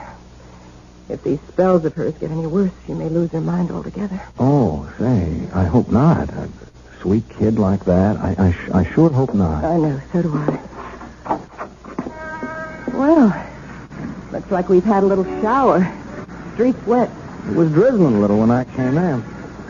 Well, good night, ma'am, and if you need... Wait! The car! The car? What car? Howard's. The little red sports car he was so fond of. It isn't there. But it was. I know it was. Officer, thanks again, and good night. Good night, ladies. Jen, dear, until Dr. Sullivan gets here, I think you should lie down and rest. I don't want to lie down. Well, then just stretch out on the couch, and I'll make some tea for us. Oh, that's probably Dr. Sullivan now. Oh. Yes? Excuse me, ma'am. I just wanted to get something straight. Yes. Your sister, did she say... Oh, ma'am. Yes, officer. Did you say that car was a little sports car? Yes. Why? Well, nothing, only there was one parked out there in the street. What do you mean?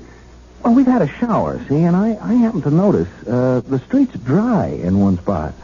There must have been a car standing there while it was raining. A small car. Officer, please don't make things worse for me or for my sister. I mean, there's nothing unusual about a car being parked in the street. No, only... Good night, officer. Funny, though. Funny. What exactly is it that strikes Officer Helmut as funny? Perhaps we'll know when I return shortly with Act 2.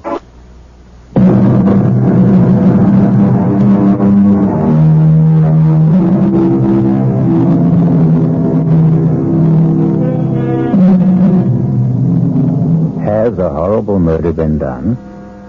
Or is Jennifer Brady losing her mind? Did she find the body of her husband, Howard Lansing, seated in the living room with a knife in his chest? Or did she imagine the frightful scene? Is she married?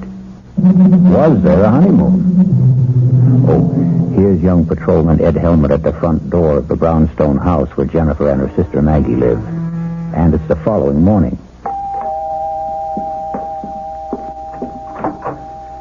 Oh, it's you. Yeah. Well, won't you come in? Thanks. Thank you for, what you did last night. Oh, just doing my job, Mrs. I don't know what to call you. I don't know what to call myself. I don't know if I'm Mrs. Howard Lansing or Miss Jennifer Brady. Not after last night. Well, suppose I just call you Jennifer. You can call me Ed. Ed Helmet. What are you doing here? Well, I'm off duty, see. I'm on the 4 to midnight beat, and I just thought I'd drop around and see how you were doing. Oh, well, I'm all right. You mind if I ask you a couple of questions, Jennifer? No. It's your job, isn't it? Well, yes and no. In fact, being off duty now, I'm kind of asking these questions on my own. You know what I mean? I don't. Not really. Well, I tell you, that car of your husband's... If I didn't just imagine a husband. Yeah, well, if you didn't, that car of his, that little red sports car you mentioned, well, there was a car parked out front last night, and it was a little sports car. If it wasn't there when you left... Well, the space it left. It rained, remember, while the car was standing at the curb? Oh, yes. So at least you were right about there being a car. I mean, you didn't dream that up. It could have been anyone's car, as Maggie said. Oh, that's for sure. Still, though, it could have been a car belonging to a guy named Howard Lansing. Couldn't it? Why are you doing this? Come again? Well, you know that I'm not well. That all my life I've had nervous problems. Oh, I can't believe it, but I must have dreamed it all up. Howard Lansing, marrying him, going on a honeymoon across country and back, coming home last night, finding him murdered. I must have imagined it all. Maggie says I did. Dr. Sullivan says I did. So why are you... You know something? I don't know. Maybe it's because, Well, what? I kind of like you, and, me, I didn't get much sleep either last night, thinking about this whole thing, thinking about you, and, I'm kind of wishing I could straighten things out for you. That's very sweet of you, officer. But... Call me Ed. Ed? It's sweet of you. But you're wasting your time. I'm mentally... Oh, come on now, don't cry. You had a bad dream, that's all. A nightmare. Oh, it was more than that, much more than that.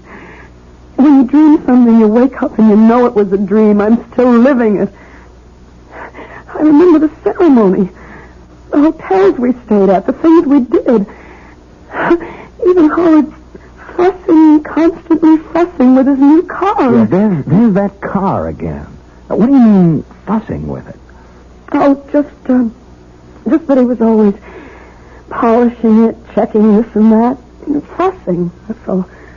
And you remember all about the ceremony and the hotels and like that? It's all as vivid as if it had actually happened. Tell me about the wedding. Who married you? Nobody married me, Ed. I imagined... Okay. So where did you imagine you got married? A little town in Jersey. By a justice of the peace. What little town? What JP? I don't know. It was night and we just pulled off the Garden State Parkway. Howard had said he knew a place, a justice of the peace. Okay. What about hotels? Well... I remember we stayed at the Ambassador in Chicago and the Statler in St. Louis, the Beverly in Los Angeles, and... Oh, that you, Maggie? Yes, Jen. Sonny called. Well, Oh. Hello, Miss Brady. Aren't you the policeman who was here last night? Yeah, that's right. You're wondering what I'm doing here now, huh? Well, yes, I am. I just dropped in to see how Jen was doing, that's all. Jen? Excuse me, Miss Brady. I was never much for being formal. Yes, obviously. Have you been here long? No, 10 minutes or so. Well, I don't mean to hurry you, officer, but Jennifer and I have an appointment in 1 hour with her psychiatrist, Dr. Sullivan. Say, would that be Dr. Martin Sullivan on Park Avenue? No, Dr. Arnold Sullivan on East 82nd. Oh. You seem terribly interested in Jennifer's psychiatrist. Me? Oh, no. I just ask a lot of questions. I trained myself. You trained yourself? You're going to laugh. I know you're going to laugh, but would you believe I want to be a detective someday? Of course I believe it. Why shouldn't I? Ask my sergeant. He thinks I'm something else wanting to be a detective. Laughs himself silly. Well, I certainly wouldn't laugh. I think it's commendable. You think I could make a detective? Of course you could. Well, say, that's a real shot in the arm. I mean, someone like you thinking that someone like me, just a cop and new on the force. As I said, officer, I don't like to hurry you, but I'm going, Miss Brady. Going right now. Nice seeing you again, Jen. I'll show you out. Oh, that's okay. Some detective I'd make if I couldn't find the front door. Why, Jennifer, would you answer that, please? Of course. Oh, my God. Jennifer? What is it? Help me. Oh, my God, Maggie. Ed, help me. What? He's there. At the front door, he's there. Howard. Oh, I'm sorry. Is something... What's all the trouble? You're dead. Murdered. What? Last night after we got home from our honeymoon, I found you in your chair, stabbed to death. Last night, honey, stab. Maggie, what is this? Jen's having another one of her spells, Howard, that's all. Oh, I see. What do you mean, you see? You see what? What, just... Excuse me, who are you? My name is Ed Helmut, Officer Ed Helmut. I'm a cop. A cop? Howard, I'll explain later what went on here last night. I don't understand this. I don't understand it. You're talking to Howard as if nothing had happened. Jennifer, nothing did. He exists. He's standing right here. He exists. And last night you acted as if you'd never heard of him. As if there was no such person as Howard Lansing. I don't remember. You did. Jennifer, stop it. Now, stop it. Control yourself. Officer, you were leaving. There's some questions I'd better get the answers to Officer, first. this is a private matter. It's a family affair. Well, now that depends on how you look at it. Are you Howard Lansing? Of course I'm Howard Lansing. Why do you ask such a question? Howard, Jen had one of her mental lapses last night. She imagined that you and she were married. We were. And that you'd just come back from your honeymoon. Oh, good Lord. And then during this hallucination, she thought she had found you with a knife in your chest, dead. Oh, no, poor little Jenny. She ran screaming into the street. Luckily, I got her back into the house before she caused a disturbance, although this officer did hear the screams and came to investigate. Well, did you call Dr. Sullivan? Of course I did. He came over, but there wasn't much he could do except order some new sleeping pills. We're seeing him in his office at 11 this morning. Just one more question, Mr. Lansing. Yes? Just where do you fit in here? I mean, who are you? To the family, I mean. I'm Miss Brady's fiancée, Margaret, not Jennifer. Oh. I see. No, I'm afraid you don't see. Not all of it. Look, since we've gone this far, you might as well know the rest of it. Jennifer has always had a thing for Howard. She's not jealous that he's going to marry me and not her. Don't think that. But the whole situation has been a severe strain on her, a very severe strain. Almost certainly that's why her hallucination last night took the form that it did, thinking she'd been married to me and all the rest of it. Yeah, that makes sense. Well, I'll be on my way. Hey, now, you take it easy, huh? And me, if it's okay with you, I'm going to be in touch. I'll see my way out. Hey, Mr. Lansing, you have got a little red sports car. Well, yes, that's it, parked at the curb. Why? Well, Jen, Miss Brady, she seemed to make a big thing out of it. On the honeymoon that didn't happen, I mean. Big thing? Well, what I mean, she said you were always fussing with it, polishing it and like that. Sure looks as if you do. Well, I do. I'm a sports car buff, if you want to know. I wish I could own a car like that. But on a cop salary, you had it long? 2 or 3 months. Oh, like cross country. Well, maybe someday I will, but so far I haven't had the interest. Yeah. Well, see ya. Bye. Where is she? Upstairs, changing for appointment with Sullivan. I don't know. Oh, boy. If I had a car like that, I'd go for long trips, like cross-country. Well, maybe someday I will, but so far I haven't had the interest. Yeah. Well, see ya. Bye. Where is she? Upstairs, changing for appointment with Sullivan. I don't like this, Maggie. You don't like it. You don't like it. All the stupid things walking in here when a cop was here. I know he was here. If it comes to that, why'd you let her run screaming into the street last night? Howard, come to your senses. Was there any other way? No, I guess there wasn't. I'm afraid we're going to have to move faster than we planned. Why? That young cop, pretty nosy. Come over here to the window. What? Look, down there.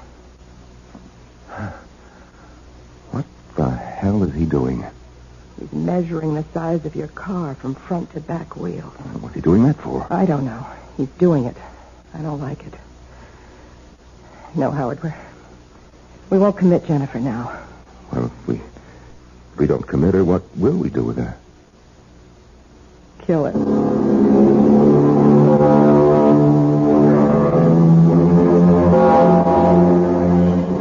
Clearly, Maggie and Howard faked his murder. But how could they have managed it? And how will they kill Jennifer? We'll return shortly with Act 3.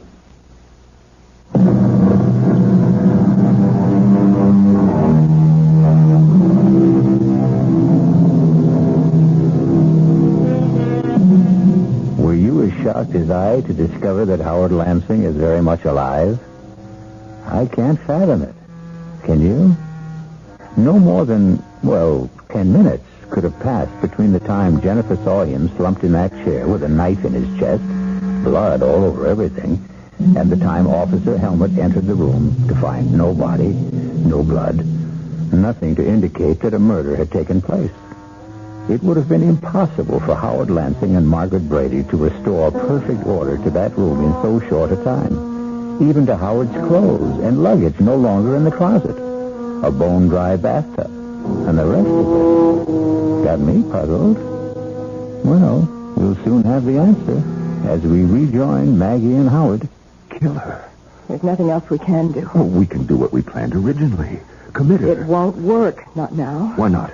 Your answer is right out there in the street. The cop was just finished measuring your car. Now, what's he doing? Quite obviously getting into your car. I think I better get out there and see what he's up to. I was just about to suggest it, Howard.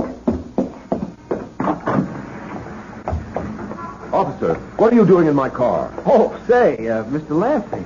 Say, I hope you don't mind. Like I told you, I want to own a little sports car like this myself someday, and, I just couldn't help sitting behind the wheel. Say, I hope you don't mind. As a matter of fact, I do mind. Oh. Well, say, please excuse me. I just kind of flip over a car like this, that's all. Is that why you were measuring the wheelbase?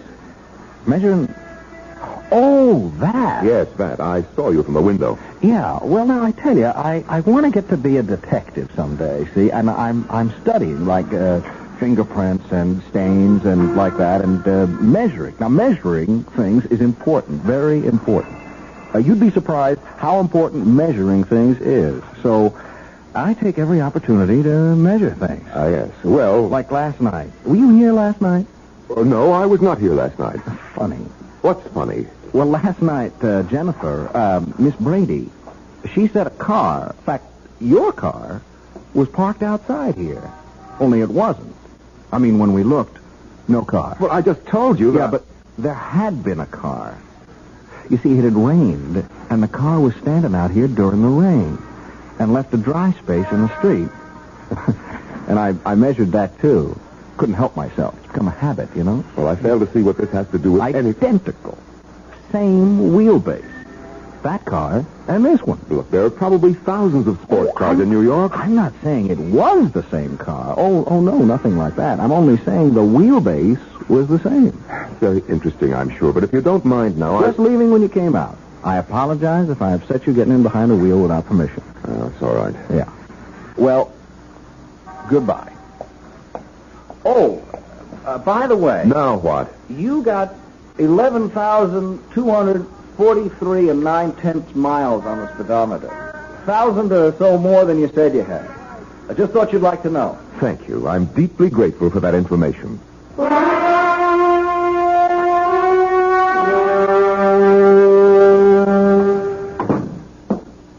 He is up to something, Maggie. What else is new? He checked the mileage on the car. What of it? Over 11,000 miles.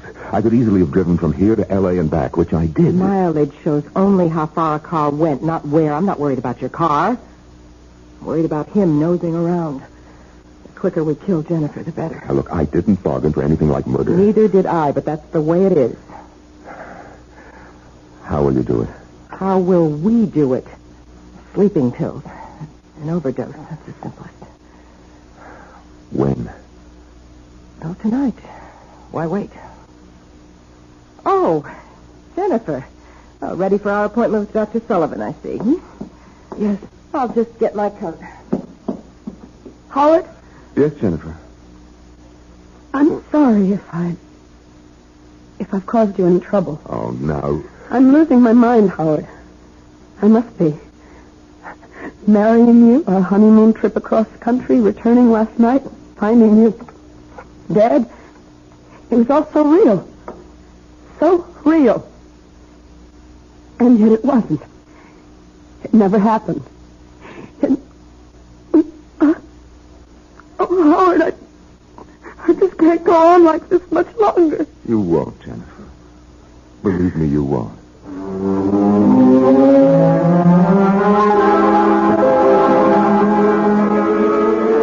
You sure of that? Did you check all marriage license applications? And there's no Howard Lansing and Jennifer Brady, huh? Call for you at Beverly Hotel, Los Angeles. Right there. Okay, sorry I troubled you. Thanks. Hello? Yeah. Yeah, how far back did you check your guest register? And there's no Mr. and Mrs. Howard Lansing. Hey, Ed, another one. The ambassador of Chicago. You going on a trip or something, man? Thanks. Officer Ed Helmut here. Yeah, I think I can tell you what you're going to tell me before you tell me. No record of a Mr. and Mrs. Howard Lansing. Yeah. Well, thanks. There's got to be a clue. There's got to be.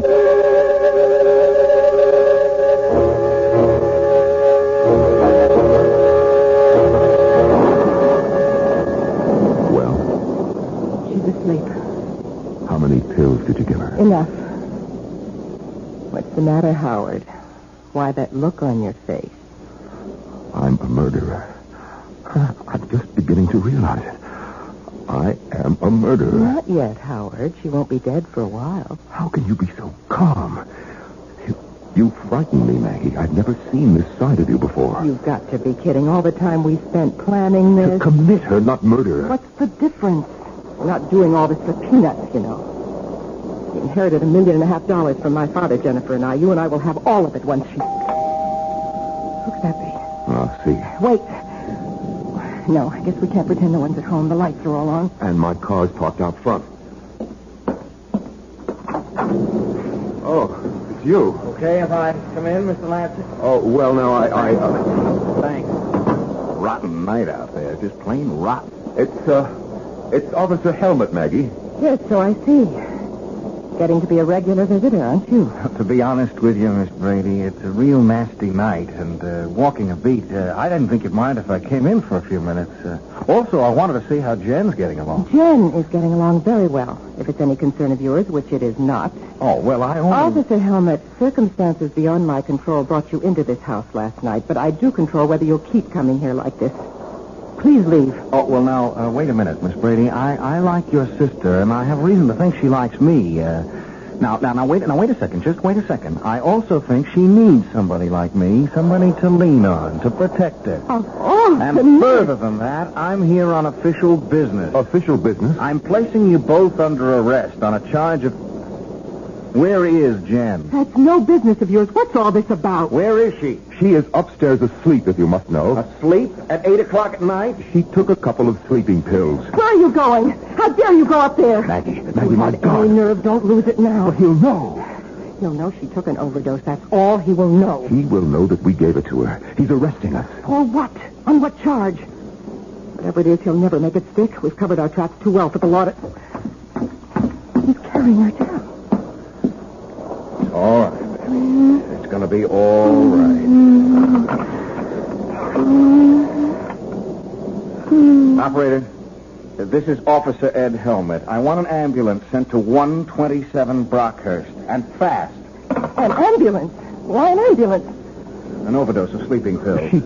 She didn't take them, Buster. They were given to her, shoved down her throat, you ask me. I'm changing the charge against you two. I'm booking you for attempted murder. You must be out of your mind. You're as crazy as my sister. Who isn't crazy at all. That was a real far-out scene you two tried to pull. I gotta hand it to you two. You planned it so careful, so good. There wasn't a loophole in it, except one. I don't know what you're talking about. You don't, huh? Then let me explain. You set the whole thing up, the two of you. The marriage, the honeymoon trip across country and back, the fake murder, and the whole bit. Oh, and you played it smart. Very smart. Not a clue. I checked the Marriage License Bureau. No license. Easy enough. You could have bribed the clerk to destroy it. Now, look, I checked a few hotels. The big ones like the Ambassador, the Beverly in Los Angeles. No Mr. and Mrs. Howard Lansing listed. A piece of cake. When you registered, you gave a different name. You're making yourself look like a fool. What you're saying is you could find no evidence. Oh, but I did. One little clue that neither of you thought about. The car, Mr. Lansing. Your pretty little red sports car. I don't follow. You will. I told you I found that dry space out on the street last night because a car, a little sports car like yours, had been standing there during the rain. Well, it could have been anyone's car. Sure. Same size as yours. Same wheelbase, but I agree, it could have been anyone's. Only it wasn't. It was yours. You want to know how I know? We'd be enthralled. I know, because last night, that car wasn't parked outside this house, but the one next door. I got to wondering about that. I kept saying to myself, if it was his car, why did he park outside the house next door? I came up with the answer today when I entered that house. Nobody there. And found fake blood all over the upstairs room. A gag knife. The kind you attach so it looks like you're stabbed. Even your clothes. And your luggage in the closet. Mr. Lansing. Oh, God. So you see, if it hadn't been for your car, I'd never have realized that brownstone houses in a row like these are identical. You bought this place, or leased it while Jen and him were on their honeymoon, didn't you, Miss Brady? Last night, when Jen went screaming into the street, you deliberately let her run into the street so you could bring her back to the house next door. This house. And her state, wound up tight like she was, she never realized what you were doing, as you knew she wouldn't. You'll have to prove these accusations. I will. I can. With the one little clue that nails it all down at all four corners. The little red sports car again. What about it? Well, you told me you'd never driven across country. I never have. If you're thinking of the mileage on the car, that proves nothing. Well, not the mileage, Mr. Lansing. The servicing. Servicing? You had it serviced at the Beverly Hotel in Los Angeles. A lube job, oil change, new filter, the works. And like they do at all service stations, they slapped a little sticker on the door jamb. That little sticker that carries the name and address of the service station. That little sticker that practically nobody ever notices. Anyhow, you didn't. And it says, Beverly Hotel Service Station, Los Angeles, California. Date and all.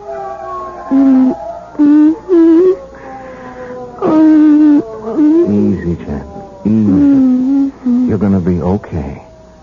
From here on in, you're going to be just fine.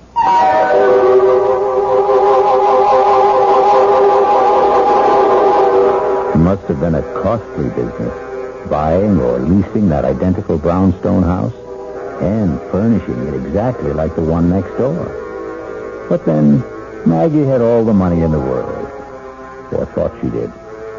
I'll return shortly.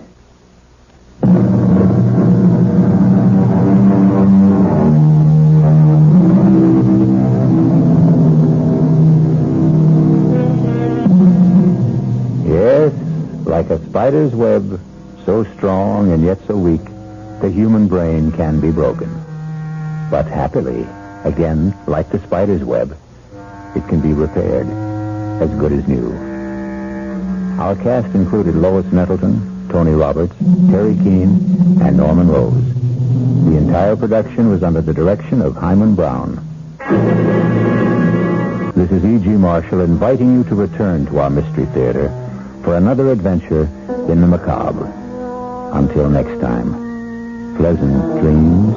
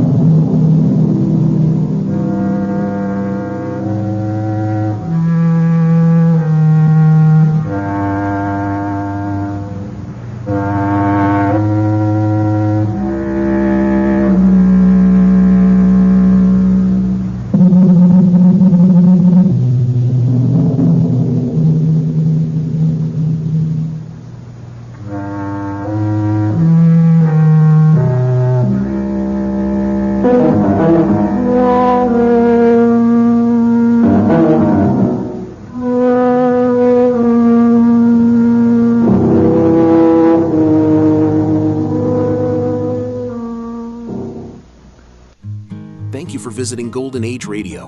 We hope you enjoyed the show. Stay tuned for more. Nowadays, with all the processed foods, we face difficult choices in the supermarket. The best option is to do it yourself so that you know what you are eating. That's why EL4E.com posts old-fashioned recipes on their blog. You can find thousands of traditional recipes, just like Grandma used to make, and best of all, they are all free. Visit EL4E.com. Enjoy the next show, starting now.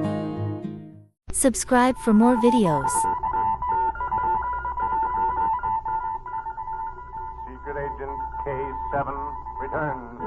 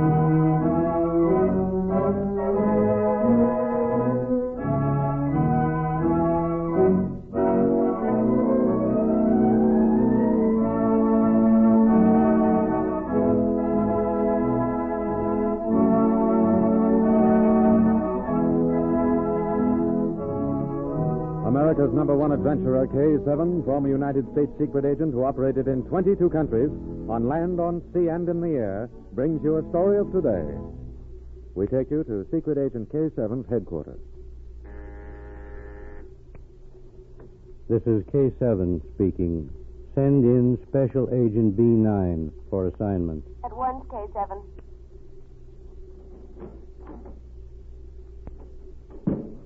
Special Agent B9 reporting for assignment. B9, you are to leave at once for the address given on this card. You are being assigned to Major Alpha, the famous chemist. He has developed a new vapor gas to be used for defense purposes.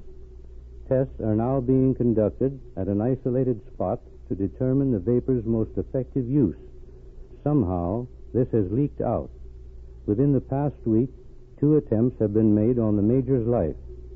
Your duty is to protect the Major and, if possible, to apprehend the spy. Keep me informed.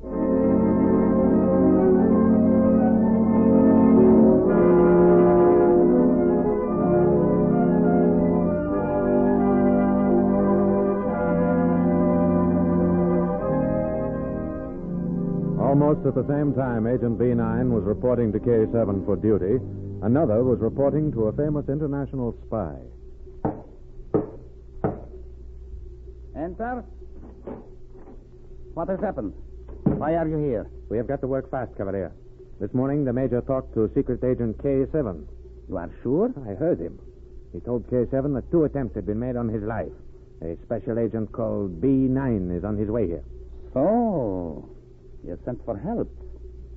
Perhaps it will work to our advantage. But if there is someone here with him, it will be that much harder. On the contrary, my friend. This plays into our hands.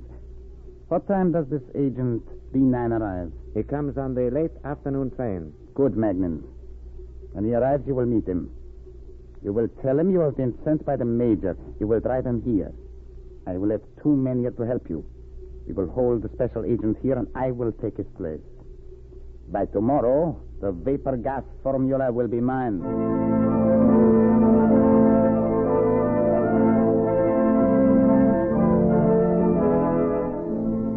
Late that afternoon, Agent B9 and his assistant Rita Drake arrived at the small railroad station nearest Major Alpha's isolated laboratory.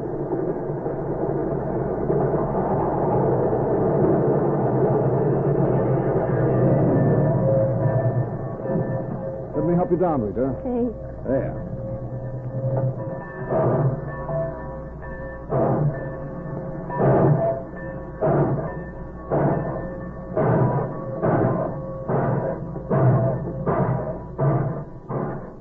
Well, the train barely stopped long enough for us to get off, B9. Well, this is a flag stop, Rita. Probably the first time the express has let anyone off here for months. Will we have to walk to Major Alpha's laboratory? Yes, probably. Now, wait, there's a car over there. Perhaps it's for hire. The driver's coming over. Is your car for hire? Are you the gentleman Major Alpha expects? Why, yes. The Major thought that you might be on this train. He sent me to pick you up. Oh, we're in luck, Rita.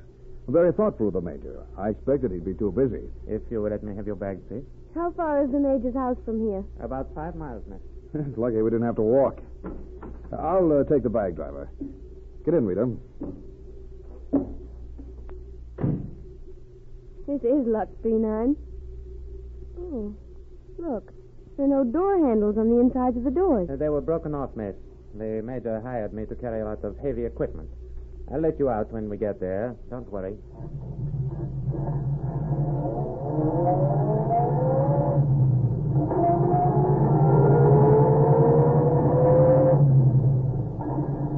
B9, I don't like the looks of the driver. Somehow he looks evil. Imagination, Rita. Sit back and enjoy yourself.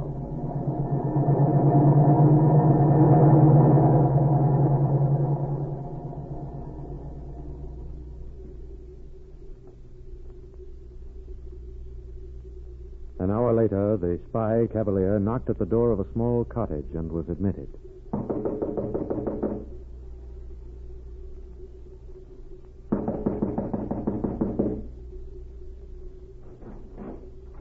Yes? Major Alpha? Yes? Who are you? Special Agent B9.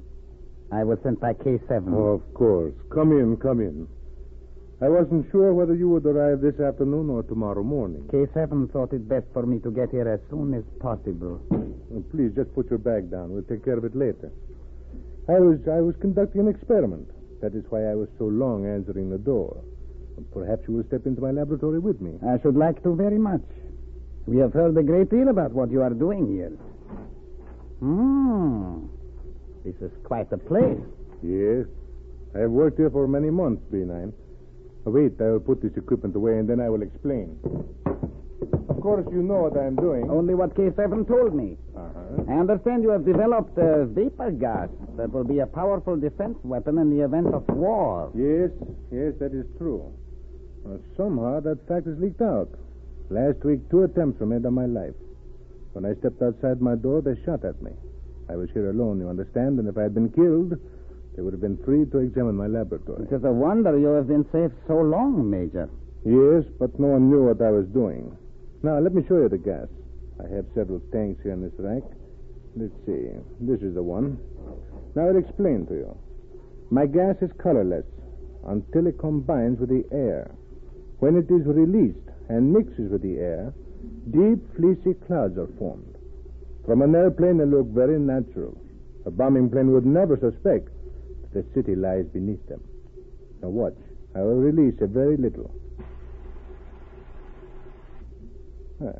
You see the little cloud that has been formed? That is very interesting. Is it all right for us to breathe it? Oh, of course, of course.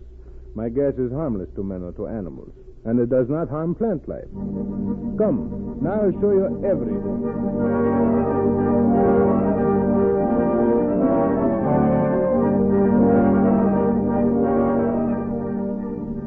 2 miles from the Major's laboratory, Agent B9 and Rita Drake were held in a darkened room.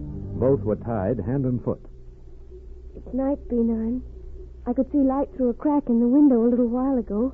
Now it's dark. Yes, we must have been here nearly 4 hours.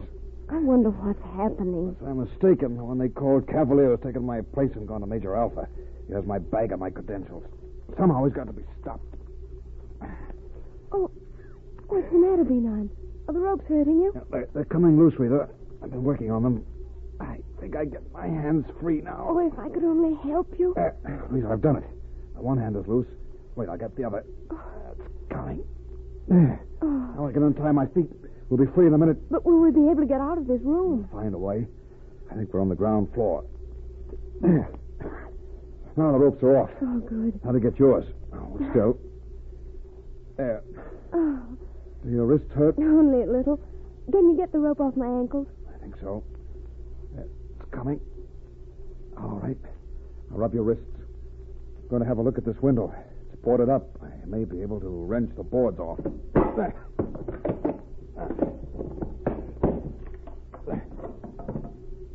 Look, Rita.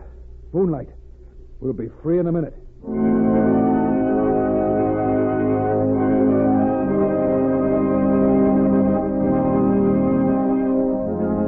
An hour later, Agent B9 and Rita arrived at the Major's laboratory. As they were both unarmed, B9 looked in the window before attempting to enter. What he saw told him that they were not too late. I was right, Rita. The spy Cavalier came here. Look, he's holding the Major at the point of a gun. Well, if we could only hear what they're saying. Yes, we can. Put your ear close to the wall. I tell you, I do not have the formula for the vapor gas here. It's in the hands of the War Department. Then sit down at your desk and write it out. But I cannot remember.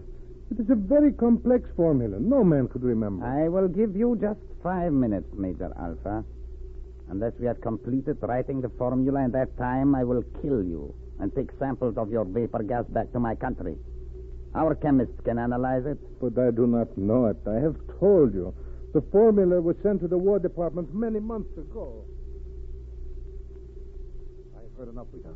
We've got to save the Major. We can get the spy later. Now, here's what we'll do.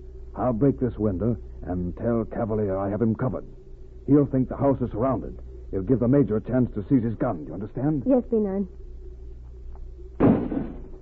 Drop your gun, Cavalier. If you don't, I'll shoot. Who is out there? Special Agent B9. The house is surrounded. You're trapped. You'll never take me. Oh, run. Don't come in. Don't come in. He's sending on the wrong gas.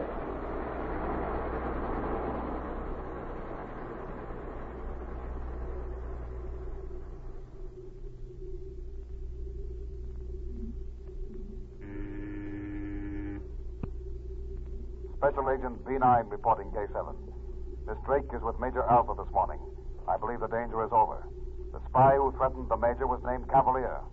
Last night, he was cornered in the Major's laboratory. He attempted to release a tank of the vapor gas to cover his escape.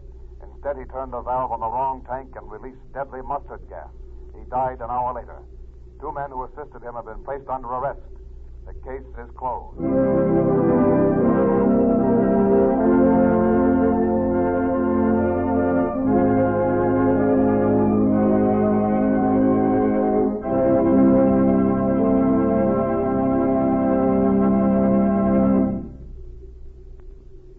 The bombing of cities far behind the actual lines of battle will be the most terrible part of the next war, for innocent women and children will be the victims. By supplying information, spies would doom these civilians and would indirectly help cause the death of thousands. Their breed must be stamped out. Listen for my next story. This is K7 speaking.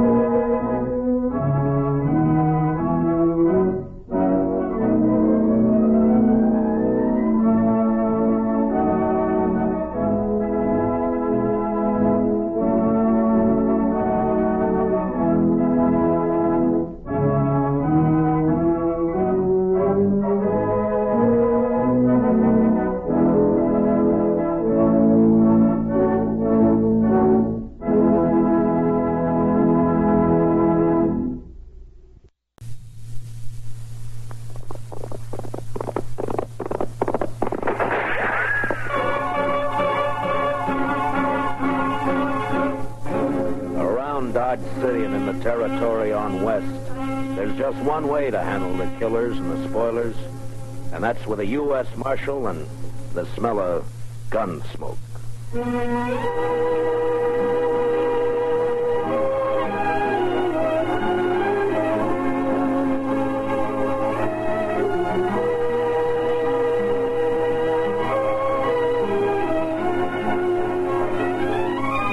Gunsmoke, starring William Conrad. The story of the violence that moved west with young America. The story of a man who moved with it. Matt Dillon, United States Marshal.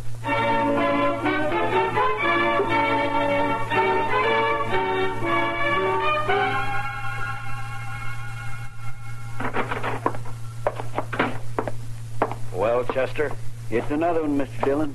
Laying near his wagon. The horse was still hitched and was grazing. Another stabbing? Yes, sir, Mr. Dillon. 2 buffalo hunters found him early this morning on the road leading out to Cimarron Crossing. We just brought him back. Who was he? His name was Jones. Les Jones. Been in town a couple of days buying supplies and food. Where'd he come from? Well, some of the boys told me he's got a little farm on up the Arkansas piece. Got a wife, too. Pretty little thing, they tell me. Yeah. You know anything more about him? He was at Tab Slade's saloon last night playing faro. Drunk? Oh, we'd had a belt or two, but not drunk. Did all right at the faro table. He must have had $2,000. $3,000 and a widow woman on the Arkansas River. Beg pardon, Mr. Dillon? Yeah, nothing, Chester. The money's gone, of course. Yes, sir. Ask Doc to come down when he can, will you, Chester? Right. Doc, come down a minute. Mr. Dillon wants you. Coming! I'm coming. Did Jones have a gun on him, Chester? We found a sharp special in his spring wagon. He wasn't carrying anything on him. It's outside. You want to see it? Had it been fired? No, sir. Well, good morning, Marshal. Wanted to see me? I wanted to ask you a question, Doc. Yeah? There have been 2 stabbings in 2 months. Jones makes the 3rd. Do you think the same person killed the other 2? Well, there's no way to be sure, but from the position of the wound and the body, and from the angle of the knife thrust, I'd say that the killer or killers used the same... Doc, I just wanted a simple answer. Yes. I think the same person murdered all three men. Any way of telling how long Jones has been dead? Well, I'm not a Pinkerton man, but I'd say sometime after midnight. Between 3 or 4 in the morning, maybe. And I'd also say from the amount of bleeding... Okay, Doc. Chester? Yes, Mr. Dillon? Get my horse. I'm going to ride out to the Jones place. I figure Miss Jones will want to know.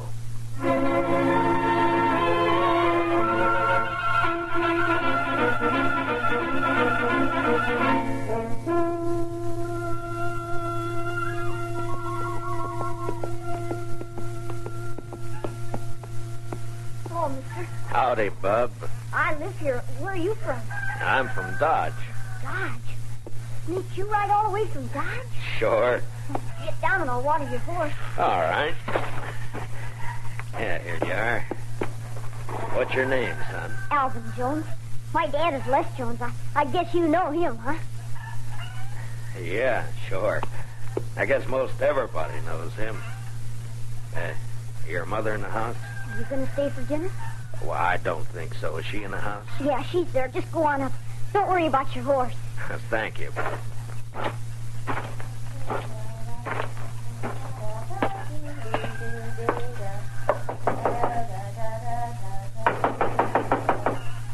Alvin, stop that. Don't be It's not Alvin, Miss Jones. Oh, I am sorry. I thought it was my son. My name is Dillon, Miss Jones. Marshall Dillon at Dodge. Come in, Marshall. Thank you, ma'am. You care for some buttermilk? Or maybe out here men don't drink buttermilk like they do at home. Well, thank you, but nothing for me. Miss Jones, I got some unpleasantness for you. Yes? It's about your husband. He's in trouble? I left Dodge 4 hours ago. I thought I should be the one to tell you. He's hurt bad. More than bad, Miss Jones.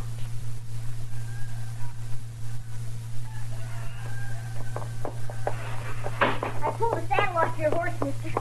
Snake's a good one. Well, thank you, son. Alvin, this is Marshall Dillon from Dodge. The Marshal? Alvin, your pa won't be home for a while, the Marshal says. Well, not for how long? Well, Well, not for how long, Ma? Not for quite a time, son, so you'll have to run things a while longer. Snakes, I can take care of Ma, all right? Sure you can, Alvin. Would you stay to eat? No, thank you, ma'am. I gotta get back to Dodge. Miss Jones, could I Yes, Mr. Dillon. talk to the boy, Miss Jones? Explain it so he won't be bitter. Too many gunfighters got their start from a killing like this. I'll try, Mr. Dillon. I'll try. Good afternoon, ma'am.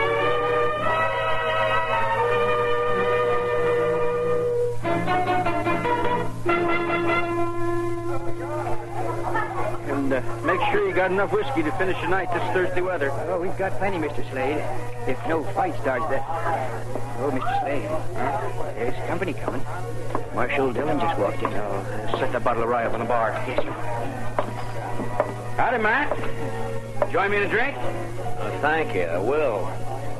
What kind of drive? Been traveling? Yeah, I've been up the river a bit to the Jones place. Jones? Tell his wife she's a widow.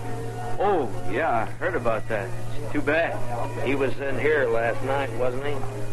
Oh, yes. Matter of fact, he was. You wouldn't know anything about his being killed, would you? What are you asking me, Dillon? Straight question. Are you saying I killed him? Just asked a question, Slade. I don't know anything. Someone knifed that man after he left here. He was taking a lot of money out of your place. You had a reason. I wasn't even here last night. My partner, Ben Ramirez, was running the place. Where were you? I was with his sister. All evening? Still late enough. Where's Ben and his sister now? I don't know. Home, I guess. I think I'll ride out and have a talk with him. And Slade, Yeah? if you have any big winners tonight, make sure they get home safe. Huh?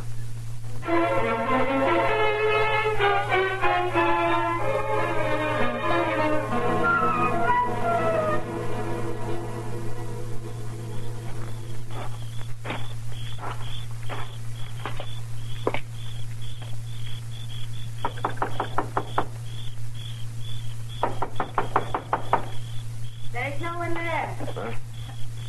You look very foolish. You cannot see me? No, I can't see you. Well, don't be mad at me. I'll come to where you are. You see? Once out of the shadow, and here I am. What do you want? I'm looking for Ben Ramirez. He is not at home. Or his sister. I am his sister. What's the matter? You don't believe me? Well, yes, but I thought... You thought I would be in the house? Why, when the night is so beautiful? You want to talk with me? I want to talk with your brother. But he's not here. So why not talk with me? My name's Matt Dillon. I'm Marshal of Dodge. I know. I've been wanting to meet you. Yeah, I've come on business. I like business. Talk with me. Last night, maybe after midnight, a man was killed on the river road. Killed? By a knife, stabbed in the chest. Why do you tell me this? He was carrying $3,000 he won at Slade's. And so? Tab Slade told me he spent last evening with you. He came for dinner. He often does. He thinks he loves me. Your brother, was he here? Tab Slade and Ben are in the saloon together. They're partners. They think at least one should be there all the time. Ben went down after we ate. Did Slade, was he here long? Yes. He's my fiancé. So it's all right. Isn't it, Marshal? Well, that's your business, Miss Ramirez. My name is Evelita. You could call me Eve. When do you expect your brother? I don't know what my brother does. He may be home soon. He may be late. I don't know. I've seen you when I've been in town, Matt Dillon. Yeah? I don't ride in often. Slade's such a fool. He and my brother don't like me to come to town. Well, Dodge is rough, Miss Ramirez. Always he has to protect me. Men are such fools. But Matt Dillon is not so. Are you? You wouldn't keep me out of town? Well, that's not my affair, Miss Ramirez. It'd be for your brother and Tab Slade to say. Tab Slade thinks we will marry. Well, we won't. Because I don't love him. I don't love anybody. But I could. Maybe. Miss Ramirez... Don't you find me attractive? Well, yes, Oh, why don't you kiss me? Well, no, I didn't mean No.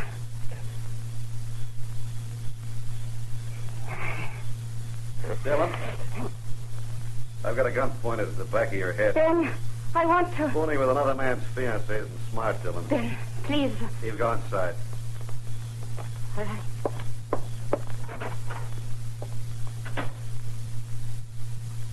Aren't you going to say anything, Dillon? What do you want me to say, Ben? Oh, by this time, most men will be crawling. You're a hard one, Dillon. I can't fight a man who's behind me in the dark with his gun drawn.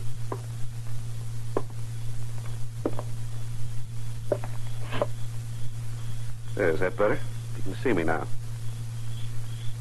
Takes a small man to make love to another man's woman. You can't haze me into a draw. I'm not trying to. I don't want a gunfight. I just want to talk, Dillon. Well, you're calling it. I saw Slade just a few minutes after you left this place. He told me you were trying to tie us with a murder. I said he was wrong and came up here to get the straight of things.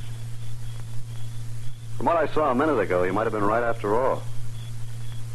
You'd like his woman, so it'd be handy to have him out of the way. Is that the way you figure it, Ramirez? Yeah, that's the way I figure The it. only reason I came to your place was to talk to you. I want to find the killer of Mr. Jones and thought you might be able to help. Well, you're not going to get any information sniffing around Eve. What's your plan, Ramirez? I'll give you some advice, Marshal. Tab Slade's been a good friend of me, and I'll help him protect anything that's his. Eve's his, so stay away. You're not going to find a killer while you're saying pretty things. Are you through? All right, then listen to me. You say Slade had nothing to do with those killings. I won't say he did because I don't know, but I'm going to find out who did it, and if it was Slade, I'll get him. Now, do I ride back to town? Yeah, ride back to Dodge, Marshal, and between here and where your horse is tied, don't so much as twitch a finger. I don't know whether you're a fool or a brave man, Ramirez, but just let me give you one bit of advice. Don't tie to the wrong brand. It's easy to do. Just walk away, Marshal. To your horse. And walk easy.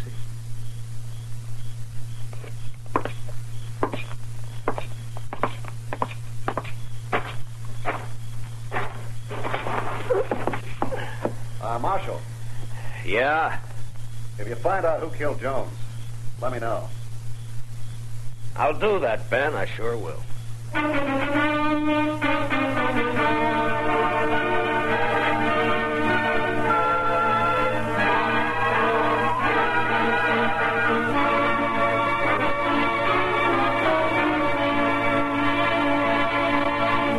We will return for the second act of Gunsmoke in just a moment. But first... Hello, I'm Kathy Lewis, the girl who plays Jane on My Friend Irma. Irma, tie this string around your finger to remind you that starting Sunday we go on the air at 9:30 p.m. instead of 6 p.m. Eastern Daylight Savings Time. All right, Jane. Good girl. Now, what's that string to remind you of? To buy some more string? That's My Friend Irma, whom you can now hear on Sundays, 9:30 p.m. Eastern Daylight Savings Time. Remember, My Friend Irma is now heard at a new later time on Sundays. Check your local schedules. Now, the second act of Gunsmoke.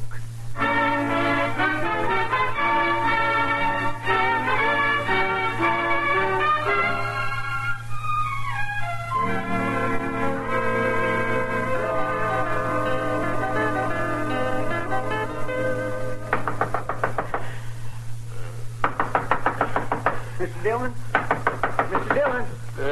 What? Who is it? It's Chester, Mr. Dillon. Oh, Chester? Wait a minute. What time is it? Almost 4 in the morning, Mr. Dillon. 4? Yes, sir. I'm sorry to have to wake you, but you better get dressed and come right away. They've got Tab Slade. Slade? Who's got Slade? Some of the ranchers, they're going to lynch him right in front of his saloon. Well, go and try and hold him for a minute. I'll be right along. Yes, sir.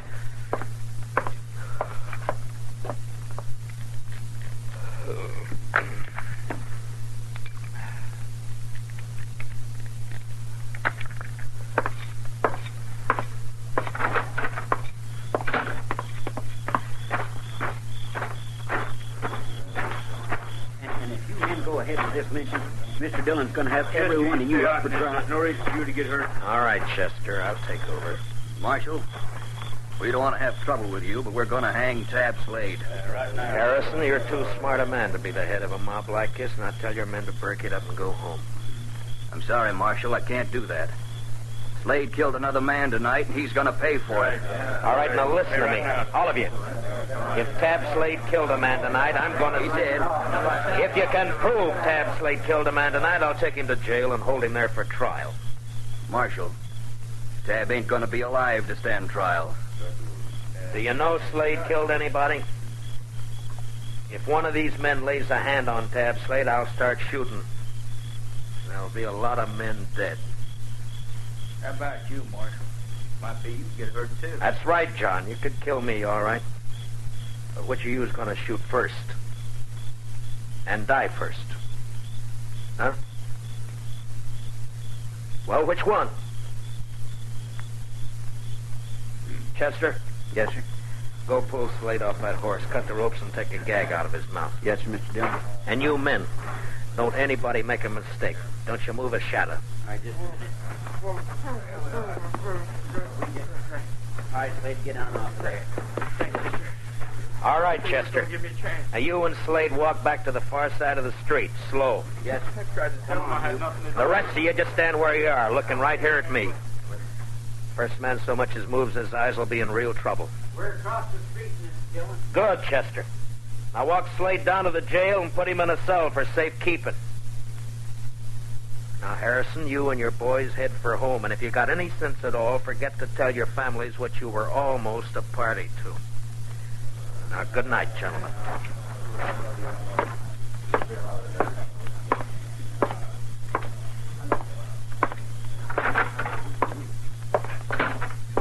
Chester, what happened tonight? A man named Olson, a rancher, was at Slade's place. Gambling? Yes, sir, and he did pretty fair. He left around midnight and was found about 2 hours later. He'd been stabbed. His money was gone. You talk with him? Yes, sir. He just mumbled about having tried to be friendly. He said that several times, Mr. Dillon. Just being friendly. And then he said, I fired a couple of times. I think it hit. You mean he hit whoever stabbed him? I think that's what he meant. He say anything else? Nothing. Well, there's not much help in just that. He can't tell us any more. I'll talk with Slade and I'll bring him out. Huh? Yes, sir. Mr. Dillon wants you, Slade. Matt, you gotta believe me. I don't know anything about the killing. This one or any of the others. I don't have to believe anything, Slade. I'll find out for But I myself. didn't do it, Matt. Why is everybody sure you did? Why are they so sure that they're trying to lynch you? Look, does a lynch mob have to be sure of anything? Slade, before you came here to Dodge, you were a gunfighter. You had a bad reputation. You were in with the Kansas Raiders, Sure, that's too. right. The Raiders were killers and thieves. Some were. Now, when a man with your background goes straight, he's always suspect. Matt, I didn't have anything to do with the killing. What about this partner of yours, this Ramirez? I met him in Kansas. Him and his sister. We joined up and came out here. Thought we'd make good a team. Where's Ramirez now? I don't know. Matt, please listen to You me. You gonna got marry to believe his me. sister? No. Yeah, Matt, I don't know. Why isn't Ramirez around now that you're in trouble? Please, maybe he doesn't know. I don't know. He'd know by now. The news is all over Dodge. Chester? Yes, sir, Mr. Dillon? Put Slade back in his cell, then load your shotgun and keep a close watch on him. Well, where are you going, Mr. Dillon? I'm going to take a ride out to the Ramirez place. I want to have a talk with Mr. Ben Ramirez and his sister, Eve.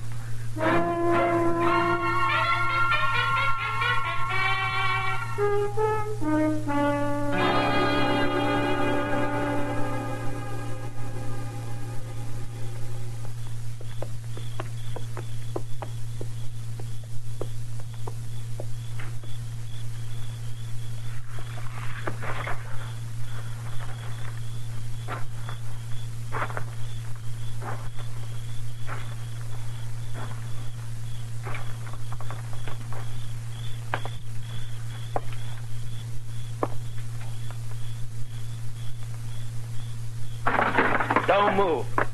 Just stay where you are, Ramirez. It's late for a social call, Dillon.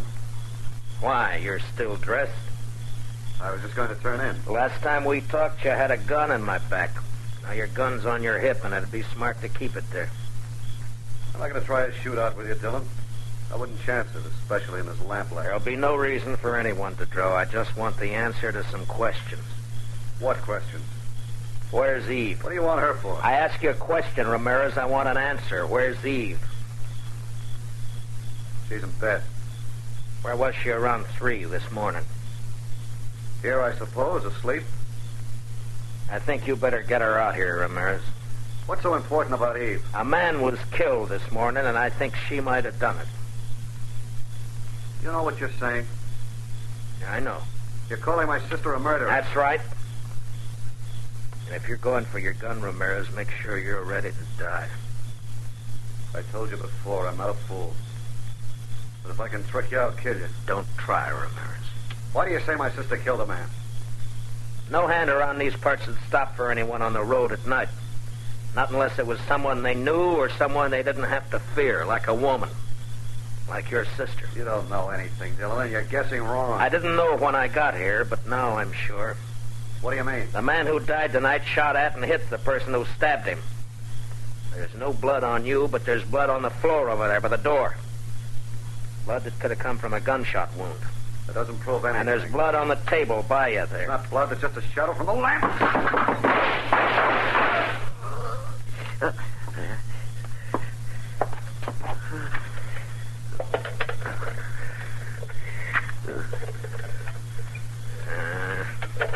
The lamp won't light. Does it hurt, Ramirez? I hurt inside. Bad? I won't be around for the trial. Did she do it, Ramirez?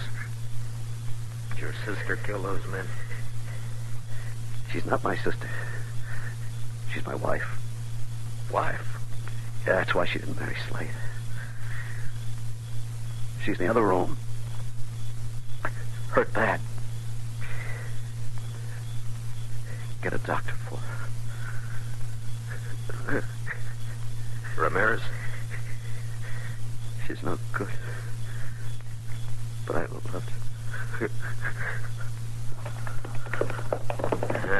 She's got a horse.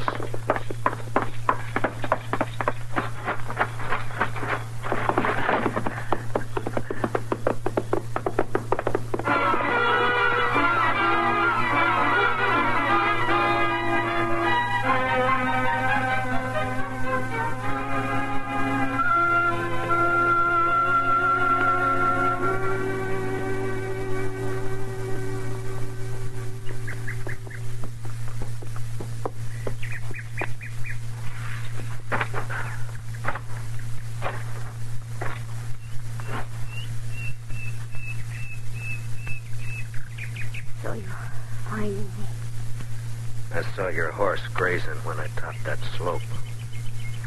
Matt, what are you going to do with me? Take you back to Dodge. Have you up for trial? There's no point. I wouldn't live long on horseback. I've bled too much already. Yeah. Is there anything I can do to make you more comfortable? No. Nothing. Eve, can you tell me why? Why you killed 4 men? For a very simple reason. I wanted the money they had. I wanted it very much. Matt, I've been thinking about my husband. Is he dead, Matt? Did you kill him? He went for his gun, Eve. I killed him. He was kind to me. I tried to love him, but I couldn't. I didn't love anything but money. Maybe, Matt, I could have loved. Now I'm sorry for everything. Matt? Yeah? It's very lonely. Would you do something for me? Sure. Would you hold my hand?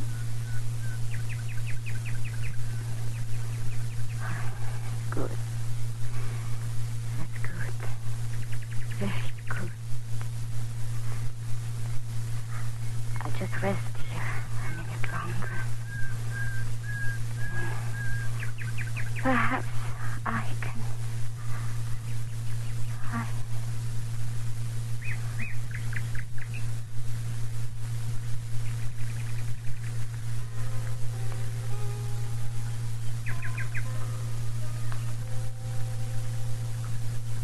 She lay there, her dark hair framing her face, the spring grass crushed by her body, a red stain across her silk blouse.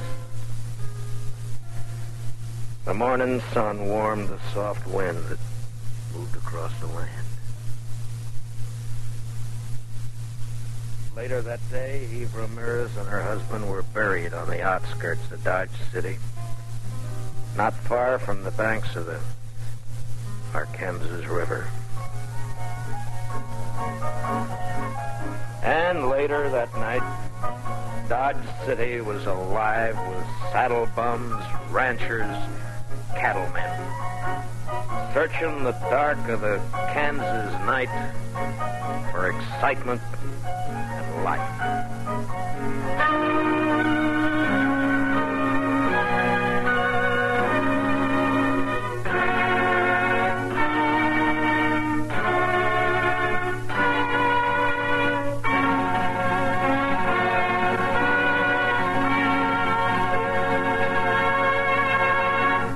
Gunsmoke, under the direction of Norman MacDonald, stars William Conrad as Matt Dillon, U.S. Marshal.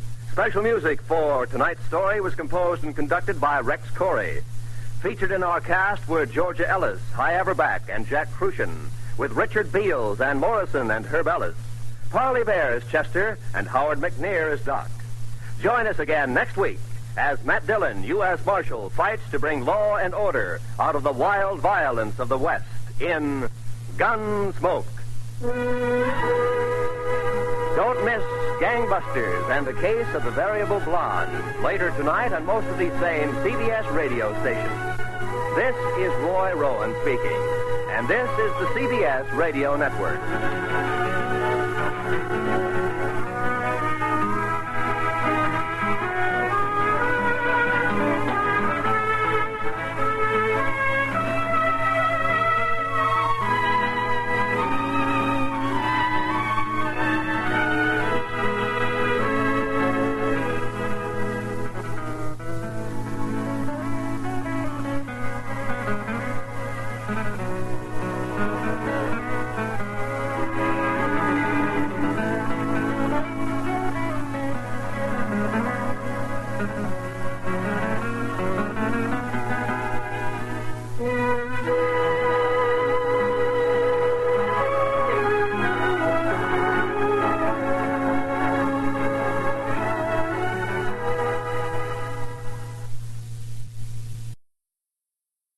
Thank you for listening to Golden Age Radio. We invite you to return tomorrow for the next episode that will take you on another unforgettable adventure. When I was a child, my grandmother used to make the best ice cream with a hand crank. Now you can find her recipe book online, el4e.com. Don't turn your dial because the next installment of timeless tales and captivating narratives is just around the corner. Stay tuned for another dose of vintage radio magic that will transport you to a bygone era of entertainment like never before. Here is another in NBC's great parade of new shows.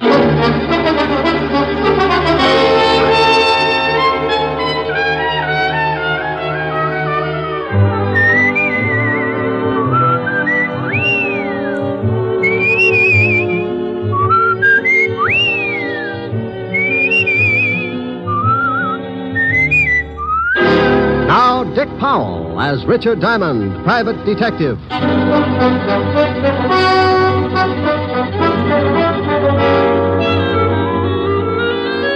Hello there, this is Diamond. You know, there are a lot of people in a big city like this, good ones and bad ones. They walk down Broadway and rub elbows, and you can't tell them apart. Why can't you? Because a lot of them were poured out of the same mold, brought up in the middle of garbage cans and gang wars, weaned on the smell of slums and conditioned to the taste of dirt and a kick in the ribs. By the time they get old enough to raise their fist, they're given two choices, two ways to beat the gang wars and garbage cans. One guy picks himself up, shakes off the filth, and jumps over on the right side of the fence.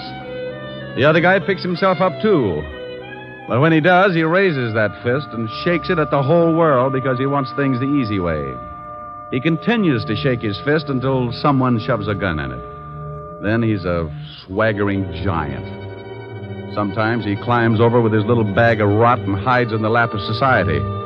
But take away the gun, and he ends up right back in the middle of the garbage cans with his face in the dirt. Now, what about the guy on the right side of the fence? Well, you rarely ever hear of him, unless he becomes president or gets mixed up with the guy on the wrong side of the fence. Like the case I bumped into a couple of days ago. It all started in Central Park.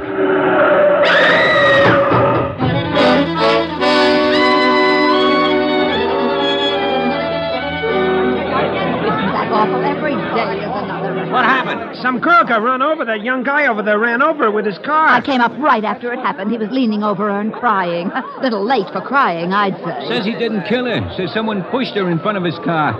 Ain't that a good one? All right, everybody back. Here comes the ambulance. Come on, you. But I tell you, I didn't kill her. I was in love with her. That's the last thing you should have said. But I swear I didn't do it. I was going to meet her about a half a block up the street, and someone pushed her out in front of my car. I couldn't stop in time. Look, I just got to write the report and take you down to the station. You can tell it to the inspector. Now look out. Here's the ambulance. Hello, Crockett. You're too late. The body's ready for the morgue. Ah, Central Park's turning into a graveyard. I'm going to start taking my girl someplace else. What do you mean? Somebody else got run over in the park? Somebody got shot full of holes. Call came in just for this one. That gangster Chino Scabo. Scabo got knocked off. He was due, wasn't he? Please, officer, can't I get to a phone? Shut up. One of the biggest gangsters in town gets rubbed out, and I got to show up at the station with you. You know, Sonny, I'm not pleased with you at all.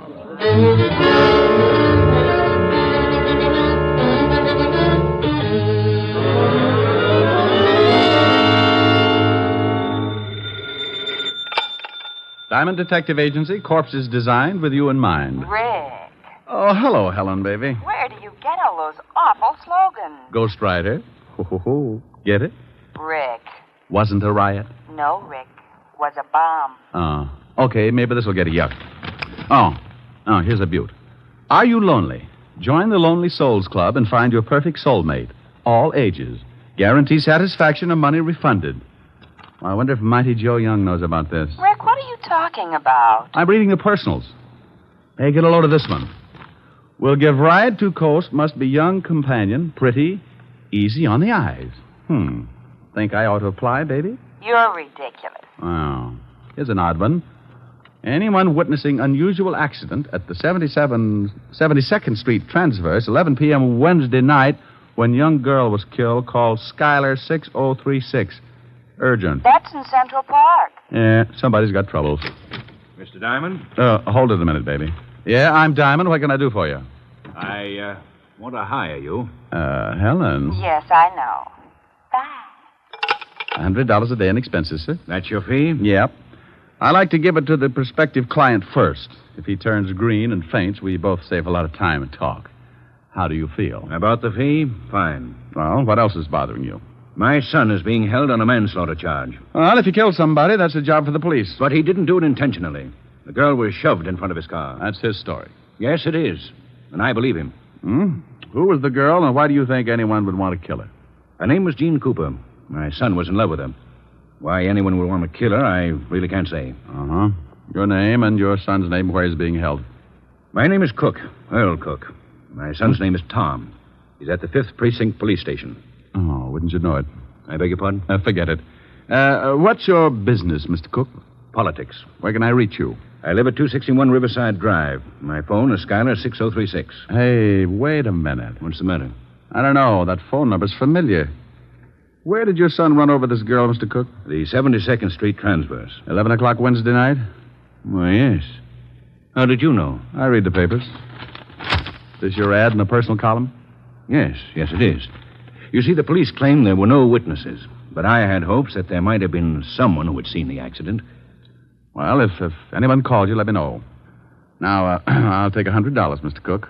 That's a retainer in case I run into trouble and have to get buried in a hurry. I hate to strain my relatives. He wrote me out a check, and I closed the office and headed for the 5th Precinct Police Station.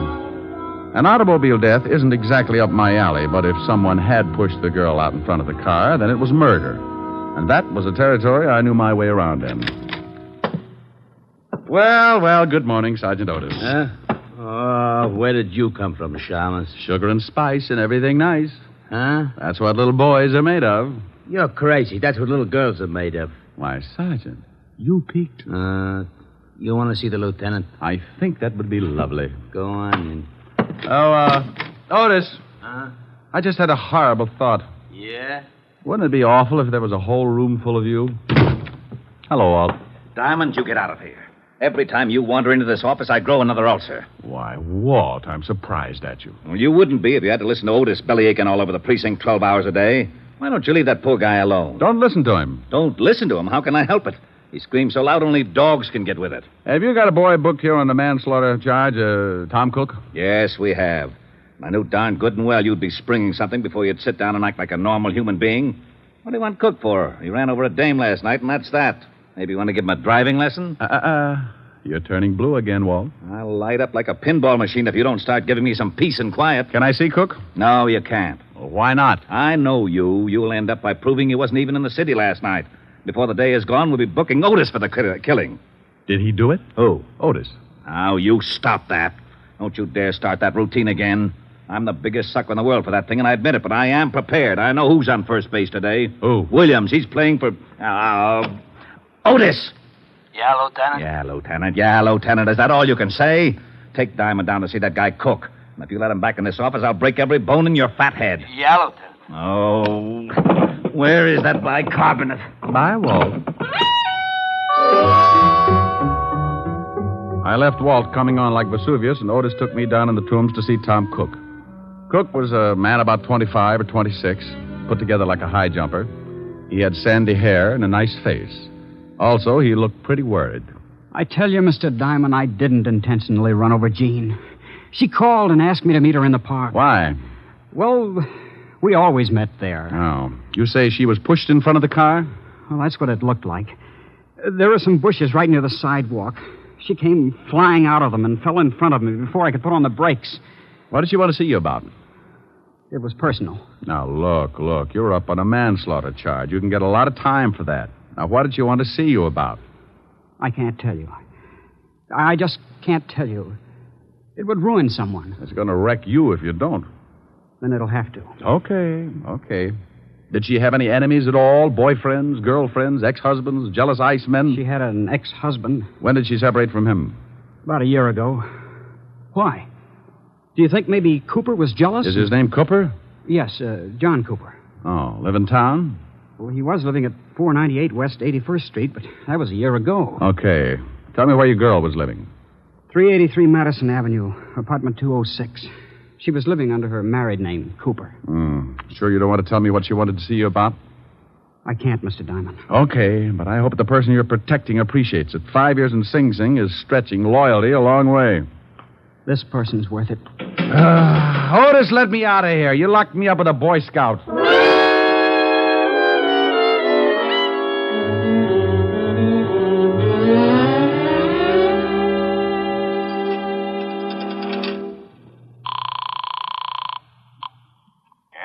Mr. Cook? Yes? Who is this? This is Diamond. Diamond, I'm so glad you phoned. Oh? Remember my ad in the personal columns? Yes? Well, I just received a call from someone who claims he saw a man push a girl in front of my son's car. Oh. He said he was in a hurry, so he didn't wait around to see the rest. Can you imagine that?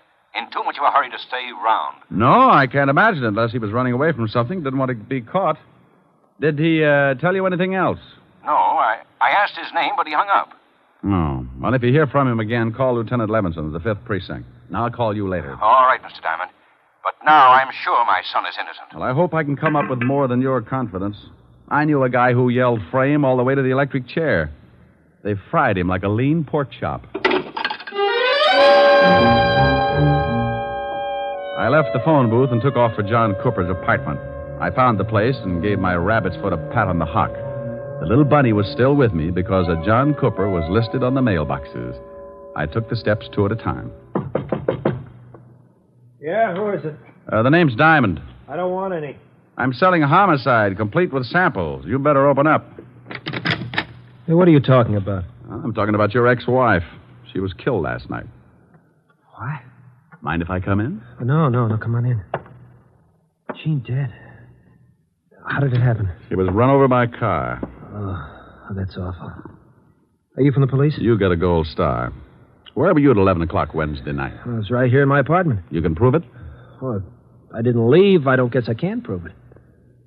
I hope you don't think I ran over Jean. I know who ran over her. I'm trying to find out who aimed her. I don't understand. She was pushed in front of the car. How do you know that? Why shouldn't I know that? Well, what? I don't know. I guess you should. When was the last time you saw your ex-wife? Oh, about 8 months ago. We didn't get along, so we didn't speak after we split up. You haven't seen her since? No. Were you jealous of her new boyfriend? Jealous? Why should I be? Good question. I'll see you later, Mr. Cooper. Yeah. I hope I've been of some help. You've been dandy.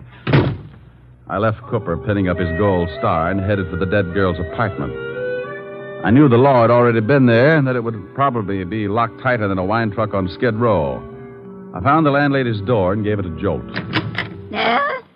Oh, what do you want? I'm looking for the landlady. You want an apartment? We got one coming up in a couple of days. The dame that was in it croaked. You can pay in advance if you want it. Can I take a look at it? Nah. Lousy coppers told me not to let anyone in. You got my word, it's a good one. Oh, well, then you'd better let me talk to your mother. My mother? My old lady's been dead for 20 years. She has? Aren't you a little young to be running an apartment all by yourself? Hey, Sonny. Yeah? How old do you think I am? Well, it's hard to tell. I'd say, about 28. Come on, I'll show you the apartment. But watch those steps. I think you could use some glasses. Right up here, handsome. Was the poor girl who died married? Used to be, but she got divorced. Here it is. There you are, honey. Go on in, take a look around. I'll go on back downstairs in case the law comes back. I'll have to stall him, I guess. Thanks, beautiful. Oh, that's all right, honey. When you're done, stop in at my place and I'll give you a drink of gin. I waited until I heard the old bat fly down the stairs, and then I took the place apart. It took me exactly 10 minutes, and even if I do say so, it was a pretty neat job. I was on the last lap, going through the wastebaskets, when I spotted something on the magazine stand. It was just below eye level. It was a late issue of a magazine, and it was addressed to Mr. John Cooper, 498 West 81st Street. I grabbed it and picked up the phone. Homicide, Sergeant Otis. Oh, this is Woolley. Was you talking to Lieutenant Levinson? Oh, how are you, Woolley? Get it for you, chap chap. Pretty good, huh? Oh, very fine. Chop, chop. Your head, maybe. Huh? Woolley say very fine. You speak very fine Chinese. Oh. Lieutenant Levinson. Oh, this is Diamond, Walt. It is. I told Otis I didn't want to talk to you. He said Wu Lee was on the pipe. Oh, this is Woolley, too, Walt. Oh, that lame brain Otis. Oh, what is it now, Diamond? I got a liar in the balcony, Walt. What are you talking about? I've spoken to 3 people about the girl that was run over. One of them lied to me. Now, I believe the kid's story. I think she was pushed. So she was pushed. I can't be bothered with that right now. I'm all tangled up in the Scarborough killing. We found the gun that did the job lying in the bushes in Central Park. Wait a minute. In Central Park? Yeah, we traced it to a pawn shop, and the pawnbroker identified one Louis Spiegel as the one that bought the gun. Walt, what time was Scarborough knocked off? Shots were heard about 5 minutes to 11. Hey, that's just about the same time that Cook ran over the girl. You are so right. And Scarborough got killed on the other side of the park. About 5 minutes to run to where the girl got run over. Now, what are you getting at? If you know something about this Scarborough killing, I Walt, want you... some guy called Tom Cook's father and said he saw the girl shoved in front of the car. He wouldn't tell his name because he said he'd get in trouble. Probably a crank. No one would duck out on a deliberate murder. Unless he just rubbed out New York's biggest gangster. Hey. Yeah. Have you got Louis Spiegel on tap? No, he's hiding out. Oh. Well, do me a favor. Check your files and see if you've got a record on a John Cooper. The dead girl's ex-husband? Yeah, then I'll call you back. I've got a guy who might show us where we can find Louis Spiegel and the guy who pushed the girl in front of the car. Killed 2 birds with 1 stone. It's quite a billiard shot, but give my little stool pigeon 2 bottles of fermented grape juice and he can run the table. I left the apartment and slipped by the landlady's door. I knew she was building a party because I could smell the 100 proof clear out in the hall. I ducked out on the street and headed for Skid Row in a place called the Parrot Club. When I went in, I spotted my man sitting in his usual spot at the bar. His name was Wilbur Truitt. Ah, greetings, Bucko. You have come just in the nick. Not having the necessary funds to purchase another bottle of strength, I asked yon bartender to put it on the cuff. Wilbur, Whereupon he handed me this can of rat poison. It turned out to be rather soothing in a toxic sort of way. Bucko, you know me. I do not wish to deprive the little rodents of their daily constitution, so I would much rather nurse on the succulent end of a bottle. Wilbur, I'm looking for someone. I have been looking for someone all my life, preferably a brewery owner. Bartender, bring me a bottle. Oh, noble sir, your over-kindness doth wring tears from me. I do embrace your offer. Now, you don't wrap your hooks around this jug until I find out where Louis Spiegel is. That is indeed a difficult problem. Mr. Spiegel carried a rather large gun under his arm. Then if I sit here and gaze at that bottle for any great period, I shall become cotton-mouthed and surely choke to death. Mr. Louis Spiegel might be found in the freight yards, hiding in an old shack at the end of 50th Street now, Bucko. I'm rusting. Here you are, Wilbur, and thanks. Farewell. Lord knows when we shall meet again. I have faint, cold fear thrills through my veins. But no matter. I have never let a cork confuse me before. Bartender, a corkscrew, and bring the cat. I owe him a drink.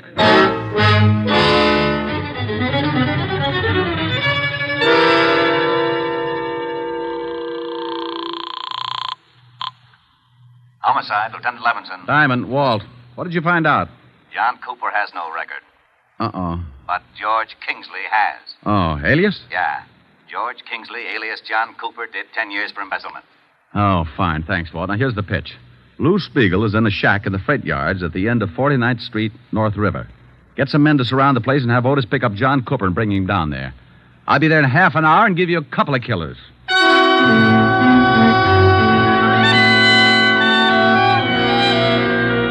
All I needed was a motive, so I hung up the phone and headed for the house of my client, Earl Cook. Oh, come in, Mr. Diamond. I'm very glad you've come. Mr. Cook, did you... I want to show you something. Here. What are they? Letters to my son. Blackmail letters. Oh? Where'd you find them? I was going through my son's things, trying to find something that might help uncover the motive for his accident. Mind if I take a look? Well, I can save you the trouble. They're about me. About you? Yes. I told you I'm in politics. Well, I am, and I'm a big power. When I began my rise, I was a young criminal lawyer. I had to accept a lot of cases that I might have turned down under different circumstances. I see. And the opposition tried everything to discredit me. Smear campaigns. Saying that I was getting acquittals for common thugs who were known to be guilty. And later, when I became a judge, they switched the campaign and said that the men I sentenced were innocent. Were they? Of course not. But in those letters to my son, the blackmailer said that he had definite proof that could ruin me. My son knew about my past, and when he started receiving the letters, he was afraid to confront me with the evidence, for fear I might have to admit my dishonesty. Have you talked with your son? I just left him. That's why he didn't tell you anything. He thought he was protecting me. His girl, Jean, found out who was sending him the letters, and, well, she was killed before she could tell him. Well, that fits. If the girl found out, then the blackmailer would not only have to know your son pretty well, but he'd also have to know her. You think you know who he is? See this magazine? Mm-hmm. Well, some of the pages are cut up. Now, take a look at these blackmail notes. They're formed with cut-out letters to spell out the words. The type is the same as the type on the magazine. Where did you get that magazine? In the girl's apartment. Well, then she must have had something to do with it. She found the magazine, all right, but it wasn't hers. Look, Mr. Cook. Yes. Did you ever send a man to prison named Kingsley? Yes, I believe so. For embezzling. Thanks. Where are you going? I'll call you later. I've got a date at the freight yards.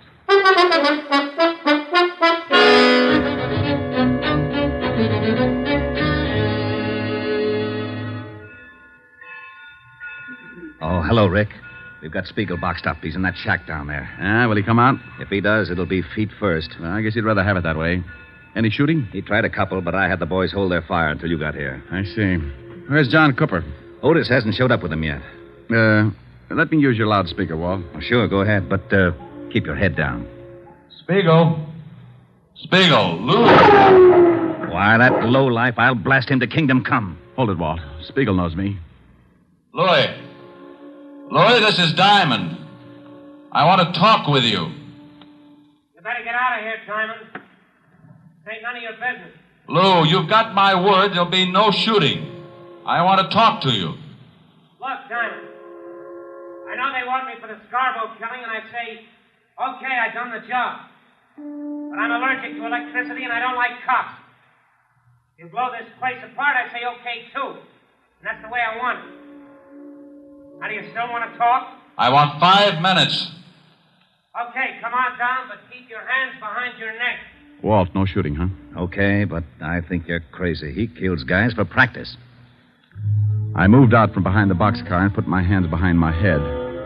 I started down toward the shack, and I could see Spiegel looking at me over the barrel of a .45. One bad move from any of the men stationed around the yards, and I was going to get dead quick. I walked up to the shack and went in. That's far enough, Diamond. You've got 5 minutes. It won't take that long, Lou. Keep your hands where they are. Oh, I thought you might want a cigarette. Oh. Yeah, as a matter of fact, I'm all out. Yeah. Keep the pack. Just one. I got a date. Yeah. Light? I can make it. 4 minutes, Diamond. Did you see a girl shoved in front of a car the night you knocked off Scarborough? Yeah. I called some guy and I told him about it. I read his ad in the personals, but I couldn't do anything about it. Yeah, because then the law would know you were in the park. Looks like it don't make much difference now. The kid who ran over the girl is in on a manslaughter rap. You'll get 5 or 10. That's tough. You got 3.5 minutes. Lou, did you get a good look at the man who gave the girl the shove? Sure, I'd remember him. Rick? What do they want? I'll see. With your hands up, you'll see. Sure. What is it, Walt? Otis has got Cooper. Lou, will you do me a favor? I don't know. I want you to tell me if the guy they've got up there is the one who pushed the girl. Sure. But I can't see him from here. I'll have him brought down. I hope you ain't up to something. I don't want to see no kid get sent up on a bum rap. But if you get funny, you get holes. Walt, how about us bring Cooper halfway down to the shack? He doesn't want to go. Then drag him. I've only got 2 minutes. They bringing him? Yeah, here he comes. Okay. Out that door. What are you doing? I'm doing you a favor. I'm tired of this shack, and I'm walking out with you in front of me. Okay. Don't get too far ahead. Rick, what's Spiegel up to? I don't know. Hold your fire. I'm surprised at you. Even if I identified this guy, it wouldn't hold water. I got a bad reputation. Hey, what's going on? Take it easy, Otis. You can't do this to me. What's this all about? That's the guy, Diamond. I don't know what you're talking about. Sure you do. I saw you push that dame in front of the car. You're crazy. Now, I don't like that. You got just 10 seconds to admit it. I won't admit anything. Then I shoot you. Hey, you can't. Shut up, Flatfoot. Stay out of this, Otis. I tell you, I won't admit anything. 5 seconds. Come on, Cooper. I found out all about your prison record. I know Cook sent you up and you wanted to get even. You found those letters Tom wrote to your ex-wife, so you started blackmailing him. And I know you lied when you said you hadn't seen your ex-wife. I found a magazine in her apartment with your address on it. Time's up. No. All right, I did it. You're too late. I'm on schedule. Oh, you idiot. Why did you shoot him? What's the difference? I kill people, he kills people. Besides, he wasn't polite. So long, Diamond. You got your favor. He's making a break. You'll never make it. Spiegel, in the name of the law, stop. For what?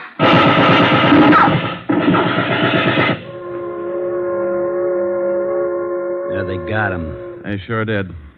You know something? He wasn't such a bad guy. Wasn't he? I guess he's killed a dozen people in his time, but maybe you're right. Maybe he kissed them all goodbye before he pulled the trigger. Well, I got a right to an opinion. Yeah, and it scares me a little. You're lucky you didn't try to pull a gun on him. You'd look pretty silly telling everybody what a nice guy he was after he'd shot off the top of your head.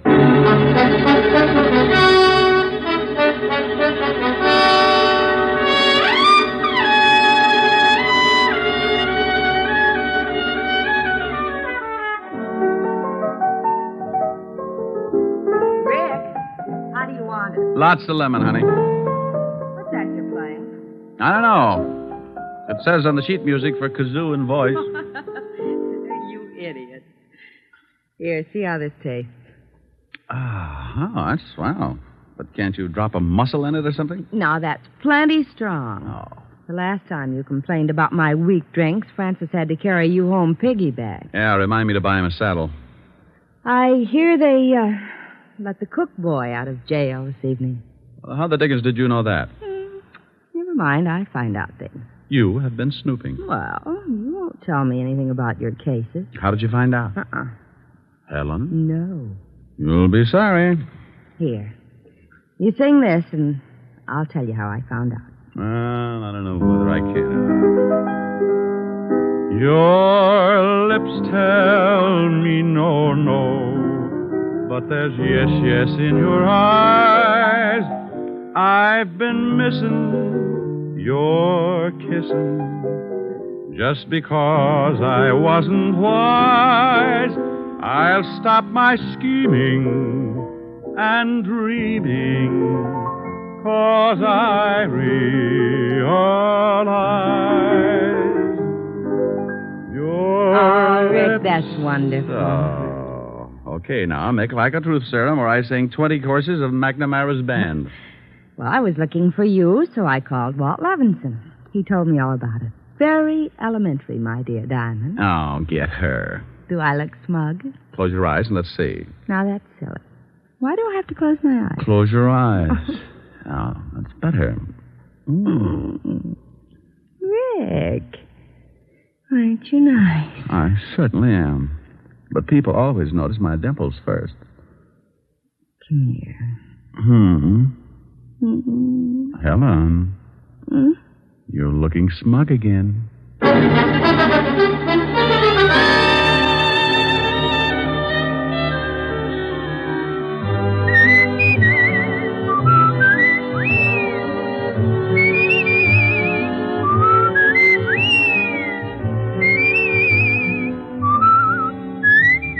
You have just heard Richard Diamond, Private Detective, starring Dick Powell. Helen was played by Virginia Gregg, Lieutenant Levinson by Ed Begley. Also in our cast were Wilms Herbert, Eleanor Audley, William Johnstone, Sam Edwards, David Ellis, and Frank Lovejoy. Music was under the direction of Frank Worth. Richard Diamond is written by Blake Edwards and directed by Richard Sandell. And now, Dick Powell. Friends, I want to remind you of the wonderful group of programs NBC has on tap for tomorrow afternoon and evening. Shows like Hollywood Calling, Guy Lombardo, Four-Star Playhouse, The Ethel Merman Show, and the NBC Symphony. For the best in radio listening tomorrow and always, keep your dial tuned to your favorite NBC station. Dick Powell soon will be seen in the screen version of the best-selling novel, Mrs. Mike. Now, this is Eddie King inviting you to be with us again at the same time next week when we will again bring you Dick Powell as Richard Diamond, Private Detective.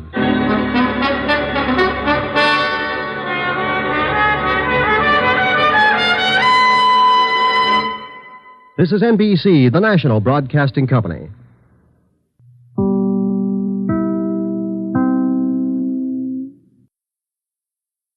Thank you for listening to Golden Age Radio. We invite you to return tomorrow for the next episode that will take you on another unforgettable adventure. When I was a child, my grandmother used to make the best ice cream with a hand crank. Now you can find her recipe book online, el4e.com. Don't turn your dial because the next installment of timeless tales and captivating narratives is just around the corner. Stay tuned for another dose of vintage radio magic that will transport you to a bygone era of entertainment like never before.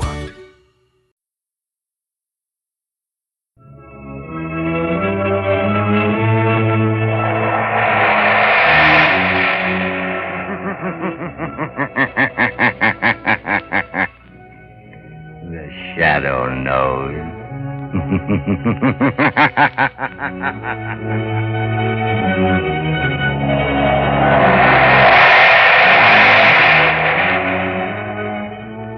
Blue Coal presents The Shadow, the mystery man who strikes terror in the very hearts of shopsters, lawbreakers, and criminals. Today, the Death Triangle.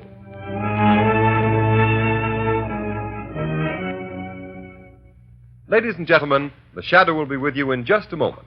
In the meantime, I'd like to remind you of a well-known fact. Coal-colored blue means better heat at less cost. For when you buy blue coal, you're getting the cream of old Pennsylvania anthracite. The harmless blue coloring with which blue coal is trademarked is your guarantee of clean, even, safe, dependable heat all winter long. Such heat ensures the health of your entire household. So when you order coal, specify blue coal. Ask for it by name. Phone your order to your nearest blue coal dealer tomorrow.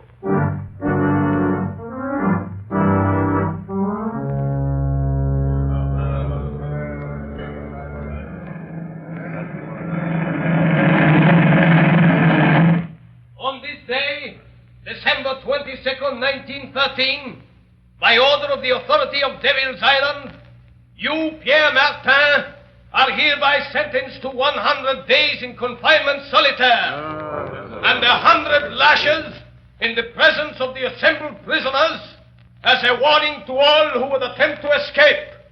Let the punishment begin. I will find the devil who betrayed me. 1. I will learn his name. 2. I will kill him. 3. I'll find him. I'll kill him. 4. I'll kill him. 5.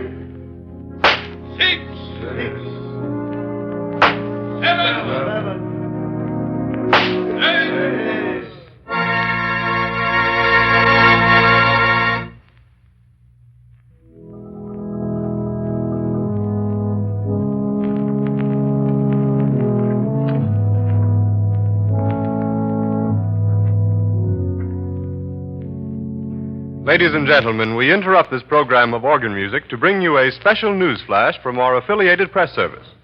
New York, December 12th, 1937. The Shadow has been found.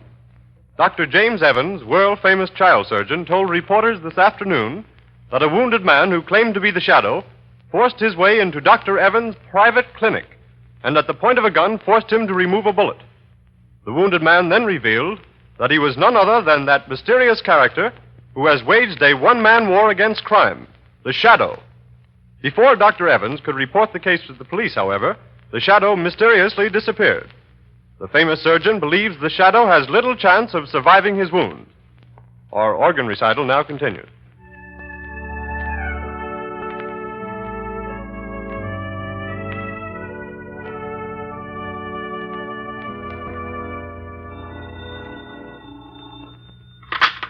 Hello? Dr. Evans speaking. Dr. Evans, the man you claim to have operated upon was a fake. The real Shadow has not been wounded. The Shadow? You are the Shadow? Yes, Dr. Evans. You don't seem surprised. I'm not. I've been hoping you'd get in touch with me. That statement I issued was false. False? Come now, Dr. Evans. A man of your high standing in the medical world does not issue false statements without very grave reasons. There was a very grave reason. I need your help. An old acquaintance of mine, Raymond Dubril, the financier, has received a death threat. Have him notify the police. No, he refuses to do that. Then let him take the consequences. Unless... Dr. Evans, have you also received a death threat? Yes, I have. Before I made this call, I investigated your past, Dr. Evans. My past is a matter of public knowledge. You were once a political prisoner on Devil's Island. You escaped 20 years ago with 3 other men. Raymond Dubril, the banker, and Pierre Martin, the concert pianist. Yes, but our convictions were reversed by a high court a year after we escaped. I know it was proved that you 3 were innocent. But what about the 4th man who escaped with you? A murderer. Jacques Cauvet. He was caught and sent back to Devil's Island. After the escape, one of you betrayed him to the police. I don't believe that. Why else should he mark you for death? Then you know Cauvet escaped from Devil's Island a second time 6 months ago? Yes, Dr. Evans. Then you're interested. You'll help? Yes, I will help. But only because your life is in danger, Doctor.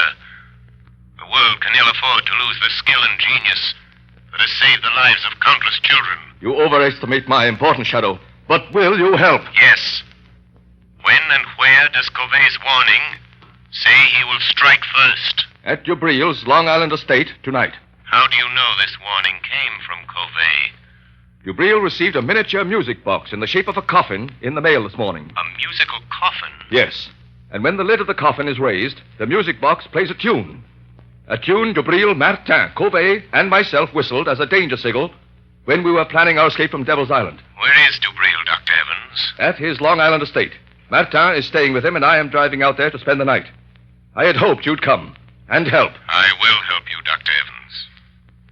Tell Dubril and Martin that the Shadow will be there tonight.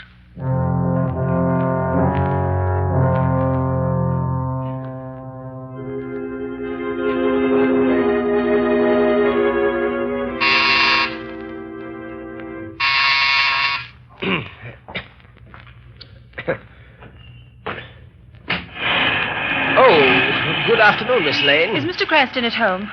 No, Miss Lane, he's not. Do you know where I can reach him? Well, he may be at his club. No, I've tried there. His office? Yes, everywhere. Nobody's seen him all day. Is there anything I can do? Be sure and stay here in case he comes home. I'll call you on the phone later. Yes, miss. I've got to find him. I've got to. I've just got to.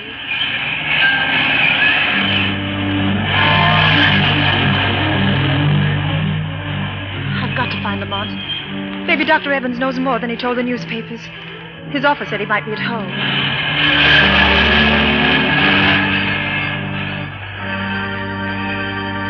Number 33. Yes, this is it. Oh, Lamont, I knew they'd shoot you someday. Yes, miss? Is Dr. Evans here? I must see him. I beg your pardon, miss, but are you another reporter? Yes, and I must see Dr. Evans. It's important. It's a matter of life or death. I'm sorry, miss, but Dr. Evans has nothing to say to the press. He's not at home. But I must see him. I must find him. I'm sorry. That car. That's Dr. Evans' car. Yes, miss. Where's he going? I'm not at liberty to say, miss. Never mind. I'll find out myself. Taxi! Taxi! Okay, miss. Where to? Follow that big black limousine, the one with the green cross on the license plate. Well, it's a doctor's car, miss. I may have to break a lot of traffic laws if it goes through red lights. Never mind. I'll pay the fines. Don't lose sight of that car for a minute. Okay, lady. But this is going to be one fast ride.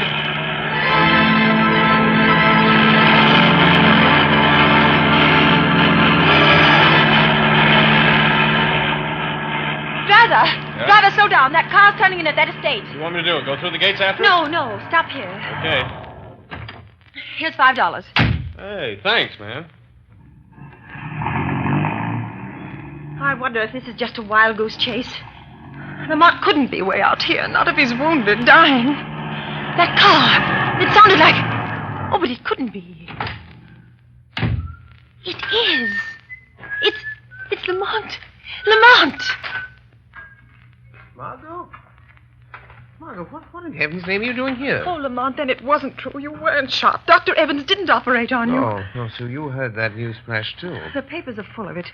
I tried to find you out the office, at home, at your club, everywhere. I'm sorry, Margot. I should have known you'd worry, but I've had a very busy afternoon. How did you get here? I followed Dr. Evans' car. He just drove through those gates.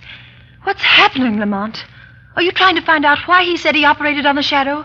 Is someone impersonating you? No, Dr. Evans did that, knowing I'd get in touch with him. He needs my help in a very special manner. But why? Is someone after him, threatening him? Yes, also the owner of this estate, the banker Dubril and Martin, the concert pianist. And you're going to help them? I'm interested in helping Evans. He's a great doctor and a great humanitarian. His life is in danger. Lamont, now that I'm here, is there anything I can do?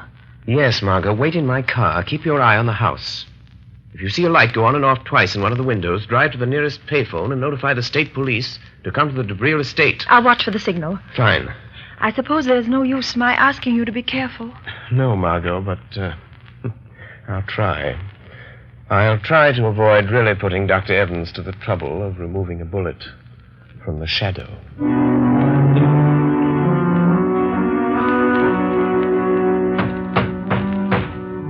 Dubril, stop pounding on the table and cursing Covey. Oh, that's all very well for you to say, Evans. Your turn hasn't come, but it will. If we three sitting here, you or me or Martin, don't get Covey when he comes here tonight, you will be the next on his list. You or Martin. Don't concern yourself about my fate, Dubril. I am not afraid of Covey. Oh, you'll change your mind if he manages to kill me, Martin. I wonder what it's like to die. What do you think, Dubril? Or do you ever think of anything but your fat stomach and your money? Gentlemen, this is no time to argue. I have something more important to tell you. What is it, Evans? I hear you had quite an experience today. Operated on this man who calls himself the Shadow. Yes, that's what I want to talk to you about. Ah, there's a man, Dubril, the Shadow. He might save you from Covey. What could he do? I've had the best private detectives in the country trying to find some trace of Covey ever since he escaped from Devil's Island again 6 months ago. By the way, Dubril, I've always wondered who tipped off the police when Covey was hiding after he helped us escape 20 years ago. Covey was a murderer. We were innocent men. And also, who betrayed me, Dubril, the time I tried to escape alone the first time? Martin, Dubril, now listen to me. A moment ago, we were talking about the Shadow. Well, he isn't dying. I didn't operate on him. I announced that, hoping the real Shadow would get in touch with me. And did he? Yes. And he's coming here tonight to help us. I've always been curious to see this Shadow. You won't see him. No man has ever seen him, but he'll be here. Oh, Evans, for a man of intelligence, you're talking like a fool. The age of ghosts and mystic presences is You're past. wrong, Dubril, you're wrong. Because I am a doctor, I can readily accept the fact that the Shadow is a master of the powers of mental suggestion, of mass hypnosis. Recent experiments have proven conclusively that... Rubbish. Allow me to convince him, Dr. Evans. Hey, what was that? Who spoke then? The Shadow, Dubril. You do not accept the theory of my power of invisibility, but perhaps you will accept the fact. I am here. Sit down, Dubril. You look rather pale. If I am to help you, you will all sit down. Sit at that table there. I understand there is little time to lose. I must know the whole story. The truth, if I am to help you. Do as the shadow says. Sit there, Martin. And you, there, Dubril. Well, why don't you talk back, Dubril? Be quiet, Martin. Dr. Evans, I will help you if I can. But there is one gap in the chain of events leading up to this moment. I'll tell you anything I know, Shadow. Then tell me this.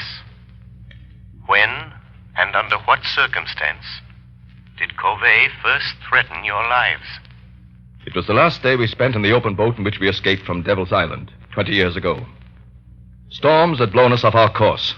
Our food was gone. Our water was exhausted.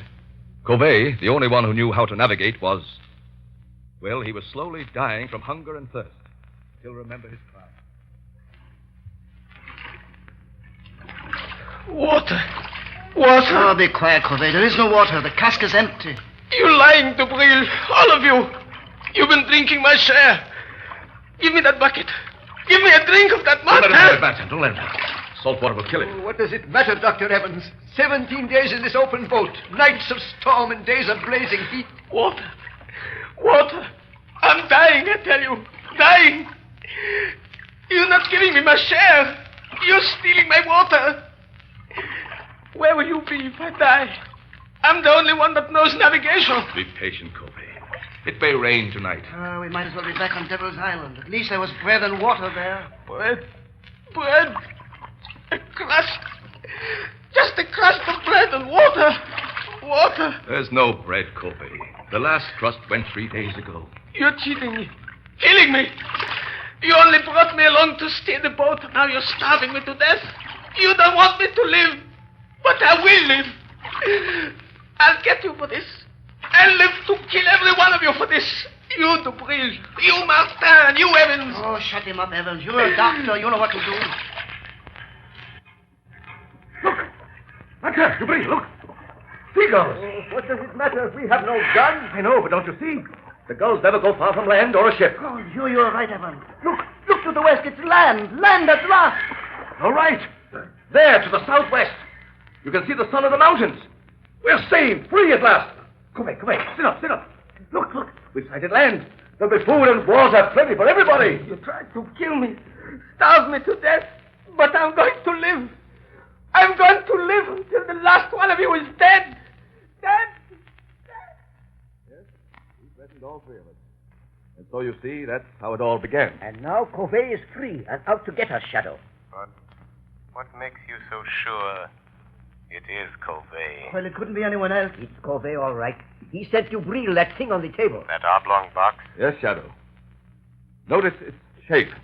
It's a miniature coffin, beautifully carved. Covey was a woodcarver. He was always handy with a knife. But still, it does not follow that he was the one. Except for one thing, Shadow. When the lid of the coffin is raised, it's a music box. And that tune it's playing was the warning signal we used while planning our escape from Devil's Island. Remember, only the four of us knew it. Dubril, Covey, Evans, and myself. Oh, stop it, Evans. Stop that cursed thing. Stop it, I tell you. I can't stand it. So you have a conscience, eh, Dubril? That danger refrain recalls the past, doesn't it? Stop talking about it. It looks as though Covey meant business, doesn't it? Don't sit there conniving over me. You forget your turn, maybe next, maybe tonight even. I am not forgetting anything, Dubril. You'd better steady yourself, Dubril. I'll get you a drink. Oh, never mind. Here's the decanter. I'll pour it myself. Oh, that tune! Where is it coming from? I smashed the coffin. Good heavens, Dubril! It's the decanter in your hands. Oh, someone changed the decanter. Covey! He did it! He's here! He's been in his house tonight! Dubril, where are you going? To my room! I don't trust anybody! I'll be safe there behind locked doors, alone! And if Covey comes, I'll be ready for Wait, Dubril, wait! Let him go, Dr. Evans. But he shouldn't be left alone. Covey may carry out his threat. Are you sure it is, Covey? What do you mean? It must be.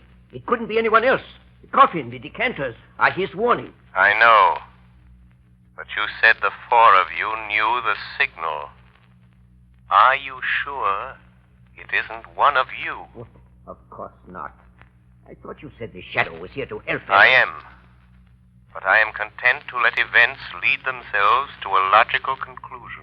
You mean you won't use your power to save us from him? I shall use my power at the moment it is required, Dr. Evans. Right now, for instance. Look on the table. Huh? There is a note where the decanter was standing. Good heavens. Gouvet has been here. Listen to this matter. You are the first.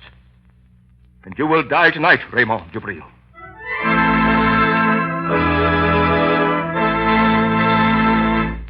Ladies and gentlemen, the Shadow will return in a moment. There are thousands of families living around snowbound Buffalo today who are as snug as a bug in a rug thanks to blue coal.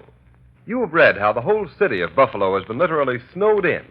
In that entire area, business practically came to a standstill for several days. But those families who laid in their supply of blue coal kept comfortable.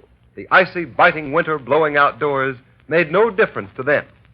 These storms are reported to be coming eastward, so take a tip and get ready. Put in a supply of blue coal tomorrow. It is the most economical fuel that you can use. Furnaces, parlor stoves, and cooking ranges in New England were designed to use anthracite, and blue coal is America's finest anthracite. Blue coal is mined by the Glen Alden Coal Company and is especially prepared for home use. It is available in all domestic sizes: egg, stove, chestnut, and pea. Every carload of blue coal is laboratory tested for purity and sizing before shipment from the mine. Blue coal burns steadily and evenly, sending a full supply of heat to the living quarters of your home, even in the most severe weather. Get set for winter tomorrow by ordering blue coal. You will find the name of your nearest blue coal dealer in the Where to Buy It section of your classified telephone directory under the name Blue Coal.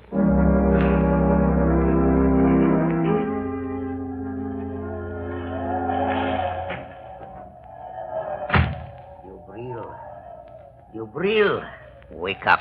I have come for you. So you've come, Covey. Oh, you poor deluded fool. Do you think I'd let you kill me in my sleep?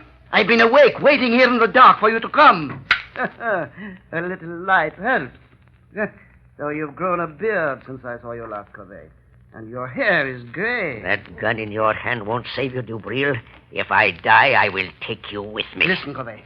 I didn't steal your food in the open boat. I swear it. No? You also betrayed me to the police. You told them where to find me. And I am not the only one you betrayed, am I, Dubril? You betrayed Martin the time he tried to escape alone, didn't you, Dubril? Yes, but what do you care, Covey? He wouldn't take me with him. But I did not betray you. Have you paid Martin for those 100 lashes and those 100 days of bread and water he got because you betrayed him? Oh, he doesn't know. He will never know it was I. Dubril, you remember how we passed the long days in that open boat, throwing knives? Don't raise that knife, Covey. We got so good we seldom missed. I'll shoot if you move. But Martin was the best. You may shoot me, Dubril, but my knife won't miss. Oh, wait a minute, Covey. I will make a deal with you. Listen, Covey. You're out to get Evans and Martin, too. If you throw that knife, I'll shoot you and you will never get them. Oh, you would help me kill Evans. I know he's here in the house. Yes. I hate Evans and Martin, too. I will help you get them. So, you would betray Dr. Evans to save yourself, Dubril. The Shadow. Covey, don't be afraid. He's only a man. By some trick, he can make himself invisible, but he's flesh and blood. Quick, lock the door. We'll deal with him first. He won't get out. Now, Shadow. What can you do to stop us? Speak up. I dare you to speak. Listen where his voice comes from, Dubril. Then shoot quickly. No. The shot would bring Evans and Martin. Throw your knife, Covey. Make him speak. I won't miss. Speak up, Shadow. We will find you anyway. You can't get out. I am here, in the corner. In the far corner. Throw your knife, Covey. I heard him. Oh, you missed. But he was there. No. Only my voice was there. Ventriloquism. He's there in front of you, Dubril. Shoot! Yes, I will shoot now. Yes, I will shoot. But not the Shadow. He came here to help us catch you, Covey. And he has your knife. It's gone. Now, Covey, you are helpless. And now I'll deal with you. Oh, you treacherous snake. You fool. You think I carry only one knife? This one is for you. Oh, you devil. But I take you with me, Covey! Emil, open the door! Emil! Breel is dead, Dr. Evans. Yes. Covey's kept his word. Where is he? Look there, on the floor by the window. Covey? That Covey? Dubril tried to save his life by promising to help that man kill you. Dubril? Dubril offered to help Covey kill me? Look closely, Dr. Evans. Remove the gray wig and the false beard. Wig? Beard? It's Martin! Yes. Martin disguised as Covey. He's still alive, breathing. Get away from me, Evans. Don't touch me. I hate you. I hate you both. Why did you do this, Pierre? Why? I hated Dubril because he betrayed me on Devil's Island. I hated you, Evans, because you have got the things that I always wanted. Success, fame, glory. It was I sent the musical coffin, the warning note. I knew you'd think it was Covey. I've got Dubril, but Covey will get you, Evans. He's after you. He will get you. He will kill you. He will... Martin! Stop breathing. He's dead. Yes, Dr. Evans. He is dead. You are quite safe now. You forget Covey. No, Dr. Evans. I knew, even when I phoned you today, that it was not Covey who sent the musical coffin. What? I knew it was not Covey. It had to be Martin or Dubril. Why didn't you stop them? Martin and Dubril were both criminals plotting to kill you. If I'd stopped them, your life would have been in danger as long as they lived, hating you always for having attained the things that life denied them. But you forget, Shadow. Covey may find me, succeed where Martin failed. Never. I learned the whole history of all of you before I saw you. Yes? Everything, Dr. Evans. Your escape from Devil's Island after Dubril's betrayal of Martin that resulted in the 100 lashes, and his resolve for vengeance. And from the authorities at Devil's Island, I learned the truth about Covey's last escape. Yes, I see now. I see now why he hated us. But what about Covey? You are safe now, Dr. Evans. Safe from Covey. The chain of logic is complete. 3 months ago, a bleached skeleton was found on a deserted beach at Trinidad. It has just been identified as the body of Covey.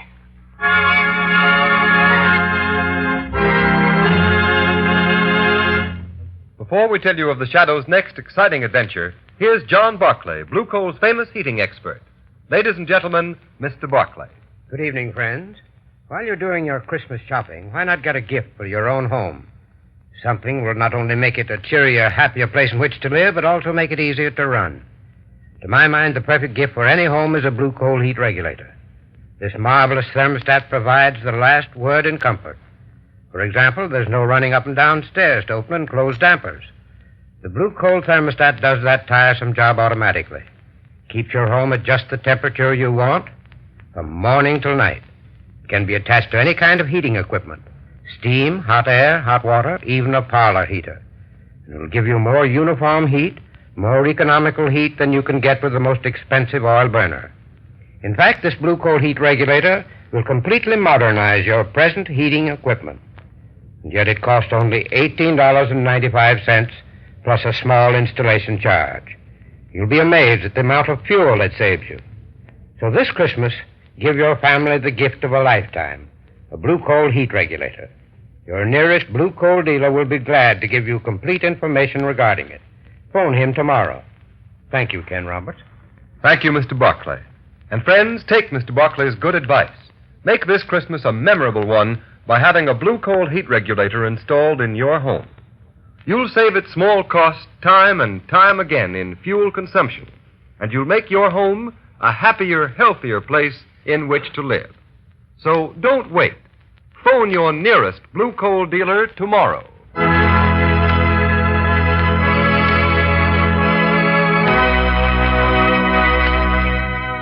The story you have just heard is copyrighted by the Shadow magazine. The characters in this story are entirely fictitious.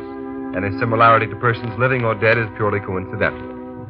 And at this time, may we remind you to mail your Christmas presents and cards early to secure delivery before December 24th. There will be no post office service on December 25th.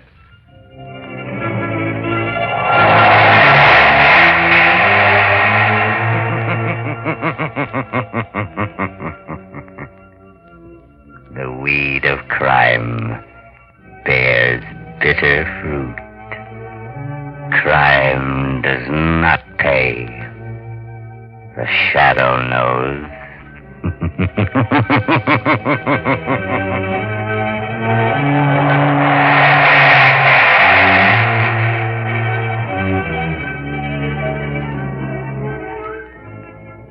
Next week, same time, same station, Blue Coal, America's finest anthracite, will again present another thrilling adventure of the shadow.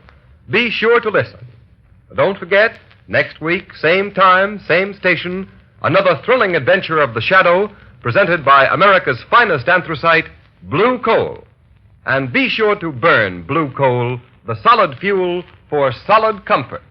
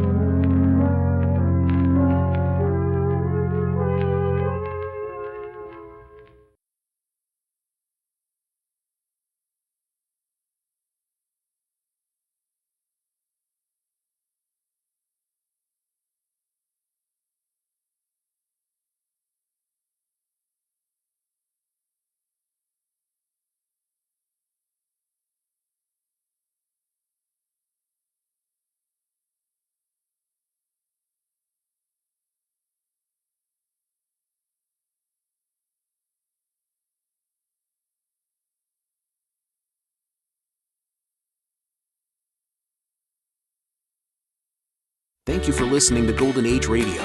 We invite you to return tomorrow for the next episode that will take you on another unforgettable adventure. When I was a child, my grandmother used to make the best ice cream with a hand crank. Now you can find her recipe book online, el4e.com. Don't turn your dial because the next installment of timeless tales and captivating narratives is just around the corner. Stay tuned for another dose of vintage radio magic that will transport you to a bygone era of entertainment like never before. The Kraft Foods Company brings you The Adventures of the Falcon, starring Les Damon. Hello? Yes, this is the Falcon speaking. Oh, Phyllis. I'm glad you called. Now, you'll have to give me a rain check, Angel. I'm all tied up. But that's only temporary.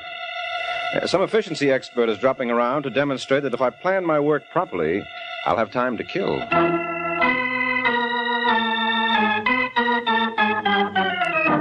This is Ed Hurley, friends, inviting you on behalf of the Kraft Foods Company to listen to The Adventures of the Falcon. You met the Falcon first in his best-selling novels. Then you saw him in his thrilling motion picture series. Now join him on the air when the Falcon solves the case of the puzzling pinup.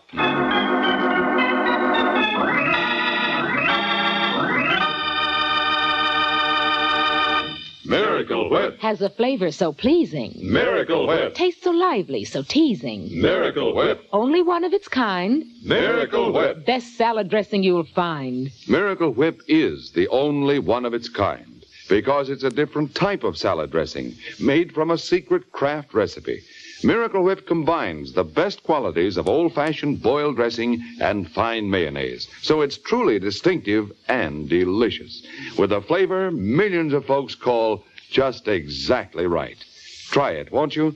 One taste will tell you why it's America's favorite salad dressing, the one and only Miracle Whip.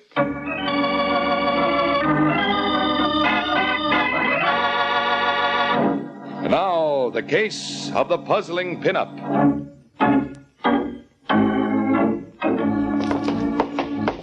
It's Sunday afternoon in New York, and a young man named Charles Sylvester Brayton II breaks all records dashing up the steps of a small rooming house in New York's West Side.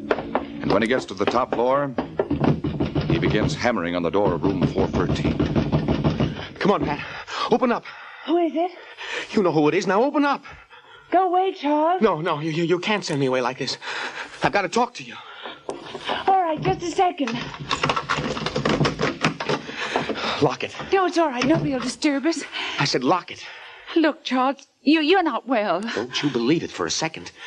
Don't you see, Pat? It was just a scheme to keep us apart. But I fooled them. Charles, please don't lock that door. What's the matter, Pat? Don't you trust me either? Of course I do. It's just that I don't like to see you so upset. Look, I've got an idea. What are you doing with that phone? I was just going to call your father. Put it down. But, Charles... Put it down. So you're working with them, too? No, I'm not. Then prove it. Marry me. You're insane. What did you say? Nothing, Charles. You're lying. You were going to say I was insane. I wasn't, I swear. I'll give you one last chance. I've got a car downstairs. Will you come with me? Look, Charles. Answer me. But, darling... All right, Pat. You had your opportunity. What are you doing with that gun? I gave you your chance, Pat. You'll have to admit that. Darling, now, listen to me. I've changed my mind. How do I know that you won't change it again? Charles, you can't do this. They'll hang you. No, they won't. You see, I'll be dead. No. Yes, you don't think I'd let you go without me. Charles, please. Don't be afraid, Pat. I'll be right by your side. Goodbye, darling. No. Oh.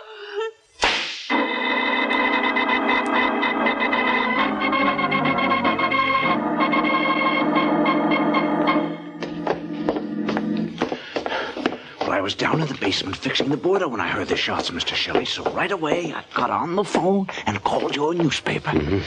Anybody else here in Driscoll? Oh, no, wasn't nobody else home. What about the cops? Well, I ain't notified them yet, you know. That was smart, Driscoll. We'll take care of you. All right, where do we go now? It's this room here. Okay, open the door. Well, what are you waiting for? Your editor, Mr. Wingate, said you'd have a little present for me. Oh, yeah. Well, I'll give you 50 when we get inside. But Mr. Wingate promised me 100. Okay, here it is. Oh, thanks. Now, where's your pass key?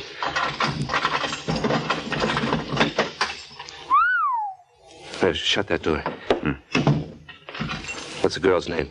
Patricia Brooks. You know the guy? No. Pull up the shade. I want to get a good look at his puss. Holy smoke. What's the matter, Mr. Shelley? Well, you know who this is? Charles Sylvester Braden II. Who? Skip it. Hand me some flashbulbs. They're in that case by your feet. Oh, okay. You know, something tells me these shots are going to be every bit as sensational as Mr. Braden's.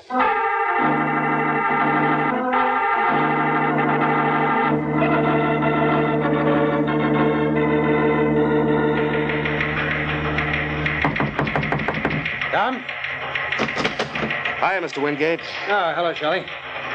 I'm sorry that tip didn't pay off. The way the janitor spoke on the phone, I thought we had something. Huh? What are you talking about, boss? The yarn I sent you out on. Whole story just came over the ticker. Cops were just there. Too bad there was nothing to it. Nothing to it? Do you realize... Oh, look, Shelley. Maybe in the hick town you come from, a pretty girl committing suicide is big news. But in New York, it happens every day in the week. Yeah, but what about... Well, what about what?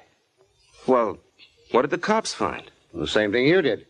Dead girl named Pat Brooks holding a gun in her hand. Nothing else? What are you getting at? Should there have been anything else? No, of course not. Where are your pictures? Pictures? That's what I sent you there for, remember? Where are they? They ain't. You see, I forgot to take along film. You what? I'm sorry, boss. I feel like an awful jerk. Okay, forget it. At least there was no harm done. But it'll teach you to be more careful in the future. Oh, yeah. I learned my lesson, Mr. Wingate. I bet I'll pick up plenty from an experience like this. We're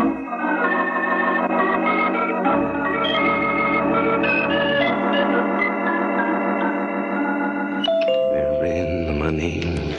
We're in the money. Yes? I'd like to see Mr. Charles Braden Sr., please. I'm afraid that's impossible. Mr. Braden's only son died yesterday in an automobile accident. Yes, I know. I read all about it, but I still think he'll see me. Tell him it's Walter Shelley of the Gazette. Who is it, Laura? It's me, Braden. I'm the guy you spoke to on the phone this morning. Yes. Won't you come in, sir? Thanks. This is the young man I've been telling you about, Laura. Yes, so I gather. Miss Allen is my secretary, Mr. Shelley. Good enough. Well, now, suppose we get down to business. You told me you had some pictures I might be interested in. That's right. May I see them, please? Sure. Here they are. Very interesting. Like a drink, Mr. Shelley? Well, thanks, dollface. Well, here's to what we all want. I'll join you in that, sir. Had time to look at those pictures yet, Mr. Braden? Yes, indeed. Notice anything peculiar about them? I presume you mean that one of the bodies is that of my son, Charles. Yeah, and he's holding a gun. So? So, when I heard that the cops only found one stiff, I immediately jumped to the conclusion that you must have taken care of the other by bribing the janitor of the building. But why should I do that? Look, let's stop kidding each other, Braden. The guy with your name couldn't stand the disgrace. You wouldn't want to go through life known as the father of a murderer. There's something in what you say, Mr. Shelley. How much do you want? 10 grand for the set of pictures you've got in your hand. And how much for the negatives? Negatives? Oh, come. You mustn't take me for a child, Mr. Shelley. I'm aware of the elementals of photography. Now, where are those negatives? Cut it out, Braden. You're choking. Where are they? Give me a chance. All right. Yeah, you could have killed me then. The negatives, please. Yeah, sure. Got them right here in my pocket. Mr. Braden! I'd advise you to put away that gun, sir. You're not as smart as you think. Apparently not. Wouldn't I be a chump to keep those negatives on me? Oh, no. You're gonna pay for them, mister. And pay through the nose.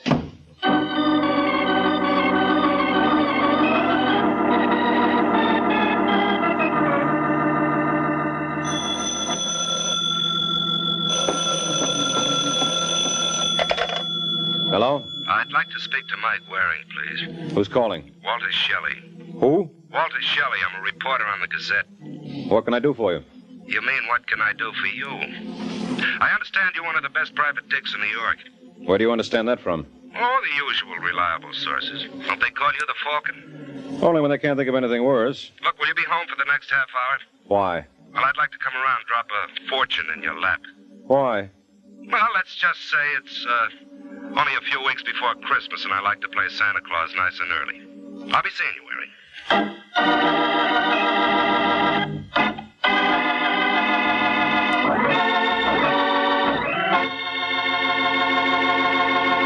This is Ed Hurley again, friends. I have a little suggestion for you ladies who wonder what you're going to do for some interesting menu ideas. And my suggestion is this. Just get a 2-pound loaf of Kraft smooth melting pasteurized processed cheese food, Velveeta. You can melt Velveeta for smooth, delicious cheese sauce that'll add extra goodness to vegetables or seafood or rice or just plain toast for a fine main dish. And it's such an easy sauce to make. All you do is melt a half-pound of Velveeta in the top of your double boiler.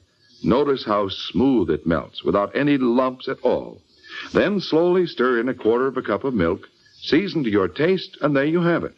A delicious cheese sauce with a wonderful, rich, yet mild cheddar cheese flavor. A flavor that everyone, the youngsters and Grandma included, will enjoy often. And it's a wholesome dish, because Velveeta is so rich in important food values from milk. So whether you melt Velveeta for a swell cheese sauce or slice it thick for hearty sandwiches, you'll find Velveeta is a mighty handy helper, Mother. Get a 2-pound loaf tomorrow, won't you? It's America's favorite cheese food, the one and only Velveeta, made by Kraft.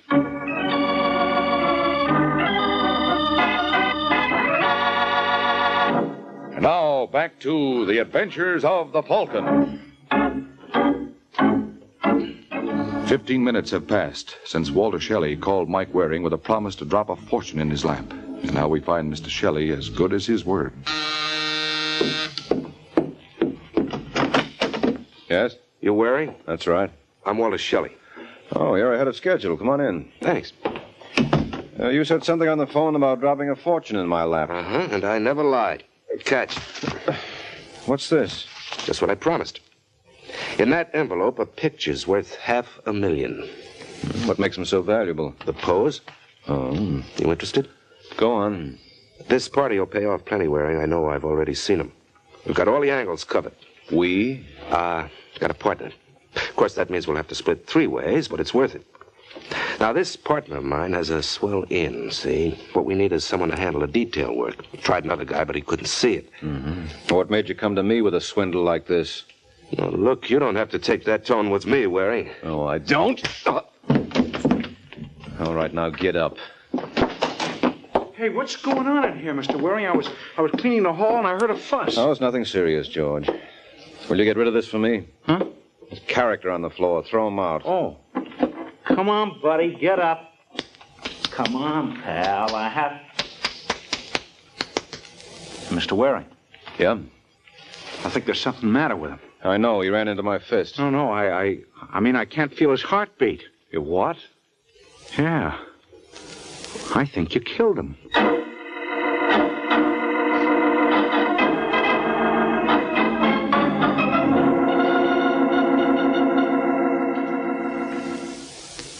All right, Waring, let's have the truth now. And don't give me any more stuff about pictures, because we didn't find any. You didn't? No. Why'd you kill Shelley? I tell you, I didn't kill him, Lieutenant. You admit you slugged him. Look, Webster, I may brag now and then, but I'm still no Joe Louis. What do the autopsy reports say? Hasn't come in yet. Well, what are they waiting for? Hey, Lieutenant, open up, will you? What do you want, Sergeant? It's a Mr. Wingate to see Waring. Wingate? Well, tell him to beat it. Waring isn't having any visitors. I've got a court order here, Lieutenant. Maybe you'd like to look at it. Yeah. Let's see that. There you are. Seems to be all right. Open it up, Sergeant. You can have 5 minutes, no more. It's fair enough. Hello, Waring. Well, who are you? Out at the Wingate. Still means nothing. I hold down the slot in the Evening Gazette. Shelley worked for me until he came to me this morning with an idea how he could make some easy dough. Wait a minute. You must be the guy he told me he'd talk to before he came to see me. That's right. I threw him out. What are you doing here? Well, when the story came over the ticker, I thought there might be something I could do for you. Oh, why should you? I want this story for my paper, exclusively. And I'm willing to pay for it. Okay, Wingate. You got yourself a deal. Do you know what was on those pictures of Shelley's? No. Did he mention any names? Not a one. Well, it doesn't matter. Here are my keys. The superintendent of my building is a character named George Kennedy. Check with him and see what he did with the envelope. And bring it back to me. Haven't the police got it? No, the lieutenant told me they didn't find a thing. It may have been brushed aside in all the excitement. Well, it doesn't sound like much to go on, but keep your fingers crossed, kiddo. I'll do what I can.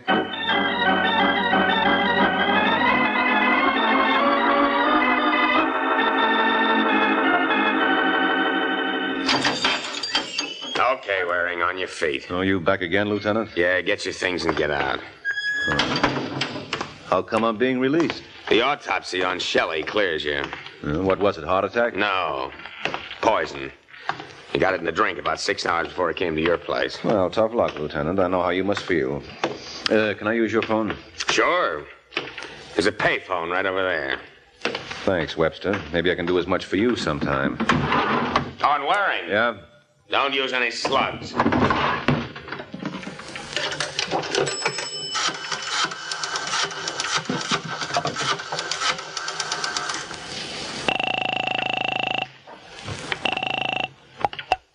Hello? That you, George? Oh, hi, Mr. Waring. Say, is Mr. Wingate there? Oh, sure. You want to talk to him? No, I'll see him later. What did you do with the pictures? We didn't find him. Well, they can't have disappeared. They were on my desk before I slugged Shelley. We ain't there now. We've practically taken the place apart. All right, stop wrecking the joint. I'll be right over.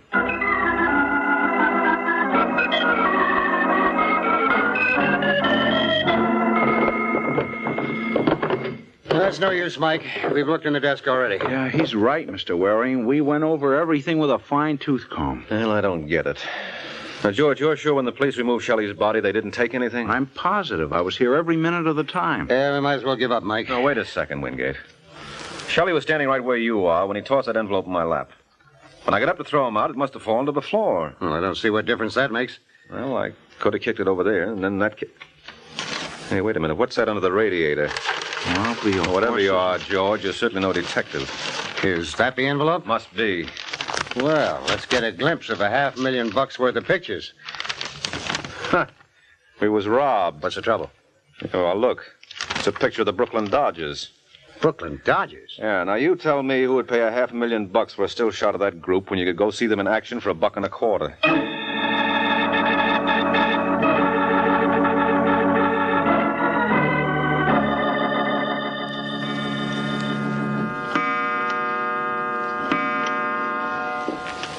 You hear that, Mike? 3 a.m. I don't care. I'm not leaving until I make head or tail of these pictures. What makes them worth all that money, Wingate? Shelley must have been crazy. Well, then why was he murdered? Come in. I hate to disturb you, gentlemen, but I'm looking for Mike Waring. Well, you've come to the right place. Are you Mr. Waring?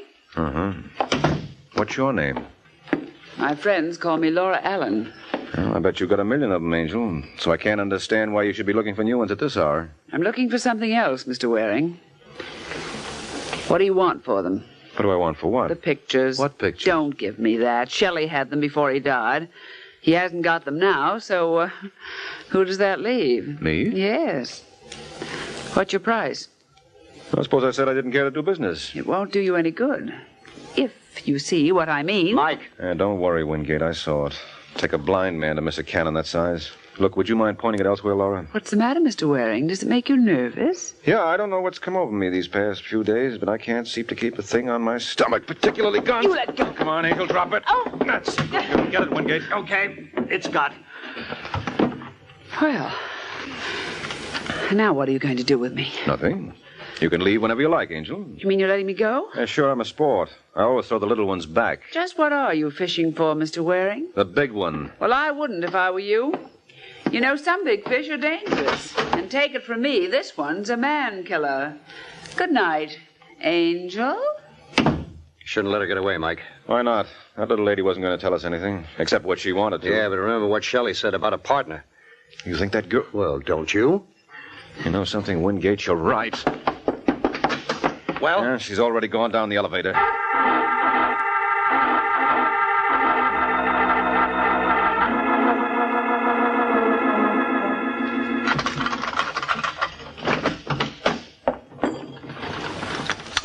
Hello, Laura. Mr. Braden, That's right. what are you doing in my apartment? My dear girl, I think the answer's fairly obvious. I was waiting for you. And I told you that if I had anything to report, I'd let you know. Well, you can hardly blame me for being anxious, Laura. Now, where are the pictures? I didn't get them. You know, my dear, I find that very difficult to believe. You're such a very determined young lady. Well, I ran into a very determined young man. And yet Mr. Waring let you get away, Yes, and don't ask me why, because I don't know. You must be tired, my dear. You're quite right, Mr. Braden. I am tired. I'm tired of trying to protect your precious name. Why don't you pay off and let it go at that? I don't like to hear you talk that way, Laura. But knowing you as I do, I'm sure you'll never let this little conversation go any farther.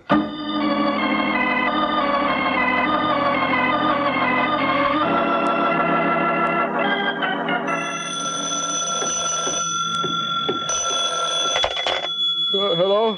Is that you, Waring? Uh-huh. This is Laura. Who? Laura Allen, you remember? Oh, sure. Now listen, Waring, there's something I've got to tell you. Where do you live? At the Rainey apartments. But before you come, I want you to know that I killed Walter Shelley. Oh, you admit it? Well, if you want to be convinced... Oh! Hello, Laura. Laura!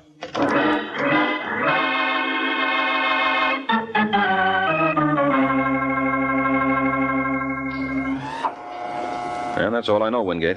Right after I heard the shot, I grabbed a cab and started over here. Then I remembered my promise to you, so I detoured over to your office to pick you up. I appreciate it, Waring. Hey, what floor do we get off on? Right here, the third. Oh, okay. It must be down this way. Here it is. Yeah, Laura Allen. Uh-oh. Unlocked? Yeah. So, she did commit suicide after all. It seems so. Hey, what do you make of this? Silver cigarette case. Silver nothing. This is platinum. Huh? Yeah, they don't hand these out on push carts. And here, look at the engraving. Can you make it out? Yeah, to Laura Allen from the tyrant Charles Braden Sr. Charles Braden Sr.? Hey, this girl moved in the big leagues. That's so right. And if she was in Braden's employ, then he's the boy who's interested in the pictures, and she was working hand in glove with Shelley. Yeah, but why would Braden want a picture of the Brooklyn Dodgers? He didn't. The pictures we found must have been phony. Say, wait a minute. Wasn't his son in some sort of a mess recently? Well, he got killed in an automobile accident. No, that's too pat. Braden's hiding something. Who are you calling? The police. Well, make it snappy. I want to phone my paper. Hey, wait a minute. What's the trouble? I just thought of something. I heard the shot that killed Laura over the phone. So? Well, if she died instantly, who hung this receiver back on the hook? Yeah, but that means... Yeah, go on, say it, Wingate. She was murdered. But you said she talked to suicide. Someone could have forced her to by holding a gun in her back. Who? That's what I intend to find out. Now, look, I want you to get a fingerprint expert up here. What for? The killer made one blunder when he put the receiver back on the hook. Isn't it possible he made another? I don't follow you. Maybe he left his prints on the instrument. You got any idea where we can find an expert at this time of night? Oh, you got one down the paper. Swell. Get him, Wingate. Where'll I meet you later? Make it Mr. Braden's. Something tells me he'll probably be very interested in the results.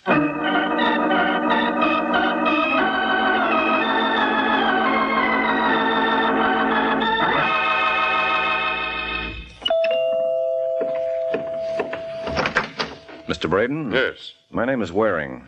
Oh, come in, won't you? Thank you. You were a friend of Walter Shelley's, I believe. Well, I wouldn't say that. Strange that he entrusted his most precious possessions to you.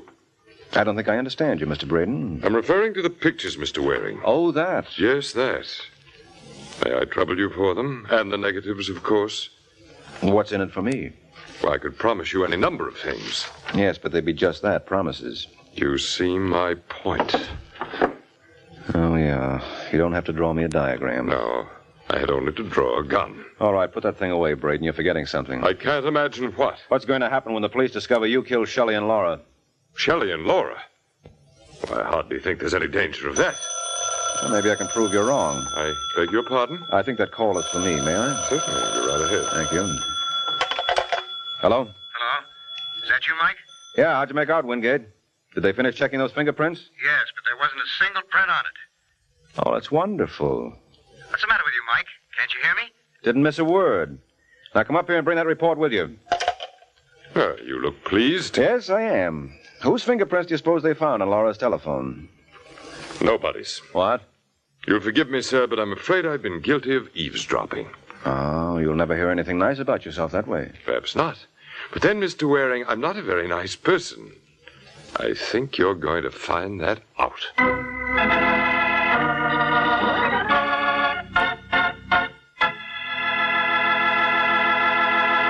Remember, tomorrow at your grocer's, you can get a wonderful new salad oil for your homemade salad dressings, your cooking, your baking.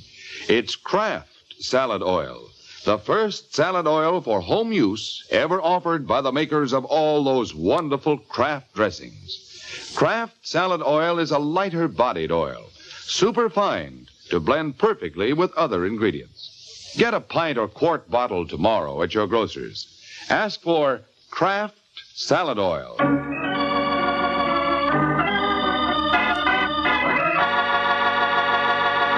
Now, back to the adventures of the Falcon. 2 minutes ago, Charles Brayton Sr. told Mike that he wasn't, quote, a very nice person, unquote. And judging by the gun he keeps trained on Mike, Mr. Brayton believes in telling the truth. Oh, really, Mr. Waring, you don't know how this pains me. Well, I'd never guess it, Brayton. You certainly hide your grief well. And you, sir, your fears. Oh, that's where you're wrong. I don't believe you're going to shoot. Tell me, Mr. Waring, what is your purpose in glancing at that window every 5 seconds? Frankly, I find it very distracting. That was my purpose. All right, Wingate, grab him. Nice work, Wingate. Now give me the gun. Okay, here you are. Now phone police headquarters. No. My paper comes first. Well, any way you like, but don't forget the cops. I don't suppose there'd be much point in appealing to your better nature. Oh, I don't know. What do you think, Wingate? No, I'm just an innocent bystander, Waring. You better leave me out of this. Oh, that's impossible, friend. You've got a lot to say. Oh, you mean because I saved your life? No, because you killed Shelley and Laura. What are you babbling about? Murder, Wingate. I'm just wondering who's going to cover your execution for the Gazette.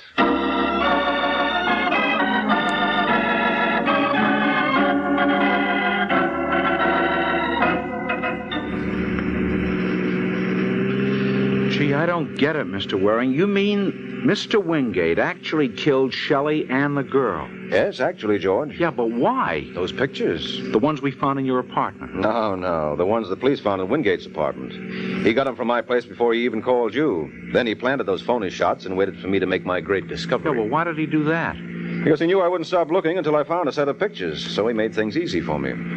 Well, I still don't understand why he killed Shelley. He was Shelley's partner. Wingate? Mm-hmm. He was in from page one, but he got greedy and wanted the whole pie.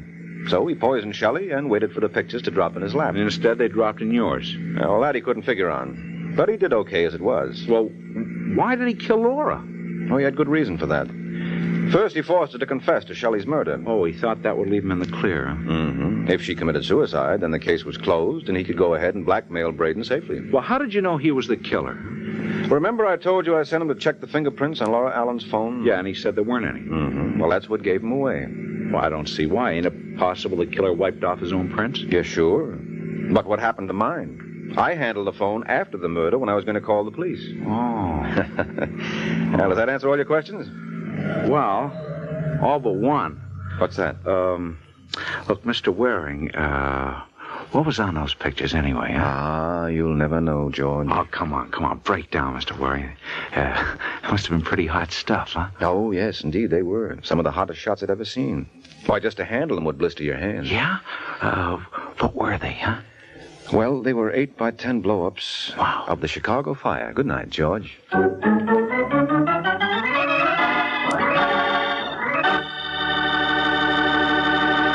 There comes a time in the life of every homemaker when she has to fix a dinner fast, and that's when Kraft Dinner is such a help.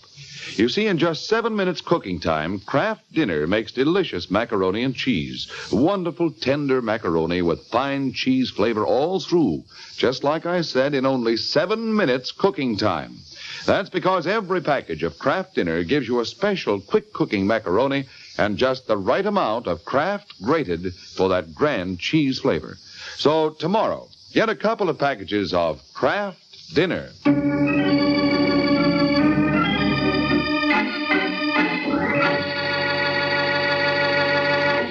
This is NBC, the national broadcasting company.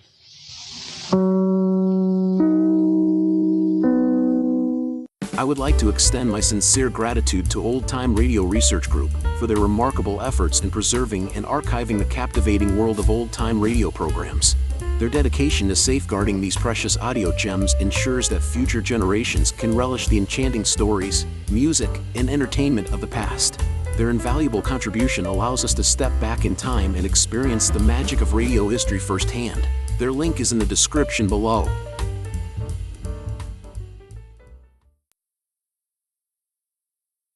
Ladies and gentlemen, the secret word tonight is grass. Grass. Really? You bet your life.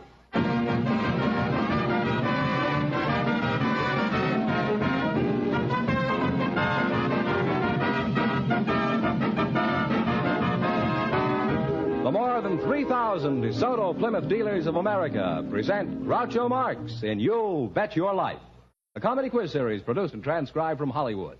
And here he is, the one, the only... That's me, Groucho Marx.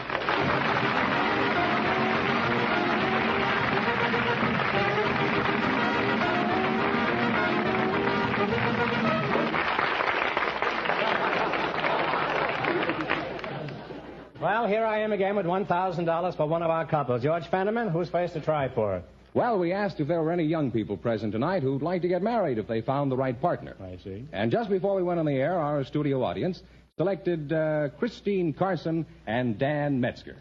Folks, meet Groucho Marx. Welcome, kids, for the DeSoto Plymouth dealers, and if you say the secret word, you'll divide $100 in cash. It's a common word, something you see every day.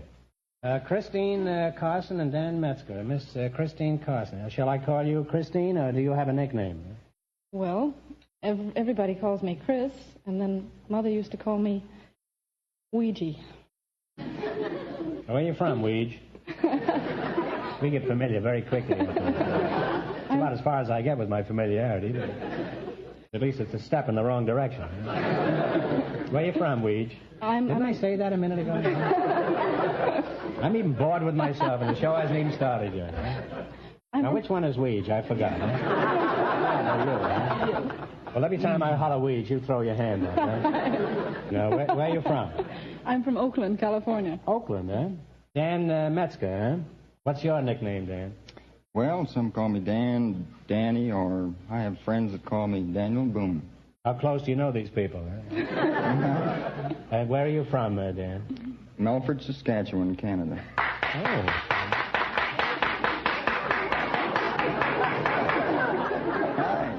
Somebody out there from Port Jervis. How old are you, Mr. Boone? 30 years old. 30 years old. Well, that's a ripe old age. And Ouija, what is your age? I'm 23. 23. Well, you're a mighty attractive-looking girl. Huh? Now, Fenneman says you'd like to get married if you found the right partner. Is that right, Ouija? Yes, I would. Well, that's a very worthy objective. And I hope you take your objective. Mr. Boone, would you like to get married? Eventually, yes. Well, that's a sneaky answer if I ever heard it. What do you mean? What's your reason? Or have you completely lost your reason? Well, I would. And after all, we all like the things that go with married life. We all like to settle down, have a darling little wife and children, what have you. Are you asking me or telling me? What did you say? You'd like to have a family, is that it? Well, is there any particular family that you crave, I mean? I must say that you're the most reluctant bridegroom I've met this year. Maybe I'll have more luck with Ouija here. Who do you work for, Christine? Arthur Murray. Oh, is that so? I've known Arthur Murray for 40 years. He makes the best chop suey on 7th Avenue. How long have you worked in that hash house? Or that chop house, I guess. That's the wrong Murray. I work for the one who teaches dancing. Oh, well, you're crazy about typesickery, and I'm crazy about chop suey. However, we can still be friends. Dan, where do you work? I'm an instructor with the Hollywood riding stable. Oh, well, maybe I can marry you to Christine before the night's over. At least you're sort of a groom already, aren't you? What do you do at Arthur Murray's, Christine? I teach dancing. Could you teach me to dance? Well, of course. What makes you so sure, you know? Others have tried and failed. Well, Mr. Murray has a very wonderful testament, and in 35 years there have only been 3 people that he couldn't teach to dance. And who were they? They were idiots.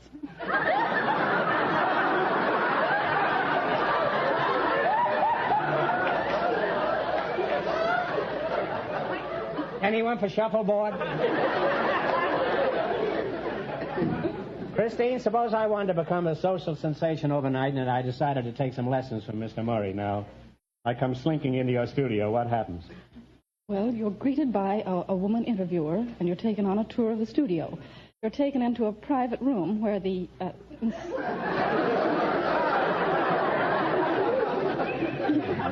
In a private room, eh? Yes, so that the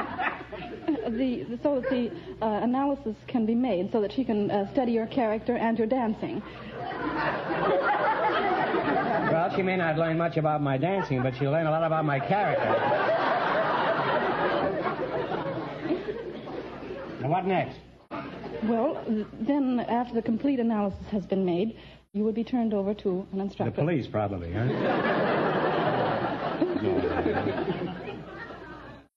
Now, what'd you say? I said you would be turned over to me. Oh, now you're talking, huh?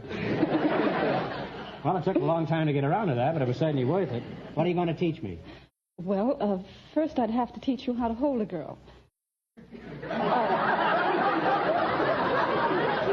You're kidding, aren't you? Well, now, Dan, let's get back to your stable. Suppose I wanted you to teach me to ride. Where do we begin? Well, we begin with the reins.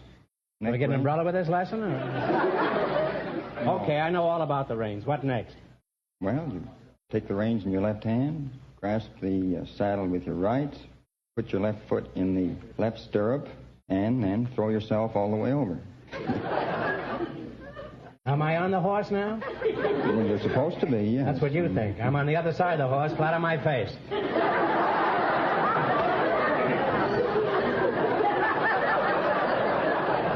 Now, Dan, what do you do? What do you look for in a good riding horse? Well, the first thing I look for is a pair of beautiful eyes. Nice long mane, curvaceous neck, nice teeth. Kiss me, you fool.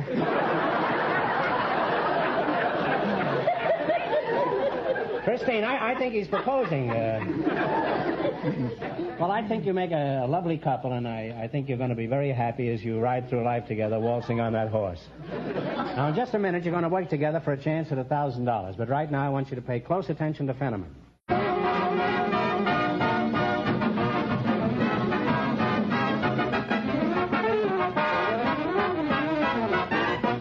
The word reliability is mighty important. And it's a mighty important word to your DeSoto Plymouth dealer, too. For whenever you need service for your car, your DeSoto Plymouth dealer wants to make sure you get reliable service.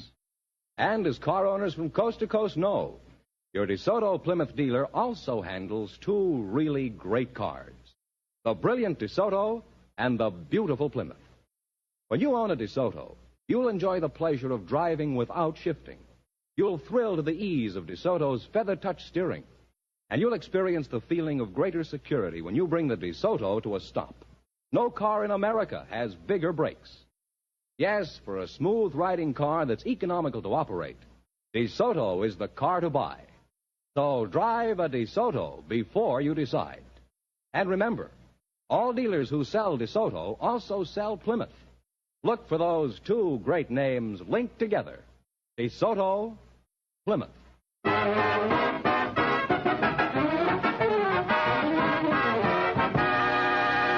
Now, you're going to play You Bet Your Life for $1,000. Fenneman, tell him the rules. Each of our three couples has $20. They bet as much of that 20 as they want on each of 4 questions. The couple that earns the most money gets a chance at the $1,000 DeSoto Plymouth question at the end of the show. You see, our other two couples are in a waiting room off stage, so they don't know what's going on out here.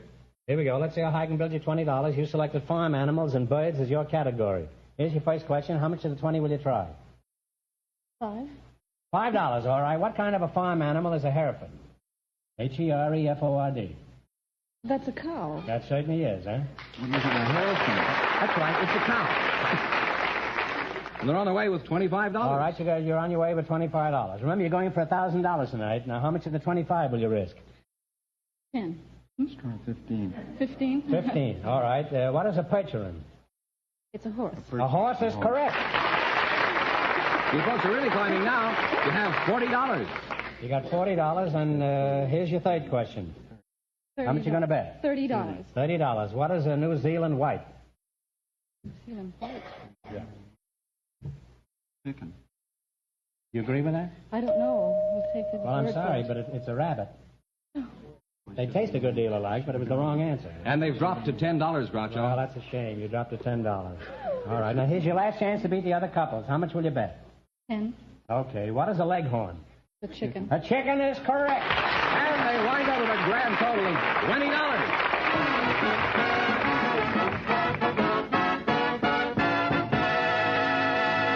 Thanks and good luck from the DeSoto Plymouth dealers. Now, stick around now. You may get a chance at the big question. Friends, our next couple has been in a waiting room off stage, so they don't know the secret word is grass. Perhaps they'll say it while they're talking to you, Groucho. Okay, fellas, bring them in. Just before we went on the air, our studio audience selected a trash man and a housewife to be his partner. And here they are, Marshall Rabens and Christina McLean. Meet Groucho Marx. Welcome to You Bet Your Life. And if you say the secret word, you'll divide $100 in cash. It's a common word, something you see every day. Mr. Marshall Rabens, you're a trash collector, eh? Oh, that's right. Pretty snappy dresser for a trash collector. I only work in daytime. This isn't part of the stuff that you collected, No, I don't have that kind of luck. Are you in business for yourself? Yes, I am. What do you call your business? Yellow Barrel Company. And Christina McLean, is it? That's right. It's a Scotch name, huh? Yes, it is. Nice one, too. Thank you. What sort of work does your husband do, Mrs. McLean? He's a retired railroad man. Mm-hmm. Do you have any trash at your house? Why, of course, every housewife has trash. Oh, I wouldn't say that. Some women think a lot of their husbands. How did you meet your husband, Mrs. Mack? I'll call you Mrs. Mack, huh? All right, that's fine. Well, I went home from work one day, and my mother was having the winter cold put in, and she was also canning strawberries. So I was going down the cellar steps quite gingerly, carrying this crate of strawberries, when a voice said, would you like some help there? So when he said that, I was so scared I dropped the strawberries and fell down the rest of the steps. Well, the fellow, he came out and tried to help me, and my mother came to the cellar door, and she yelled, "For heaven's sake, what's going on down there?" He said, "Well, I'm trying to help your daughter pick up the strawberries." And she thought he meant pick them.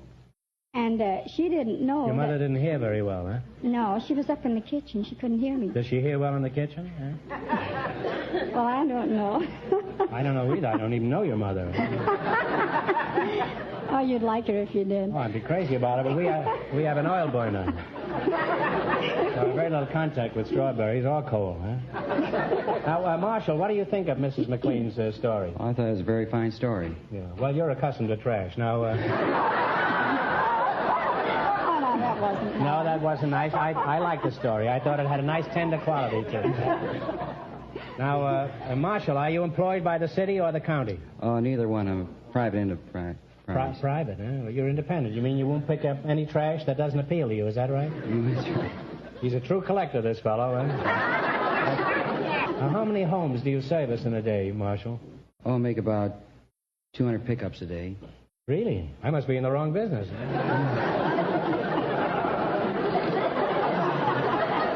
I haven't made one in 3 weeks, huh?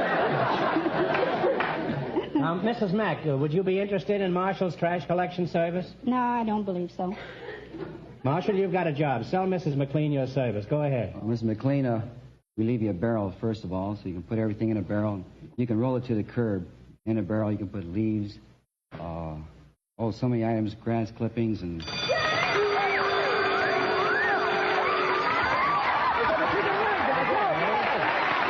That's the secret word.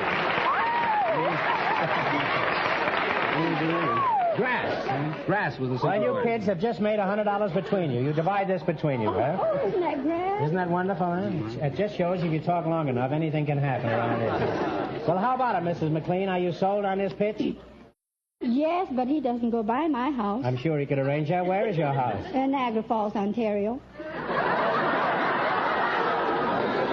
Well, on your next trip out here, bring your trash with you, Mrs. McLean. Do your customers ever give you any trouble, Marshal? Yes, every now and then we hear about or we catch someone in the middle of the night sneaking out of the house and carrying their trash across the street or to their neighbors and dumping into the barrel. And what a shabby thing to do, huh? Now, I think we've covered the trash situation pretty carefully, unless there's something you'd like to add. You've got anything to say, how's the trash situation at your home?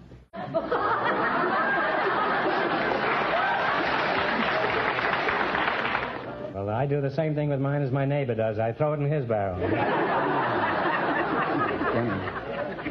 Well, I think you two are going to make a lot of money as you go through life, and your paper profits will be wonderful on this route, Marshal.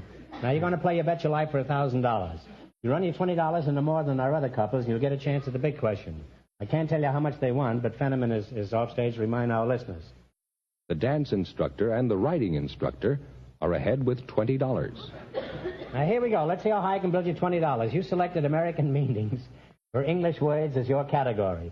Is that right? That's right. Here's your first question. How much of the 20 will you try?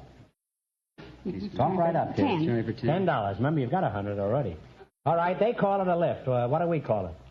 Elevator. Elevator is correct. And you folks are on your way. You have $30. Now, you got $30. Remember, you're going for $1,000 tonight. Now, how much of the 30 will you try?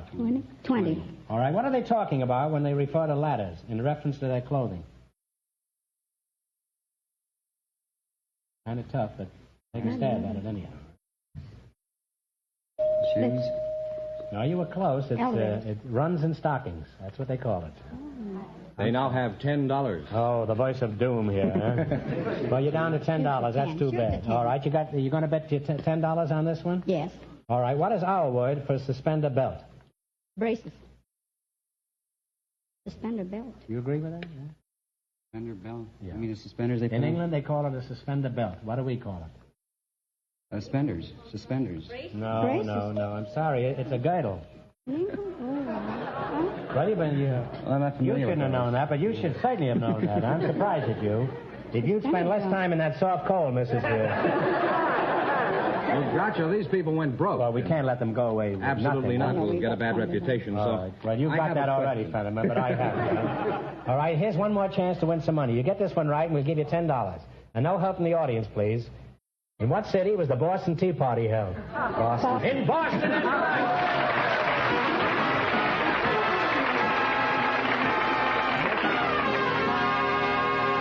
Thanks and good luck from the DeSoto Plymouth dealers. Penniman, who's ahead? The dance instructor and the unmarried man that worked at the stable is ahead with $20. Do you know if that's true or not? No, I don't, but since you said it... He's ahead with $20. In as much as you said it, I doubt it. And our next couple has been off stage, so they, of course, don't know the secret word is grass. Just before we went on the air, Groucho, our studio audience selected a young lady who works in an employment agency, Miss Mildred Harradine. And her partner is a yacht broker, Mr. Charles Beauchamp. And here they are now. Folks, come on over here and meet Groucho Marx. Welcome for the DeSoto Plymouth dealers, folks, and if you say the secret word, you'll split $100 in cash. It's a common word, something you see every day. Mrs. Harradine, is that right? That's right. Where are you from, Mildred? Salem, Massachusetts. Mr. Beauchamp, is that... You're a yacht broker. Yes, sir. Beauchamp, is it? You're a yacht broker, is yes, that right? That's my business. I thought you looked pretty crafty. Where are you from, Charlie, my boy? Iowa. Iowa, huh? Yeah. You're in the yacht business, and you're from Salem, huh? That's right. You should be from Salem if you're in the yacht business. That's right. You do Salem, don't you? Oh, yes, once in a while. I'll scratch something out of this yet, huh? Who do you work for, Mr. Beauchamp? Well, I'm in business for myself. I see. And how is business? Oh, very good. I can't complain. Well, would you if you could? Oh, I would. How many yachts did you sell today? Oh, none today. Well, aren't people hoarding yachts these days? You didn't sell any today, but business is good, eh? Yeah. How many don't you sell on a bad day? Well, you don't buy a yacht just like you go out and buy a pound of hamburger, you know.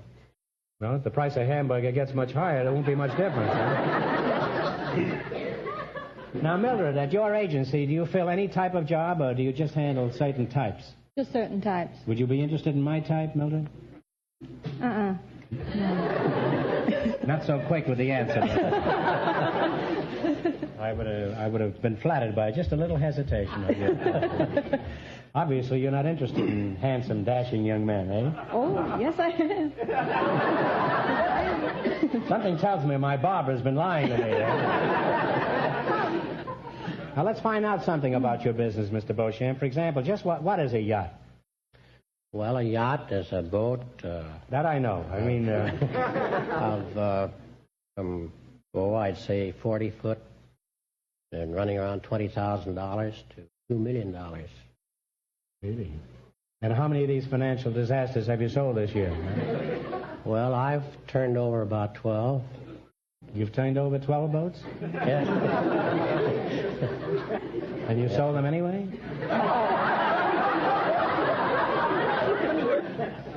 Suppose I bought a $2 million yacht now. Where could I go in it?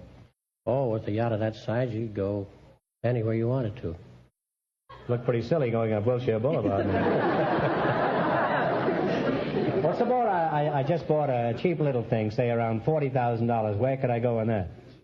Well, you could go to Catalina on weekends. That's about the only place you can go around here. That's about all you could do with a $40,000 yacht, go to Catalina? Yeah. Oh, what you don't know about yachts, Mr. Beauchamp, huh? I can go fishing, too, you know. Huh? Anything unusual ever happened to a yacht broker, Mr. Beauchamp? Oh, yes, quite often. Wasn't so very long ago. I was showing a boat I just sold, and we'd been all through the boat, and he said, well, how is the running rigging on the boat? And I said, oh, it's just fine. It's all brand new. And as I said that, I leaned up against the boom, and the line just parted like that, and I fell in the bay. And did they fish you out? Well, I fished myself out. The party that was buying the boat was quite a comedian. He looked down at me, and he said, well, pardon me, can I get your hat for you? It was floating off down the bay. He wasn't a professional comedian, huh? I think he was. Well, now tell me, suppose you sell a yacht, let's say a $2 million job. Now, what do you get out of it? Oh, I get 10% off the top. You get 10% off the top? Doesn't the poor sucker even get a poop deck for his $2 million? Why would anyone need a yacht broker, Commodore? What's to stop me from going out and buying a yacht? Besides money, I mean. How do you earn your 10%? Well, first I know that the boat is all right, that there's no worms or dry rot in it, and that it's a good, clean deal. What do you mean by a clean deal? Well, no dirty bilge. What's a dirty bilge? Is that what you get at the first of the month? What's the most luxurious yacht you have ever handled? It was one that was built in the Great Lakes. It's a very modern, ultra-modern, streamlined design. There's about 10 staterooms. They're all double staterooms. And they have real deep, thick rugs throughout the boat. And, in fact, a fella could walk through that rug with a hole in his pants. You couldn't even see it. And what was that? You could walk through what? That rug. Yeah, how? With a hole in the seat of his pants, and you couldn't even see it. They're so deep. Guy buys a yacht for $2 million and's got a hole in his pants. That fellow's not a very shrewd businessman. Now, how much a month would it cost to operate a scow like that? Oh, it would run about $100,000 a year. Mm-hmm. That's for 2 pair of pants, I suppose, huh? Now, Mildred, just how do you go about finding the right girl for the right job? Now, suppose I wanted a girl and called you up. What would you do? Well, I'd ask you some questions first. I thought there was a catch in it. I want a redhead with nice eyes and one who is a whiz at keeping her figures in line. Now, how about it? Well, does that secretary have to be a fast typist? Well, not too fast. I should be able to catch her after about the third lap.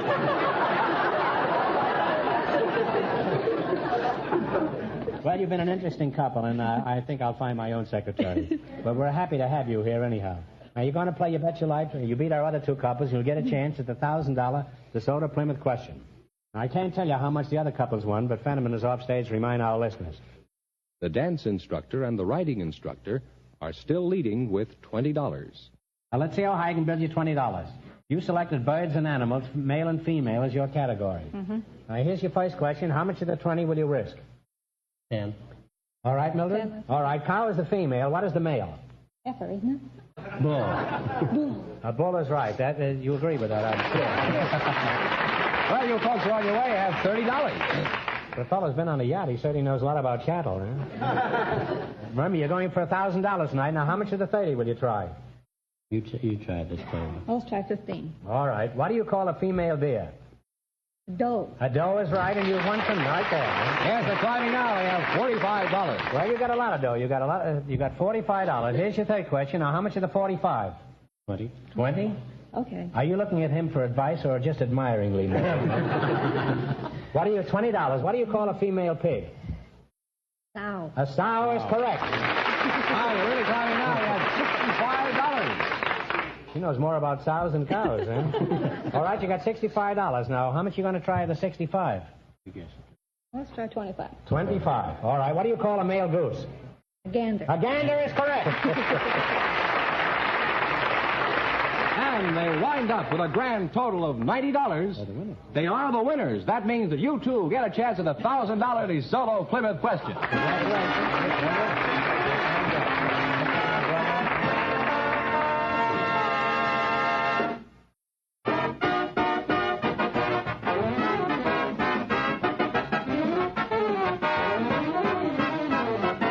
Friends, I think you'll agree that you get the best job done when you go to a specialist.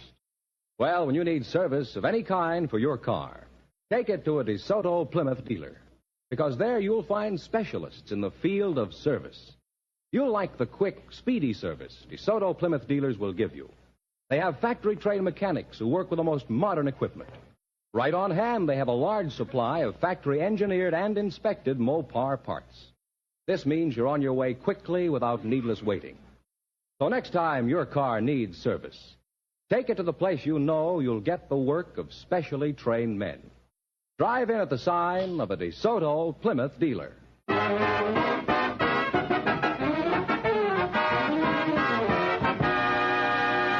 I thought they did it very well this time, huh? And here's our winning couple, Groucho. The lady from the employment agency and the yacht broker all ready for the DeSoto Plymouth $1,000 question. Well, this will seem like small potatoes to you after that $2 million commission. But I'm sure you can use the $500 if you win, brother. All right, here we go for $1,000. I'll give you 15 seconds to decide on a single answer between you. And think carefully, and please no help in the audience. Here it is. The long one. Think carefully. Just 100 years ago, a unique republic was founded. Their official language is English. They use the dollar as a medium of exchange. and the country was founded by a settlement of citizens from the United States. What country is it that is so much like our own in government?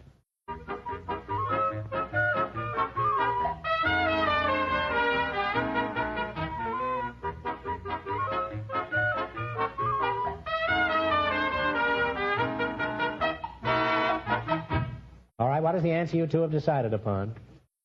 No, I'm sorry. It's Liberia. So that means the big question next week will be worth $1,500. Well, you did pretty well. Let's see. You lost the big money, but how much did you win? You won how much? $90 in the quiz? $90 in the quiz, yes. And no secret word? No secret word. Well, for that these isn't bad for a half hour's work, $90. Congratulations, and thanks to both of you. Thank you.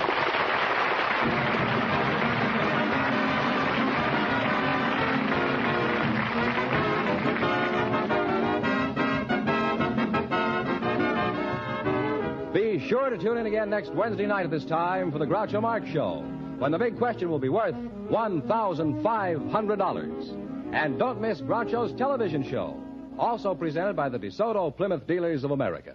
And remember, all dealers who sell DeSoto also sell Plymouth. Two great cars, both products of the Chrysler Corporation. When you drive in, tell them Groucho sent you. Just be sure to see your DeSoto Plymouth dealer.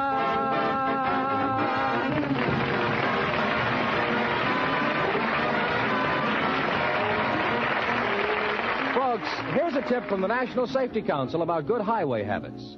Don't save the checkup of your windshield wipers for a rainy day. You Bet Your Life is produced by Don Goodell. Transcribed from Hollywood, directed by Robert Dwan and Bernie Smith. Music by Jerry Fielding. This is George Fenneman, signing off for the more than 3,000 DeSoto Plymouth dealers from coast to coast.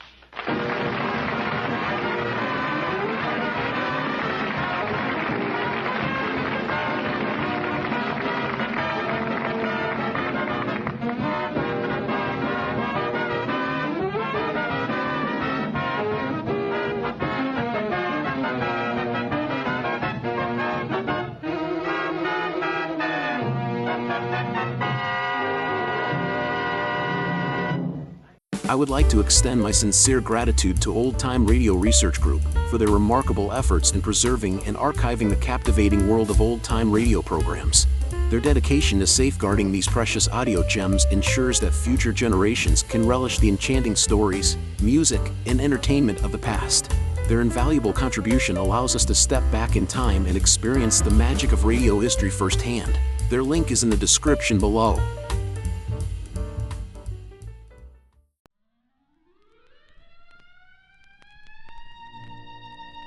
Thank you all for tuning into Golden Age Radio today. We hope you enjoyed the classic tunes and captivating stories from the past. Absolutely. It's been a delightful journey through time, and we truly appreciate each and every one of you for joining us. We have a fantastic lineup prepared for tomorrow's broadcast, filled with even more nostalgic melodies and thrilling dramas from the golden era of radio. So mark your calendars and set your alarms because you won't want to miss it. Join us again tomorrow at the same time for another unforgettable session of Golden Age Radio. Invite your friends and family to come along too. Let's make it a delightful gathering filled with timeless entertainment and warm memories. Once again, thank you for being part of our wonderful audience today. We look forward to having you with us again tomorrow as we dive into the enchanting world of the past. Until then, take care and have a fantastic day ahead. See you tomorrow.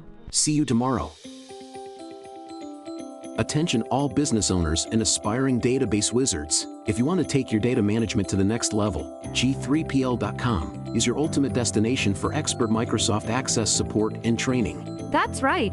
G3PL.com believes that every successful database journey starts with a dedicated individual guiding you to success. That's why we're proud to introduce G3PL.com, a Microsoft Access expert.